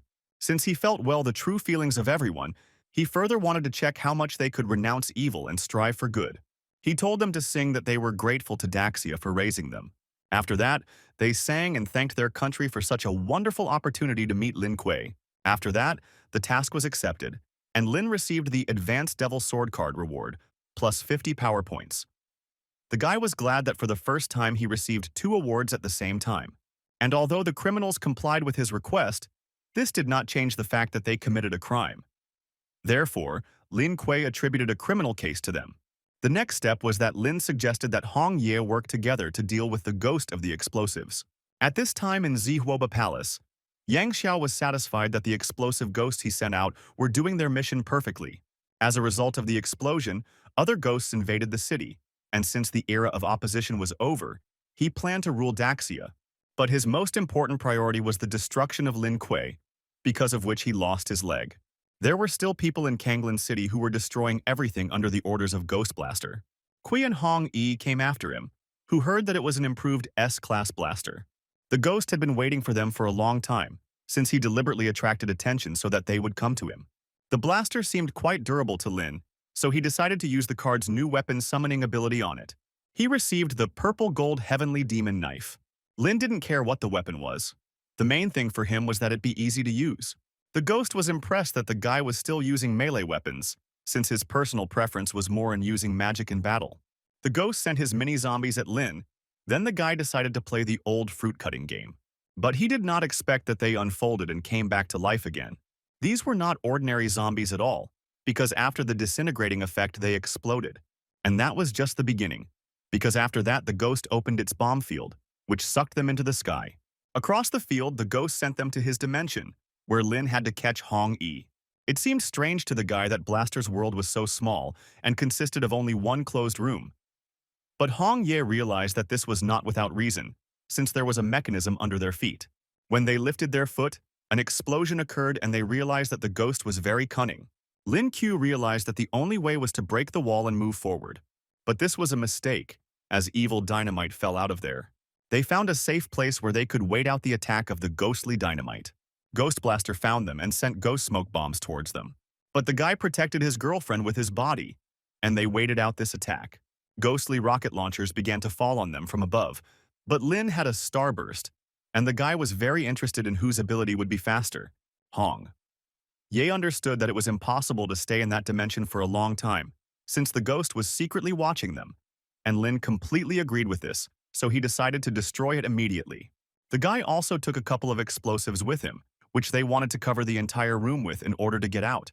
The ghost asked not to do this, because a chain reaction could occur, which could activate all the mechanisms and lead to death. But Lin was ready to do it. While the mechanism worked one after another, they stood in absolute protection, in complete safety, and were ready to stand like that until the last mechanism. Since the ghost was without protection, it blew itself up and was thrown out of its dimension. After which Lin and Hong Yi followed from there. And after losing its weapon, the high-level S-tier blaster became very weak and could no longer launch its bombs. Lin called the Night Watchman and reported that Ghost Blaster had been defeated and was very high up. People were surprised when they saw that Blaster was dealt with using his own methods. Lin sent the ghost on a rocket to space travel. Since then, the ghost lived a happy life and could no longer harm anyone. When he got home, the guy bought a big pile of gifts in honor of the rocket going into space, and they could celebrate the occasion and take a gift for themselves. Lulu received a plush toy, which the girl was incredibly happy about, and Lin Shi received a beautiful dress, which she thought was chosen by Lin, but in fact, it was chosen by Hong Yi. And he pleased Yellow with a big bone. Previously, he bought used ones for her, but from that moment on, the guy was ready to buy only new ones. And Onaji received cosmetics and maid outfits. Hong Ye said that she would ask Lin to increase her salary since she usually worked hard around the house and took care of the family. Suddenly, Lin Kuei received a message that funds had been credited to his card in the amount of 5 million. It was a transfer from the Night Watchman for a completed task.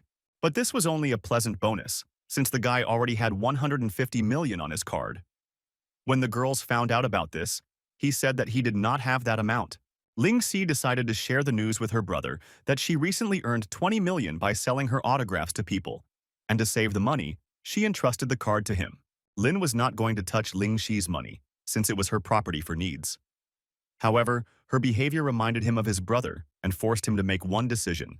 He gave his bank card to Hong Ye so that she could store his capital, but the girl believed that, as the head of the family, he should have kept the money because she did not like any treasures, and the only thing she liked was Lin. Lin didn't expect such a sweet gesture from her. Seeing what a good family they had, Ling Si was interested in the question of when her brother would hold the wedding ceremony. Lin Kei completely forgot about the interesting props that he had recently bought to have fun with his wife, so the guy invited her to go upstairs to look at it together. And although Hong Ye was surprised by this and did not understand what surprise her husband had prepared for her, she was still interested in it.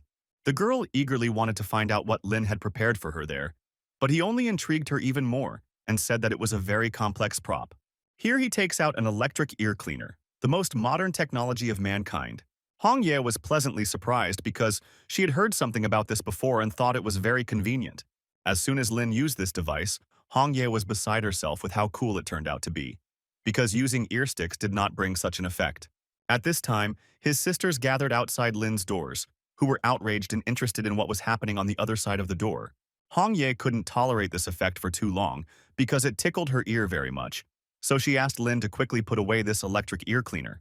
After this, Lin K doubted that the purchase of this device was successful.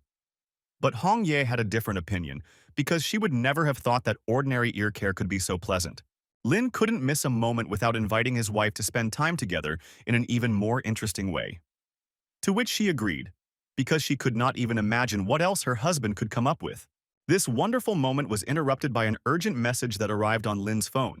He, in turn, hated these SMS messages at the wrong moment. Hong Ye found his reaction funny, but she thought it was still worth responding to the message, since there might actually be something important there. It was the Night Watch that informed him that the characters of many fairy tales had turned into ghosts and attacked the city of Qinghong in the south of Kanglan. Therefore, they had an urgent task to eliminate them. Hong Ye understood that sound and color also turned into electrical monsters that invaded their reality to harm them. And she assumed that the forces of the underworld were behind it all. Lin promised her that in the morning they would go to investigate this sudden invasion. But above all, he did not want this to somehow interfere with their plans to spend time together. The next day, the three sisters gathered early in the morning because they heard that Lin was going to fight the fairy ghosts, so they wanted to go with him. Lin Kuei was not entirely sure that it was worth taking them with him, but he still allowed them to go with them on one condition: if they did not create unnecessary problems. On the contrary, Hong Ye liked this trip because having the whole family together was much more atmospheric. At this time, the ghosts in Qinghong City were destroying everything in their path. After all, there was such a fairy tale character as Snow White, that same great princess. But she was not kind because she was endowed with powerful power. With her were her subjects, the 7 dwarves, who, when endowed with demonic power, took on the guise of angry goblins.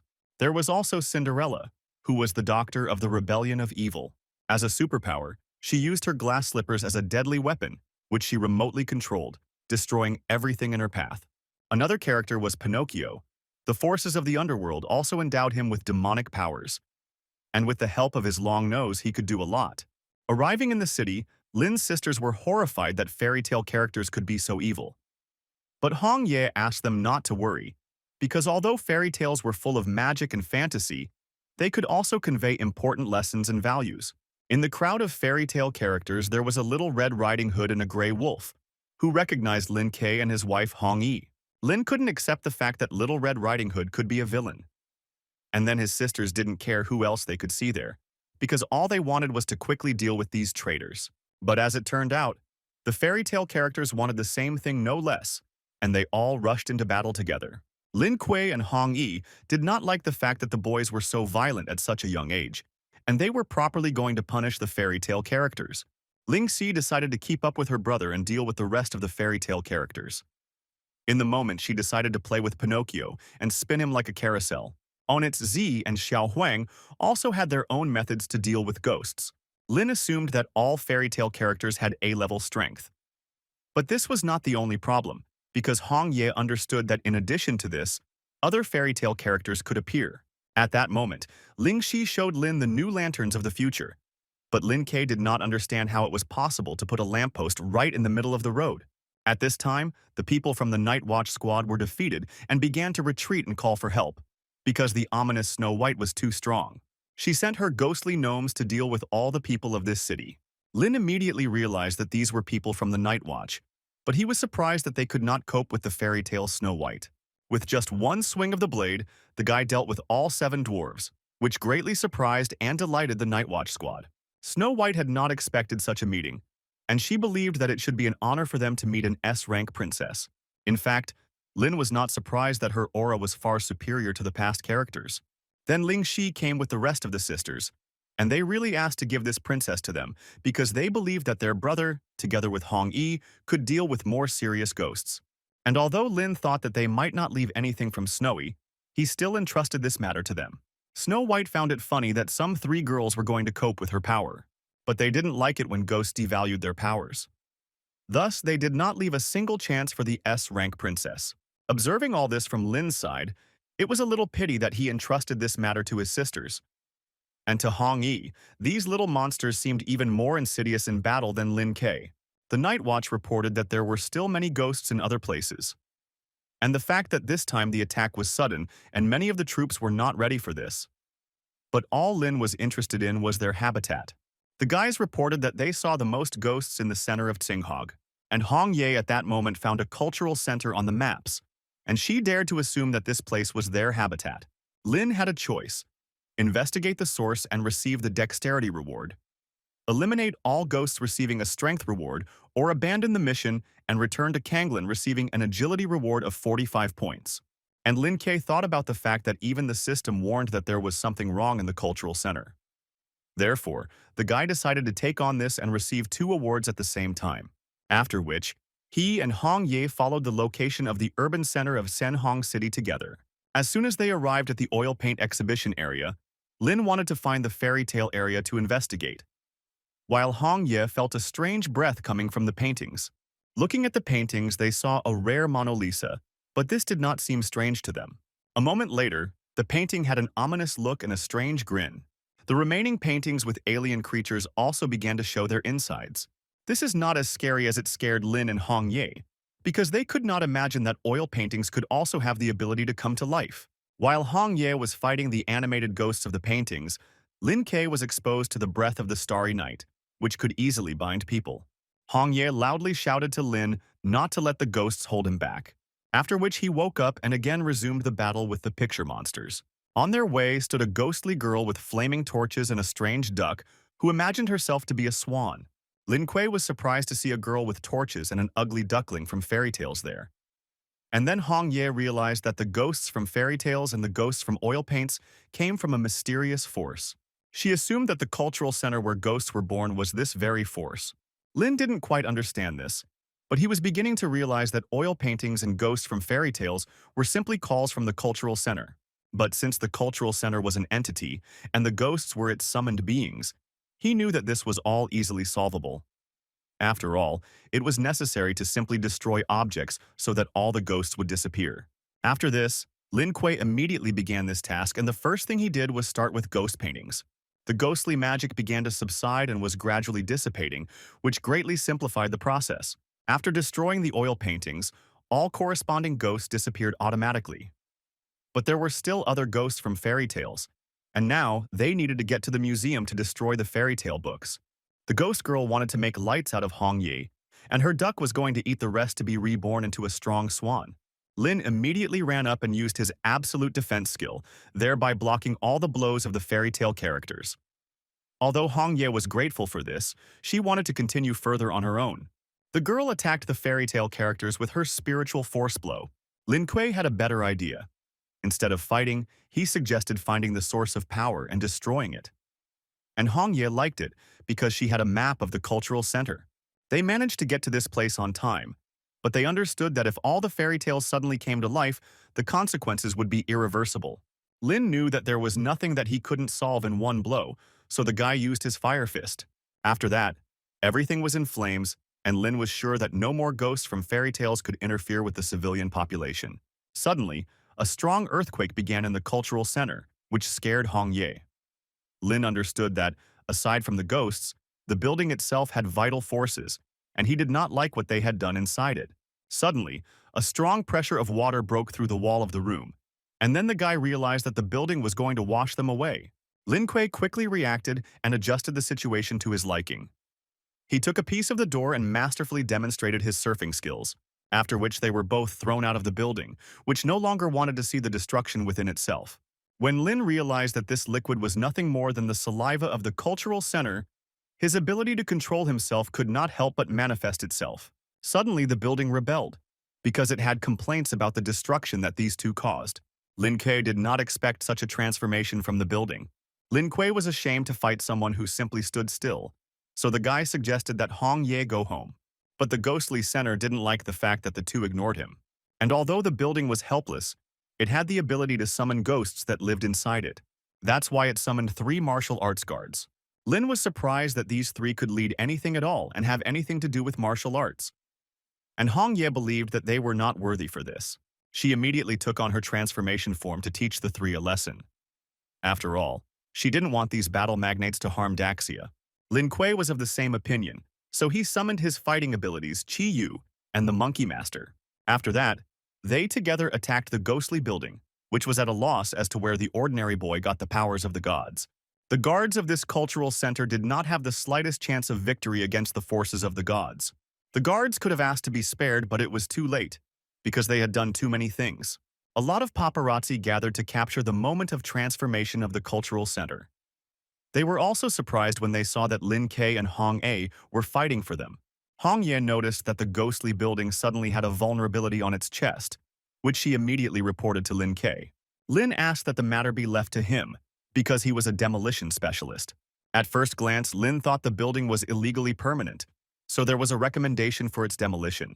With his super strength of 10 fists, the guy managed to demolish the building in one blow, and Hong Ye ended it with a victory dance, doing the rest with her scissors, who with their magic directed the magical petals of justice, after which this city could no longer be threatened either by the ghosts of fairy tales or by the cultural center. Lin Kuei's task was completed, and the guy received 2 awards at the same time, which he was incredibly happy about, because all the merits were not without reason. The younger sisters came to them and Ling Si told her brother and Hong Yi that all the fairy tale ghosts had been defeated. Lin was proud of his sister because now she was all grown up and could cope with such creatures. Yellow did not understand why they did not celebrate the victory altogether, because he thought that they were one family. But Onaji explained to him that he was just a pet, and she was an ordinary housewife. Suddenly, Lin's elder sister told him that she was returning, which made them both happy about the news. Now Lin Kuei wanted to quickly return to Canlin to prepare for this meeting. The next day, a large ship arrived at the East Coast Pier in Kanglin City, and Ling Hua came out from there, who was surprised that her family was greeting her. Ling Si couldn't help but rush into her big sister's arms because she loved her so much. And Ling Hua was surprised at how quickly this baby grew. Lin Kuei was still delighted with the beauty of Lin Hua, although the years passed, but her beauty became better and better, which Hong Yi also could not deny. Lin wondered why Captain Yun Si was not with his sister. And Lin Hua said that Yun Si remained in Yingdao because she was now a specialist in security management in 3 cities. Ling Hua said that El Dorado was liberated by the Great Hamaran and became a free territory. Only the main enemy was the Western Dungeon Kingdom, which couldn't help but anger Lin, because the ghosts from this kingdom killed his father. They decided to spend time together at sea, on board beautiful sailboats. Gathered at one table, they ate deliciously and heartily and talked about everything. Lin liked this restaurant because it provided free ice cream for the residents of Daxia. And Hong Ye suddenly remembered her brother Shang, because she wanted him to taste delicious ice cream in Daxia with them. Ling Hua heard that the underground kingdom changed its tactics after arriving in the western lands, and she wondered if this was true. Lin confirmed this and added that they no longer attacked openly, but instead sent spies. Hong Ye also knew that the underground kingdom was hiring hackers from the western lands to gather information about Great Daxia. Lin wanted to believe that soon everything would change and they would defeat the underground world of ghosts. Ling Shi suddenly showed breaking news that people from Kanglin 3rd Prison had escaped. Lin understood that there were criminals with supernatural powers in this prison. He suspected that the underworld was involved in this, which he really didn't like. Ling Hua volunteered to help her brother and his family in this investigation, and after they ate, she immediately wanted to set off. At this time, in a large shopping store in Kanglin, civilians fled because they saw the escaped criminals.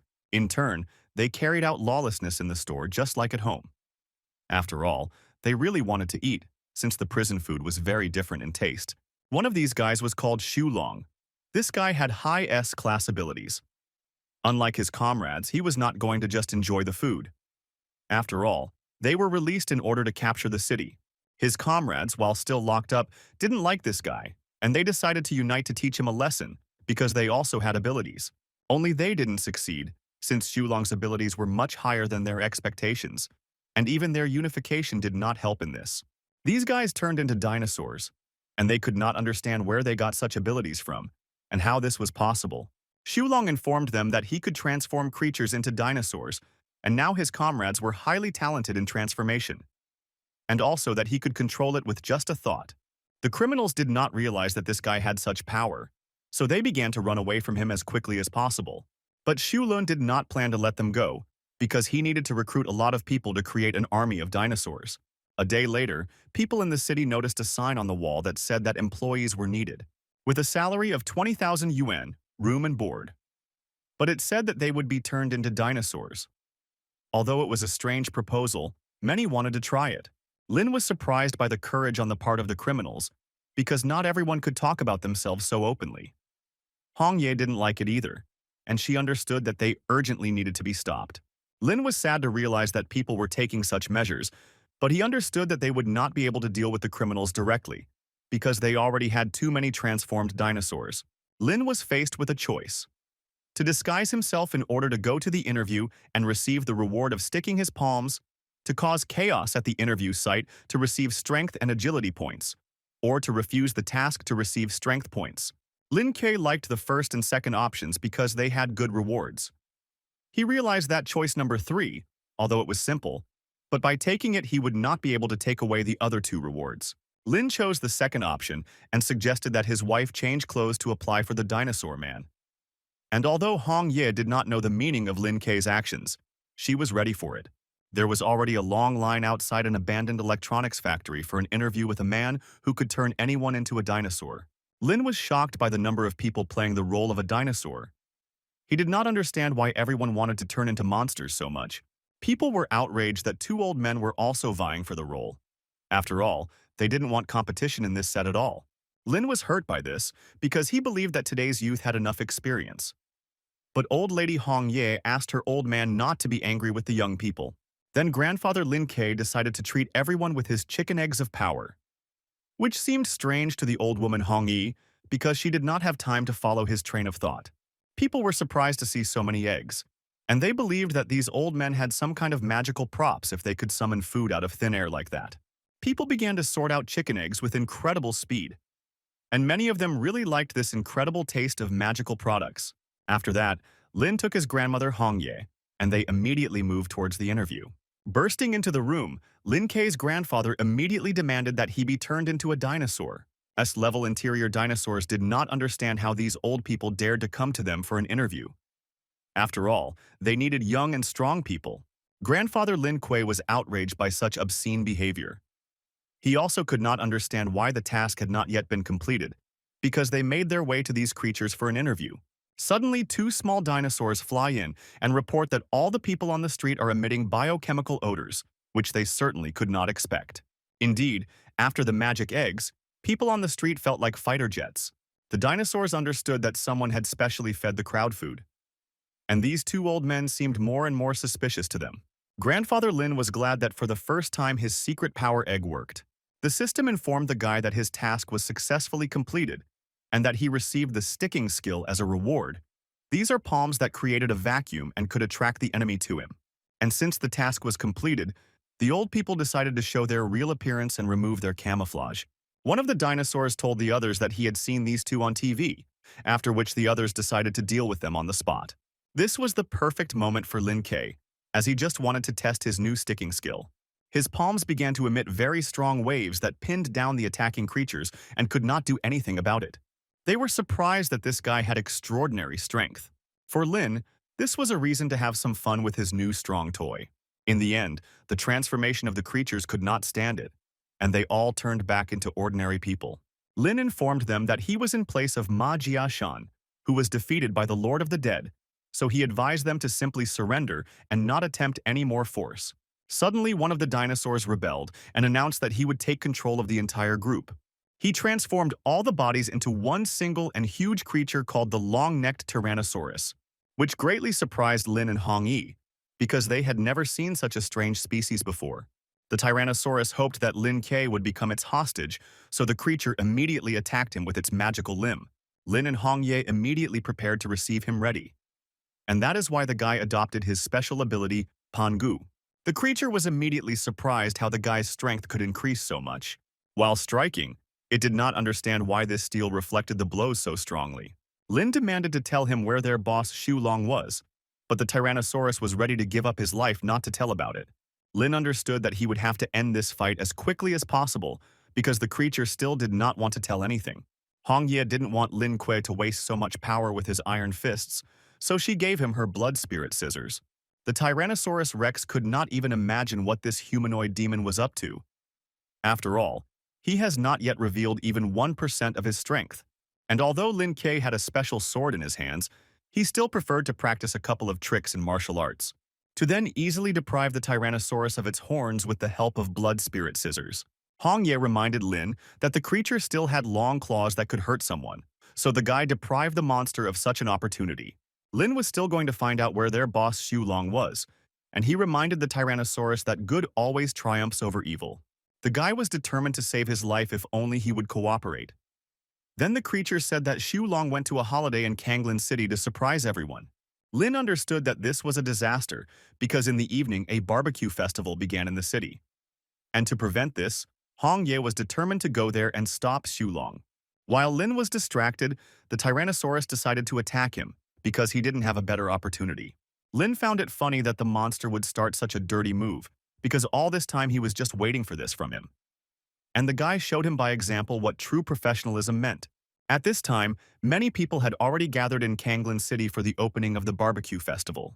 Xulun was also there, inviting everyone to try a delicious kebab made from dinosaur meat.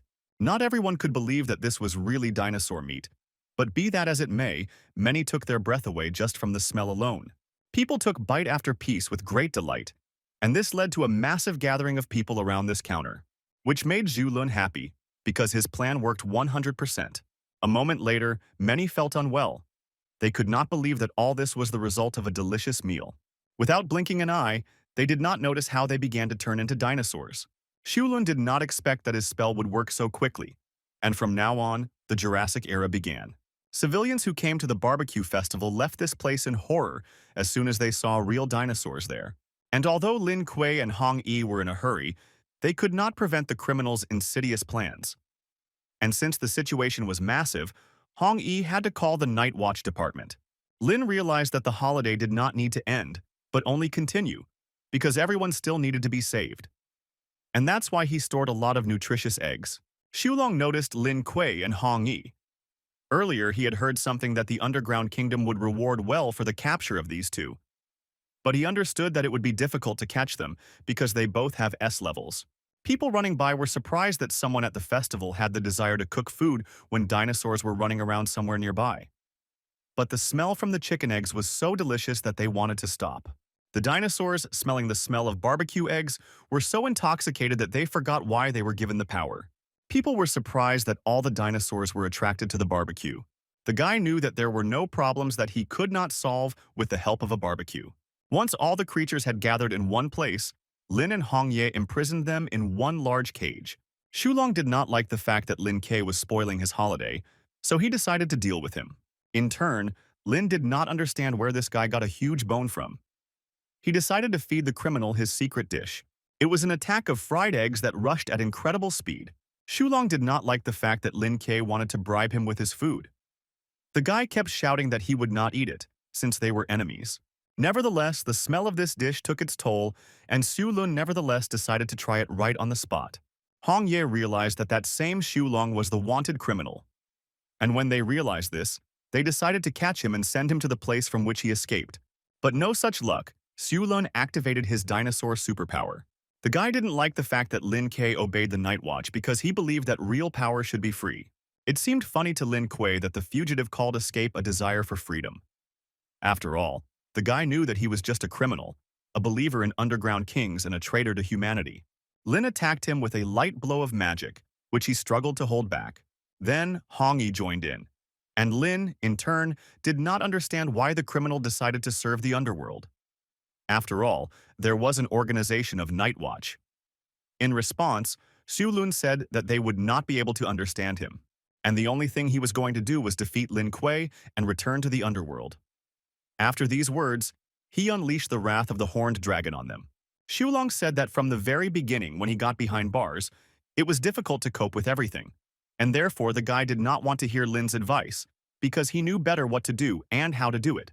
The guy's attack was interrupted by a volcanic eruption, which arose as a result of eating Lin Kuei's secret dish, namely grilled chicken eggs. This was the right moment for Lin to catch the culprit. Hong Ye thought that this guy was quite weak for a magician with S-level strength. And Lin liked the fact that she noticed this, because it reminded him that magicians were dependent on weapons.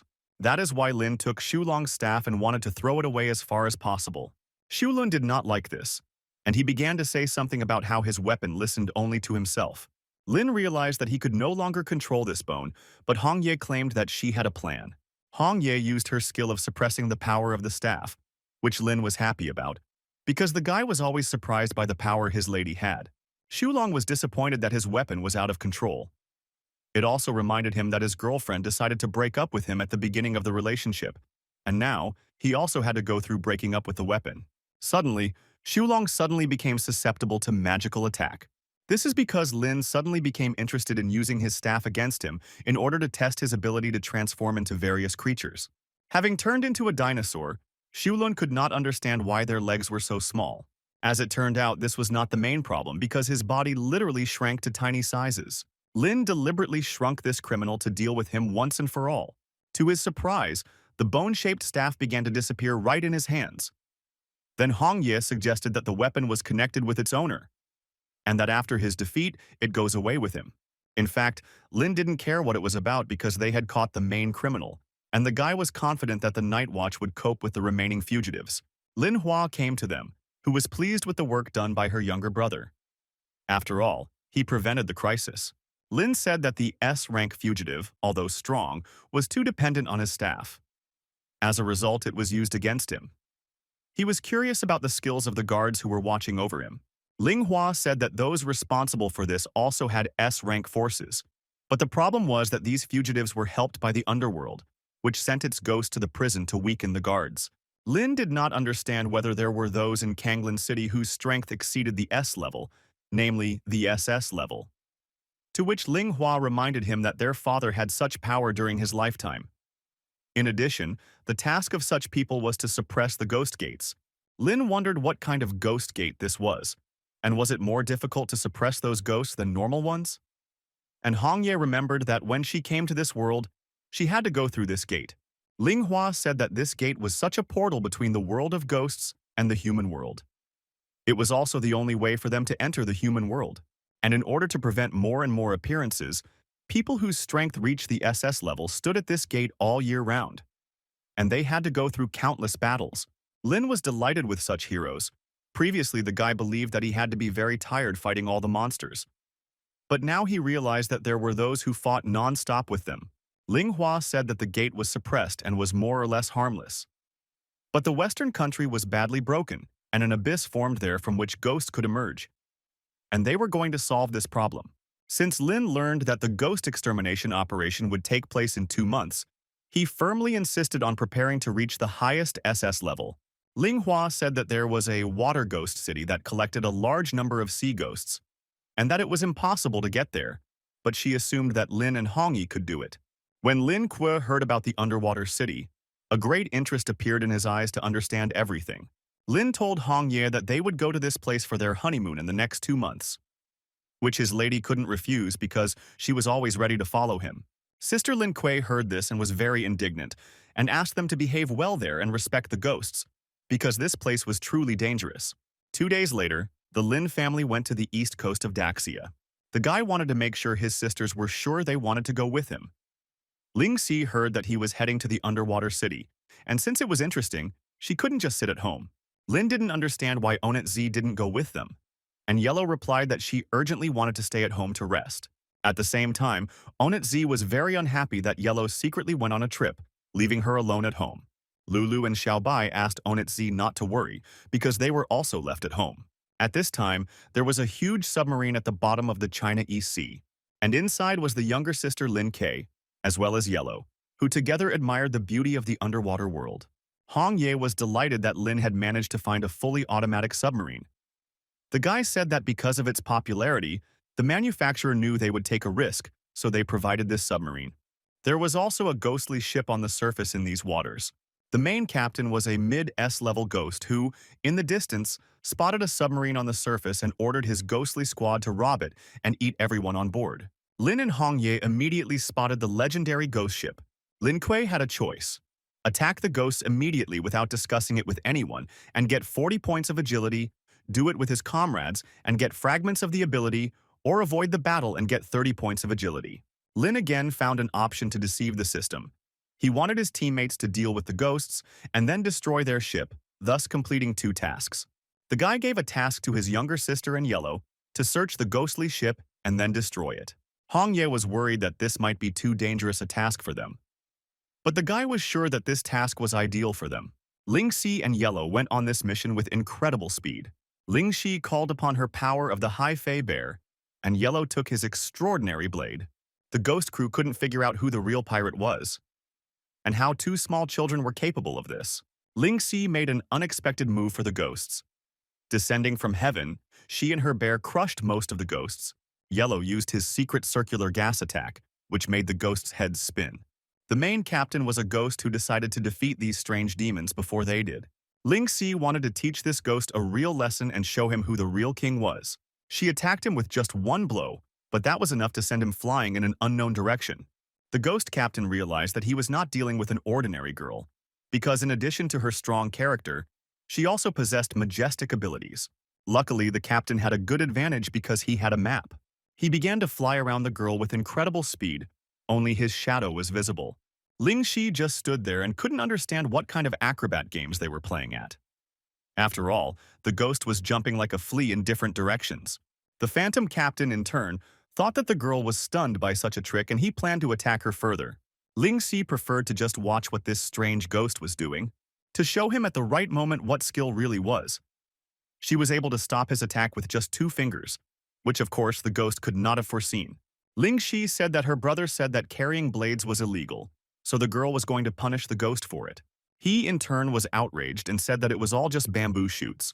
Ling Xi was slightly angry, because she did not realize that the enemy did not take all her blows with dignity. The girl said directly that she needed all the jewelry, because this was the only way she could save their lives. The ghost understood that there were no other options, and this was the first time that pirates were robbed, and not vice versa.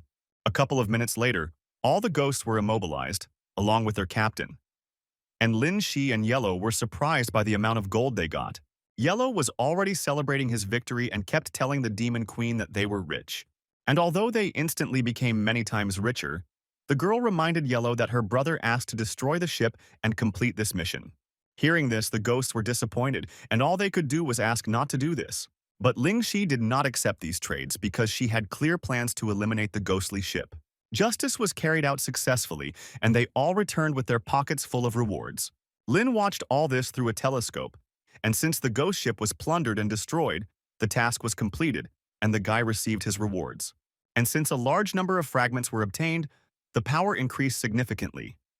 And the guy was happy because he knew that in the future, he would have a new guardian spirit, Pangu. Looking at how happy Lin Kuei was, Hong Ye understood that his abilities should have improved. After all, she noticed that every time she defeated an enemy, his abilities became stronger. Suddenly, Lin realized that his wife might have suspected something, but the guy understood that the system apparently could not be reported about its existence. Hong Ye suspected that Lin Kuei might have a hidden ability that made him stronger. She also theorized that he might have a second soul living inside him. Lin could not understand whether the system would be exposed. He didn't know how all this could be explained because the guy didn't want to hide secrets from his wife. Suddenly, a menu appeared in front of Hong Ye, prompting her to choose a system for automatic binding, which really surprised Lin because he didn't even think that there could be a second owner. Hong Ye was also surprised. She had previously seen Lin use this menu, but she never thought that he relied on the system to help her. Lin realized that it was when he first met his wife that the system appeared in front of him that day. The guy realized that the system facilitated the destiny between him and his wife, and also accompanied him so that he could improve his skills. But Lin didn't want to take all the credit for himself, because he also hoped that the system would choose his wife as the second master. Hong Ye suddenly felt a little sad. She didn't want to ask Lin about this so early. And initially the girl thought that her husband was evil and had a second evil essence, and that is why he became stronger. The guy understood that his wife always took care of him, so he decided to admit that he was receiving rewards from the system. Hong Ye melted from such a confession because she didn't even think that everything was exactly like that. At this point, a satisfied Ling Xi arrived and wanted to tell her brother that she and Xiao Huang had returned with many treasures. But suddenly they found Lin with his wife, which was completely unexpected. Although it was a beautiful picture, Ling Xi still couldn't get used to the fact that her brother and his sister-in-law were in love with each other, as it was heartbreaking for her. After all, she wanted her brother to praise her. Lin and Hong Ye also did not expect to be caught at such a moment and were embarrassed by it. And Hong Ye was glad that his little sister could deal with her enemies so easily. Suddenly, they decided to squeeze the youngest Ling Shi in their arms, which seemed strange to her, because all she did was help cope with the ghosts. And although all this was wonderful, the Lin family did not forget that they had to go to the ghost town. This is exactly what the city looked like underwater. It consisted of many structures, and around it there were many sharp spears that protected it from strangers. Arriving at the ghost town, Lin found it strange that there was not a single ghost there. But then he realized that on Sundays, there was no one there. The guy still felt that there must have been ghosts in the center of the city. Lin, like Hong Ye, had a good sense of sensing ghostly energy. This time the system gave the two of them a task, which consisted of just one point. They had to pretend to be a resident of the fish world and get to the city center, receiving power points for everyone.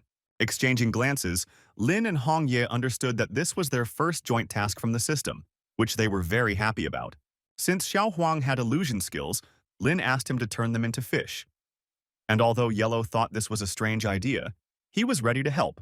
Lin was angry at Xiao Huang because their face was exposed, but Yellow asked not to worry about it, since they were completely invisible to the fish. And Hong Ye and Lin Shi were mermaids, and the girl was touched by how cute Lin's sister was. Arriving at the city center, they actually found a school of fish there, watching the altar. All the fish gathered near the trident, which was the treasure of this underwater city. Xiao Huang suggested that at first we should stay low and watch what the fish from the back rows would do. The crab informed everyone that their leader had issued a decree that if anyone could pull out the trident from the magic circle, then they would be made the highest member of the Sea Society. And after that, it was possible to marry the king's daughter. And when everyone heard that it was possible to marry Chi-Chi, the king's beauty, a large line lined up for this very trident. The first brave man volunteered was the pumped-up fish, as he wanted to marry the daughter of the main lord and then invite everyone to celebrate this event. He grabbed the trident with his huge fins and did it with such an expression on his face, as if he was warming up like this every day. When he began to pull out the trident, he could not understand why such a powerful daredevil as him couldn't do anything. As a result, just as beautifully as this fish was sewn, it also swam beautifully in an unknown direction. The second daredevil was the seashell ghost, who believed that it was not enough to just use brute force because you had to rely on wisdom. The first thing the shell did was spray slime onto the trident for greater grip strength. Grasping, he began to pull using his strength. But all that the shell achieved was the electric shock that the trident gave her. The Lin Qi family watched this, thinking that the shell had already turned into a delicious fried scallop. Lin realized that they still needed to get inside the city, so he proposed the idea of pulling out the trident. Which of course Hong Ye knew, because Lin was a fan of such tests. Ling Shi was of the opinion that all this was so that her brother would have a new girl, namely the king's daughter. And she really didn't like it. Lin, going on a mission, asked his woman not to worry about him. Hong Ye, in turn, asked him to return quickly. Lin was confident that he could pull out this trident even with one hand, when suddenly something very much attracted his attention. These were marine inhabitants of the ocean who could not believe at all that an ordinary fish could cope with such a task. Ling Shi understood that her brother was not playing to the public at all, because the trident was really difficult to pull out. Lin didn't understand how Xiao Huang dared to laugh at him, and then the guy said that if he was so strong, he could have done it instead of him. Yellow strongly insisted on pulling out this trident, because it seemed to him that it was as easy as shelling pears. The breed in which he was imprisoned suddenly began to burst at the seams, and Xiao Huang himself, without realizing it, easily got it out of there, which of course made Lin Ke shocked, because even he couldn't do it. Hong Ye assumed that the trident was some kind of monster, and since Xiao Huang was also a monster, he could easily do it. Ling Si was grinning at this time, knowing that Yellow would become a son-in-law. The sea inhabitants were disappointed, because they didn't really like that the little fish was capable of this. The servants were happy to welcome Yellow, and they were ready to escort him to the castle to introduce him to the king and his daughter Chi-Chi. Which, of course, Xiao Huang didn't want, because he did it as a joke. The servants did not understand this because they had rules established by the king of the city. But Xiao Huang kept saying that he just wanted to have fun. This did not suit the court ghosts, and they simply grabbed him and carried him to the palace. And Lin kept shouting that Yellow should not forget to invite them to his wedding as guests. Hong Ye and Ling Shi did not understand why Lin was so disappointed when Yellow was arrested. And the guy said that he did not want Xiao Huang to leave them so early and get married. They had a choice: save Yellow and get the new Kai Wave skill, wish him luck and get strength points, or ignore this situation and get agility points. Hong Ye immediately told Lin that she was going to save Yellow's life, because there was a good reward there. After that, they took little Ling Shi and went to rescue Xiao Huang, which seemed very strange to the girl because these two behaved very strangely. While in the vicinity of the Kumar underwater castle, they discovered a guard standing at the main entrance, but they didn't understand why all the guards were close to S power. And since there were more enemies, they realized that if they moved recklessly, they would not only not save Xiao Huang, but would also fall into a trap themselves. Suddenly, Ling Shi realized that she could help her family at such a difficult moment, as the girl had an idea. She offered to send her assistants, Black Wind and White Knight, to dig tunnels directly into the castle, which Lin really liked, because he also used this method in the desert. After the decision was made, the two animals began to dig a tunnel at breakneck speed. It was so fast that no excavator could replace them. After a while, the ground began to collapse in one of the bathrooms in the castle. Lin K got out from there. The guy couldn't understand why it was so smoky around. There he met several cute mermaids who were scared because they did not understand who this strange stranger was. As it turned out, they didn't get out in exactly the right place because it was a huge heated pool. And when Lin realized where he was even glad to meet such sea inhabitants. The same cannot be said about Hong Ye, because this place did not bring her any pleasure at all.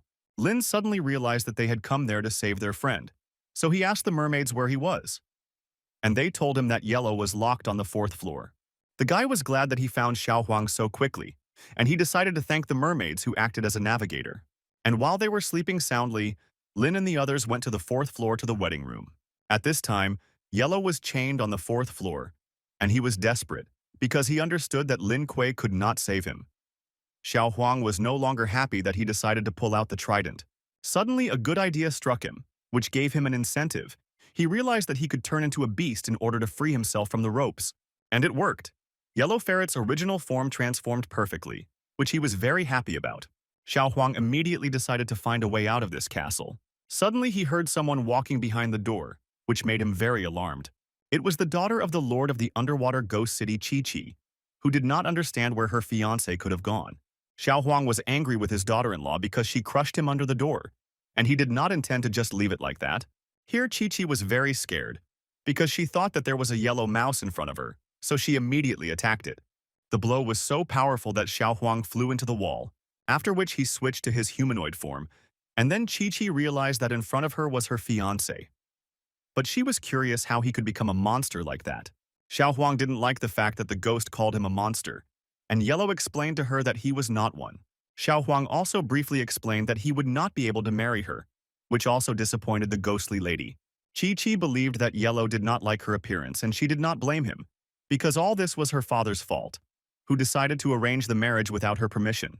Chi-Chi seemed not bad at all to Xiao Huang, and judging by her stories, he assumed that she did not love her father.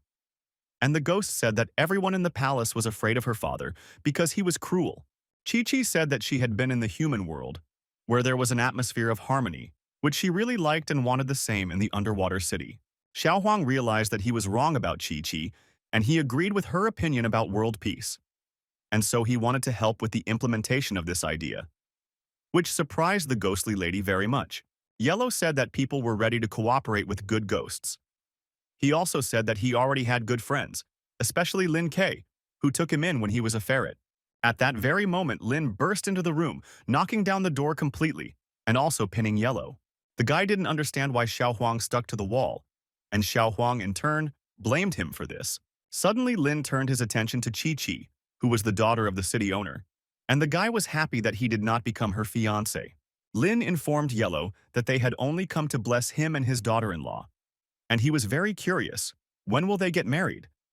But Xiao Huang did not understand such strange jokes.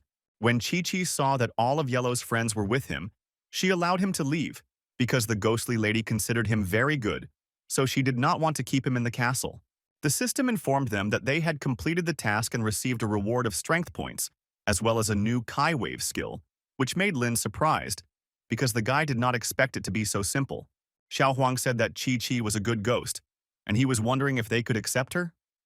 To which Lynn happily replied that they accepted everyone who was ready to cooperate.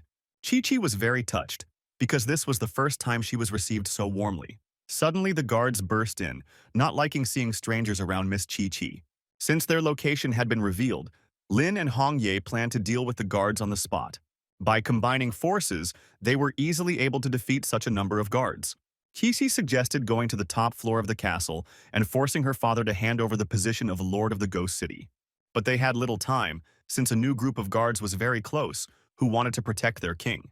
Here Chi-Chi decided to convince the guards to side with her, because she did not see the need to serve for her father.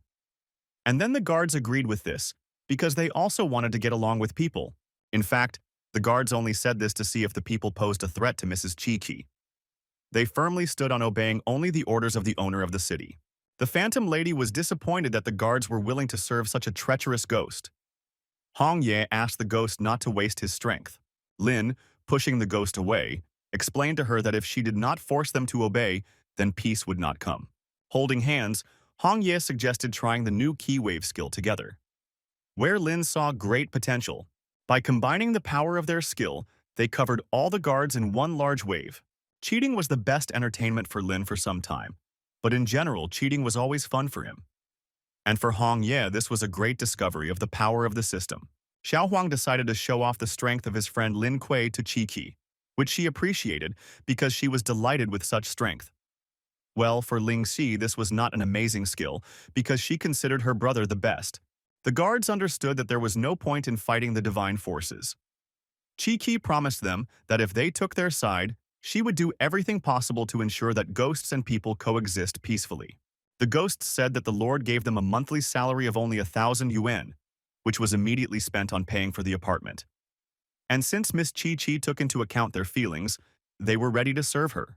Then the door opened and the Lord himself came out, for whom it was unexpected that his daughter was in cahoots with the people. Lin did not understand what kind of sound was being made, and Chi-Chi said that it was her father, the King of the Lanterns. The king had S-level strength. He did not understand how his daughter dared to disobey him. He said that he did not see any point in collaborating with people because they were catching fish. Lin said that people were hunting ordinary fish, and they were not going to touch the ghosts of the underwater world who longed for peace. After all, in Daxia, they were ready to cooperate with good ghosts. Ghost Town, the Lord of the Ocean, did not see the point in cooperation, since only the strong had the right to rule. So he decided to fight them. The resulting funnel began to separate Hong Ye and Lin Kei, and they tried to hold on to each other until the last. Lin asked his wife to stay and let him fight the king one-on-one. Chi-Chi and the sisters were very worried because Lin Kei and Hong Ye had disappeared somewhere. This was a deep-sea battlefield where, for hundreds of centuries, the king had challenged everyone to duels. Lin understood that he had to find himself in the ghostly world again. But what worried him most was where his wife was, because he knew for sure that she was with him. A friend, Hong Ye, came running to him and said that she wanted to help him. Lin found this strange because there was no smell of red petals, and besides, Hong Ye rarely called him by name. Then the guy realized that it could be a fake, which was to be expected, because the head of a huge ghost of a fish suddenly crawled out of the girl's body, who kept repeating that it was his wife Hong Yi. Then he pounced as if nothing had happened and grabbed his hand straight. Many teeth fell down, and the ghost could not understand why this boy had iron hands, because his skin did not yield to his strong grip. Lin was angry because it was untidy for him to feel the teeth of a ghostly fish on himself. And that is why the guy punished this little fish. And although the bite site was slightly painful, Lin was proud of his S-class body. When the second hand of the underwater king began to attack again, Lin said that he had seen marmots, but had never seen fish cheese. The fish could not understand what kind of person stood in front of it, because no matter how much he bit him, nothing came of it, because his body did not give in to it. Lin did not understand how someone who was created for biting could not bite him. The big fish was very disappointed, because she had lost all of her jade teeth that she had recently inserted. The guy was going to make a delicious steak out of this fish, but first he had to fry it, which he successfully did, fried all the sharks and placed them neatly in a row. And not far from him there was a huge shell in which the King of the Lanterns himself was hiding. Watching through the pearl, he realized that this time he had met a real demon. And since he was unable to cope with Lin Kei, he assumed that it would be much easier with his wife. At this time, somewhere in the deep sea waters, Hong Ye was trying to find her husband. Suddenly, from the sea reef, she heard his voice, which kept saying that he had injured his leg and that he needed help. And when the girl heard this, she immediately responded to save her. The guy was glad that his lady was always with him and that she could help him. Hong Ye suddenly remembered that Lin K had an S-level physical talent. When he faced ghosts on the battlefield, he never suffered serious injuries, which alarmed her very much. Then she realized that in front of her there was a fake, which, in fact, she accused this ghost of. Lin didn't understand what was wrong with his wife, and the guy suddenly began to think that she might stop loving him. Loudly, screaming that he was not her love, Hong Ye began to attack this unscrupulous ghost. She dealt with this little ghost with just one blow of her blade, and she was very unhappy with this move. At this time, Lin found Hong Ye and happily announced that he had brought them 2 delicious grilled fish. Hong Ye was finally happy to see her boyfriend. But then she was harboring doubts about whether this was her young man. She decided to make sure of this by asking the question, when was her birthday? And then the guy thought about it. Lin knew it was all over because he couldn't remember the real date of his wife's birthday at all. Hong Ye was curious. Did he feel guilty? And she began to assume that this was a fake ghost again, because the real Lin K, even in a dream, could remember her date of birth. Lin asked his wife to listen to his excuses because the guy really was Lin K. But in response, he only heard something about her scissors, and then he had to dodge. The guy asked to give him time to think carefully, but Hong Ye could not wait long for an answer and began to pursue him. Stopping, the guy screamed that he remembered the real date of her birthday. He was sure that it was the 25th of October. Hong Ye was surprised because she really was sure that in front of her was a clone of Lin Kuei. But, be that as it may, the guy named the correct date. Then Lin wanted to make sure whether his wife was real, and he asked the question about when was his birthday. And she immediately replied that it was the 29th of November. Lin was very ashamed in front of Hong Ye because she could immediately remember his birthday, unlike him, who needed time for this. At this time, the Lantern King was heading towards them with an army of fish. He understood that the guy had passed his illusion test, and that he had previously underestimated his abilities. Lin asked this fish seller not to pretend to be the lantern boss. But Hong Ye found it funny that Lin Kuei always joked funny. The king of the underwater city did not like the fact that he was called a fish seller, and he ordered his kids to bite Lin for this. This was such a good way for both Lin Kuei and Hong Ye to practice their swords to hone their swordsmanship skills. This was a wonderful fruit ninja game only in the underwater world, which they did with ease, and it seemed to Lin that the small fish were just used by the Lantern King to test their abilities, which the king of the underwater city did not deny, because it was just a test before a real test of strength. Seeing that the fish was using his staff for magic, the guy used his attraction skill to disarm the ghost. The king could not even expect that the guy had the power of magic. Now the guy wanted to look at his skills without a magic staff, because he was sure that without a weapon his opponent was not capable of anything. The ghost thought this guy was too naive, because he had magical abilities despite the staff, and also had dual cultivation abilities. Seeing this, Lin called upon his guardian spirit Pangu to teach the fish a few tricks. The Lantern King didn't understand how a guy with S-class abilities could have so many skills. After all, it was completely illogical from the outside, and he could not believe it. But Pangu's spirit was ready to fight him until he believed in these abilities. The ghost was already not happy that he took such radical measures. He could not believe that there were such people with extraordinary divine power. In the end, he could not stand it and raised the white flag. The king asked them not to fight anymore because it could break him. And now, when the ghost was convinced of his strength, Lin asked him to transfer the position of lord to his daughter Chi Qi, who was a wise ruler. The king said that he could not transfer the position because it was granted by return to the realm of ruins. Lini was stunned because he realized that the castle had become the territory of sea monsters living in the kingdom of ruins. Lin was happy, although he wanted to catch the kid, but he unexpectedly hit the old nest. And regardless of whether this was a kingdom of ruins, the guy knew that they could get through it. But first, Lin Kuei wanted the ghost to talk about the current situation in the Ruin Kingdom. The ghost revealed that they were originally a primitive world where life was born under the sea, but 20 years ago it was taken over by an S-classified supreme spirit called Fool. Fools turned the ruins into a ghost realm, and they often traveled to the land to catch people as food. This place was also called the Hell of the Earth. After Lin was informed, the guy promised that he would destroy the city of the Lantern King. And Hong Ye gently hinted to the ghost that he should have simply given up his place on the throne for Chi Chi. And although this method persuaded the king of the underwater city, He believed that both of them were worse than ghosts, after which they gathered in the main square of the underwater city, where the Lord was ready to give an important speech for everyone. He announced that from now on, his daughter would be the new owner of the new generation of the ghost town, and he wanted to believe that she would lead him to even greater glory. In addition, this was a new breakthrough in cooperation with people for them. Lynn revealed that he was an ambassador and would represent Ghost City in the Ruin Realm negotiations. The inhabitants of the city were happy, and they joyfully sang the praises of the new ambassador of the city. After all, their days of oppression under the old king were over. At this time, Hongshan's brother Hong Yi, who was with his companion Xiaoshui, arrived at this place. She was the same girl he once saved. She invited him to come closer to the city to take a look. What he was willing to do for her, because he liked to make her happy.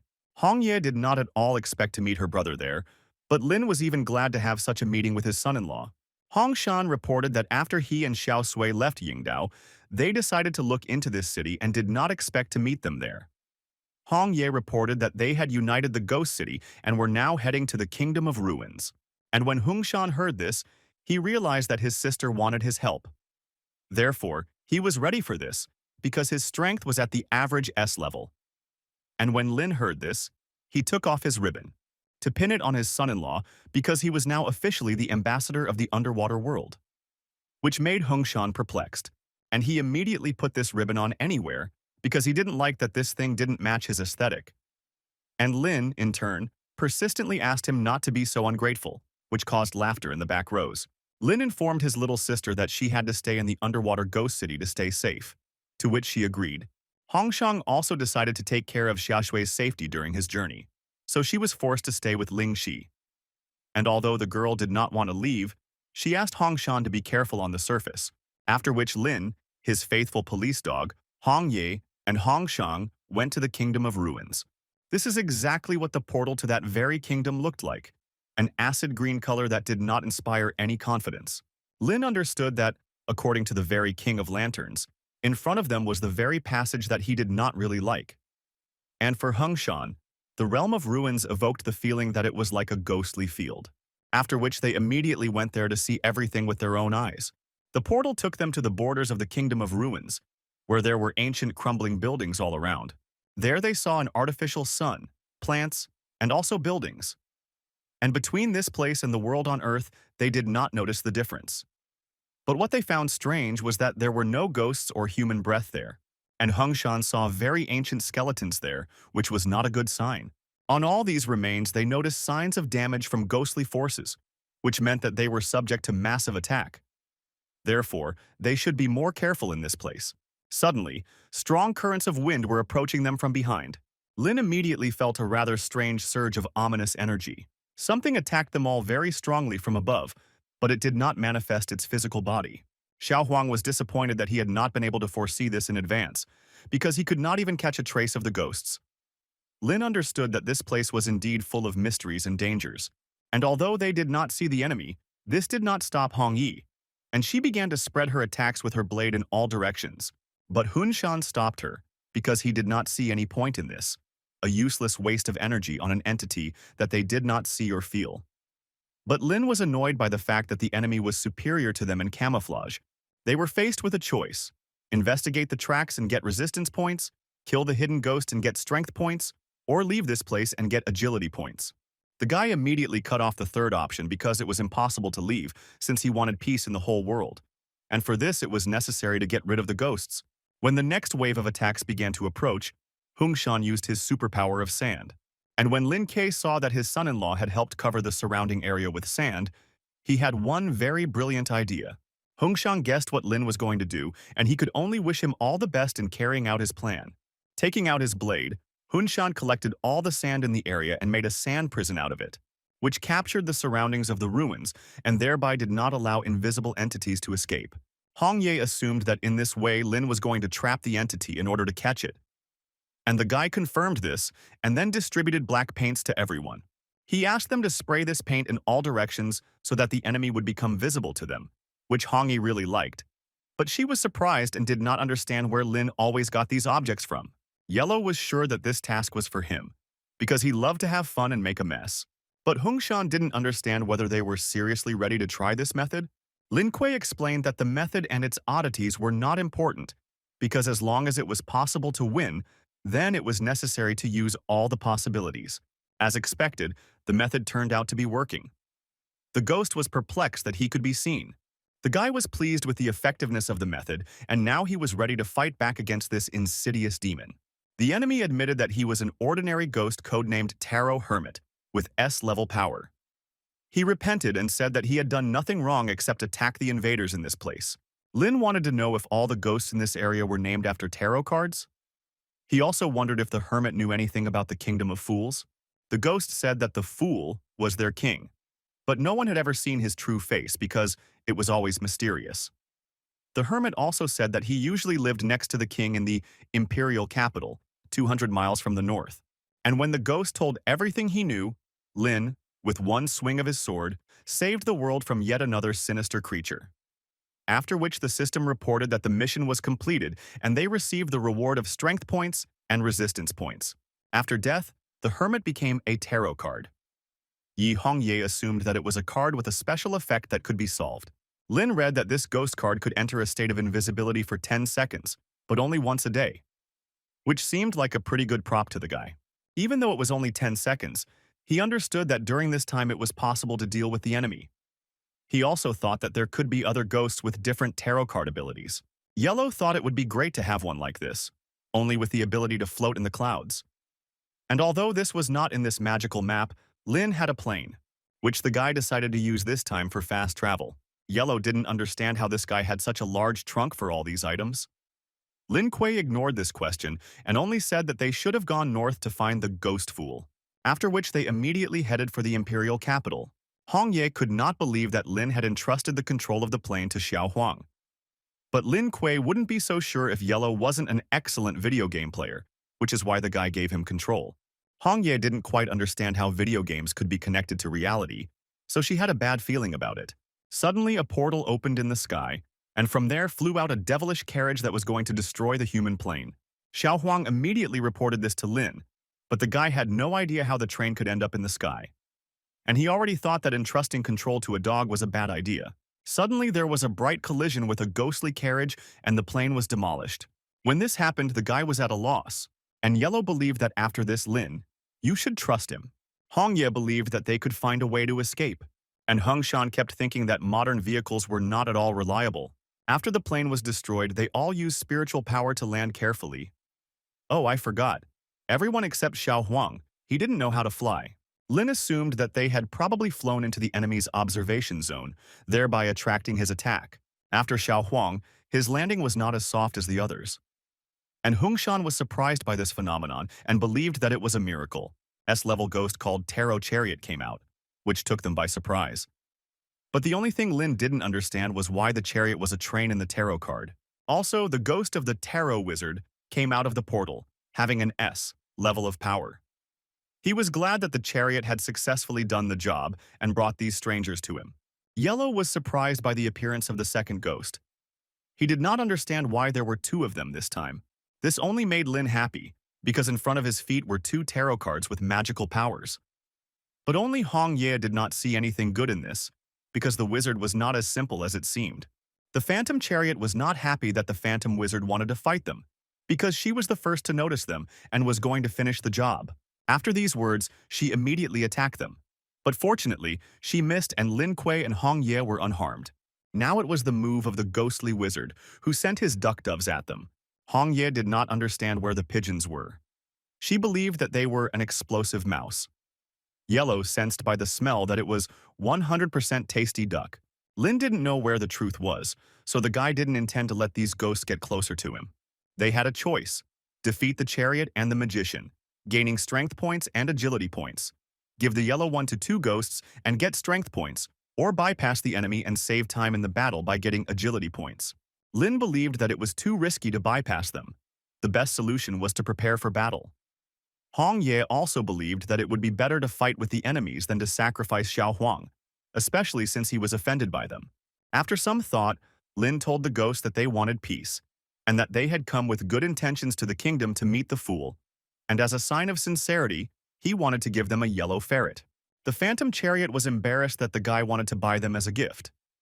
and the ghostly wizard said that they were the faithful guards of the Kingdom of Ruins. Lin Kuei was disappointed that the ghost refused his good nature, so the guy warned them not to be offended by him later.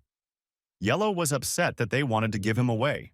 The ghost decided not to wait for an attack from this man, and to do it first. Lin was worried that Hong Ye might get hurt, so he asked her in advance to step aside and let her son-in-law and Xiao Huang bear the pressure. Looking at the ground, Lin and Hong Ye realized that while they were distracted, the ghost had set a trap on the ground, and then they were lucky enough to fall into it. Since the situation was urgent, the guy realized that the only way to get out was through stealth, so he decided to use the power of the card and then save Hong Ye.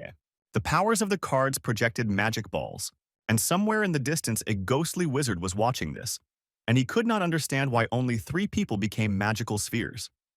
After all, there was also Lin Kuei. Suddenly something interacted with the ghost's face and left a nice mark. He blamed the ghostly chariot for hitting him, but it only suggested that it could be Lin Kuei with the power of invisibility. Then Lin appeared and said that they were in the right speculation, because he had discovered an invisible force that lasted only 10 seconds. But this was enough to sneak up unnoticed and deal a strong blow to the ghostly chariot. Lin duly decided to infuse his spiritual power into the ghost in order to have control over it. At that time, the ghost did not understand why he was so hot. The guy succeeded, the chariot no longer had control over itself, and the guy directed its powers into the ghostly wizard. Lin told her that if she did not kill the wizard, he would do it to her. And she couldn't understand how it was possible that this guy could have divine power. After all, her body was completely suppressed under his control.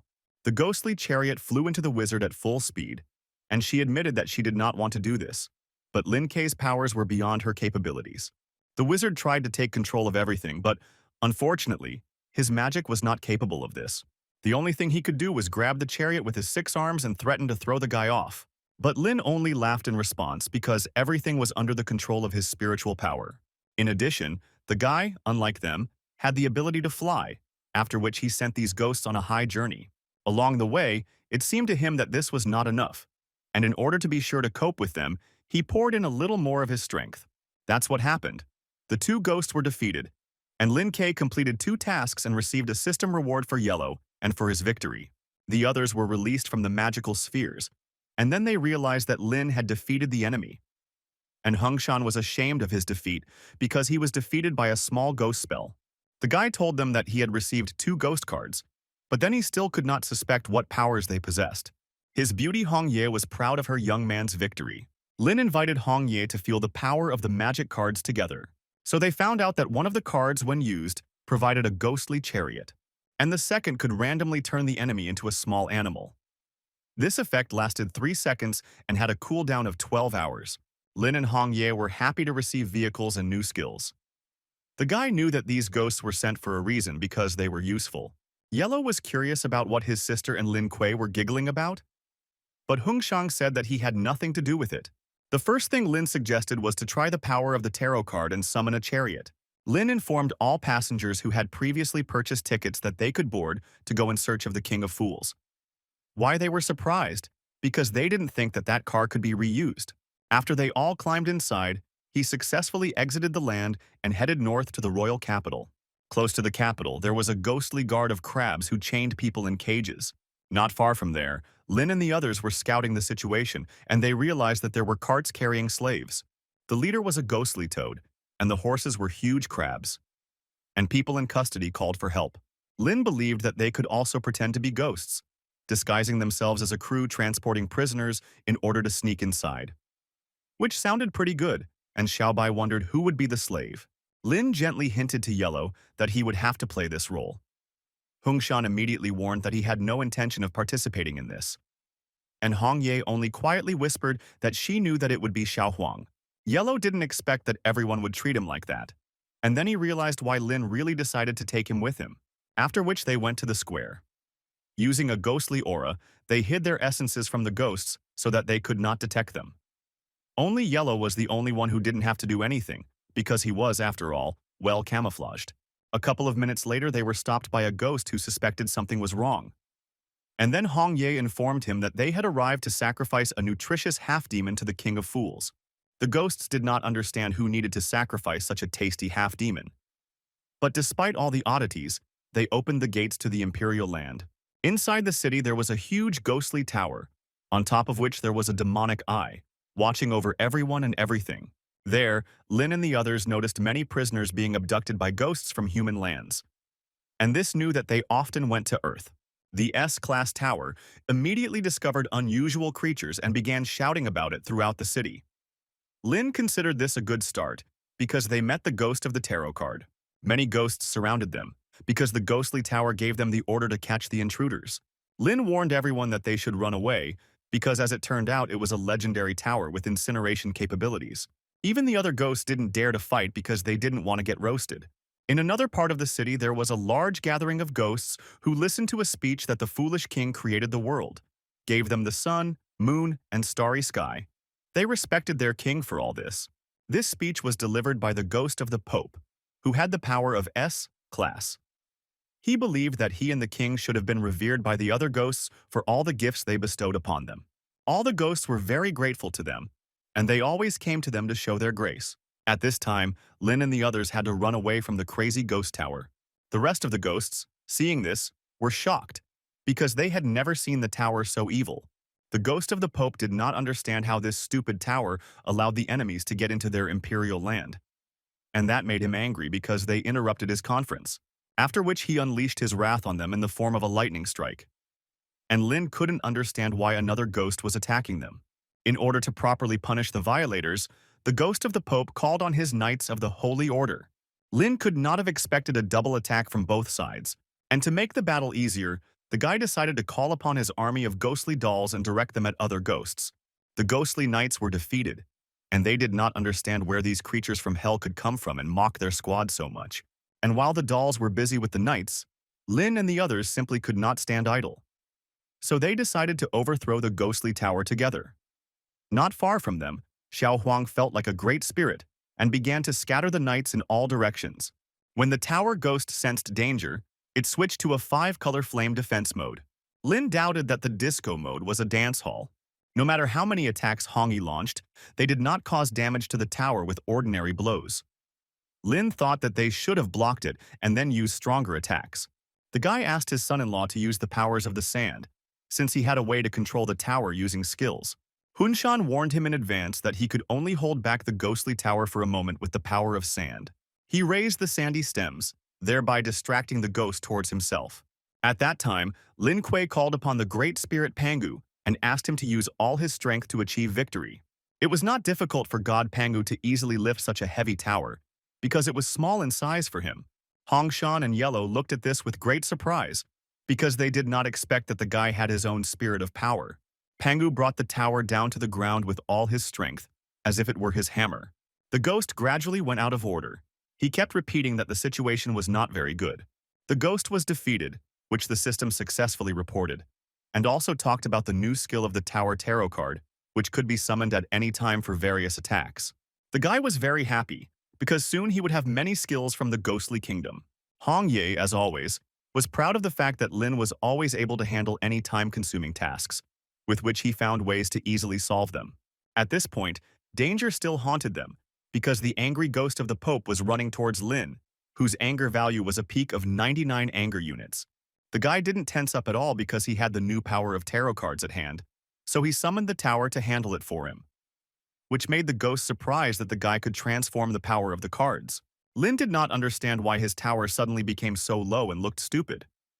Hong Ye saw no reason to be upset, because the tower looked quite nice.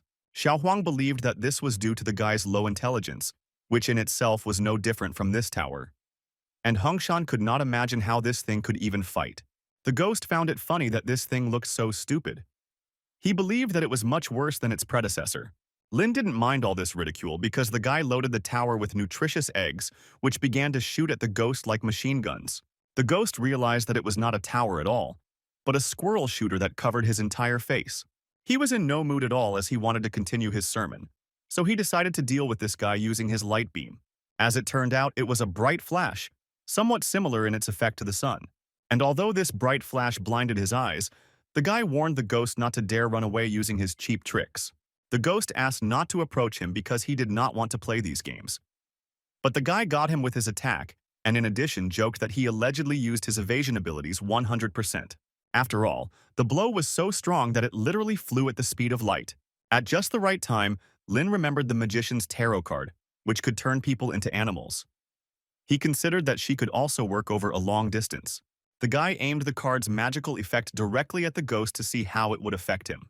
The ghost's powers dried up and he turned into an ordinary, unremarkable mouse.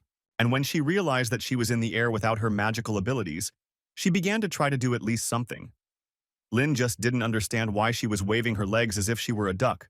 The effect of the card did not last long, and the ghost turned back into a lizard. But this did not mean that he could fly because he did not have wings.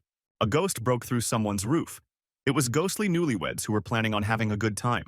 Since the ghost of the Pope was in their home, they believed that this was God's punishment.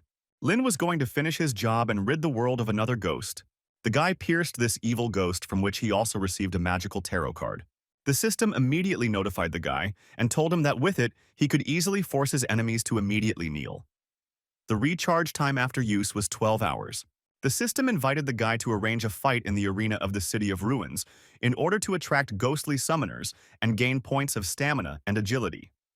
Or, during the day, tame one ghost using a tarot card and receive the Mysterious Man artifact.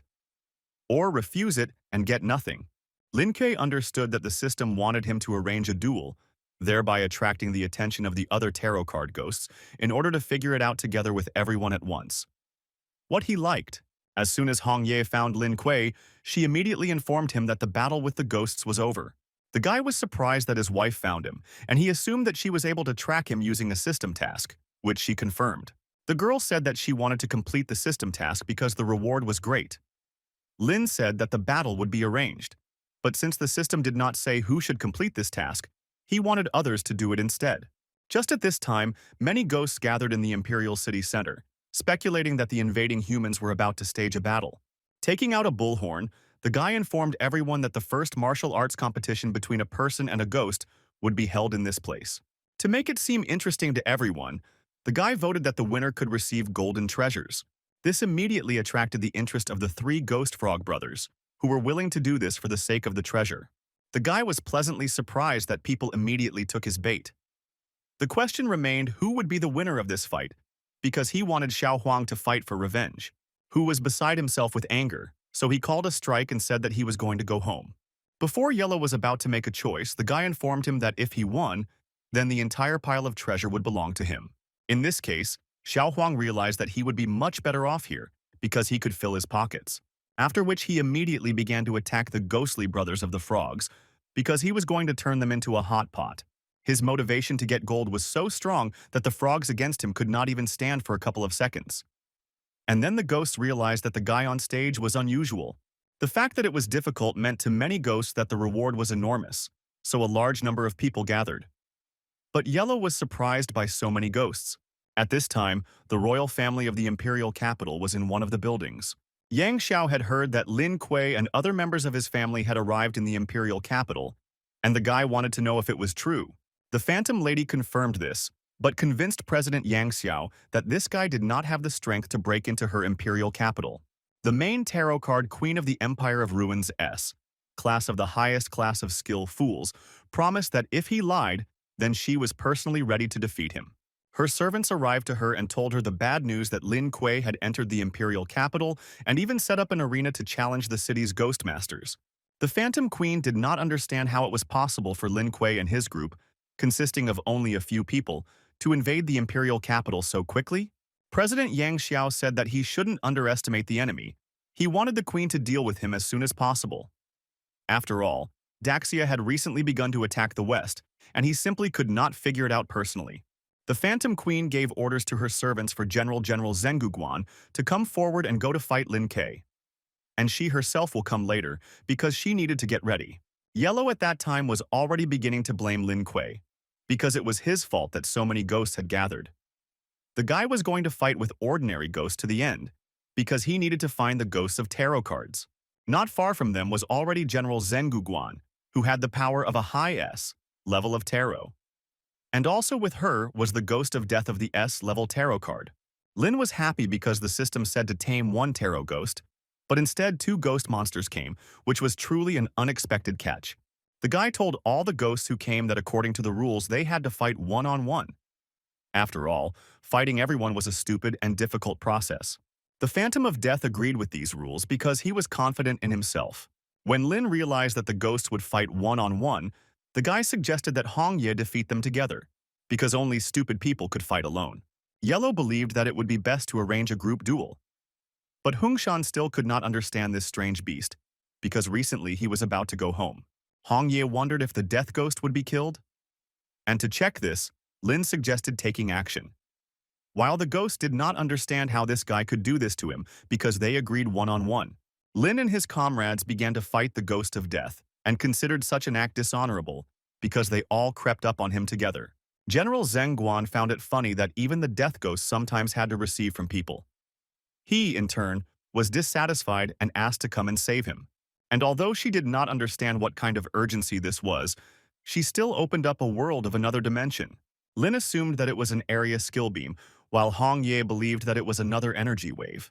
They saw in front of them a very bright light that filled everything in their field of vision. This plowing transported them all to the ominous dimension of worlds. Lin knew that this was not at all like a ghost battlefield. And that was right. Hong Ye explained that this was the world where ghosts most often evolved. Yellow didn't like the situation here. General Zhengu Guan welcomed Lin Ke to her home dimension.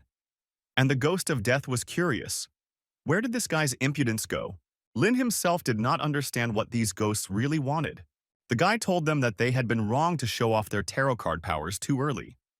He also wanted to show them what it meant to be a defeated person. But he found it strange that he suddenly couldn't use any power. Hong Ye reported that she also could not summon her spiritual scissors. It was exactly the same with Xiao Huang, which made him furious. Hung Shan reminded this little goblin that he did not have supernatural powers. General Zhengu Guan told the ghost of death that she had completed her task. Now there was his way out. And the ghost wanted to force people to face their inner fears. He told people that their fears would turn into ghostly spells and attack them. Xiao Huang was terrified because most of all he was afraid of tigers, since in childhood he was chased by one of them, and this guy was still afraid of them. Hun Shan was afraid of gloomy rats. Lin Kuei did not understand how the death ghost knew that most of all he was afraid of his wife Hong Ye. When Hong Ye saw this, she was surprised, because the girl believed that Lin was not afraid of anything in the world. But in fact, she thought it was even a little funny. Lin noticed that his woman was so strong that not a single ghost of her fears appeared. Hong Ye did not see anything wrong with this, and she also gently hinted to the guy that it was not the time to praise her, because a ghost was moving towards him. A loud roar sounded, and Hong Ye immediately warned Lin that he should dodge, because the ghost generated by his fears was approaching him. And although the guy was afraid of fear, he knew that the best way to get rid of it was to look him in the eye and overcome it. Moreover, it was an unforgivable crime for him that they used the image of his wife. And although superpower didn't work in this world, it didn't mean anything, because the guy was good at martial arts. The Phantom of Death did not understand how this was possible, because in their dimension it was impossible to use superpowers. And then General Zhengu Guan realized that this guy's physical strength was not inferior to his skills. Lin also helped the rest of the group with their fears, because the guy's body was S level, and he understood that the ghosts would not harm him. Lin didn't like those who tried to subjugate others with their fears, so the guy wanted to deal with ghosts using their own method. He decided to feed the ghosts their own fears by feeding them these creatures. This attack caused the ghost to descend from the heights of the dimension to the very bottom in free fall. The guy saved these two by catching them in the air, so that they could not understand why he did this. Lin Kuei replied that he just wanted to play multiplayer sports together. He made them start dancing the third complex radio gymnastics for school children. After dancing, he decided to use martial arts techniques and push their foreheads together in the dance. The guy thought that the death ghost was slightly hunchbacked, so he used a special spinning therapy to correct his posture. He then used a special stretching technique on the ghost of Zhengu Guan, which was used by ballerinas before a performance. Hong Ye was very worried about Lin Kei's psychological state. Yellow believed that he had always been like this, and Hung Shang still couldn't accept that this guy's S-class qualities were superior to his own. Having shackled the ghosts, Lin asked them to release everyone from there. After all, if they did not come to an agreement, then they could organize war dances every day. But the ghost didn't want to fight anymore, and she was ready to release them. With one wave of her hand, she activated the same magical flash that brought them all to her dimension. A strong, ghostly light emerged from the depths of the earth, which was the exit to the surface. As soon as Lin Kuei acquired superpowers, the guy immediately used them to send these ghosts to the Western Kingdom. Having dealt with the ghosts, he obtained 2 tarot cards with special magical abilities. The Death Phantom card allowed you to curse an enemy, reducing their combat power by 35%, but only for 3 seconds. And the Zenguguan Tarot card created a sphere of space that locked enemies within itself. Since both tasks were completed, the system awarded them stamina and agility points, as well as a special item called Explosive Basketball. The guy assumed that this could give him special skills in playing basketball. Hong Ye was surprised by such special rewards from the system. The system told them that the explosive basketball could be used as an automatic guided weapon in combat. Suddenly, they were found by ghostly guards who wanted to arrest everyone, since the King of Fools entrusted them with this task. For Lin Kie, this was just in time, because the guy was about to test his new basketball skills. The blow from the flaming sword was so strong that it dealt with all the ghostly guards at once. The guy was surprised that the ball could be used as a weapon. After all, 12.5 months of training were not in vain. Suddenly, the sky was covered with thick clouds and lightning began to rain down from there. And also a strange voice asked if the guy liked killing all the ghosts so easily. It was the Queen of Fools who fought in the name of Ming Yuan and the name of Yang Xiao. Lin and his group were surprised by such a meeting because they still managed to meet the Empress. Lin found it strange that the ghost was speaking on behalf of Yang Xiao from the gloomy abyss. The guy didn't understand why he was poking his nose everywhere, but didn't come himself. The Queen of Fools revealed that the great Yang Xiao was the president of the West, and that he was not interested in dealing with small pawns. So she decided to do all the work for revenge on him. Yellow was angry at Aunt Octopus for her statements, and Lin informed everyone that they were one step away from complete success, because all that remained was to defeat the S-level fool. The system offered to liberate the Kingdom of Ruins and take control of it by receiving power points, or give the fools the maximum show by receiving stamina points and golden slippers, or let the queen go and get stamina points. Lin liked the second option, to arrange a full-scale test for the queen, in which Hong Ye supported him, because the girl also wanted to free the Kingdom of Ruins from ghosts. The Empress was sure that they and all the other people were right in her hands. Therefore, the Ghost Queen used her Dark Mist attack, which took everyone to the world of Grey Fog. Lin was disappointed, because in their days ghosts stopped fighting in the ordinary world, as they preferred to play this game in their own small dimensions. Hung Shang noticed that the fools were more cunning, as the ghostly queen dissipated into the mist. But Yellow couldn't even smell her trace. Hong Ye felt something strange next to her, because something was approaching her. Suddenly the guy felt a ghostly limb on him. These were the ghostly tentacles of an octopus that they had to deal with. Yellow used his own technique. The guy told the ghost that if he did not overcome him, then he would have to bite him to death. Lin Kuei was tired of all these ghostly conflicts, so the guy decided to arrange leisure and entertainment for a while, because he believed that there were no conflicts that could not be resolved with a delicious barbecue.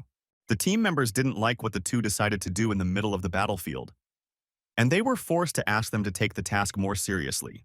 The guy preferred to do a tasting of the Aunt of Fools and taste her tasty and juicy tentacles, which was what his woman Hong Ye liked, because this guy always found time for a touch of humor. The Phantom Queen did not appreciate the fact that the guy called her aunt, because she was young and beautiful. The guy decided to show his hospitality and let his aunt try the tasty tentacle, which gave her a slight shock. The Phantom Queen didn't understand why this little guy still called her ancient aunt. She decided to attack him, but Lin found it funny that she was able to break through his defenses. Lin Kie asked his aunt to hold his horses and play a game with him, after which the guy summoned the ghostly chariot of death. The Phantom Empress did not understand why her powers suddenly became weaker. She knew that only the forces of death, which made others weak, were capable of this. The aunt was surprised that the guy could use the power of tarot cards, and while she was thinking about where her powers had gone, a ghostly train came to meet her, which, at high speed, was right up her alley. The guy was pleasantly glad that the chariot drove in and out, doing part of the work for him. The Phantom Queen of Fools was impressed that the guy used 2 tarot cards against her at once, but she claimed that she could withstand his tactics. The guy was wondering how she would cope with the next power of cards, because he ordered the ghost to kneel. Now Lin Kuo wanted to see how this ghost aunt was going to confront him. The ghost did not immediately understand why this happened, but later it dawned on her that the tarot card of the ghostly pope was capable of this. Lin Qiu asked his son-in-law to take this opportunity to bind the ghostly Queen of Fools. With his power of sand, Hunshan bound the ghostly lady with sandy hands. For Lin Ke, this was a new reason to use the power of the High Tower Tarot card, which he asked to tune in for maximum attack. The power of chicken eggs greatly clouded the mind of the ghost, who could not do anything about it. The Queen of Fools could not accept the fact that she was struck down like this without any chance of resistance. She began to transform her power so that it reached SS, the entry level. And now the ghostly empress wanted to see what the guy would do to resist her this time? She wanted to see what other tarot cards the guy had in stock? Lin Qiu asked his aunt not to worry, since it was not difficult for him to look for something else for her. Hong Ye informed Lin that he shouldn't have worried so much because they could use these card abilities together. They just each had different cooldowns. And now it's her time to use them. The Phantom Queen of Fools was outraged that the two planned to continue this cycle several more times. She was again bewitched by the power of the Death card, which reduced her capabilities and made her weak. Suddenly, Xiao Huang even felt a little sorry for the Ghost of Fools. Although he never ceased to be surprised by Lin Ke, because even his wife was involved in this fraud. Lin and Hong Ye continued to fight the Phantom Queen, using the powers of the magic cards again and again. Suddenly they remembered another card and decided to use it together to lock the ghost in a sphere of space.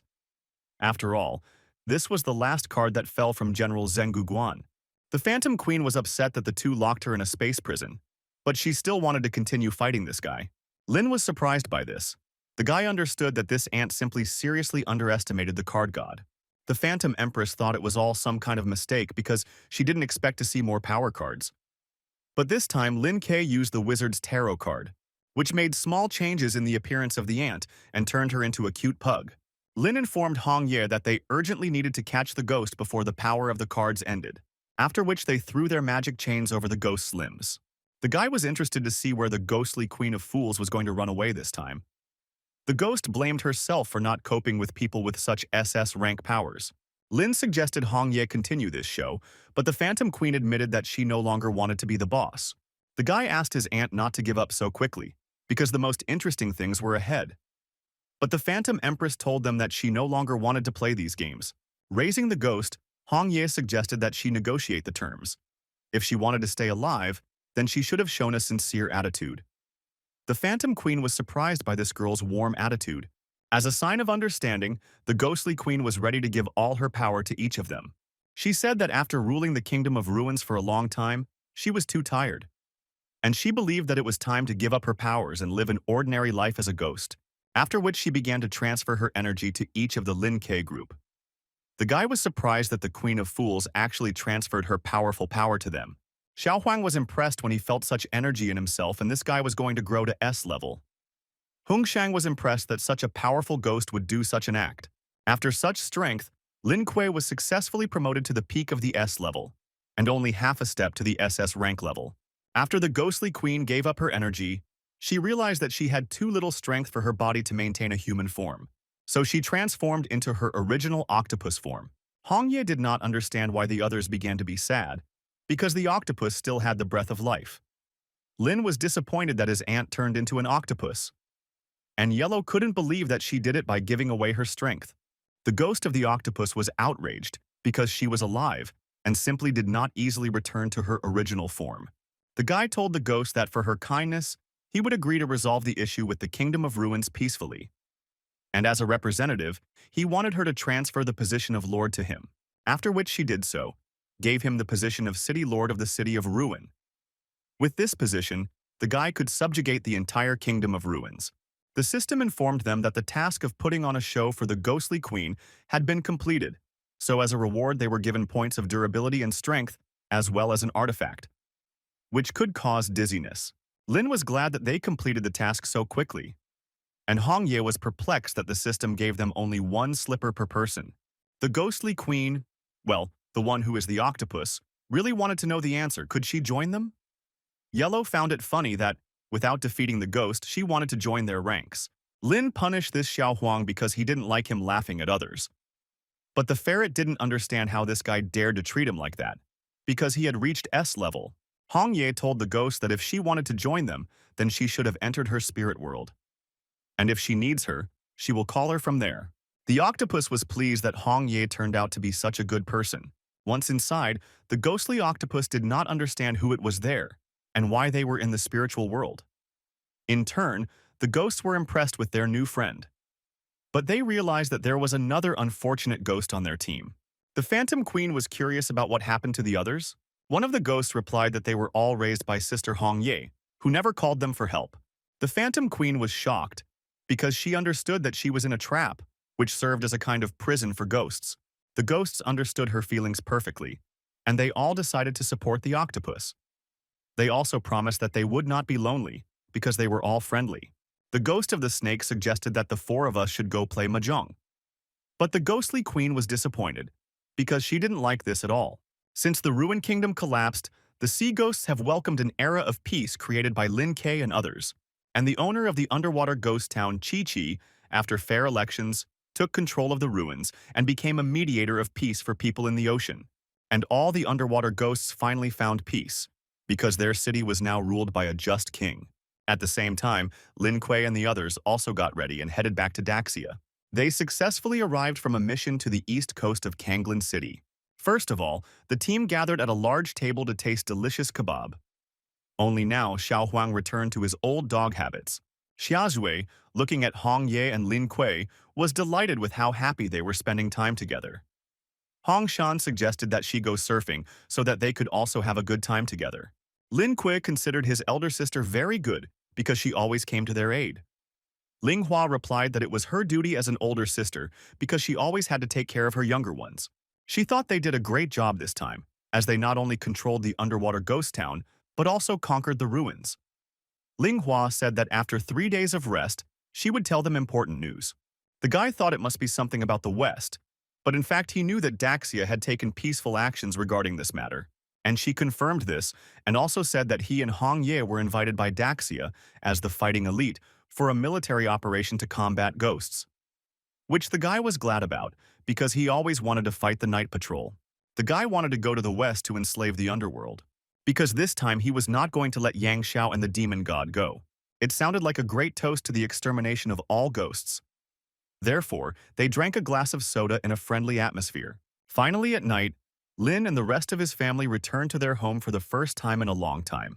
As always, they returned with gifts for the latter, Onit Z and baby Lulu. For the sake of such a surprise, Onit Z forgave them for leaving her at home. Little Lulu admitted that she didn't really need the gifts because she just wanted to be close to her parents. Lin Kuei also admitted that it was his fault that they were busy and did not pay attention to her feelings at all. The girl wanted to know if she could sleep with them at night. Lin and Hong Ye did not at all expect that little Lulu would ask for this, because they had completely different plans for that night. Ling Si noticed the sarcastic faces of her brother and sister-in-law, and she understood what they were going to do. Therefore, she caught up with them, because the girl did not understand how these two could leave her alone for the night. Lin was not very happy, because he thought that his sister was just joking. But since this was not a joke, the guy simply could not refuse his sister, because he believed that the whole family should be together. The girl was happy, because for a long time she could feel herself in a warm environment. Lin understood that if Ling Shi interfered with their space, then his plan could be completely failed. Therefore, the guy believed that they would have to sacrifice one sleeping place. Calling little Lulu into the room, Lin told her that Lin Si was thinking about her all the time, and he suspected that she didn't even know about it. Ling Si herself did not understand what her brother was talking about. Suddenly, the guy told Lulu that that night she would sleep with her aunt Ling Si. Lin believed that his sister would take excellent care of little Lulu. The sister assumed that her brother and sister-in-law were up to something wrong. And little Lulu was happy that her aunt would look after her at night. The guy asked his sister not to thank her for such a wonderful opportunity to spend time with her youngest. He also asked to go to bed early, as he wanted to discuss the philosophy of life with Hong Ye. To be honest, Ling Si was not very happy with this action. But once Lulu showed her feelings and talked about how much she loved her aunt and was incredibly happy that she would look after her. To Ling Shi was very surprised. She even forgot about her brother's act, because as it turned out, little Lulu was a very sweet sister, whom she was ready to look after with pleasure. At this time, Lin Kuei could relax in his bathroom for the first time in a long time. Then the guy saw his stunningly beautiful wife. The guy still admired her, but she was the first in this world whom he met. The girl wanted to know if she was beautiful, and the guy admitted that hundreds of millions of stars were not comparable to her beauty. And it was with her that he was ready to give up the whole world, since she was that very world. Hong Ye was slightly embarrassed, although she had heard many beautiful compliments from Lin Ke. But each time was like the first time for her, after which Lin kissed his wife because now they were alone. Did you know that the joy of drinking milk tea is when you insert the straw? And happiness for Lin and Hong Ye is simply spending days and nights together. The next morning, Lin Ke woke up happy. Suddenly the phone rang, from which a voice came out asking what the guy was doing and why he didn't answer. And Hong Ye kept thinking about who it could be. Lin's face lit up with a smile, because it was San Qian. The guy had not seen this good friend of the fat man for a long time. He was wondering how he found the time to contact him. San Qian said that this time everyone was going to the western country for the ghost operation, and he suggested visiting the beach before the big battle. Hearing about the day trip to the resort, Hong Ye was happy because she imagined that they could have a barbecue party. Lin Kuei believed that he would be able to admire the local beauty of the beach. Hong Ye understood what kind of beauties her husband was talking about, and taking the phone from him, she told San Qian that if he allowed Lin to admire the arts of the beach, then she could beat him. Hearing this, San Qian promised that he would not allow this to happen. The next day, Lin and Hong Ye went to the beach resort. There they admired the magnificent scenery of the beach. Moreover, this was their first trip on a normal vacation. Suddenly, the girl noticed that there were no people near the high slides. Lin thought this was strange because the fat man and the others said they would come. As it turned out, they were all at the top, namely Su Tang, Qin Feng, and San Qian.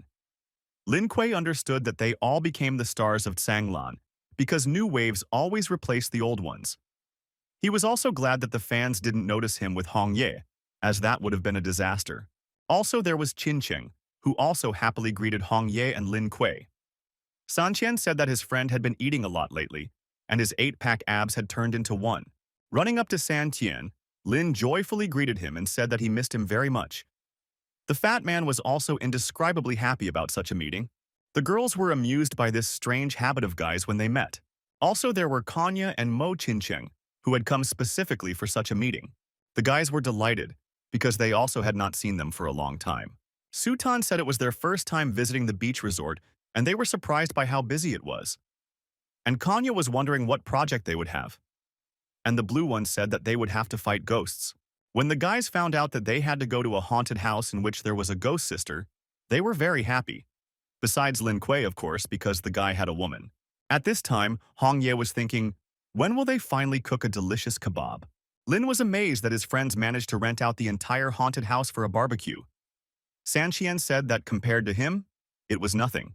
As soon as they entered the castle, they were greeted at the entrance by a ghost who respectfully asked permission about whether he could deal with them all. In order not to look into the eyes of such a terrible ghost, Lin immediately rushed into a blind attack. San Qian realized that it was an employee of this castle who decided to pretend to be a ghost. But Lin Ke didn't care, because he provided a threat, and their task was to cook a barbecue in a haunted house. A little further down the corridor, there was a ghostly girl called the Hanging Ghost, who, by the way, was already waiting for the newly elected tourists.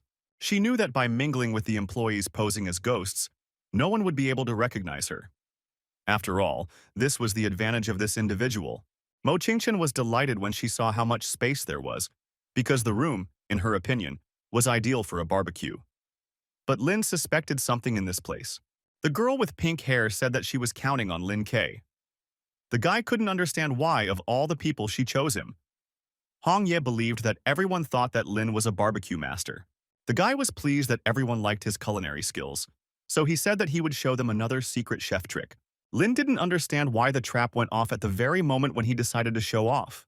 As it turned out, traps were set in this castle, and it was at that moment that the floor began to collapse under their feet, and a ghostly girl crawled out from underneath him, standing on all fours for some reason.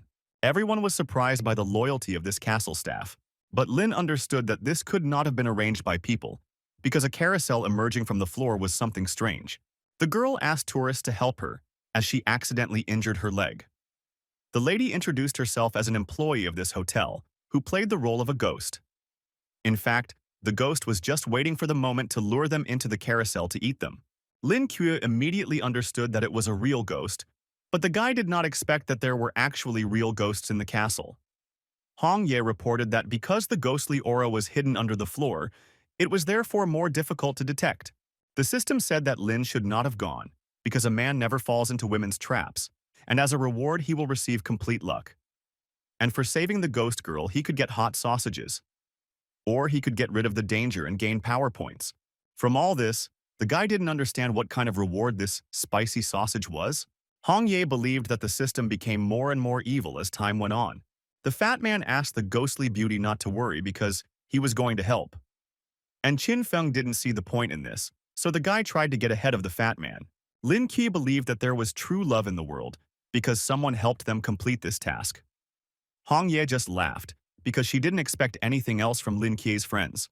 San Qian asked the ghostly lady to hold his hand because he could help.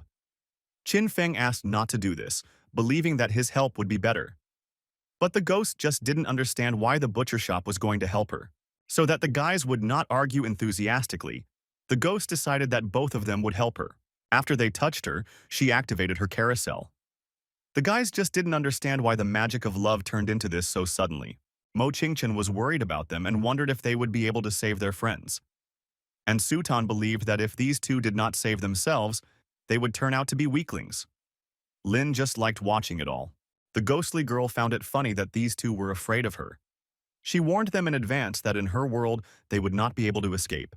But the guys were amused by the fact that the ghost thought they were scared, because that was absolutely not the case. Suddenly the ghost realized that it was not they who were locked with her, but she who was locked with them. Since the guys clearly announced themselves and began to pursue this ghostly individual, Qin Feng wanted to show the ghost what a direct attack by the yellow dragon was like. And San Qian wanted to use his flame hand technique, after which they attacked the ghost, and she was no longer at all sure that the idea of feasting on tourists was a good one. She ran as fast as she could and asked to help her, because as it turned out, people could be more ruthless than ghosts. The guys began to mock and pretend to be ghosts. Looking at this, the ghost was horrified, as she considered them demons. Looking at this, Lin understood that San Qian and Qin Feng wanted to arrest the ghost and put him in a ghost prison. Since the guy had previously escaped the trap, the system rewarded him with a special artifact of luck for 1 hour, which had the side effect of bad luck for 2 hours, and spicy sausages that had the property of increasing the power of fire tenfold. Lin became increasingly surprised by the strange system rewards. But he was also curious to experience the special effects of these devices. And Hong Ye was glad that they had an endless supply of tricks. When the ghost saw Lin Ke, she began to assume that he was the leader among the others, so she asked him to call these two hooligans away from her. In return, she asked for forgiveness for appearing before them. San Qian asked not to listen to this ghost and give it to them. Lin believed that the actions of these two were even more contrary to norms and ethics. The guy told the ghost that he could give her a chance because they still needed a waiter in the haunted house. He put a special necklace on her so that if she decides to run away, he will set off fireworks, for which she was grateful. Lin Qi lit a fire with his fire ability so that the ghost could barbecue on it. Hong Ye was pleased with her husband, as she considered him an excellent capitalist who easily managed to find new workers despite their origin. Lin liked his new ghost fire ability as it gave the kebab a nice finish. The guy was outraged that the ghost no longer used ghost lights, and she only asked for forgiveness because she had too little strength for this. Nevertheless, Lin encouraged her efforts and decided to give the ghost a fire sausage to restore her strength. The guy really just wanted to see the effectiveness of this product on a ghost before trying it himself. The ghostly girl was grateful to her master for his kindness. And Hong Ye and Lin Kuei were all waiting for a miracle effect from this dish. But how surprised they were when they saw that the ghost in complete delight tasted this miracle dish and praised it for filling her with strength. Suddenly the ghost realized that something was wrong because her power ignited like a flame. And although there was a small side effect, the ghost realized that this food rewarded her with fiery power. Lin and Hong Ye were delighted with the effect that this spicy sausage gave, but they felt that it was getting hotter and hotter. Lin asked the ghost not to waste the fire, and then the guy decided to fry a few more kebabs so as not to waste his energy. At this moment, there was a haunted house actor in the observation room who did not understand where their guests were. Also, the rest of the employees informed him that these clients had gone too far because they had a barbecue in a haunted house. Ghostly actors came into their room and were planning to scare the visitors. The guys thought it would work and they wanted to use security cameras to record the frightened customers. After Lin and his friends had eaten enough, the guy invited the others to take a walk around the castle to explore it. The girls, seeing the people, assumed that these were the same guests that the staff in the observation room were talking about. They planned to pretend to be ghosts to scare them. Coming around the corner, they began to grimace and make strange sounds, thinking that this would scare the guests. But Lynn and the others chose to walk past, not paying attention to it. The actors were outraged by this reaction because every year it became more and more difficult to scare clients. And they didn't understand why they couldn't pretend to be scared for the sake of respect. Walking further along the corridor, Lin Kei and his comrades met another ghostly actor, who urgently asked to stay in their haunted house. Her image was reminiscent of Hong Ye, as even the blade props were similar to those same blood spirit scissors. She informed the visitors that they would spend the rest of their days in their ghostly home. Lin Kuei was suddenly attacked by a wonderful memory of the first meeting with his wife. And Hong Ye was outraged how this actress could parody her image with such a disrespectful look. Having turned into a monster, she wanted the actress to understand what true professionalism means. It was so frightening and convincing that even their friends were in fear, and are puzzled by how Hong Ye could have such unique skills. Even San Qian and Qin Feng were terrified, and they believed that Lin Kuei's wife was truly creepy in this guise. And Mo Qingcheng considered these two simply hopeless. The ghostly actress began to run screaming that there was a real ghost in front of her. But Lin Kei and the others did not understand why she ran away so quickly.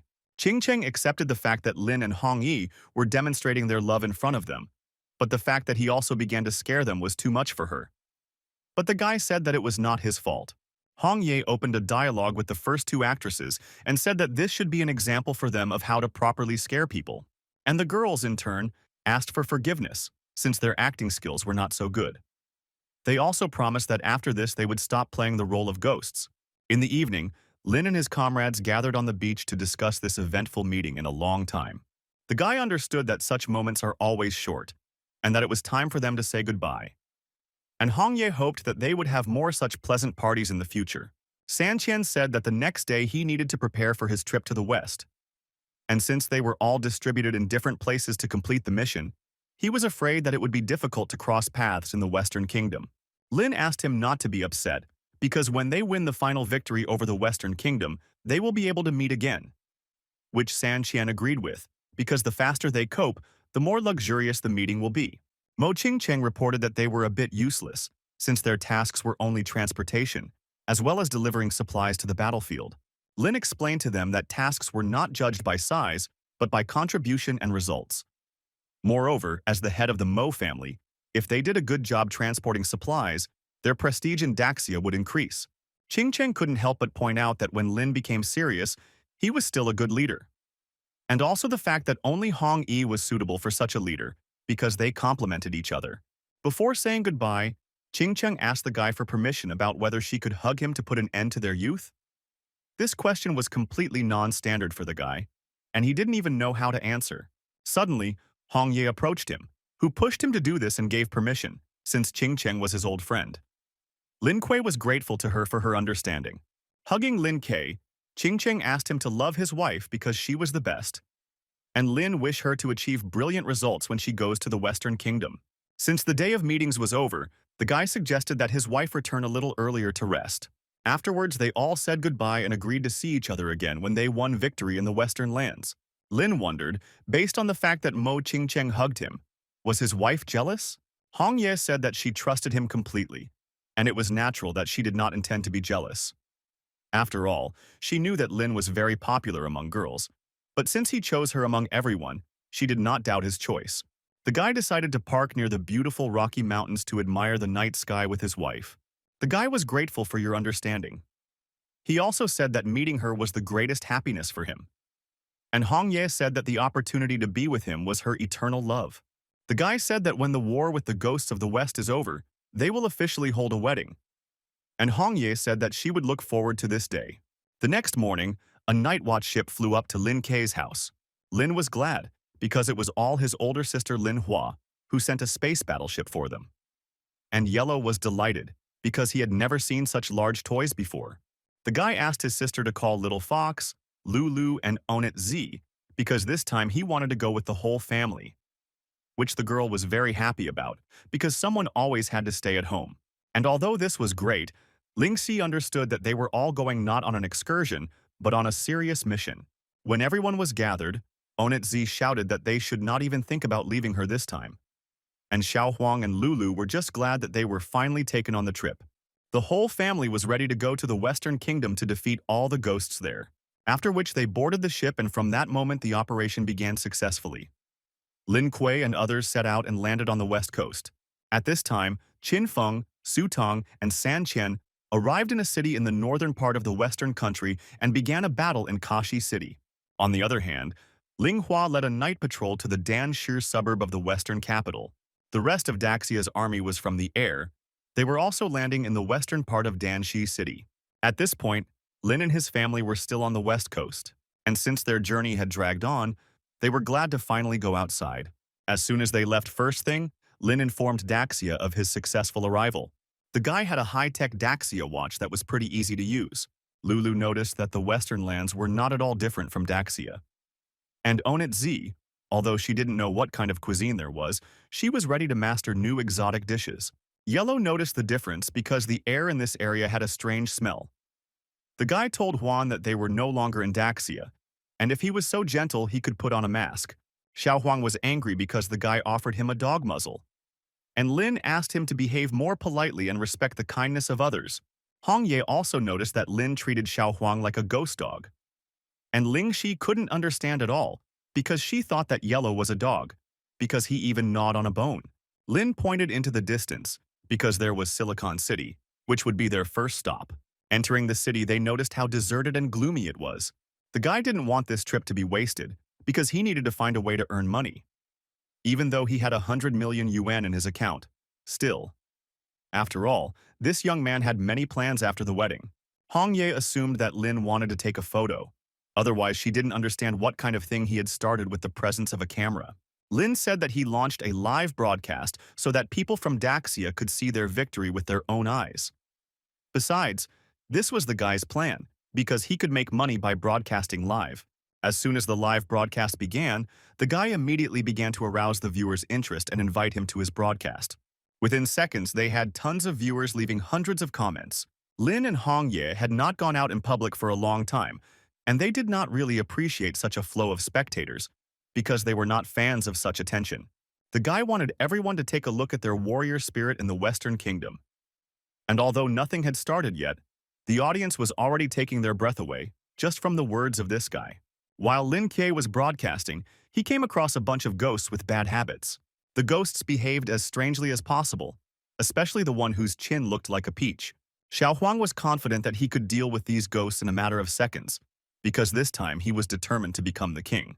Although the ghosts saw the enemies, it was absolutely too early for them, since they were on their own wavelength. Lin asked the audience to pay attention to the fact that these ghosts were originally ordinary people, and because they inhaled the smoke of the abyss, they became like this. Lin Kei even decided to interview one guy who was starting to inhale the smoke of the abyss, because he wanted to know where he got it in order to destroy the source. The guy said that he should have taken someone to a factory 10 kilometers to the east to get the ghost smoke. Lin decided to disguise himself as a girl to make it easier to get into the factory. Hong Ye understood that disguise was a good option, but only the girl did not understand why women's clothing.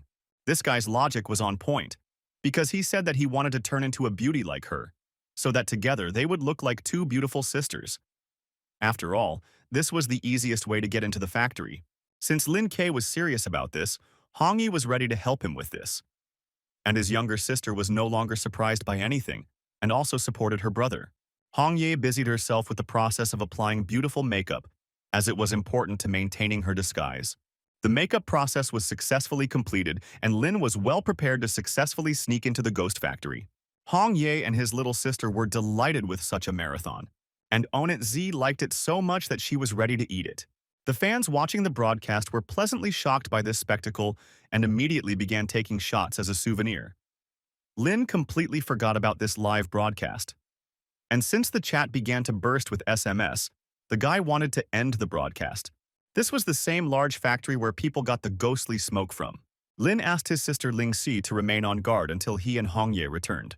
The girl didn't mind because it was a responsible task. She only wished her brother to show these ghostly people the real power of the married team. Somewhere nearby there were two guys who, due to the fact that they were blinded by the smoke, could not understand where two such beautiful girls suddenly came from. When Lin realized that these guys were interested in them, He decided to find out if they could get that same ghostly smoke that everyone is talking about. As soon as they heard Lin Kuei's voice, they were shocked, as they did not expect this. And Hong Yi still liked them with her appearance. They informed Lin that they did not like him. The guy was disappointed that for the first time someone didn't like his hidden image. Hong Ye tried to support Lin by saying that defeat was only an excuse to start over.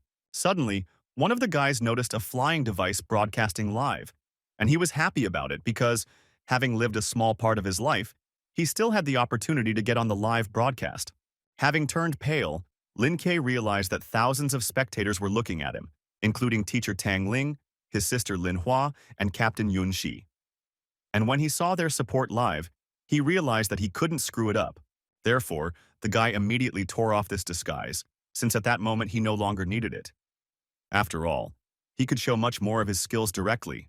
The guy decided to put on a small show for the audience, so he remembered his props received from the system. He was very grateful for such support from his loved ones, and that is why he bowed to them live. He also promised viewers that all proceeds from this broadcast would go to help children from poor areas in the mountains. After which Lin wanted to bring evil to justice, so he took out his golden slippers to bring justice. The half-ghost believed that the real evil was his female disguise. When Lin dealt with the criminals, he called his sister Ling Shi, since the passage to the factory was clear. Suddenly, a portal opened in front of them. It seemed as if the ghosts of the abyss were about to emerge from there. These were the lighter ghosts of the initial S level, who did not like the fact that people and animals were sneaking into their factory. Lin Kuei's reaction was quite calm, because the guy saw in front of him a bunch of ghostly lighters, which, in his opinion, did not pose a danger, which the ghost didn't like at all. Xiao Huang and Ling Shi asked Lin Kuei to leave this matter to them, because they were sure that they could easily cope with this bunch of ghosts. Here, Hong Ye faced Lin with a systematic task, in which there was only one point: to destroy the ghosts with the help of intelligence and receive power points as a reward for this. Even this time, the guy wanted to beat the system and find a way to get this reward for free. Looking at this, Hong Ye understood that from the point of view of wisdom, her husband had no problems. Suddenly, Lin had a good way to deal with these ghosts. And Hong Ye warned them that if Lin smiled, it meant that they should prepare in advance for their loss. The guy heated a metal barrel with his spiritual flame and decided to launch it directly at the ghosts who decided to disturb their peace.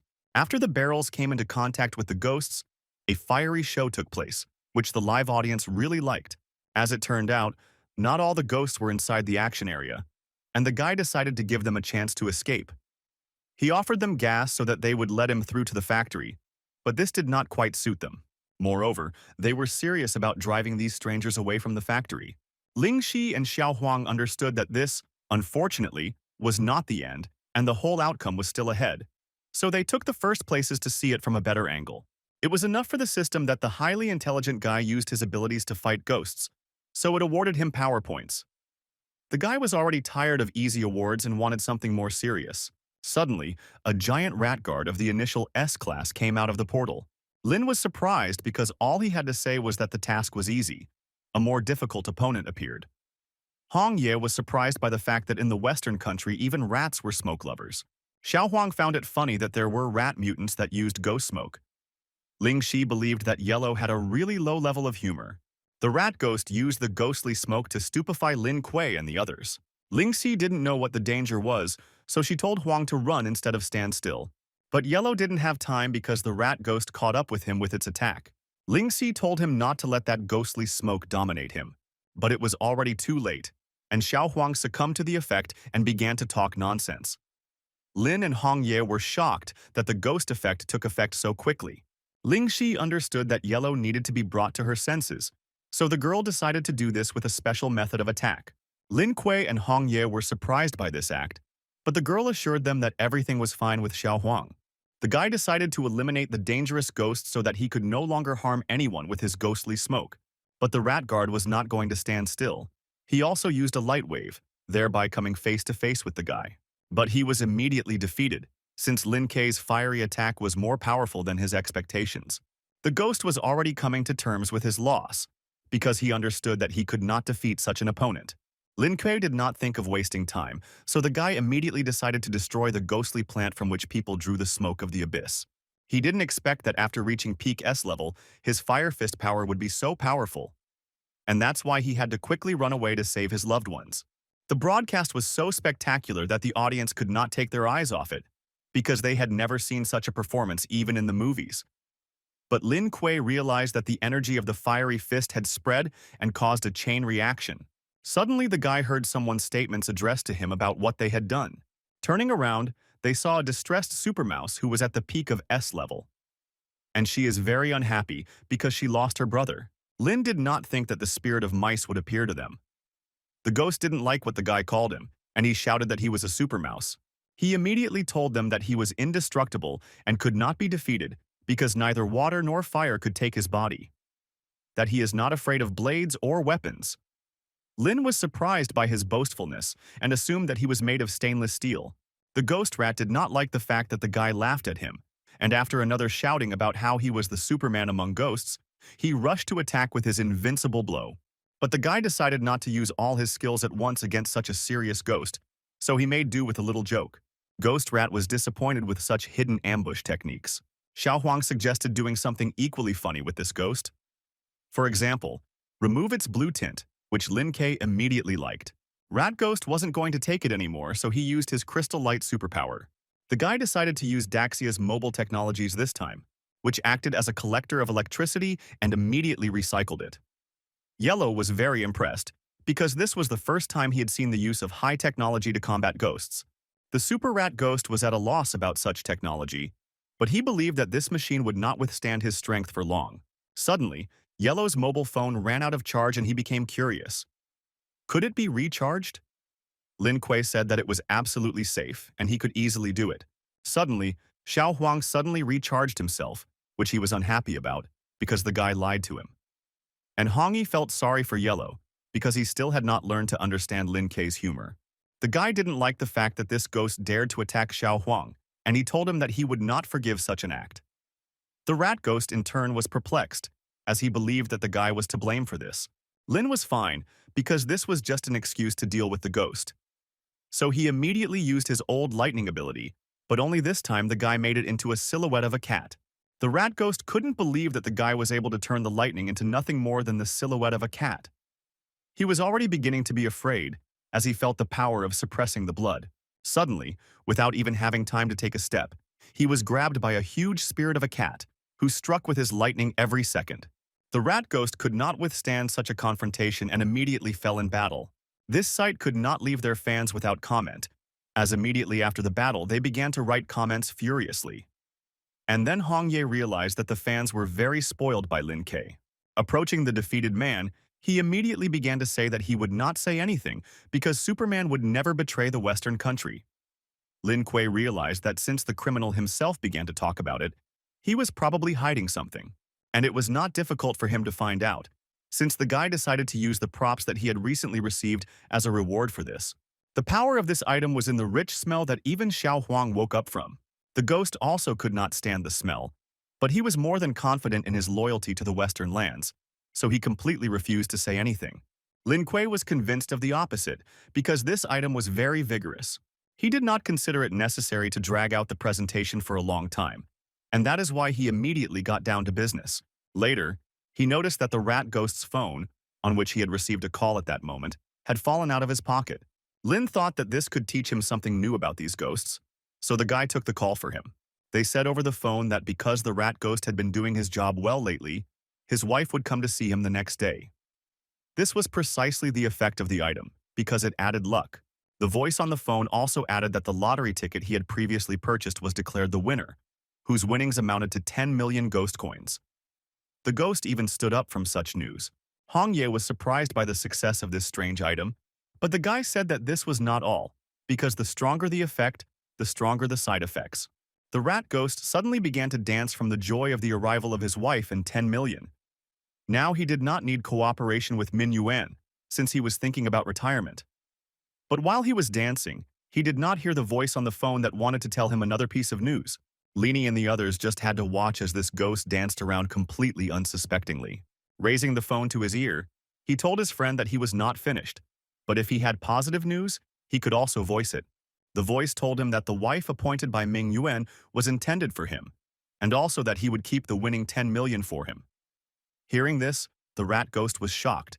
Having learned this, The ghost did not stop dancing and having fun. That strangely, he even laughed at this. Lynn shouted to this crazy man that it was really crazy. Suddenly, the rat ghost's dancing was interrupted by a banana peel on which he slipped.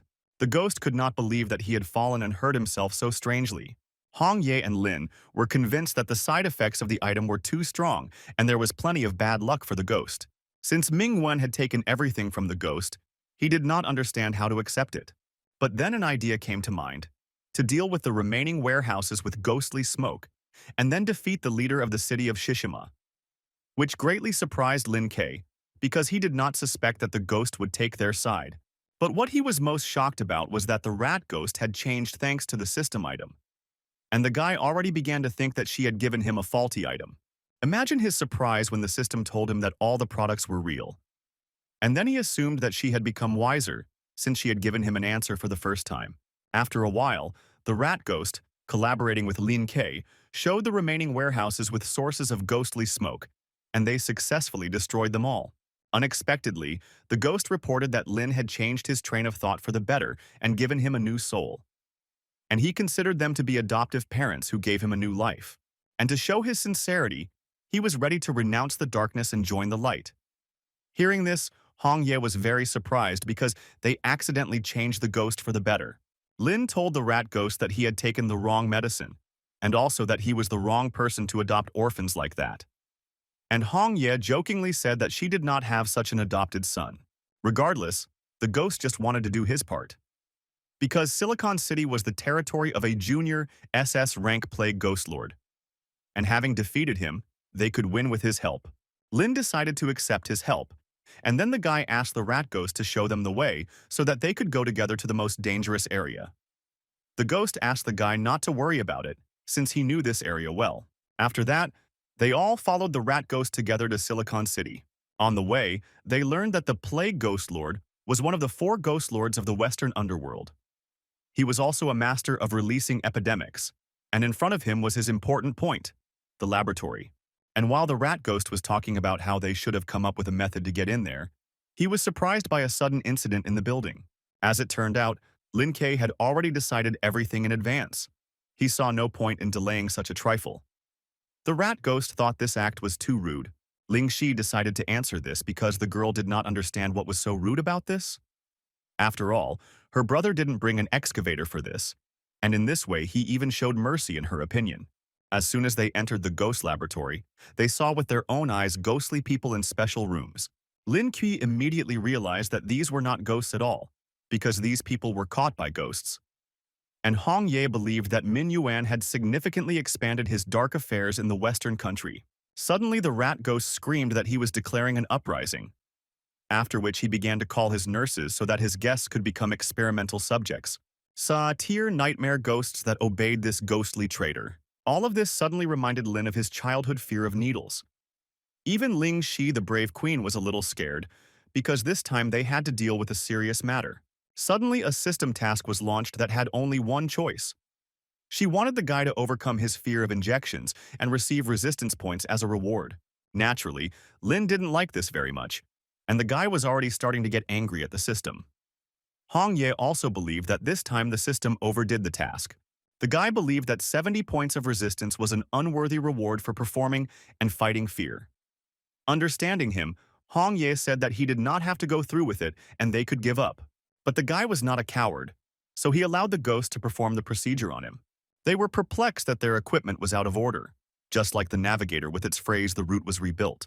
Lin himself was also surprised, as it turned out that this trust in the system was not in vain. Then she notified him of a reward of 70 resistance points.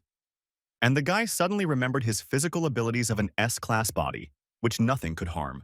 Lin thought, since he had the baton, why not give an injection to the ghosts of nightmares? Hearing this, the ghosts rushed at high speed and screamed that they wanted to quit. But the guy was not satisfied with this, and he began to chase after them. And his family stayed to watch what was happening. Yellow said that this was the first time he had to catch a nurse performing a procedure on a patient. Suddenly, the rat ghost said that this time Lin Kei could not cope, because he was going to release the most powerful creature of the laboratory. It was a creature called Fed SS, a class that didn't care about anyone, so the first thing he did was attack the rat ghost, which made him at a loss. How could his project cause him inconvenience? After the creature absorbed its owner, it began to attract absolutely all living things to itself. Lin assumed that it was something other than a kitchen hood, only larger. Unexpectedly for Lin K, Hong Yi, who had the ability to fly, came to his aid. It was as unusually pleasant as the first time they met, when she saved him. And although they had passed the danger, the creature was not going to stop there.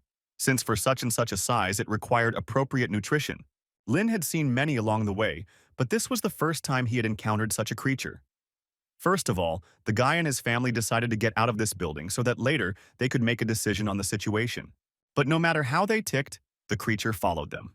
Hong Ye noticed how the chase impressed the viewers since they were still live. All the spectators' comments began to jog Lin K's memory again. While running, Yellow was curious to know if they should have fought back against this creature. The guy replied that there was no need to rush, since they needed to act carefully and find a way to strike back without injury. Looking at the map on her mobile phone, Ling Si noticed a space rocket launch base nearby, and she suggested sending this doll into the sky. Yellow Yue didn't understand how this was possible. Since this idea was quite good, the guy reported that they were moving towards this place, which surprised Xiao Huang very much, since he thought it was a stupid idea. They were getting closer and closer to the space rocket launch base, but the creature did not retreat a single step from them. Lin told Xiao Huang to go and operate the rocket launch pad while they would attract the creature to it. Yellow was dissatisfied with this assignment, and he began to demand an increase in his monthly salary. While they were distributing responsibilities, a creature crawled towards them, which immediately turned on the exhaust mode and began to draw them into itself. The guy said that they needed to drive this huge larva to the launch pad. SSS-class armor. After this, Hong Ye immediately used her special petal fighting technique. She wanted to see what was stronger, the creature's head or her spiritual scissors. Seeing that Hong Ye's blade did not take this creature, Lin Kuei was surprised that something could be stronger than this. Realizing what kind of enemy the powerful Ling Shi decides to help and calls his pets Black Wind and White Knight. And then they, following their queen, went into battle with the creature. But it just looked at them with a high look, as if it didn't care about what was happening, which surprised Hong Ye and Ling Shi. The reptile's contempt was a disrespectful look on the part of the ladies, and they informed this creature that Lin Kuei would properly teach him common manners. The guy realized that to fight an SS rank creature, a tactical approach was needed, even using an entire strategy that appeared in Lin's head. Without thinking for a minute, the guy took out his golden slipper and attacked the creature with it. But he understood that one slipper was not enough, so the guy took the second one from his wife Hong Ye. This time the guy did not use them for their intended purpose, as he began to run around the reptile at such great speed that it became dizzy. And all because their combination gave super speed. Lin Kuei was even upset that this was his first ghost that he had confused to the point of dizziness. Hong Ye asked him to do something effective so that the monster would not be able to wake up. But the guy assured her that everything was under his control, since he still had a lot of cool moves. Suddenly he takes out the secret royal potion, which was made from 49 ingredients. It was perfect for the body of Western creatures, including this one. The guy decided to give the creature a drink so that it would not attack them ahead of time. The guy hoped that he would be able to deal with the reptile, and that it would no longer be able to harm anyone. By this time, Yellow radioed to them that he had prepared the launch rocket station, and Ling Si asked Black Wind and White Knight to take this creature to the rocket. But then it suddenly woke up, only it was too late to rebel, since Ling Ke and Hong A took care of it and tied it with their spiritual power, which turned into a rope. They completed their task of capturing the majestic creature. Yellow was incredibly happy, although this was a small step for takeoff, but a big leap for humanity. After all, this was the first time people had done this. After a happy note, they pressed the button and launched this space rocket with the creature. Looking at how the monster set off on a space journey, it could not help but please Lin Ke's eye. At this moment, the spectators who saw the rocket launched in a live broadcast were beside themselves with delight, because their blood was boiling like never before. And Lin and his family can only see it with their own eyes. After some time, the rocket entered space orbit and successfully began its journey through the cosmic galaxy, along with the creature on board. The mission was not over here because a cursed spirit of average S level appeared before them, a level that always appeared at a critical moment. He believed that he could easily defeat Lin Kuei and his comrades, since he had made a promise to Lord Yang Xiao and the abyssal demon god. Suddenly, he found himself completely smeared with an incomprehensible substance that fell on him straight from the sky. This smell was familiar to him, He recognized that it was the smell of the chrysalis, of the very creature that Lin Kuei sent straight into space. The cursed spirit was very disappointed that the creature left their world. He promised Lin Kuei that his damned spirit would deal with him. Ling Shi did not understand how that ghost dared to send boring minor villains to waste the time of the great Lin Kuei. And Yellow thought that the guy should have taken the initiative to teach this boss a lesson. The ghost of the damned spirit itself was perplexed by what it heard. He didn't know what this guy was capable of, but that didn't stop him from voicing his indignation that they were so devaluing him as an opponent. Yellow understood that in front of them was nothing more than an ordinary criminal with banal remarks, which is why he was not going to take him seriously. Suddenly, a system was activated that offered a task from one option. It wanted Lin Kuei to send the arrogant Xiao Huang into a single duel with the enemy.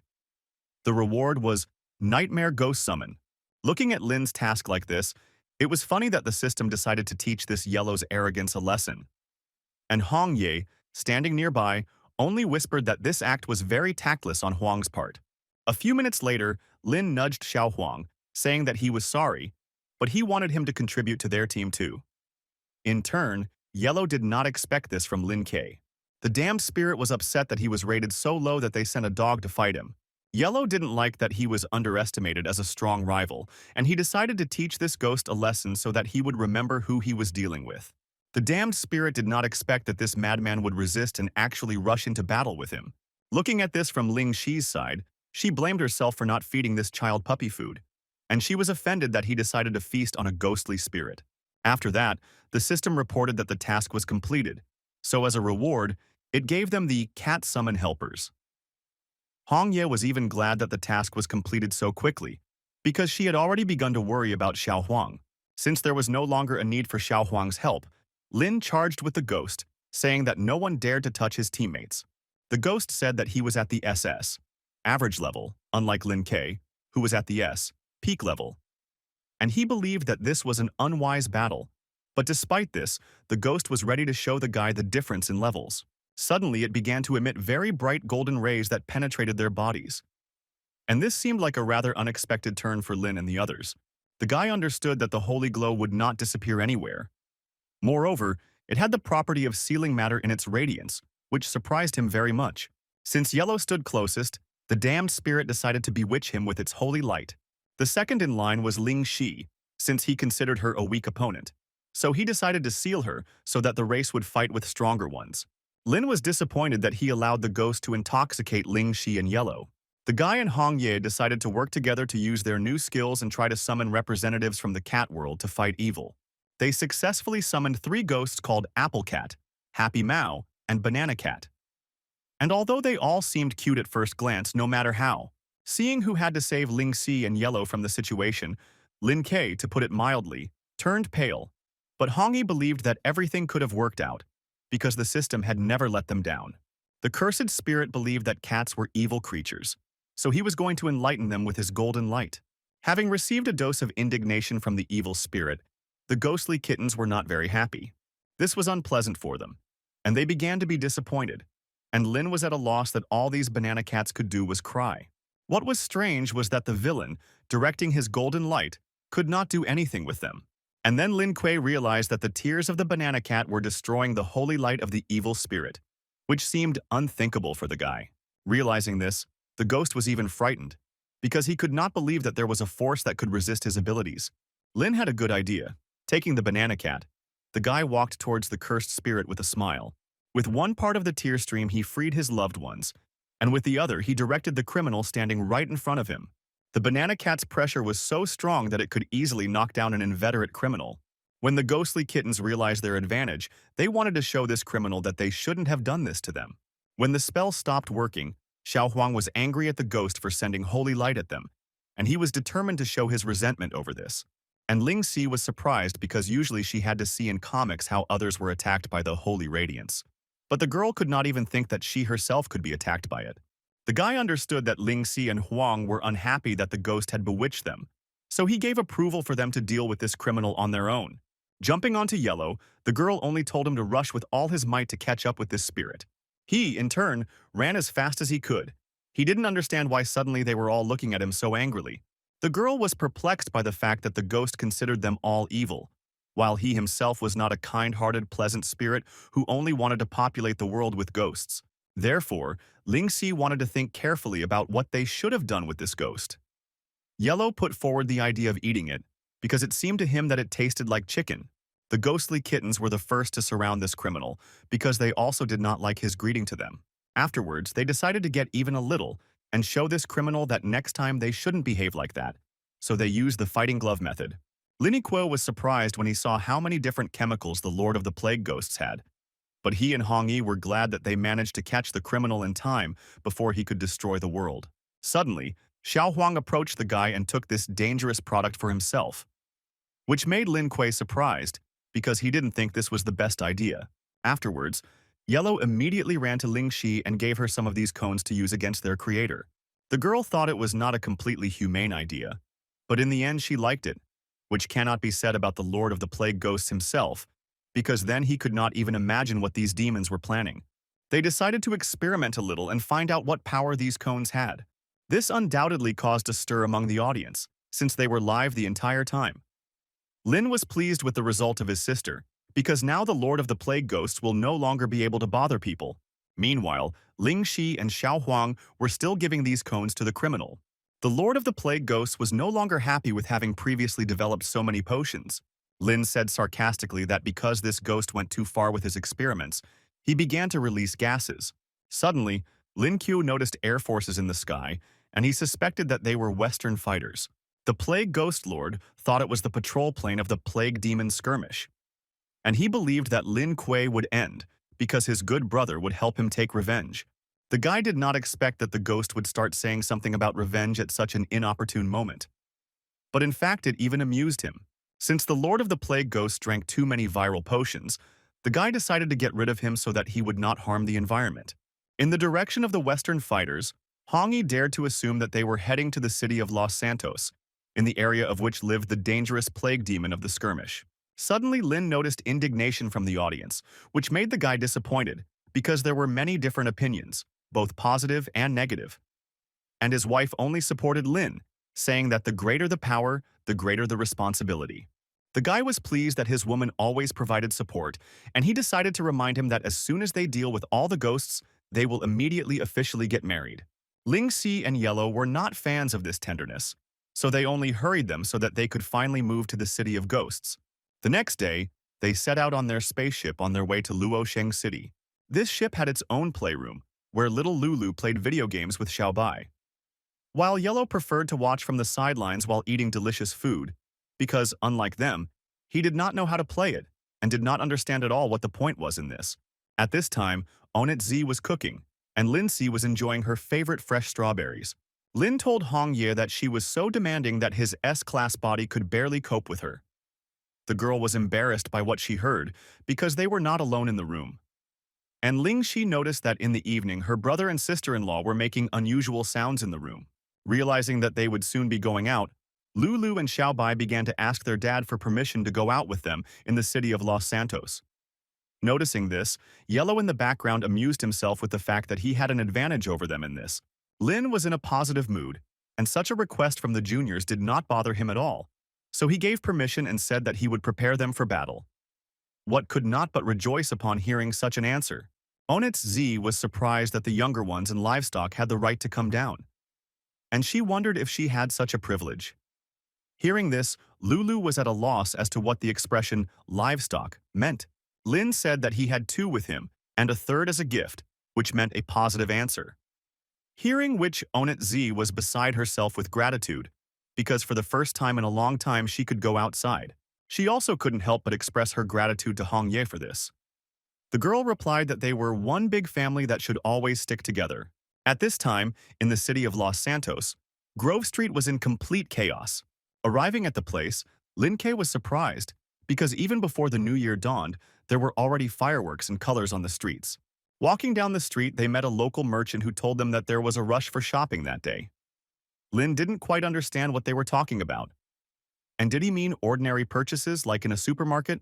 The man asked to take the gun, and then explained that after Min Yuan took control of the western region, they established a rule that stores could be robbed every week. And also that making a mess was also a legal action. Lynn realized that this street was the territory of the plague demon skirmish, so he wanted to figure out a way to lure it out to them. Watching Lin Kuei, Hong Ye already understood that the ghost would be in big trouble. Lin decided to lure the skirmish plague demon by producing a mountain of fake gold bars. Taking out a megaphone, he began to lure everyone who wanted to receive the jewelry, after which a frenzied crowd immediately swarmed. The price for each ingot was 0 yuan. Everyone could take an unlimited number of ingots. Afterwards, the guy quietly whispered to Lulu that she could press the red button on the remote control. The girl was glad that she could participate and help her dad. Having fulfilled his request on the streets, the city was too colorful. After all, what the ghost considered a jewel was not such. Suddenly, the guy felt an unusual force coming from the disgruntled biker, who kept saying that they had violated the local rules. He identified himself as a law enforcement officer named Jack.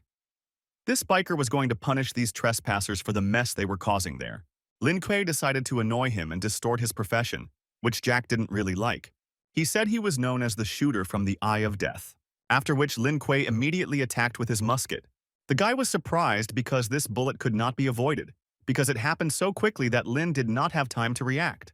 Hong Ye told him that he underestimated the enemy too much, which is why he fell into his ability of rules. What Lin Kuei himself found strange was that this bullet was an energy body that did not cause any harm. Hong Ye said that the law is a special skill that awakens from the body of the powerful force of SS rank ghosts. The law was usually the effect of an ability that could ensure a hit so that people couldn't dodge. Suddenly, the guy was faced with a system task with a single choice, in which she voiced that he had to apologize to Jack in order to get 99 power points. The guy considered this as disrespect and began to rebel. Since the system gave only one task, the guy asked for forgiveness to Jack, to which he replied that everyone should have drunk him at the sight of only one silver revolver. The guy understood that this was a normal system bug. Therefore, he simply completed the task and received the promised reward of 99 power points, and then immediately attacked Jack with his wave of advantages. Jack didn't expect the guy to be so fast, and he was also outraged that Lin Kuei dared to attack his 39-year-old bike. He told the guy that he had hit him with his projectile, which was supposed to activate in his body an hour later. Lin Kuei laughed at this, because his spiritual energy released earlier had a corrosive effect, which should have dissolved that projectile. Jack was surprised by this news. He believed that the guy was simply deceiving him in order to stall for time. But Lin only said that if he had doubts, he could wait to be sure. This surprised Jack extremely, and he immediately felt that there really was breath in his body, which was gradually dissolving his ghostly soul. Hong Ye asked Lin Kuei to quickly defeat this Jack so that the projectile in his body would disappear, which made sense because the guy liked this idea. This only made Jack angry, and he reported that no matter what they did, the shells could not disappear. He proposed to arrange a battle, and whoever wins will help the other remove the effect of the skill. The guy has always been for civilized competitions, so he gladly accepted this offer. In addition, he believed that when he first arrived in Los Santos, he had to win the battle in order to frighten the rest of the villains. After the guy agreed, Jack suggested having a vehicle race, after which he called his Jump Hunter 2000, which surprised the guy because the bike was a fairly fast means of transportation, as it was completely unusual due to the fact that it used the power of magic. Lin asked the little fox if she would be his vehicle, which really surprised Xiaobai because he didn't even think that his role was to be a cute pet. Onitz Zai was amused by this, because finally someone appeared in the house whose status was lower in contrast to the status of the maid. While the guy was solving the issue of transport, Jack set off on the road, but the guy couldn't understand. Somehow he dared to run away from him. The guy climbed onto Xiaobai and said that they should have caught up with lost time and caught up with the impudent guy.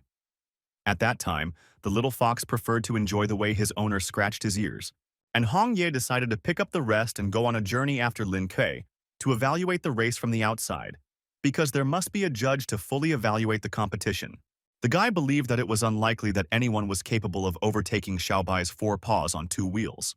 All this was observed from the side by people who were surprised, because it was the first time they had seen a fox participating in a motorcycle race, and also that the animals of Daxia were so strong that they were able to catch up with vehicles.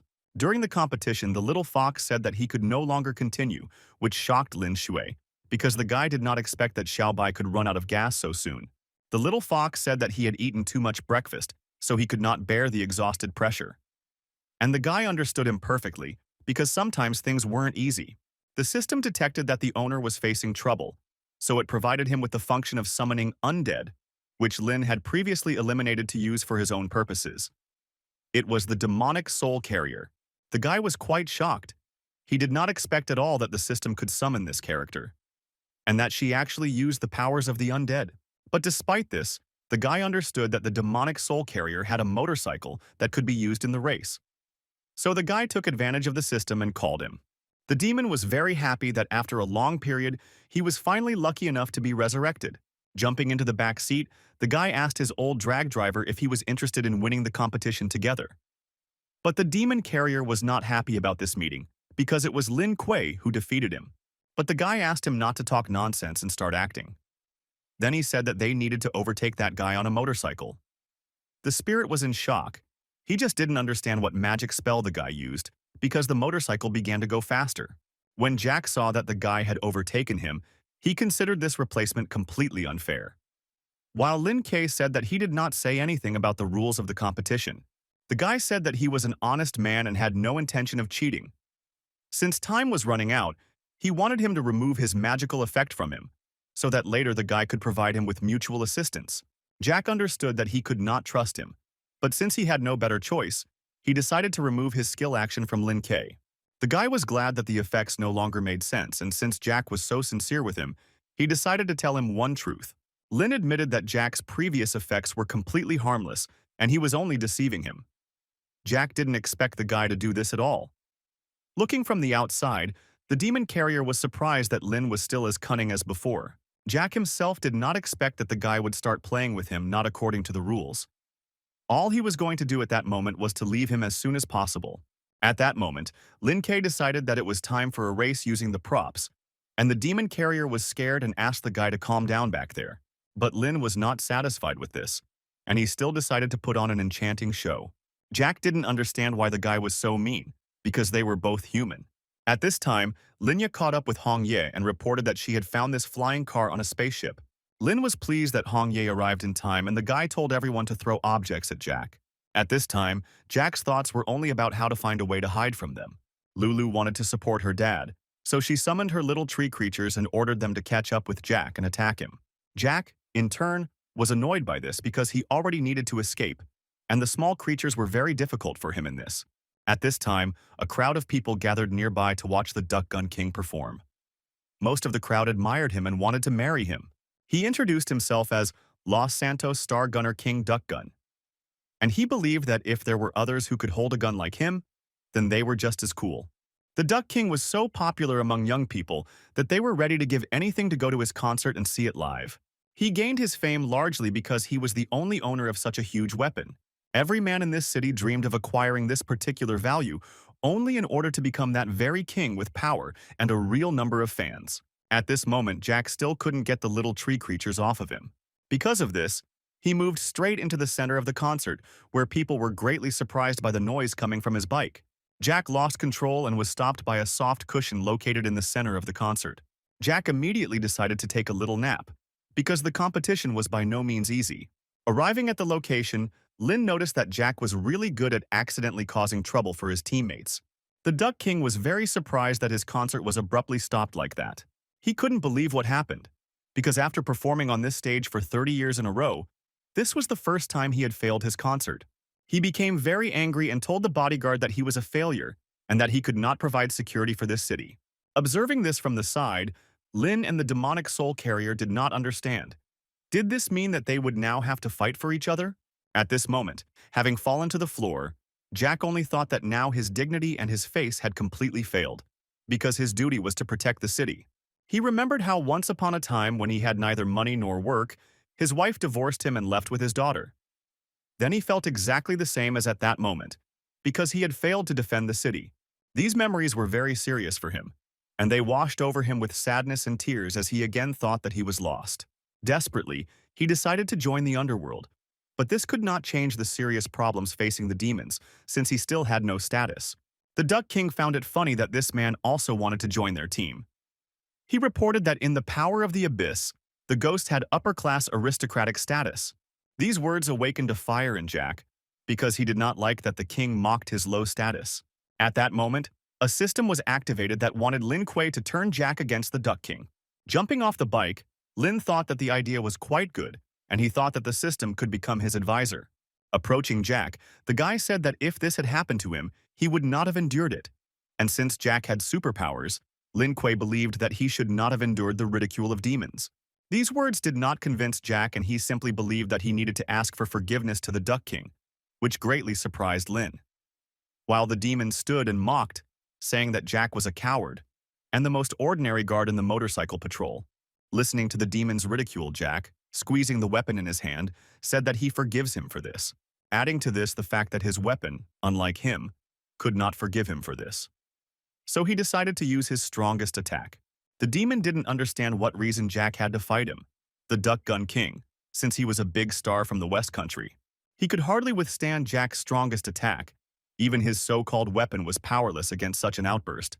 He didn't understand how this was possible and why he was faster than him. It would seem that they launched an attack at the same time.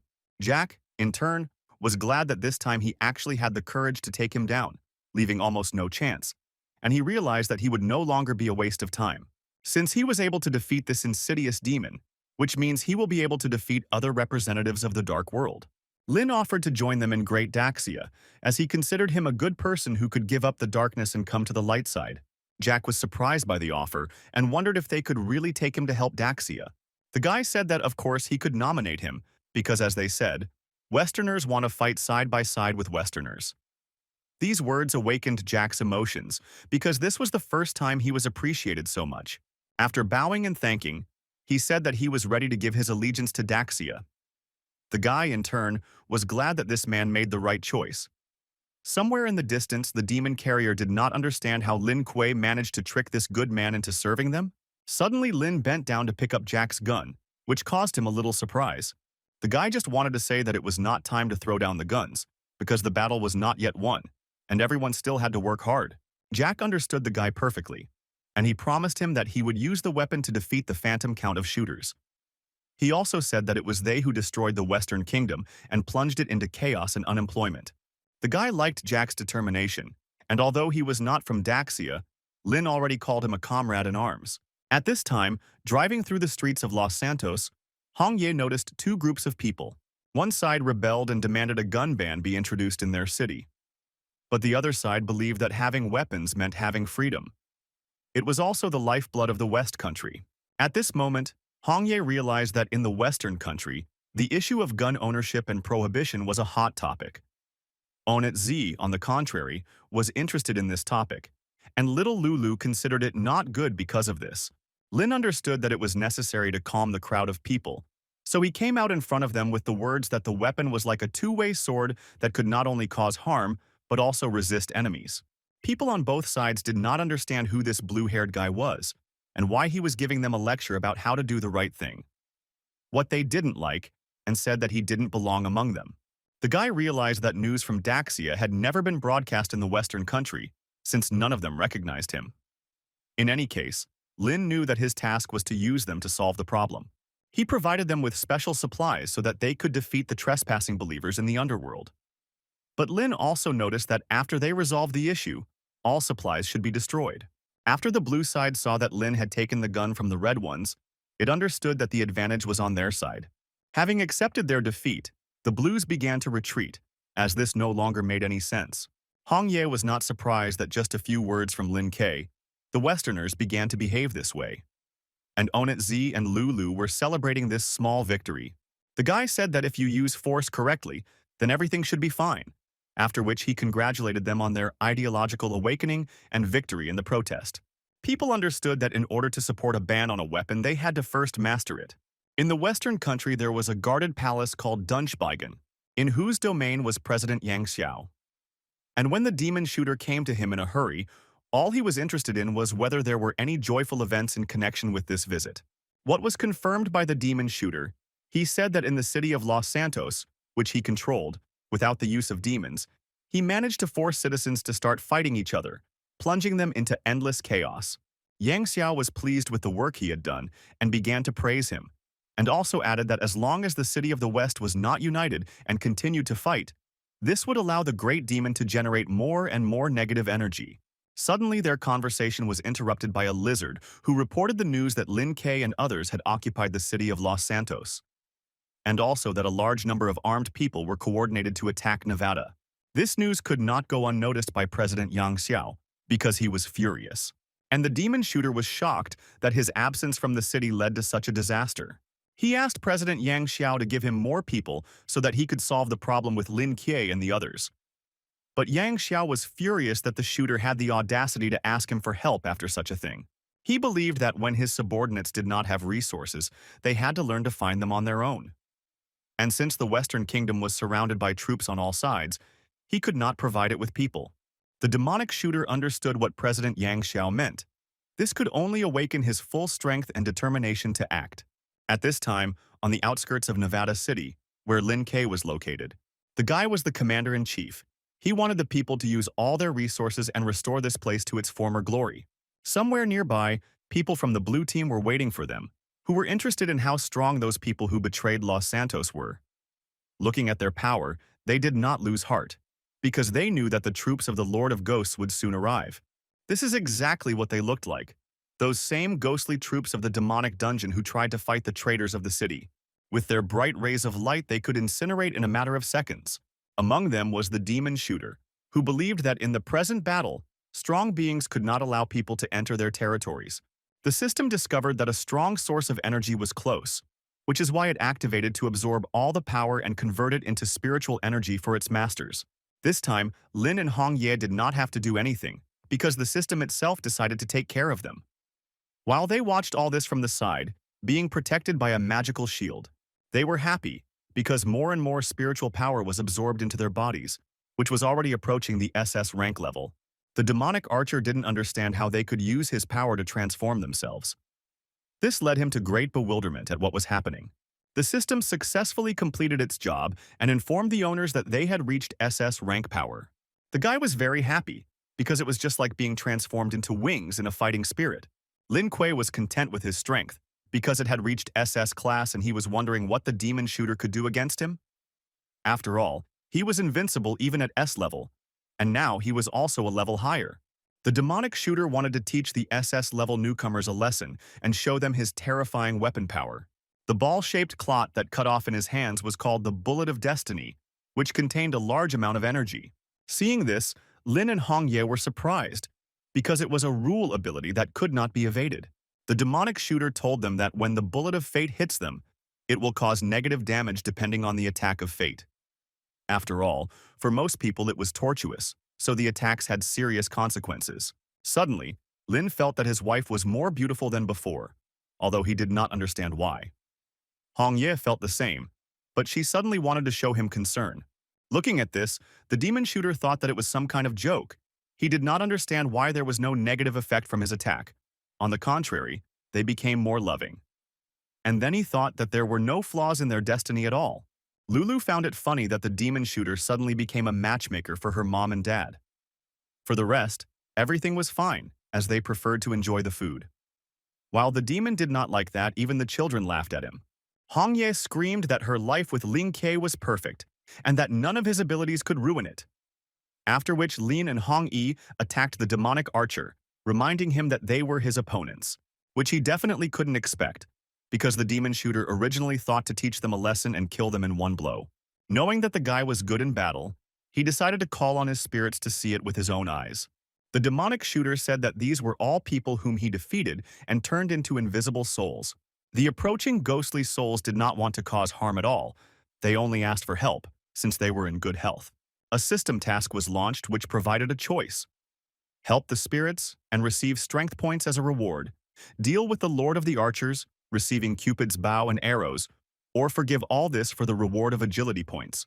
The guy was angry that the demon shooter was using innocent souls to play out emotional battles, and he thought it was unforgivable.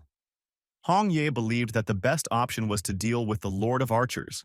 Looking at how Lin Ke took a long time to decide the choice, the demonic shooter got tired of this and decided to attack him despite the fact that his spirits came under attack, who still continued to ask the guy for help. The guy knew that if he defeated these spirits, it would help them transform into people. So he took out his magic blade, which combines a golden staff and a magic knife that combines the effect of super ghosts. With just one swing, he was able to help all the ghostly souls at once, who were grateful to him, because they were free. The demonic shooter did not understand how it was possible that the guy could help them, because he was not God. After this, Lin and Hong Ye attacked the demon shooter, because they believed that the end of evil, the days of the demons of the underworld, should be coming to an end.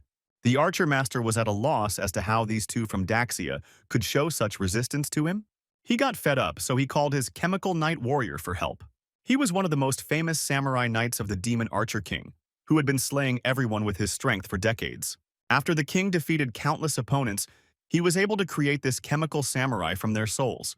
The guy said that In Island was restored as a result of the liberation of Daxia, and he believed that this force of the old samurai era should also be destroyed. And also they and the old people of Yingdao had to pay for the sewage pollution. Suddenly, Onit Z approached Lin and said that she did not want to be a maid and do housework, because she just wanted to do what she loved. Lulu also asked him to provide them with this giant. The guy agreed to leave the big one to him, and he himself was going to take care of the leader. The king of archers was angry with Lin Kuei because he did not pay attention to him at all. Approaching the giant, Lulu used her power and directed a vine weave at him. At this time, Onit Z was already preparing to attack him because he was shackled and, it would seem, did not pose a danger. But as soon as she took the first step, the big man used his ghostly slime, knocking the maid off her feet. Lulu was worried about Aunt Onit Z, and she suggested doing it together because the big guy was too strong. Onit Z took it as a joke that she was too weak for the task, but she was never ready to give up.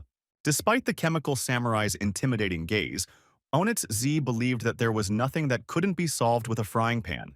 Having climbed to the level of the big man's head, she attacked him properly, which caused indignation in him. As a result of his actions, he fell without even having time to move, and little Lulu realized that she was mistaken about her aunt, because she was in great shape and could stand up for herself and the others. The chemical samurai was furious that some girl was able to knock him down, so he decided to unleash his fiery wrath on them, an ability that Onit Z didn't quite understand. Suddenly, Lulu shouted to Onit Z not to worry, as she had a bold plan.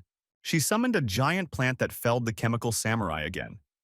Watching from the side, Onit Z could not understand whether this plant was going to absorb this demon. And in general, what kind of plant is this? Was it in biology? The huge plant immediately attacked the chemical samurai, after which it gradually began to absorb him. Watching this, Lulu was proud that the plant had done its job. And Onit Z was surprised that this huge something ate him so quickly. Looking from the outside, the demon shooter did not understand how it was possible for children to have such abilities. Lin told him not to be surprised by this because more serious abilities were still ahead. After this, the guy called upon the majestic god Pangu. The demonic shooter couldn't stop wondering. He didn't expect that this guy had divine abilities. After reaching the SS level, the guy realized that the Pangu spirit had the ability to inhabit his body and perform the same movements as him. Lin couldn't help but take advantage of this opportunity and immediately began to test it. First of all, the guy decided to strike an attacking blow. This was the first time in demonic archer's life that he had encountered such a force of impact. The attack was so strong that it was able to drive him into the ground as if he had served as building material. Looking at Lin, Hong Ye said that she also wanted to participate in the battle and use her enhanced abilities, SS level. Her blade, called Blood Spirit Scissors, also evolved. The guy decided to do a joint job, so he grabbed the demon shooter so that his woman Hong Ye could give him a nice haircut. The girl liked the idea, since this was not the first time she had done this, so she could easily provide the demon with a new image. He believed that they were actually demons. The demon shooter was able to escape from the fight of God Pangu, after which he began to flee as he realized that the western lands were too dangerous for him and that he needed to return to his city. But be that as it may, Lin was not going to let this criminal go. When he was caught, he began to ask for forgiveness for his actions because he wanted to be released. But Lin Kuei knew that the evil ghost with countless endless lives had only one way, and that was to fall in battle. So he threw it up without much desire to catch it, and Hong Ye attacked him from above with her new sword ability, Flame Light. The demonic marksman couldn't believe that his battle was like this. Lin understood that it was time to end the battle without giving this demon a chance to win. Therefore, he caught the Crystal of Life, which he threw high up to be transferred. But Lin Kuei thought through this moment and crushed the crystal, after which an enchantingly bright flash formed. After which the system reported that they had successfully freed all the vengeful souls and killed the Phantom Count Gunner. Therefore, as a reward, They received Cupid's bow and arrows, which I am, 100% destructive artifact. Landing on the ground, the guy was glad of such a reward, because they were increasingly becoming larger and larger. Lulu immediately ran up to him. The girl was delighted that her father could cope with the boss so easily. And Onitz admired Lin K, because he was so strong that he shook heaven and earth, making demons tremble with fear. The guy was proud and said that his light boat had crossed 10,000 mountains, more and more often, causing his strength to increase each time. In other words, what the guy was saying was that their tactic was to just do their job and win. This was all good, of course, but Hong Ye was wondering what they would do next. After all, they needed to come up with the next plan. Yilin said that the best idea would be to catch the remaining 2 Ghost Lords in one go. Hong Ye thought that catching everyone in one fell swoop was a good idea. And suddenly their conversation was interrupted by a ghostly portal that appeared right before their eyes. 2 girls, Shinta and Yulei, came out from there and said that they had been waiting for this meeting for a long time. When Lin saw them, he was surprised by their unimaginable beauty. And Hong Ye noticed that they were not people or ghosts, but their bodies radiated divine power. Hong Ye was wary of them and pushed Lin Kuei back, then asked where they were from and what their names were. The blonde girl introduced herself as Shentu, and the girl with brown hair introduced herself as Yulei. Hong Ye was very surprised because the gods themselves came to them. Lin had heard that Shentu and Yulei were characters from mythology. These 2 great gods were highly specialized in driving out evil spirits. Shentu said that when they came into the world, they were just weak incarnations with an SSS level, which they could not call divine at all. Hearing this, Lin was disappointed, because the guy only had an SS level. Yulei said that they watched them through their abilities while still in the underworld. This time they came to the human world only to help them fight. All Lin was curious about was if they were watching them when they slept together. Hearing this, Yulei didn't even know what to say. Shentu said that they should not waste time, because their task was to deal with the remaining 2 Ghost Lords and then kill the demon god. The guy didn't know who the next Phantom Count could be, but he was sure that these gods knew information about the demons of the underworld. Yulei said that they needed to go to the first city of Yonggen in the west, which was 100 miles away, to find the demons they would need to fight. The ruler of this city was an SSS, rank Cyber Phantom Lord. When Lin and Hong Ye heard what rank this overlord was at, they realized that this time they would have to rely on Shentu and Yulei. The next day, they all arrived together in that same city of eternal night. They landed in the wilderness not far from there to maintain their stealth. Shentu said that if there were too many of them, their identities would be easily revealed, so this mission would only require 4 people. When Lingxi first saw these 2 beautiful girls, she thought that they were fairies. Approaching Xiaohuang, Lin said that he could go with them, but this was only due to the lack of a tracking dog on the team. Yellow didn't like being devalued because he had recently reached S tier, so he was no longer a rookie. The guy was curious to ask the 2 SSS rank immortal sisters if they helped them in battle. Wouldn't it be easy to defeat the cyber ghost? The girls said that they were only in the form of incarnations and could not fight for long, because they needed to continuously replenish their spiritual strength. Yulei suggested that since the guy was a supreme spiritual cauldron, they could settle inside him. She was interested in the answer, how does a guy look at them living inside his spiritual world? What the guy certainly didn't expect to hear from 2 gods. The guy told them that he was married, so his spiritual world would not suit them. But to the surprise of Lin and his sister Lingxi, Hongyi suddenly said that she agreed, after which the 2 gods suddenly began to give their energy to Lin, thereby entering his spiritual dimension. The guy couldn't believe that they actually managed to do it. Shentu said that when the critical moment comes, they will go outside to help. At that moment, the guy felt a sharp and very large influx of strength in his body. Hongye was sure that Shentu and Yulei definitely had to help Lin withstand all this. From these words, the guy began to be afraid of his wife. Hongye found this funny, because they had been together for so long and she didn't understand where she could be jealous.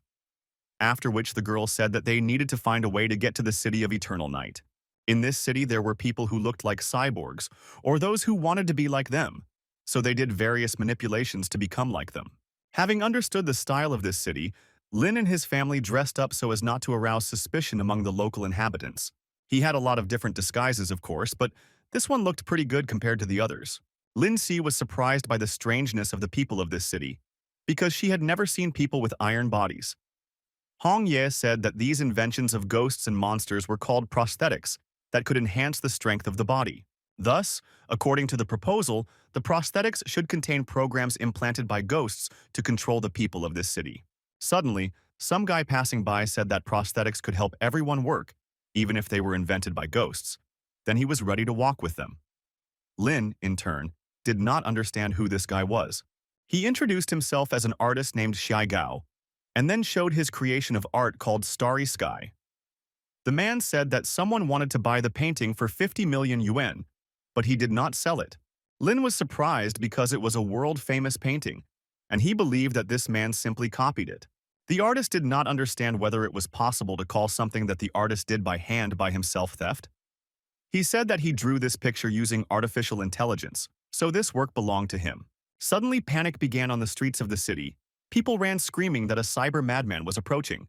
And at that moment, Lin K remembered how the intelligence department of Daxia said that the cyber madman was loyal to the Lord of Cyber Ghosts. They drove around the Eternal Night City and shouted that the King of Cyber Ghosts would live forever. And they suddenly braked right in front of Lin K. A cyber madman jumped out of there, who was unhappy that these residents of the Eternal Night City were there without a single prosthesis. The cyber madman said that those who could not adapt to the rules and customs of the city could only leave it or fight them. To this, Lin Kuei said that most of all in his life he did not like it when anyone pointed things out to him. The cyber madman didn't expect that someone in their city dared to talk to him like that without any fear. But the guy was not interested in what he was not expecting there, and he began to attack this criminal. The madman's men realized that the guy in the blue suit was too strong for them, so they were going to deal with the rest of his teammates. Hong Ye, looking at this, regretted that these criminals chose the two most difficult ones who could be contacted. Yellow was angry at them for always being considered the easiest opponents. But no matter how this was true, they were quite good at martial arts, and they also had hidden abilities. And what Ling Shi didn't like most of all was when others called her a child, saying that she was not capable of much. The guy only then understood what the concept of cyber ghost meant, because this ghost was everywhere. It was all cyber ghost. But he believed that all this must have some hidden secrets. Lin was angry that these cyber ghosts were everywhere in this city. Cyber Madman screamed at the guy that he would never know, after which he attacked him. But the guy repelled his attack along with him, after which there was a bright flash. The guy didn't understand why this ghostly cyber madman took such a risk. After all, he simply worked for the underground kingdom. When Ling Shi and Yellow dealt with the criminals, the girl was wondering what they should do with them next. Yellow thought it would be nice to make a couple of buns with jam. Lin said that there was no point in doing anything, because they were just pawns and had no value. But what was really needed was to find someone more important. Yellow realized that these words were addressed to Ling Xi but not to him, so he decided to carry out his plan.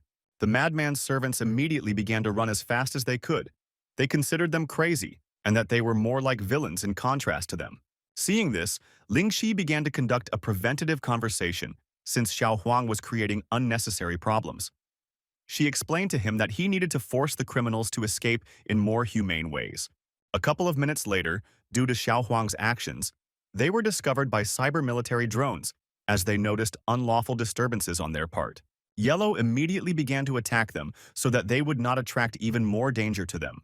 Watching him from the side, Lin didn't understand why Xiao Huang was so excited that day. With sadness, Ling Xi replied that he had gone crazy a long time ago, because he wanted to finally prove himself in martial arts. The drones realized that Yellow was a strong opponent, so they activated their self-destruct mode. Xiao Huang didn't understand. Was it really possible that the drones could somehow resist him? As it turned out, the self-destruct mode did not work quite as he expected. Yellow didn't understand why he was always so unlucky with his opponents. All these fights in Night City led to the fact that Lin Kuei and others began to be followed using magic. It was an army of SS rank robots that maintained law and order in the Eternal Night City. The guy didn't understand how it was possible that everyone in the area had an SS level. Hong Ye said that with them, they would not have to spend any effort, since they could use the tarot cards obtained in previous battles. The guy was glad that his wife reminded him of these abilities, because it greatly simplified the process. The guy called the Hermit, the Infernal Chariot, the Magician, the Tower, the Pope, and others, after which he ordered them to go on the attack. Seeing this, the SS rank robots activated their energy protective force field. Lin and Hong Yi were shocked by such cyber technology because it blocked the abilities of tarot cards. Hong Ye had only heard that signals could be blocked, but she didn't expect that skills could also be blocked. Suddenly, the guy remembered his reward, and since the weapon was a physical attack, the guy was sure that it could not be blocked. Seeing that Lynn had Cupid's bow and arrows, Yellow was shocked to say the least. The guy had previously trained with a bow and believed that he could easily defeat all robots with this weapon. This bow had a special ability to hit the target directly, and this time there was no exception. The guy was very surprised by this shooting technique. He considered it very unreliable. Hong Ye believed that system items were never reliable. Suddenly, out of nowhere, the sound of wheels was heard. It was an unfamiliar girl on a motorcycle who decided to help them by dealing with the robots. She beckoned them to follow her, since there were even more robots on the way, and she knew places where she could hide from them. Lin and Hong Ye believed that she was a normal person, and besides, she did not have a single prosthesis and did not have a ghostly aura. The guy wanted to follow her, but at the same time remain vigilant. The girl led them to a safe zone hidden for robots. Going inside, the guy was surprised. He did not expect that there could be such a large secret base inside this building. Hong Ye wondered what this girl's name was.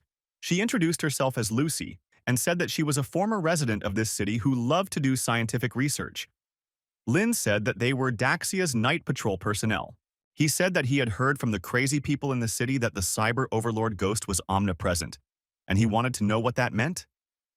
Lucy said that the Eternal Night City was the phantom Mr. Cyborg, merging with the city into one. Lin and Hong Ye did not understand how this was possible. Lucy said that 3 years ago, a cyber phantom appeared in the form of a black ball that controlled the entire city. Since then, he and the city have united into one. Therefore, everyone had to install a mechanical prosthesis for themselves. Lin understood that being in this place, they would be detected by the cyber ghost in any case. Lucy said that she had installed security equipment nearby so they couldn't be detected by the ghosts. Lucy reported that it was difficult to defeat the ghost with just the power of combat skills, so she suggested using the weapon to deal with it once and for all. Understanding what we were talking about, Lin and Hong Yi considered this too. Lucy sadly said that for this, she needed to find one serious thing that was not so easy to get. Hong Ye asked the girl not to worry and leave this task to them.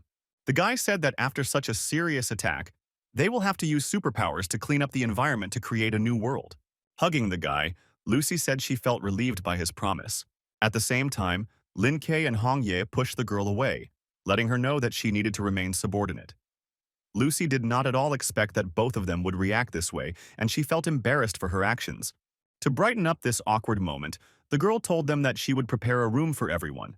And when they have rested, they will return to talking about the task of fighting ghosts.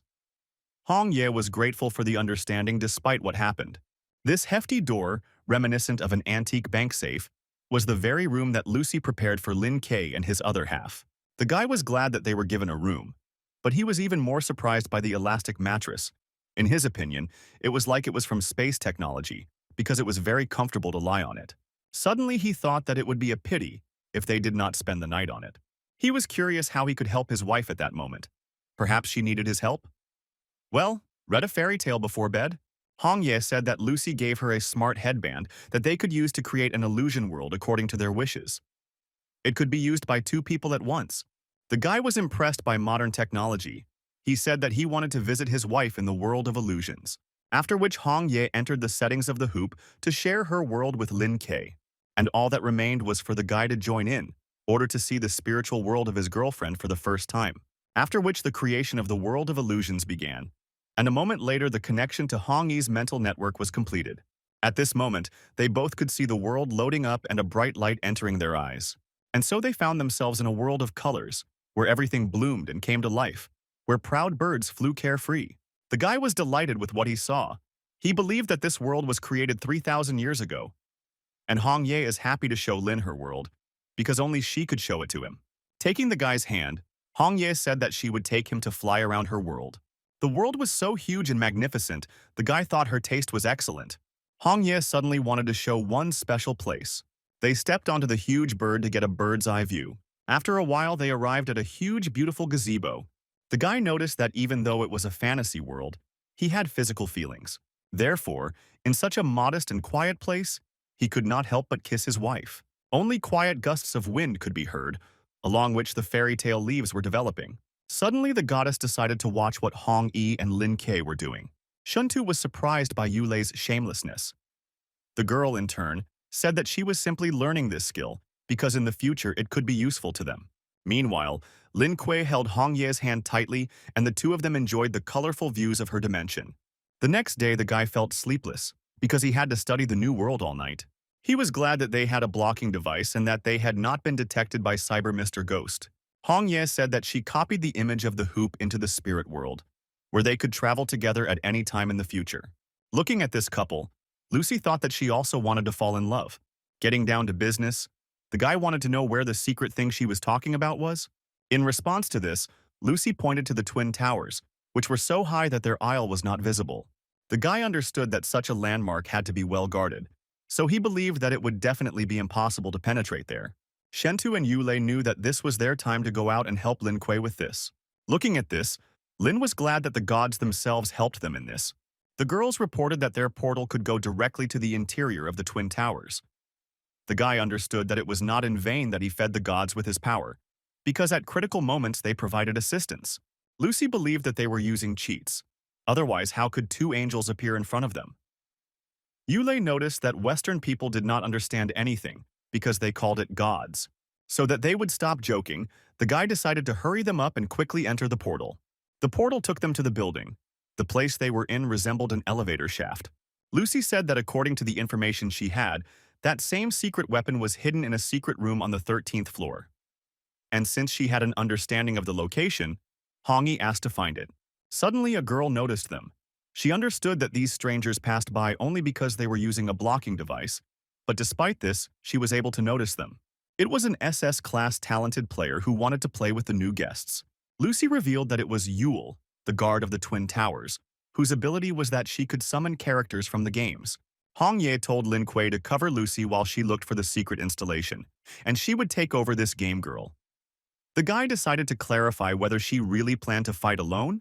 Hong Ye said that this would be good for her, because Lin Kuei had sacrificed so many times for the team that she believed that she should learn to take more responsibility for herself and others. The guy believed in his wife, so he could so calmly let her go to fight with the gaming lady. He also liked that she was getting better and better each time. The talented player was already tired of watching this chatter, and she finally wanted to see who would play with her, because she was too bored. After these words, she was immediately attacked by Hong Yi, but she launched her game joystick at her. The talented player activated the single-player mode to have fun together. Suddenly, there was a bright flash, and the talented player along with Hong Ye disappeared. Lin began to urge Lucy to find the rocket launcher as quickly as possible, while he protected her. Hong Yi found herself in a huge football stadium. It was the dimension of a talented player. The girl told her that in her game console, all creatures had equal combat power, and also that only game characters could be summoned there for battles. She also added that between them there was a card pool in the shape of a photosphere, from which you could take out the game character cards and then start a duel with them. After using the card, it was possible to summon a game character, and she was glad that they were the ones she got. Hong Ye knew that she couldn't use the power there, so she had to try her luck at playing cards. Having drawn the card with the first character, she came across a weakened version of the plumber. But he turned out to be too weak and could not do anything against the opponent's characters. At this moment, Hong Ye realized that if the summoned player was injured, then the body would also become damaged. She believed that this game was impossible to win, because they were designed so that no matter what happened, the players would lose. But since Hong Ye had her own interrupters, she also had the opportunity to use them. She had previously tamed a magic blade and a small elf, but had never used them before. Therefore, his time came, and Hong Ye summoned the magical spirit of the sword, which he was very happy about, because he finally came out after such a period of time. The two big guys believed that they had no equal and that with each character, it would be exactly the same as with the first. The sword spirit was surprised that these jocks were going to confront her with their weapons against her sword. But she was surprised not because she was afraid, but because these jocks were confident that the weapon would help them, because the spirit of the sword, without even straining to sing a song, could repel flying bullets with its blade. The talented player was already beginning to chew on her joystick, because she did not understand how the blade could block a bullet attack. After the sword spirit finished singing the melody, she proceeded to attack those two characters and was able to defeat them with ease. The talented player was very angry because she could not lose. To even the odds, she summoned a Tetris player. The spirit of the sword did not understand at all what it was and why these cubes fell, chasing her from above. Next, a huge worm appeared and was about to devour Hong Ye. But the girl was able to dodge and, by great coincidence, she told the great player that she also had a snake. So she summoned the ghostly spirit of the snake, and she could not understand why Hong Ye only remembered her now. The great player began to mock, because this girl did not at all look like a ghost snake. The ghostly spirit of the snake was not arrogant. She simply said that now everyone would see which of them was the real snake. With a sharp jerk, the girl turned into a real snake spirit and attacked that pathetic worm.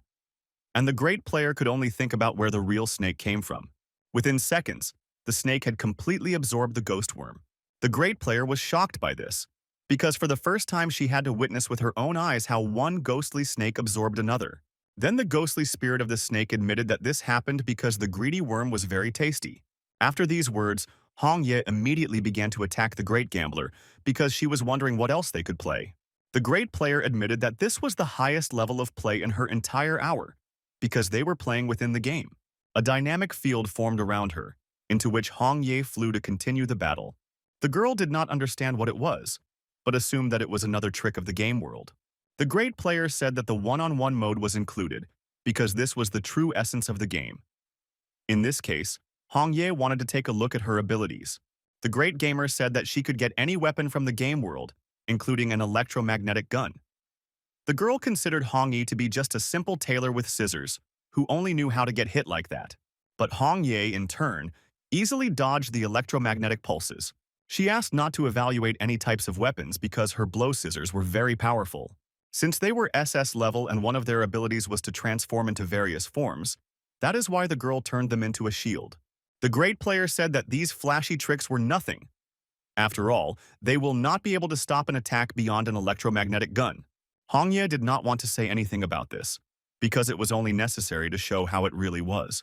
Unexpectedly for the great player, the attack was rejected, and then the girl wondered, was the shield made from some special material? Hong Ye reported that this was just a test before the real deadly attack, because she took on a new form of her blade. The great player realized that in order to counter this, she also needed a sword. So she summoned a level 999 artifact called Dragon Blade. This was truly one of the most difficult battles in its history, after which they fought with clashing swords side by side. Hong Ye used her special maple dance technique in battle. This technique was completely unknown to the gaming lady, and she had difficulty resisting such attacks. At this time, on the sidelines, the snake spirit and the sword spirit preferred not to waste time and enjoy something tasty while watching the battle from the first demands. The snake spirit was worried that these games from the outside could ruin her dinner and stain her hot dog, while the sword spirit laughed at the great player's technique. The great player was angry, because even the small sword spirit mocked her.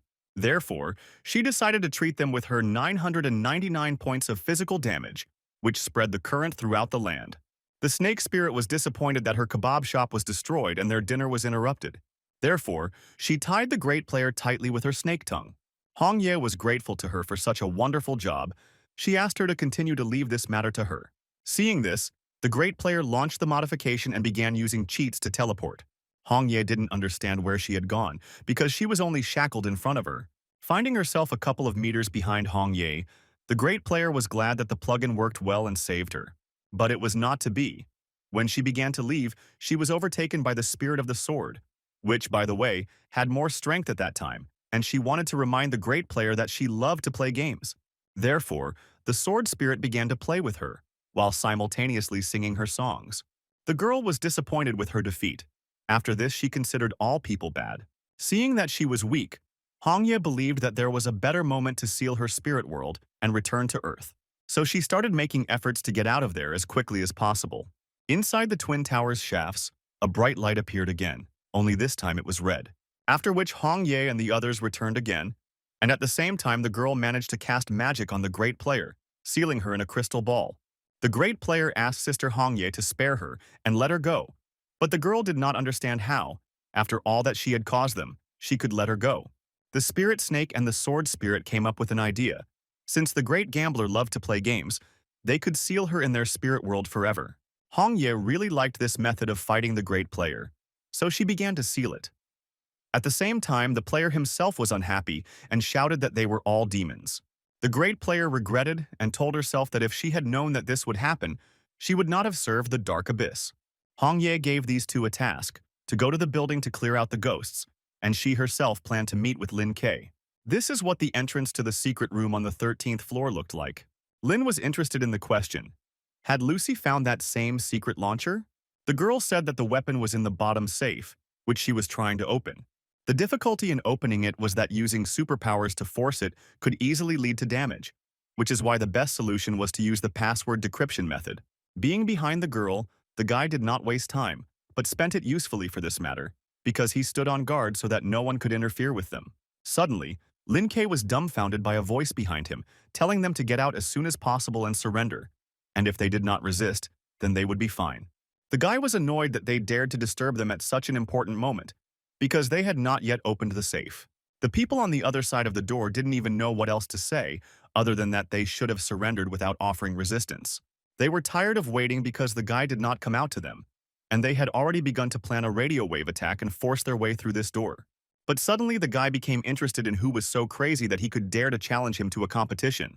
When they realized that it was Lin Kuei in front of them, the girl said that they needed to absorb his abilities, so they launched a top-level attack. 2 strong radioactive waves began to press the guy to the door as soon as he left. The guy understood that this electronic signal could not be intercepted or booked, which he certainly did not expect when he went outside. There was nothing he could do. He could only wait while these cyborg scientists absorbed his abilities. He thought they were crazy because by sacrificing their powers to control him, they were exposing themselves to the reverse attack. Scientists realized late that the guy's mental abilities were too strong for them to absorb his abilities, so they themselves had to endure the reverse impulse. Lin resisted their attack for a long time. Finally, he was able to destroy the radio wave attack, but its effect negatively affected him. This also had a negative impact on the cyborg scientists, who realized that everything had gotten out of control, as the guy's mind suddenly lost self-awareness and went out of control in a way that even they had no right to control. The guy kept talking about how he needed female care. The girl was scared, because after losing control, Lin became a real predator. And she didn't fully understand whether this was his true face. The scientist did not understand how the hero of Daxia could be exactly like that, which really angered him, but he still couldn't resist him. The scientist thought this was completely wrong. He could not even think that the guy really turned into a predator and could absorb them both. When he finally decided to try to attack Lin, he was immediately thrown aside. And then he realized that the guy's body was a legendary S level with the ability to reflect forces. Suddenly, someone else appeared in the corridor and began to gradually get towards them.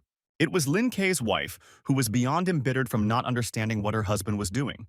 The guy did not yet understand what was happening, and who this girl was, because the cyborg scientist had knocked down his self-awareness. When the scientist cyborg saw the demoness, he began to complain that Lin was out of control, and he believed that it was his own fault. When Lin Kei himself saw his more beautiful sister, he immediately began to run to her. Hong Ye was unhappy with his condition, so the girl decided to awaken him to normal feelings. And it really helped. The guy realized that this was his wife. He told her that these cyborg scientists tried to take over his mind, after which he went out of order and did a bad thing, which the guy regretted. Something told Hong Ye that Lin did this on purpose. To find out the truth, she had to take control of him this time and point the spirit blade at him. Suddenly, such an educational moment was interrupted by Lucy, who reported that she had found a top-secret launcher. But seeing this, she was scared and wondered what Hong Ye was doing. The girl only said that they still had important tasks to complete, and she did not intend to be at the same level as Lin. The guy understood that his wife was playing a scene, wanting to be apologized to. Hong Ye did not want to continue the conversation anymore, so she said that they needed to go to the base to launch a secret installation in order to quickly deactivate the cyborg city. This is exactly what the very place they came to after the launch of this secret weapon looked like. Suddenly, Lucy reported important news. The girl said that for some reason the secret installation could not be launched. Lin then wondered if there was something nearby that could be blocking the signal. Suddenly, demonic creatures began to crawl out of the ground, intending to protect the secret base where the weapon was installed. They surrounded the invaders on all sides and were preparing to deal with them on the spot. Lucy said that in front of them were cyber ghosts. During life, they were all the strongest SS ranks, and their strength inspired respect. Lin Kuei was not happy because they had another annoying battle ahead. Suddenly, 2 stars shone brightly on the guy's body. And then 2 gods got out of his inner world with the words that they would take these cyber ghosts upon themselves. After a long rest, Shentu finally wanted to stretch her muscles. Yulei was of the same opinion, because she was given the opportunity to warm up with these dummies before the real battle. Shentu told Yulei that they should have tried harder to prevent Lin Kuei from underestimating them. Shentu activated her elemental vortex, which began to suck in most of the cyber ghosts. She preferred to call it a swirl cut. The guy thought it would be more appropriate to sound like a rotating washing machine. At this moment, Yulei was already dealing with the cyber ghosts with the help of her weapon. Watching from the side, Hongye thought that with 2 SSS-level gods opening the paths, all difficulties could be overcome. The guy only thought that sooner or later they would also reach SSS rank. Suddenly, Lucy reported that the secret launcher could finally be launched. Lin said that he would inform Ling Shi and Xiao Huang about this, so that they could leave the city as soon as possible. At this moment, Lucy had already successfully opened the entrance hatches of the installation. Meanwhile, Shentu and Yulei began to inject their spiritual power inside her to double her power. This was the first combination of technology and divine power. On the other side of Night City, Ling Xi and Xiao Huang were packing their things to fly away from that place. The girl was worried that Yellow could be trusted with the spaceship. Xiao Huang said that the first time he drove it, the controls were similar to a toy car. Suddenly, a projection system launched over the Eternal Night City, because Lin had important news to report. He asked residents to evacuate as quickly as possible, since the launcher was scheduled to land in 5 hours, after which he said that this announcement was over for the time being. People were in a panic. They were asking many questions. Will their cyber ghost lord save them? What will happen to the city? And much more. The guy only had to warn the residents and monitor the evacuation process. But suddenly, before turning off the projection, he noticed something emerging from the bowels of the city. It introduced itself as the creation of the cyber ghost, which told people what would protect them all. It also asked not to trust Lin Kuei and not to go anywhere outside the city. People were already in a panic, but for the first time they saw this huge creature before their eyes. The guy wasn't going to try to convince people to evacuate. He just reminded them that the launcher would arrive in 5 hours and they needed to do everything possible to get away from this place. The creation of the Cyber Phantom decided to warn the guy that even this secret weapon could not penetrate the shield of the Eternal Night City. The guy just grinned in response and asked to wait to be convinced that he was right. 5 hours later, Lin realized that, unfortunately, the large installation would go into operation. The timer went off, after which the launch was activated. Meanwhile, the Eternal Night City was shrouded in a dome, protecting it from various situations. Meanwhile, for greater protection, the very creation of the cyber ghost stood at its walls, feeding it more and more with its energy. However, it was confident that the shield created from the souls of countless beings could not be broken by anything. The sound barrier was passed, after which there was a bright flash. The launcher, imbued with the energy of the gods, was able to break through the shield and get inside the Eternal Night Ghost City. The creation of the cyber ghost was frightened by such unexpected news. It is unlikely that the cyber ghost creatures inhabiting this city would be able to resist this. Arriving at the place, Lin was already glad that everything was finished. Yulei believed that they should carefully check everything, since the electronic ghost could not just be destroyed, because it could merge with everything that exists. Therefore, the two of them flew with Shentu to investigate this. In the thick pile of smoke, a huge silhouette was visible, which mocked everyone. This was the same cyber ghost lord who was able to use the energy of the launcher and change his body to the maximum version. After all, the cyber ghost loved to evolve most of all. Looking at the ghost, Yulei thought that he was using such a bulky body to avoid punishment. But he and Shentu believed that this would benefit them, since it would be easier to bind him with spiritual ropes. Lin and Hongye understood that even though the gods helped them, their help would not be superfluous in capturing such a cyber creature. Through teamwork, they wrapped a wind rope around the ghost on all sides, constraining his further actions. What he could not expect, because he believed that such a body would give him greatness and impunity. Nevertheless, he awakened his strength and said that this small rope could not hold him. The gods didn't like being underestimated, so they were going to show him the power of their magic art. Cyber Overlord immediately realized that it was the power of the Eastern gods, but he did not understand how they got there. Shentu said that they needed information from him about the underworld, in exchange for which they would spare his life. The Phantom refused to say this because the Abyss had been kind to him, and he, as the Cyber Overlord Phantom, must remain loyal to it. This answer did not suit Lin Kuei and Hong Yi, so they decided to convince the ghostly lord otherwise. After some negotiations, the Cyber Overlord said that he would help them and tell them information about the Abyss. He reported that the forces of the underworld were currently mainly concentrated in the capital city of Dunshi. However, the city was protected by the strongest SS-class demon of the 100 Beasts, and he believed that they were unlikely to be able to break through its defenses. So, Hongye realized that only the last Demon King remained, and after they destroy him, they will be able to fight Yang Xiao and his people. And she correctly noted that Lynn believed that victory was just around the corner. After the Cyber Ghost Lord told everything, Shentu thought that he had had enough words. Having unleashed her magical wrath on him, she dealt with him once and for all. Lin Kuei said that he would report this to the Daxia Army and Sister Lin Hua's Night Patrol Department. The guy wanted them to attack the Demon Kings from different sides together, and then deal with the underworld. Yulei was delighted that although Lin seemed to be a slacker, the guy could still rally with everyone at critical moments. The guy was pleased that he was praised, so he decided to say that it was because he was the god of men. Suddenly, a loud roar was heard. Raising their heads into the sky, they saw a spaceship that was quickly changing its trajectory. There was already panic inside the ship. Ling Si understood that they would lose their vehicle. Ling Si asked them to get out of the way, since a collision could not be avoided.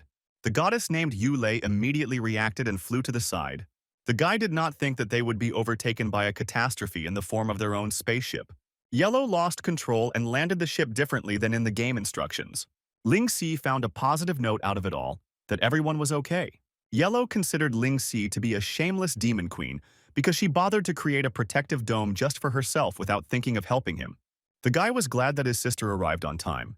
It didn't matter to him that they broke the ship. The main thing was that they arrived safe and sound. The girl was so happy to see her brother, as if they had not seen each other for 3 years. Lin said that he missed her too.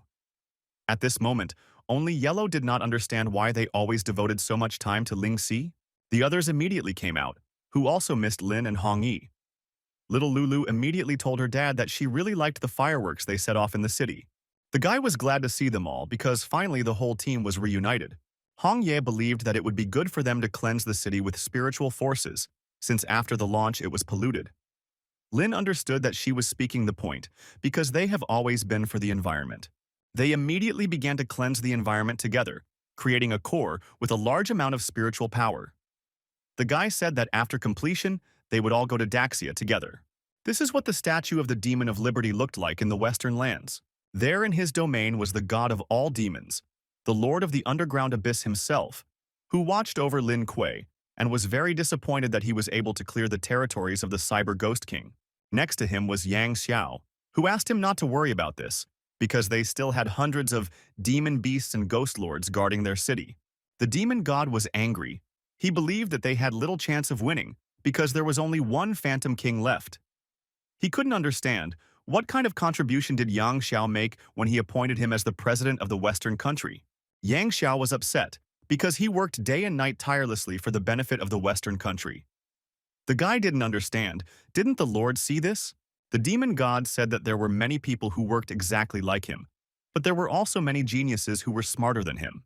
Yang Xiao understood that the demon god was going to abandon him, which of course the Lord did not deny, because this made sense.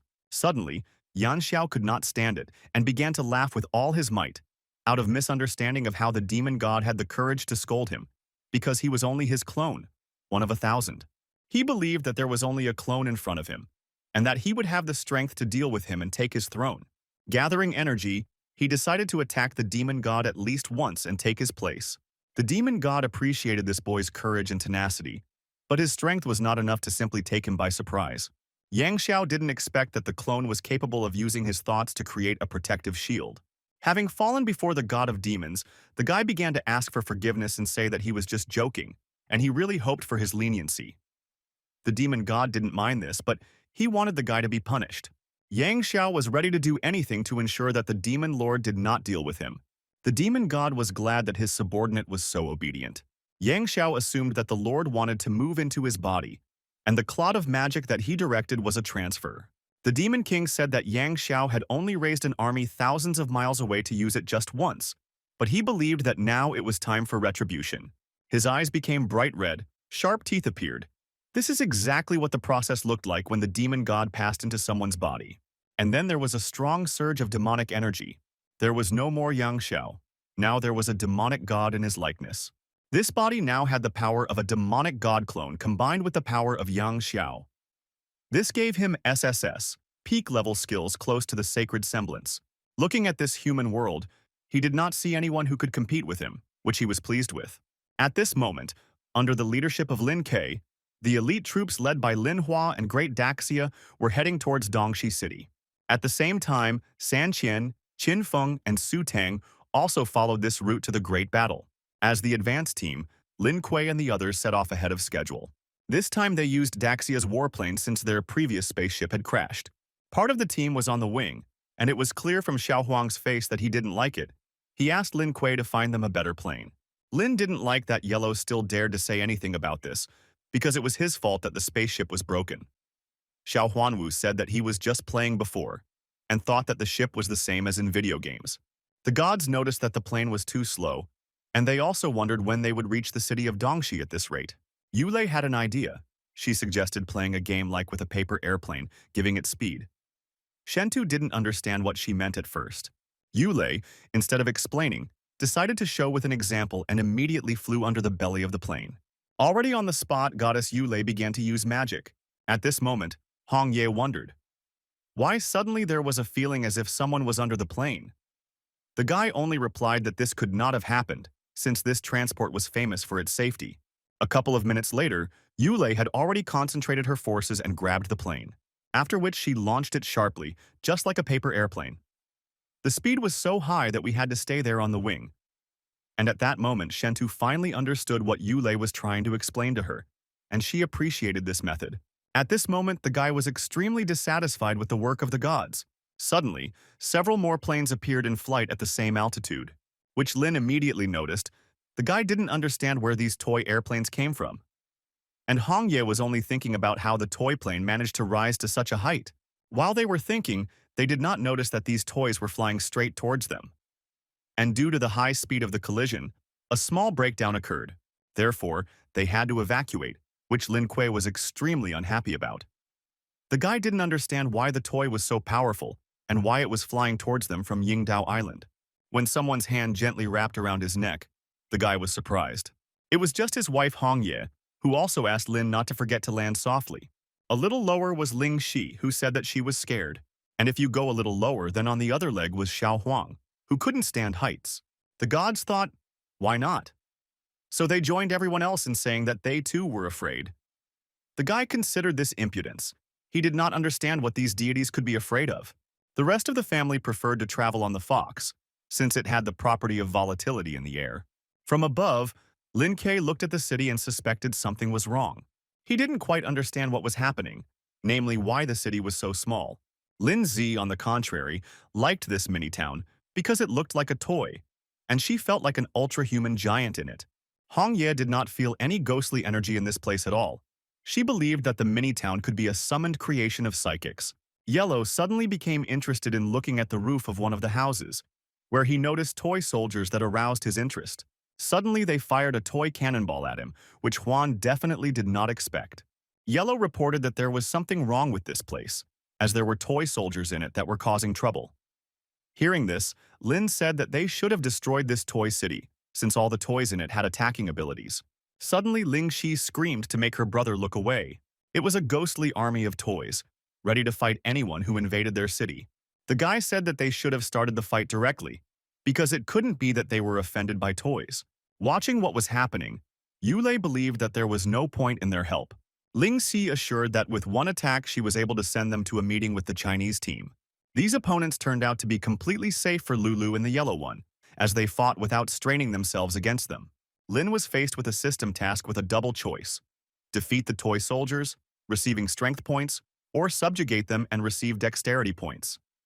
Although it was strange, the guy liked that the system came out at that moment. Hong Ye reported that they had 222 attributes obtained from the system, and they could use their toys to defeat other toys with them, which Lin liked and wanted to try. This time the guy liked that he didn't have to fight, because he could use the toys wisely and trust them with this task. At this point, Lin Xi, Lulu, and Xiao Huang were doing great, because after they defeated the ghostly toys, they began to play with them. Yellow asked everyone to ignore Lin's team and continue playing with the ghost toys and then defeat them. Xiao Huang also wanted to join the battle this time. Lin also liked playing with them, and also the fact that the ghosts could obey her legs because they were small.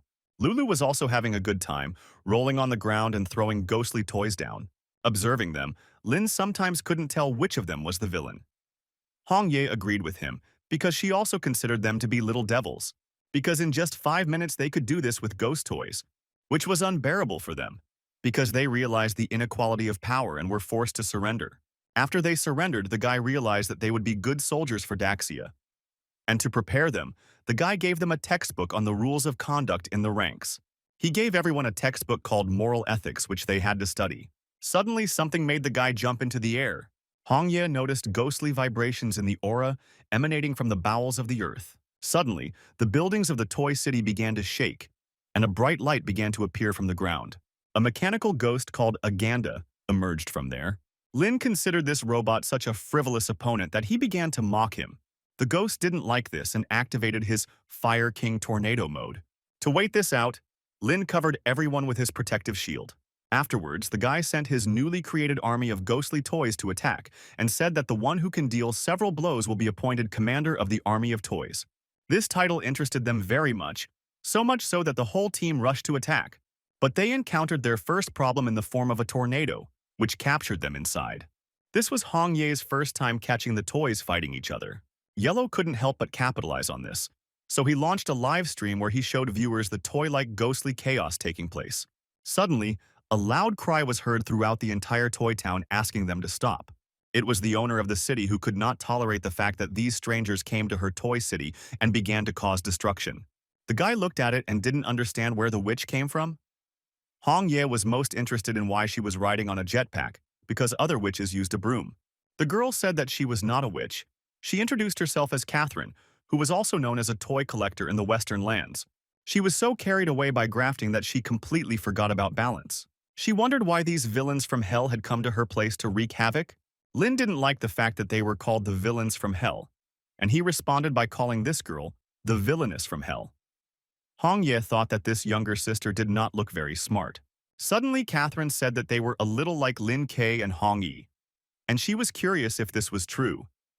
To which the guy replied that her assumptions were absolutely correct, and he was that handsome guy. Hong-ye felt that this girl was a kind soul against the darkness, so she invited her to join their team. While Hong-ye spoke, Catherine stood admiring her beauty. Looking at this, Lin Kuei thought about whether his wife had some kind of attractiveness magic. After all, this was not the first time he noticed how she persuaded the girls to join their team. While Catherine was busy talking with Hong-ye, a system appeared in front of Lin that rewarded him for defeating the boss and winning the hearts of the toys, for which I received strength points and agility points, which I was glad about, because the system was becoming more and more pleasant. She didn't like how Lin treated her like a guy and told him that she was a woman. Lin K was surprised, because this was the first time the system had responded to him, which meant that it was becoming smarter. Hong-ye wanted to talk to Catherine about the proximity situation going on with the Ghost Lord. The girl was surprised that Hong-ye knew the Overlord. She said that the Phantom Lord of the 100 Beasts was loyal to darkness, creating powerful defense lines in the city. Dunshi, not far from which there was a tribe of bulls who loved to invade her lands. Lin said that no matter what deities and demons there might be, they were not afraid of their army of justice, which would certainly deal with them. The girl was happy to meet them, and was ready to work together to defeat Min Yuan. 30 kilometers away from them was the very tribe of the big-horned bull. Sitting on the throne was the leader of the bull tribe, Grandfather Nu, who was interested in who would be in charge of patrolling this time. The rest did not understand why this question was raised at all, because they believed that it was worth assigning the most useless black bull to this task. One of these bulls objected because he did not like it. He told Niji that he could agree to these demands, but only on the condition that he let his beauty go, at which they began to grin. Niji didn't like the fact that this bull was trying to bargain with him, because he was told to go on patrol since he was less useful than the others. One of the bulls told the dark bull to wait a little and then go. And the leader Nu also began to talk about him going there. The dark bull was outraged that even Sloth and the leader began to persuade him about this. Although this angered him, he decided not to argue with them and agree to patrol. When leaving, he said that only this time he would do it. And when he returned from patrol, he promised himself to deal with Niji and return his beauty. This is what the outer territory of the big-horned bulls looked like. And this is what three people looked like after they squatted for 3 hours. Catherine said that they were in a patrol area of the bull tribe. Hong Ye at that moment was only thinking about why they were squatting while waiting for the bulls. At that moment, that same dark bull was walking around the territory. He kept thinking about how those bulls could send him on patrol while sitting with the beauty. Seeing the first bull, Lynn was uncontrollably happy because they had been waiting for this moment on their haunches for so long. At that time, the bull only thought about how every time he looked at Xiaomei, he wanted to gallop with her and spend his youth. And he regretted that the existence of Nusi prevented him from approaching her.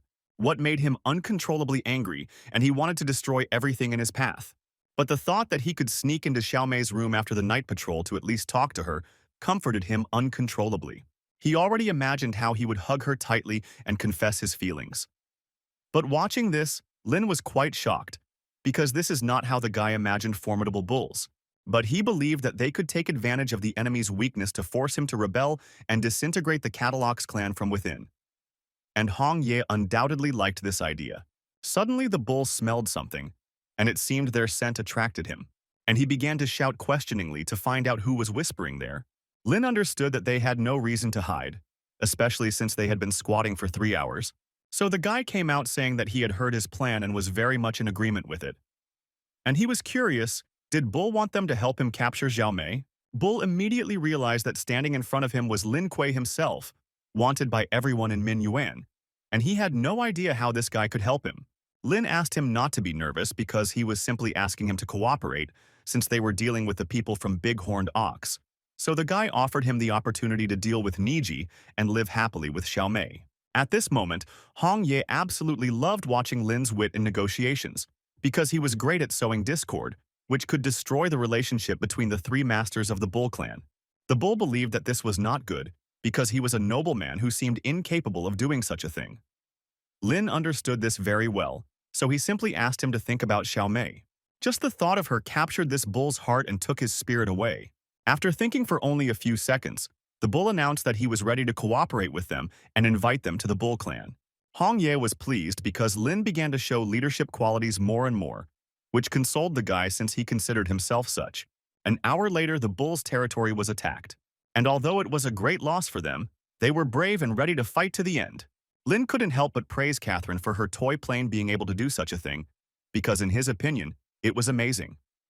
The girl said that she had successfully completed her task, and then it was up to them. The guy asked not to worry about it since Black Bull had to take action at that time.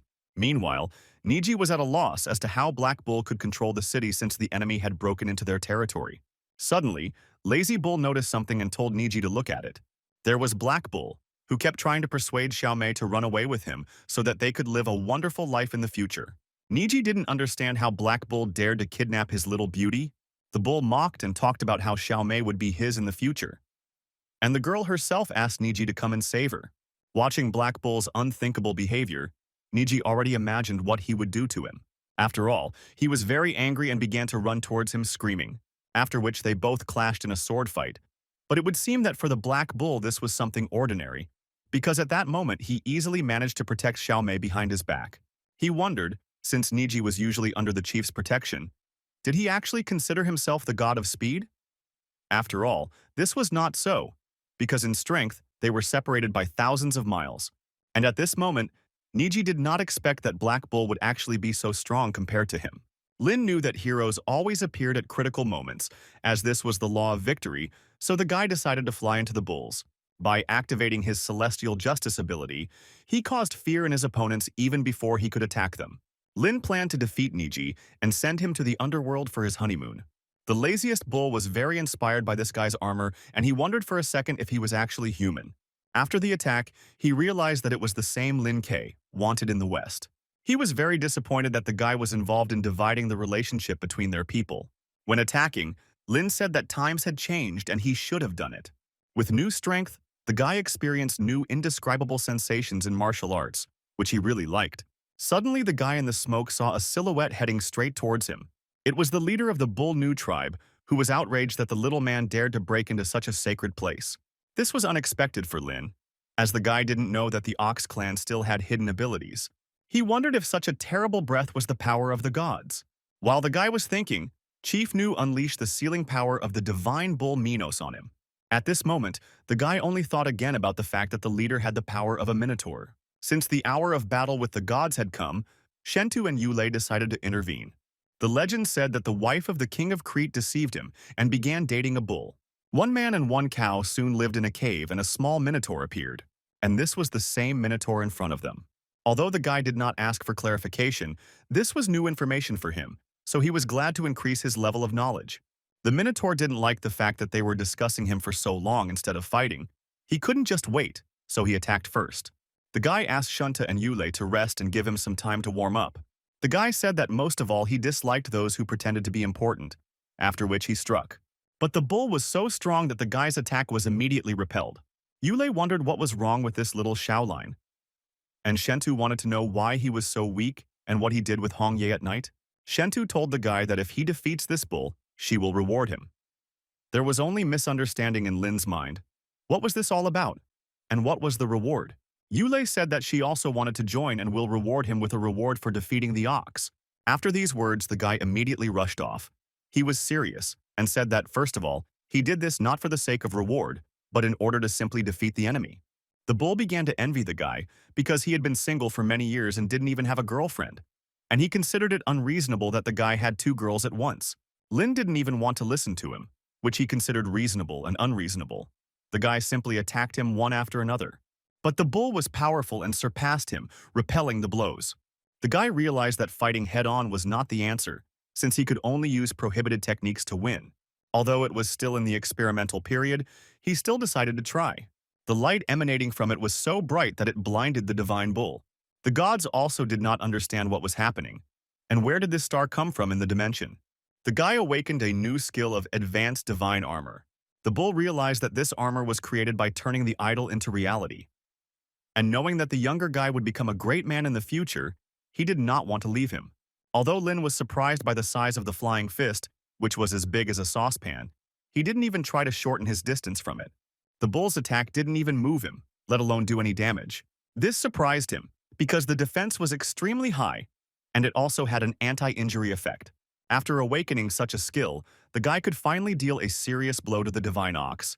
He realized that he no longer had the strength to fight, and they had only just begun.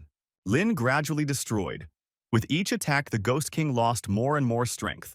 And finally, after several more attacks, he fell in battle.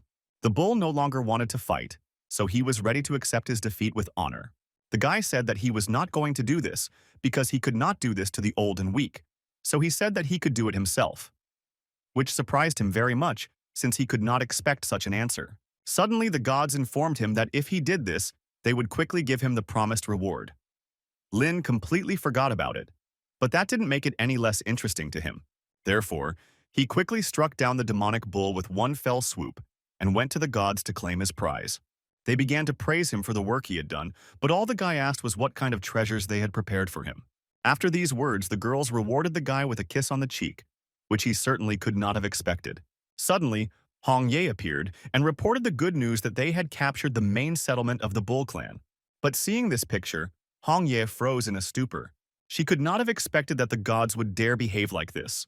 Hong Ye was very angry. She wanted to know what he was doing. Lin froze with fear and said in a quiet voice that Shentu and Yulei took the initiative. Lin thought his wife was truly terrifying because she would deliberately let him do what he wanted and then punish him. The gods stood up for the guy, saying that they were passing on skills to him in this way. Hong Ye, with her terrifying appearance of the Demon Queen, asked Lin if this was true, to which the guy replied with a trembling voice that that was exactly how it happened. And although the girl was offended, she believed Lin's apology. Watching this from Catherine's side, she was impressed by the guy's tricks and his ability to persuade. Suddenly, Lin Kei's phone rang, and then the guy realized that he had a good opportunity to move on to another topic. It was his sister Ling Shi, and the guy wanted to know what happened that she decided to call him. In truth, he was glad to receive such a timely call. The girl said that because they were bored, they, along with Onit Zi and Xiao Huan, went to fight the monsters. Lin was unhappy with this news because he did not understand how they could go out without permission. It was so dangerous. After his outrageous speech, Ling Xi decided to hang up, saying that she would call him later. The guy understood that all girls once began to grow up and become naughty, but he was still worried. Catherine noticed Lin's good qualities. It seemed to her that he was worried about his sister, and these were signs of a good older brother. Lynn said he wasn't worried about his sister at all. He was worried about the ghosts she might torture. Catherine was surprised. She did not expect that the guy's sister could turn out to be a demon. Somewhere outside of the Beast King city, there was a large stone entrance. It was there that Lin, Shi, Onet Z, and Yellow sat in ambush. This place was an important fortress guarded by orcs. The girl wanted to take the form of an orc to get into the fortress. Onet Z, who was nearby, did not understand what she was talking about. What kind of form was this? Suddenly, the girl had horns and bright pink fluffy wings. This image was fake so that she could join the ghostly cast. Yellow and Onet Z were delighted with the beauty of the demon queen, and they also wanted her to turn them into something similar. Ling Si reported that this was not necessary since one of them was a human demon and the other a spirit being. Which of course disappointed them, because they were already thinking of changing their new look. This whole crowd of bestial human creatures was near the orc building. They planned to start hunting for the treasure that was in the Beast King city. Lin Si and the others blended perfectly into the crowd. And since there were many animals there, the girl thought about the fact that she needed to stand out from everyone present. She decided to ask a ghostly beast passing by if there was any festival in the city that day. The human-like duck said that recently the annual conference on the destruction of the towers took place in the city. All you had to do was climb to the top of the 9-story tower and defeat the final boss and claim the rare treasure. Hearing about the rare treasure reward, Onet Z's eyes immediately lit up and became interested in how the rest of the team members who were planning to fight the final boss. Ling Si understood that no matter how dangerous the beast tower was, they had to find out. Because if she gets the final treasure, she will receive praise from her brother. There were a large number of people willing to begin the task. Some even decided to climb to the top so as not to wait for the whole line. But they never succeeded, because the climb was too steep. People didn't understand. Was this year's conference really that difficult? It would seem that all the candidates lost. The beast believed that this year's battle with Great Daxia was on the way, and the lord of the city raised his demands. Ling Shi called on her spirit bear so as not to wait in a long line, but to immediately get to the 9th floor of the beast tower. The beast people there considered this unscientific, and they also thought that only madmen could climb immediately to the 9th floor. At the top of the tower sat the ghost of SS rank Medusa. She was so rarely reached that she managed to just sit back, which made her sad, because each generation of people trying to get to the top of the 9th floor was no better than the previous one. Since not a single person managed to get there, suddenly her boring expectations in this tower were interrupted by a strong breakthrough. It was Ling Shi. They nicknamed their team Divine Level Conquest. And Xiao Huang was already eager to find the boss. Ling Si said that they would be the first to drive away the boss of this tower. The ghost of the jellyfish was dissatisfied with this grafting, from the fry that burst into her cave so easily. Mother Jellyfish got angry and awakened her true self, saying that what she disliked the most was the fry. By the way, Ling Si really didn't like it when anyone thought she was small. In the background, Yellow knew that this snake ghost was too young to know the horror of the demon queen. The girl decided that it was time for the snake ghost to see what the beast's true power was, so she awakened her beast form. To show this ghost what happened because she had the courage to call others little ones. After which the two evil spirits collided in the air to fight. Ling Si could not imagine that a snake could defeat a bear, but the phantom woman believed the opposite. After such words, the Ling Shi bear impressively showed the ghostly spirit who the boss really was. A moment later, the spirit of the bear received a response from the spirit of the snake. Yellow had the feeling that the battle between the idols was more intense than the battle between the demon queen and the snake ghost. Lin Si didn't like that the two were just having a good time on the battlefield, so she told them to move aside to avoid getting hurt. The Phantom Mermaid believed that the audience deserved the best. Her eyes suddenly began to look even more terrifying and evil, because she didn't like seeing unnecessary people on the battlefield, especially those who behaved so disrespectfully at dinner. After looking at her, Xiao Huang didn't understand why he suddenly turned to stone. Onet Z blamed Yellow for this, since at his suggestion they went out to fight the ghosts. After a couple of minutes, Xiao Huang turned into a statue. Ling Si understood that something had to be done about this. The girl wanted to know what magic the ghostly woman used against them. But she, mockingly, only asked her not to worry. After all, she was next in line to be turned into a statue. The girl understood how her magic worked, so she closed her eyes because the power of the effect would not work that way. The ghost mermaid didn't like it, but she was interested to see how long Ling Si could hold on with her eyes closed. Activating her claws, she began to attack her, but Ling Si managed to dodge. She summoned sunglasses to prevent the ghostly mermaid's magic from reflecting on her, after which she was finally able to land her first serious blow. At that time, Phantom didn't understand. Who would have thought of carrying sunglasses with them? She realized that in order to defeat the girl, she needed something more serious. So she activated the power of her ghost hair. Seeing this, Lingxi also decided to take something auxiliary. Since simple methods in a single battle were not enough, mass attack tactics were needed. The ghost mermaid believed that the best solution for Lingxi was to simply give up, since she was too young to compete with her.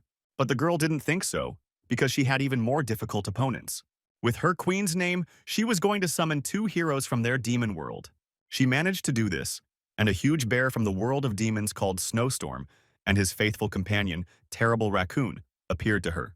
The ghostly mermaid did not understand why this girl had so many bears. She believed that she had her own zoo. Suddenly, the terrible raccoon quietly crept up to her and deprived her of her poisonous claws. Blizzard then attacked her with her weapon, which she did not expect. The attack was so powerful that it left a mark on the walls of the tower. Lingxi decided to reward them with the treasures of the underworld so that they would do most of the work for her, which the demonic assistants were happy about. With such serious motivation, they immediately set off to catch the ghostly mermaid.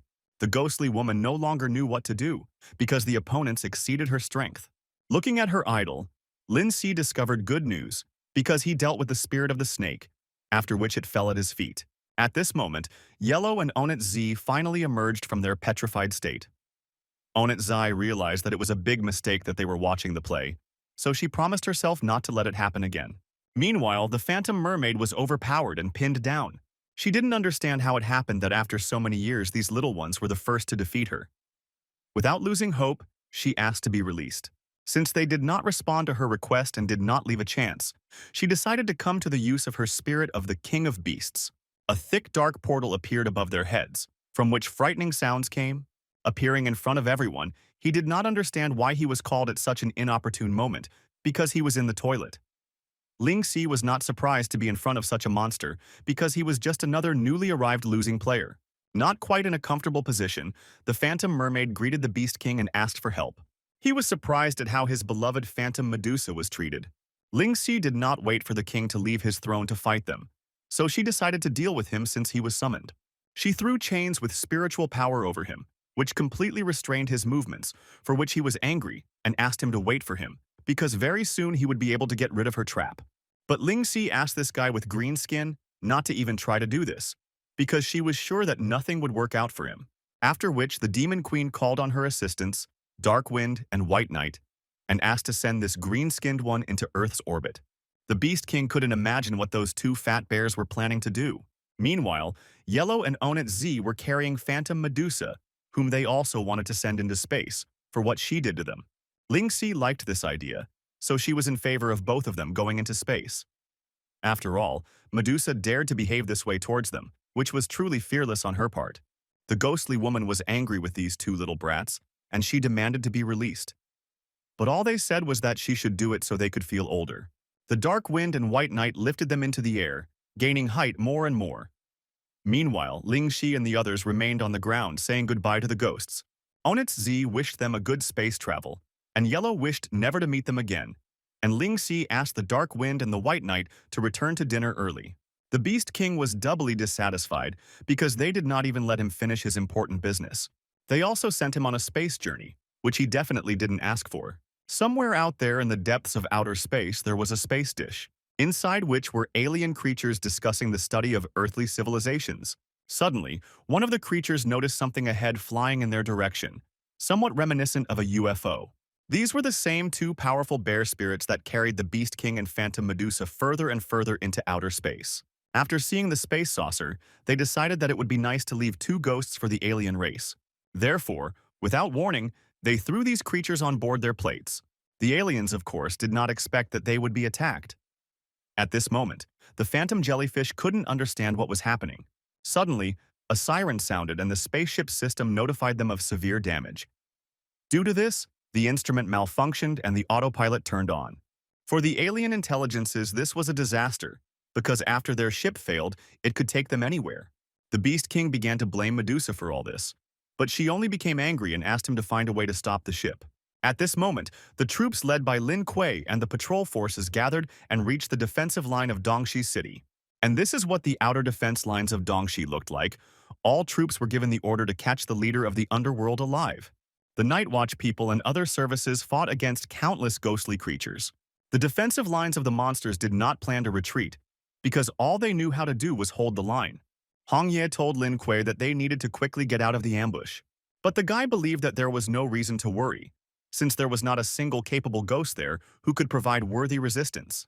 Their battle was so colorful and unrestrained that there was not a second of time to rest, as there were too many monsters. Meanwhile, the elite troops of the Daxian Night Patrol arrived to them.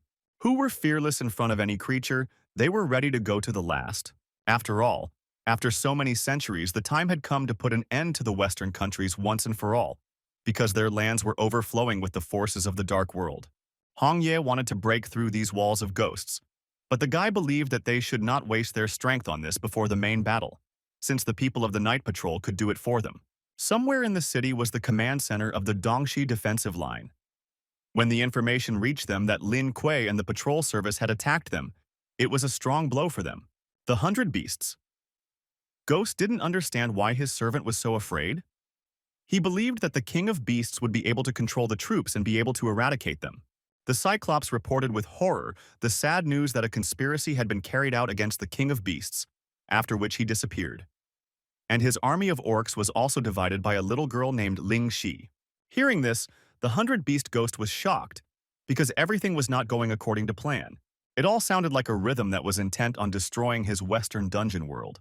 And he understood that the time had come for the decisive battle.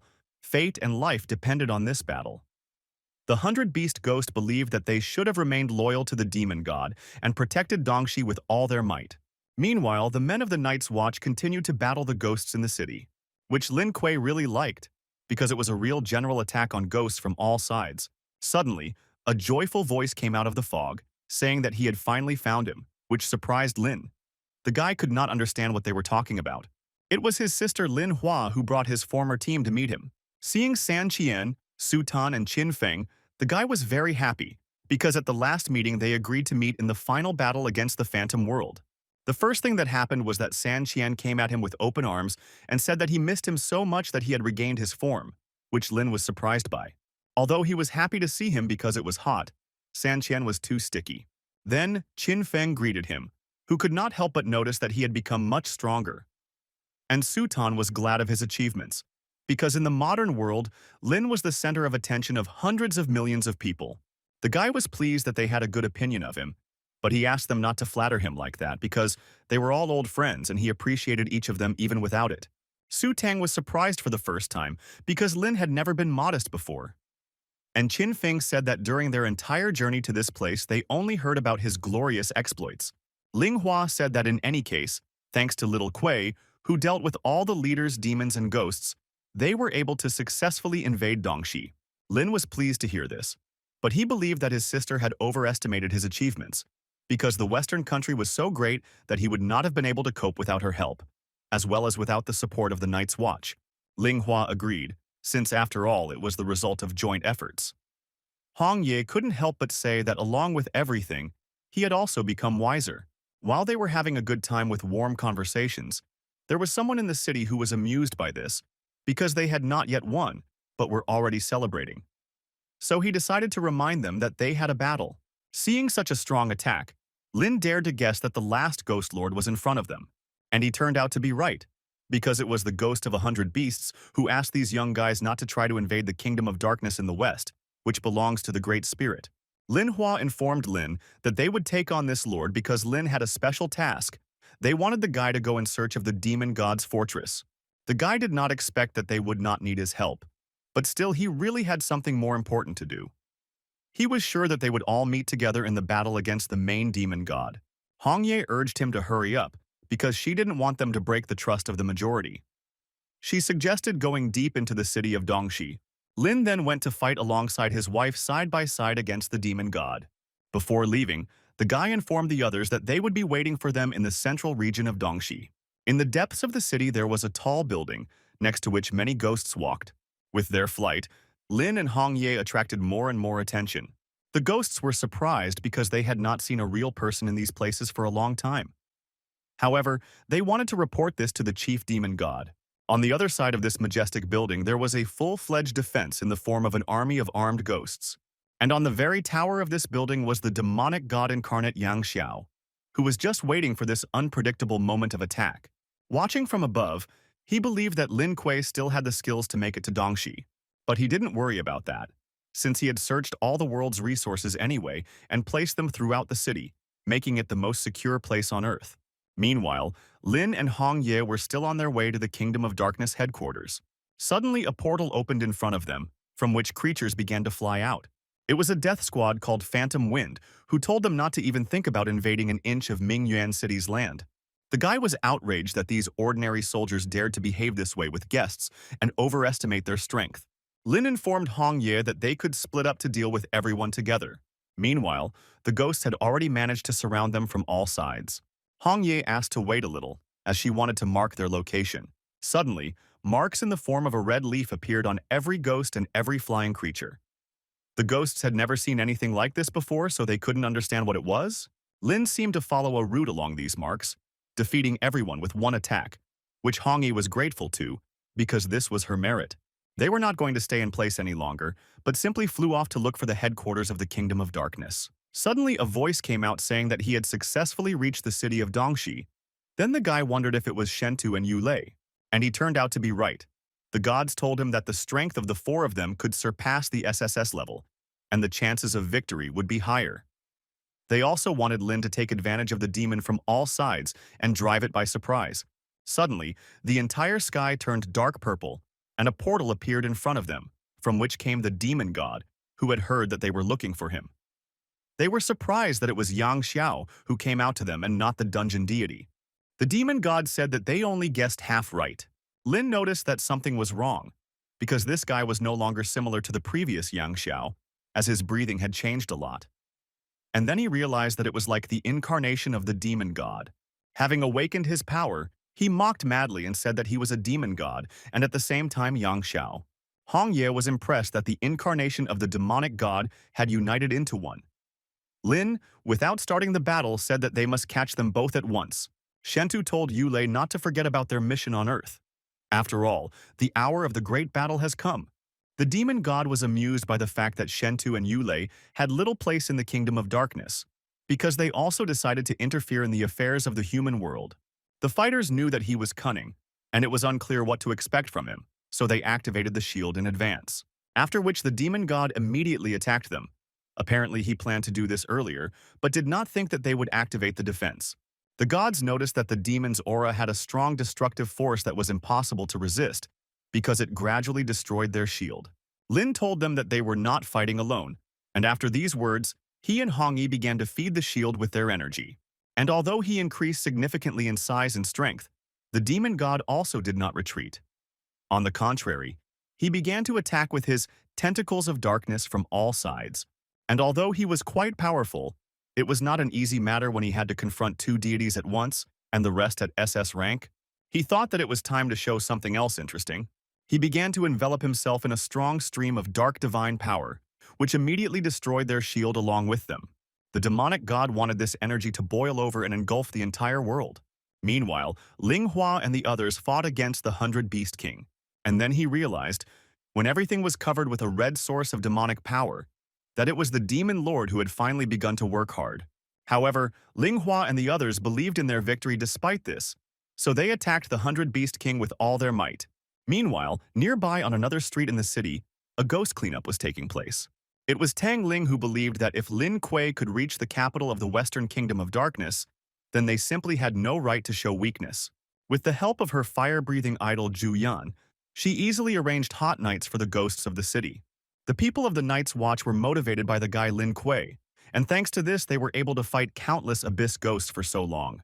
Meanwhile, the demon god released enough dark energy to cover the entire world. What interested him most was how long Lin Kuei could hold out. The gods understood that it was impossible to continue like this, because all they did was dodge the pursuing attacks in their direction. The system detected that Lin was facing the strongest enemy, so it suggested that he activate the burning blood function, which by burning vital energy continuously improved strength. Hong Ye was worried about Lin, so she asked him not to make rash decisions, as this would put him in danger. The guy understood this, but he didn't know if there was another way out, having such a formidable enemy at hand. So he made a decision and asked the system to turn on the blood burn function to maximize his potential. The system understood his request and fulfilled it, after which the guy's cultivation began to quickly improve. While Hong Ye just looked at it, not knowing what would happen, the demon god noticed that the guy's strength suddenly skyrocketed, which he found a little interesting. And while he was admiring the gods united and decided to come behind him, their spiritual abilities were activated. They were going to defeat him. Turning around abruptly, the demon god said that even though they had combined their spiritual deity power, everyone still remained merciless.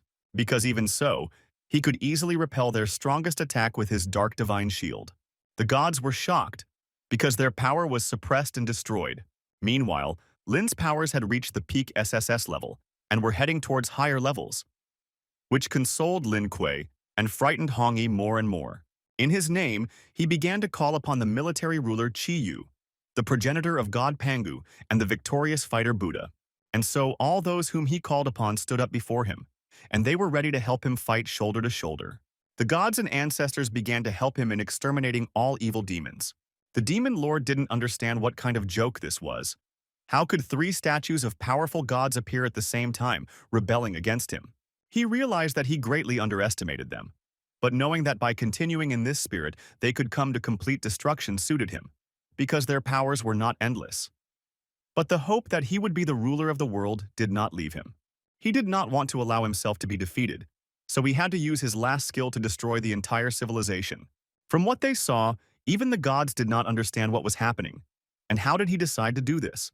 The demon god said that with the use of his magical power, he could destroy the rules forged by him between spatial connections and call on his true incarnation, after which he reincarnated into his divine demon body, personifying his strength. Only one of his hands was like several huge high-rise buildings. He was interested in only one question: who, after achieving the divine power of his true incarnation, was ready to fight him? After all, now even the summoned statues of gods seemed quite small against his background. He just stood there waiting for someone to try to attack him. Lin could not even imagine that under the influence of magic, the 3 god statues could disappear.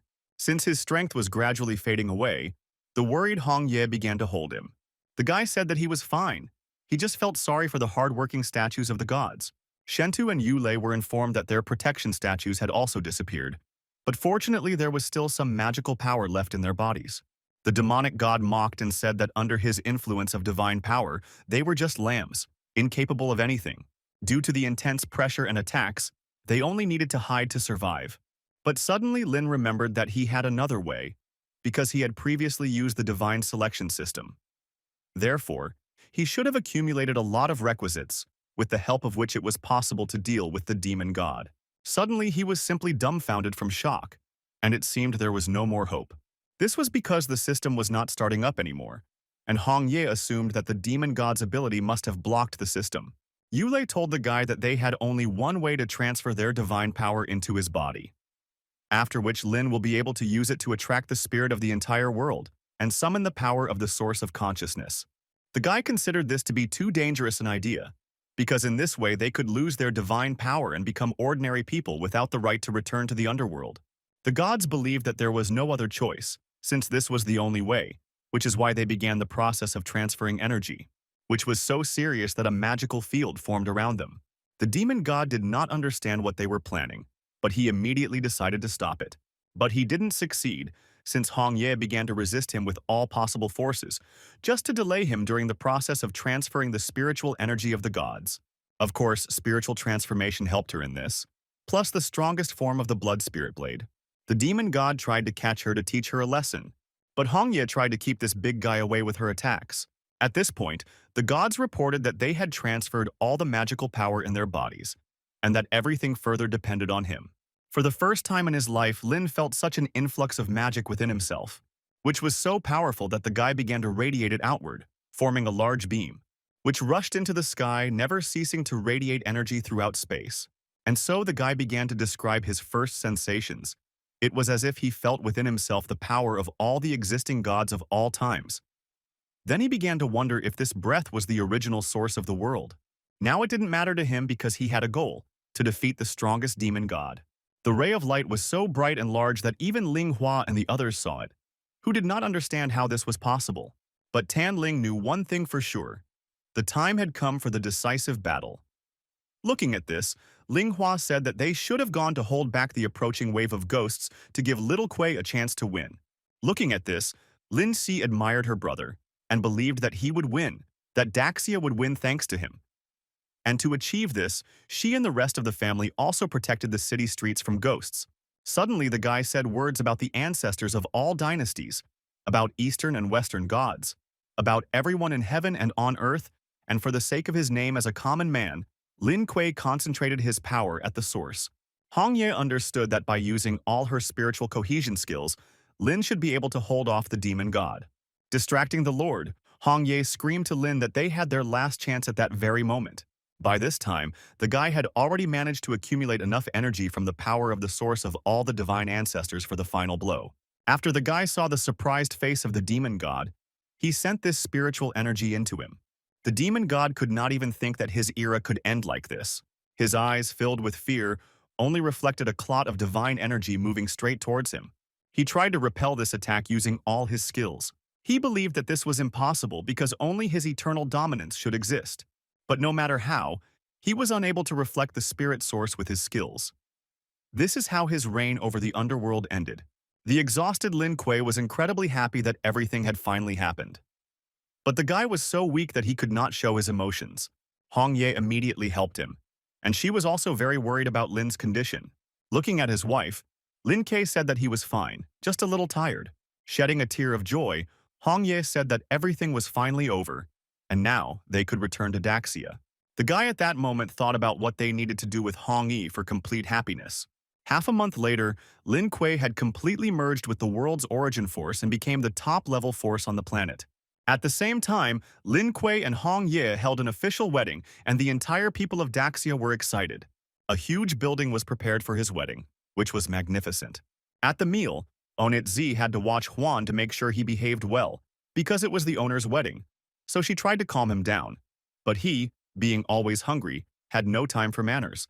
All of Lin Kuei's friends also gathered there, who were happy to congratulate their brother on this wonderful event. Tang Ling was also invited, who expressed her congratulations to her elder sister Lin Kuei on his wedding. Hun Shan also demanded a good attitude from Lin towards his sister Hong Yi, because he loved her very much and did not want to offend her. Kanya quietly whispered to Mo Qingcheng that they would celebrate Lin Kuei's wedding that night, which Qingcheng liked and at the same time embarrassed. Just before the performance, a wedding was about to begin on stage, in anticipation of which Lin Kuei's friends gathered. Lin Si asked to invite her most handsome brother Lin Kuei and his most beautiful bride Hong Yi to the stage. In honor of the wedding ceremony, the two gods made a spirit heart as a gift to the newlyweds. Afterwards, the young couple took the stage to tie the knot once and for all. Before getting engaged, Lin could not help but express his love to his wife Hong Yi, and Hong Yi couldn't help but talk about their eventful journey, full of ups and downs. But fortunately, she was able to cope with it all. After speaking the words to each other, they were solemnly declared husband and wife. And finally, the guy was able to kiss the bride.